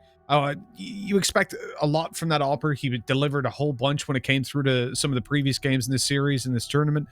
But it's great to see that Savage, those young guns are really firing off. I agree with you completely, but if we come back to this lineup in 2-3 months and they're putting the work in, like, as I said, I think their mid-round calls are fantastic. The problems really just come down to when they're pushing in sometimes, the synergy isn't there. Synergy indeed isn't there, but a synergy which was there for the side of Order was in the latter half of that Mirage game, the second half, and we have Alistair to kind of like talk to us about what went on in the camp of Order in that best of 3 series. So we do have Ali. There we go, Ali. Hi, congratulations on the win. It was a hard-fought series. I'm just gonna cut straight to the chase. For me, I'm sure like Tom, Mitch, as well as Jim has a number of questions. My question is this: why didn't you guys go for a train pick instead of going for Vertigo? Where, let's be real, your results haven't necessarily been that great so far. Yeah, we sort of back ourselves on Vertigo. We have scrimmed them a couple, I think just once on it, and they were okay on it. We were sort of just playing to our confidence self. Our results on Vertigo aren't the highest win percentage, but they've been against like some hard-fought teams, mainly Renegades, and we've always come so close every time. So we weren't really phased by that. We just sort of stuck to our guns and picked the map we were like kind of comfortable on. Okay. I'm curious when it comes to like Downfall themselves. Obviously, we know what we expect from you guys. We're looking to see you in the final, but they're a team that we haven't really seen too much from thus far, and they have surprised. Like taking a map off you guys, I think is a pretty big achievement for a very new team. Do you think that they can grow to be a team that challenges into the top 4, or was this just a fluke and you guys not maybe playing up to your full potential? I think we didn't play as good as we wanted to. We sort of picked it up and played some alright Counter-Strike towards the end. I still think that if this team sticks it out, and doesn't just give up after a couple losses, whatever, here and there, that they can be that annoying team that you have to, you can't underestimate in tournaments, because I'm sure coming into this, they were underestimated by everyone. Yeah, almost definitely. I mean, we didn't expect Downfall to place top 4. I don't think anyone did. I don't think they did. From the interviews we had with them, they were just like, yeah, we're here to get some practice, and they've delivered a great game. What I wanted to ask you is, coming into the next game then versus Chiefs, I don't know if you were watching the game versus Renegades earlier on, but it seems like, I mean, I'm glad you back yourself on Vertigo, because that could be a good map based on how that game went. But with the exception of Vertigo, they were really, really solid when it came to Dust 2. Do you think this is going to be a challenging game? Because obviously after a close game versus Downfall, it's kind of hard to call between you guys and Chiefs potentially. Yeah, I mean, it's going to be a brawl against Chiefs. We can't just count them out and walk over them. So I definitely think we have to be, firing on all fronts. Unlike we were tonight against Downfall, we definitely need to pick it up a bit against a team like Chiefs. And you guys have self-admittedly been a little bit flat at maybe the wrong times in this competition. Are you guys going to do anything different tonight? You're going to take a little bit of time off, obviously, between now and your encounter with Chiefs tomorrow? Just going to have to stick to our routine, stick to what we know. Yeah, not that worried. At the end of the day, it's going to come exactly down to how we show up on the day. We can't worry about anything else. We just have to go in there and play the Counter-Strike that we know we can play. Because once we get it rolling, like, we're a very strong team. And I feel like we just need to get jump started early against Chiefs.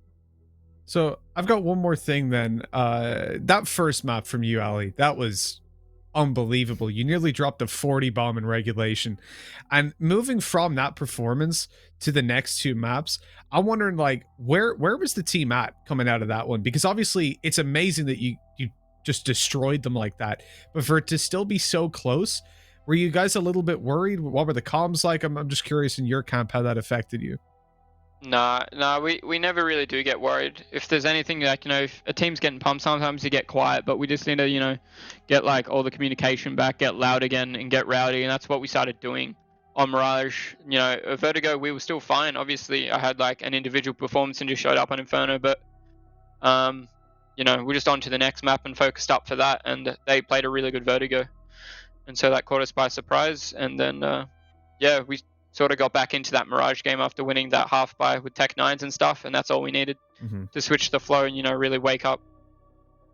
Well, I'm just going to leave it at that, Alistair. Once again, thank you for joining us. And once more, congratulations. And good luck for tomorrow. I hope you get a good night's sleep. And it's going to be against Chiefs. I mean, you guys are the only other team apart from the Renegades who still have a chance of making to the grand final, to the major, rather.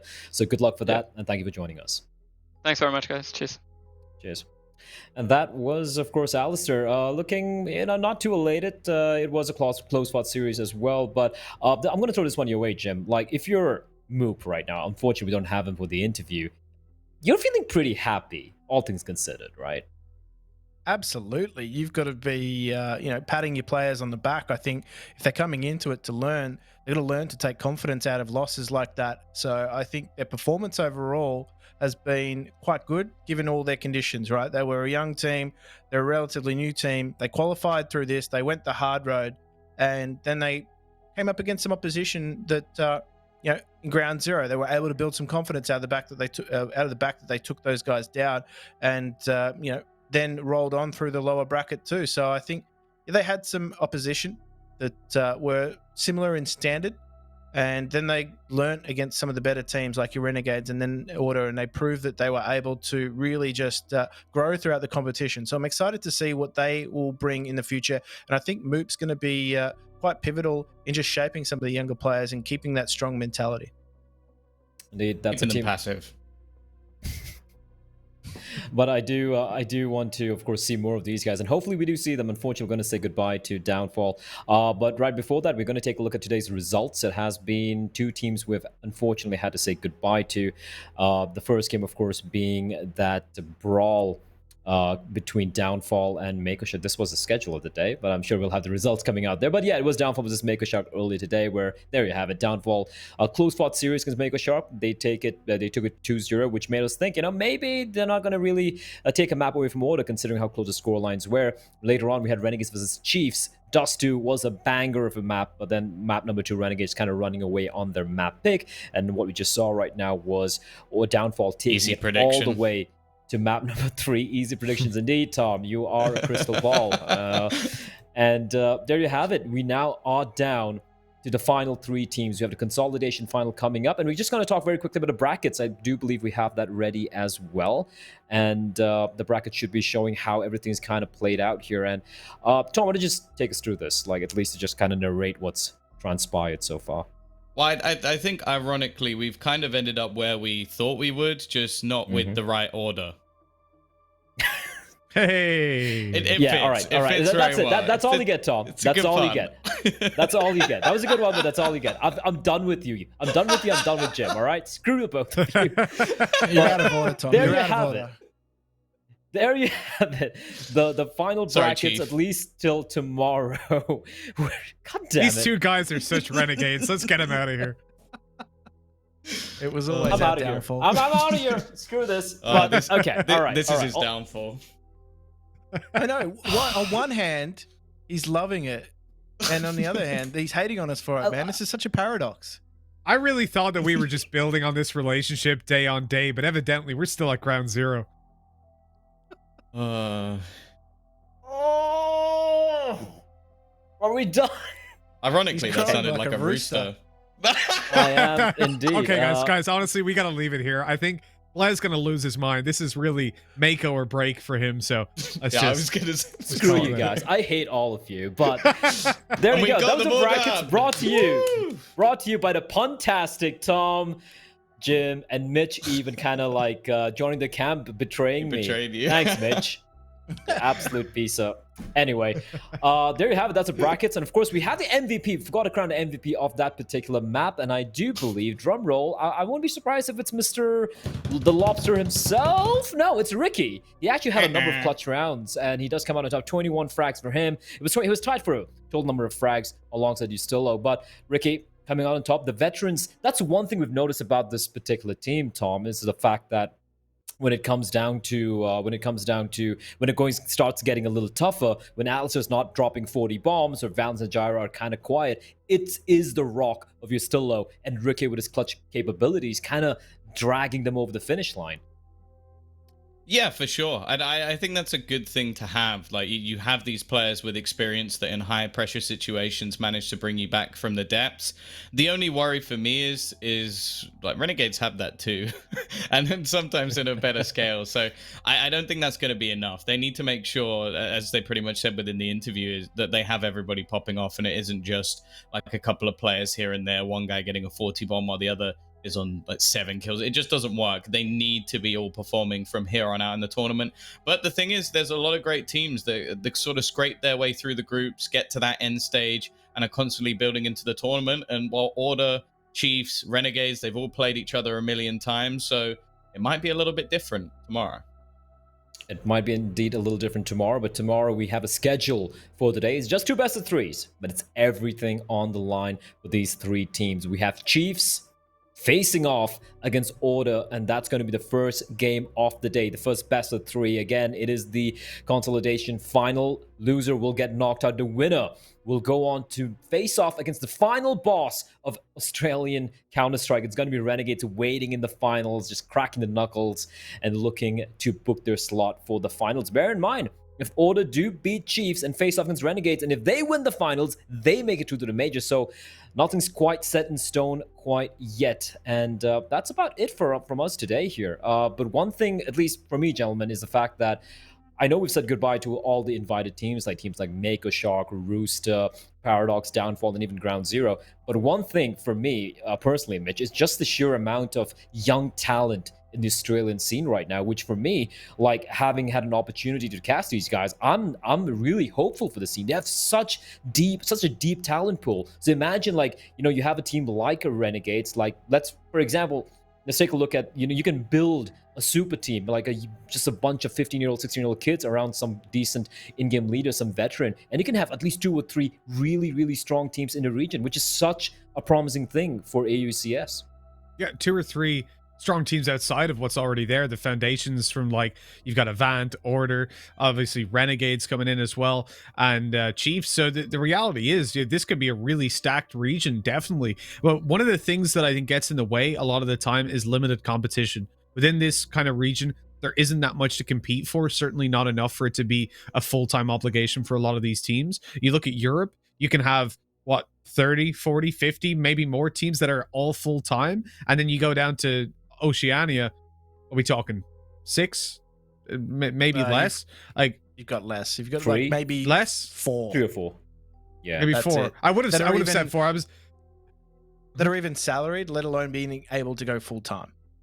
Right. So yeah, even worse then. So that is a really stark reality check on why you don't have the same numbers. It's not that the talent isn't there, it's that trying to keep a lineup together when there's no income coming through, and then one guy you come along. I mean, No Chance was the best example of that in EU. You would get a sick player highlighted there, and another team would go, "You like a contract?" And they're like, do you I like have money? to go. Yeah. I've been here 6 months. I made no money except for prize pool. I can get that plus, whatever amount a month with these guys.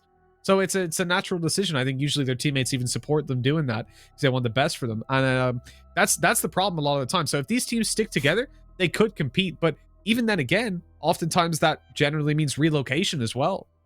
True, indeed. And one more thing, I forgot who it was, the one we were interviewing, where he was like, "Oh, I gotta go. I gotta head to my job right now after the game." I forgot which Callum, team. I think. Callum, right? Calamari, of course. Calamari, there we go. Everyone's got jobs. It's not a full-time thing for them, and yet they're committing everything. They're pushing some of these top 3 teams, the salary teams, all the way to the wire. So that, for me, is such a commendable thing. So I personally really enjoyed this. But that's it for today, gentlemen. Once again, Tom, Mitch, Jim, thank you for joining me on this journey through Australian Counter-Strike. You're But welcome. for those of you tuning in, fine, Tom. Fine. But for those of you tuning in, once again, thank you for tuning in. But don't forget to tune in tomorrow for the final day of the Perfect World Oceanic League 2020, where we're going to be crowning the king of the hill, the king of the region. We're going to be deciding which team is going to be heading to the major later on. Maybe this year, maybe early next year. We don't know quite yet. But do tune in tomorrow. And from everyone, all of us here, alongside the PGL crew, adios.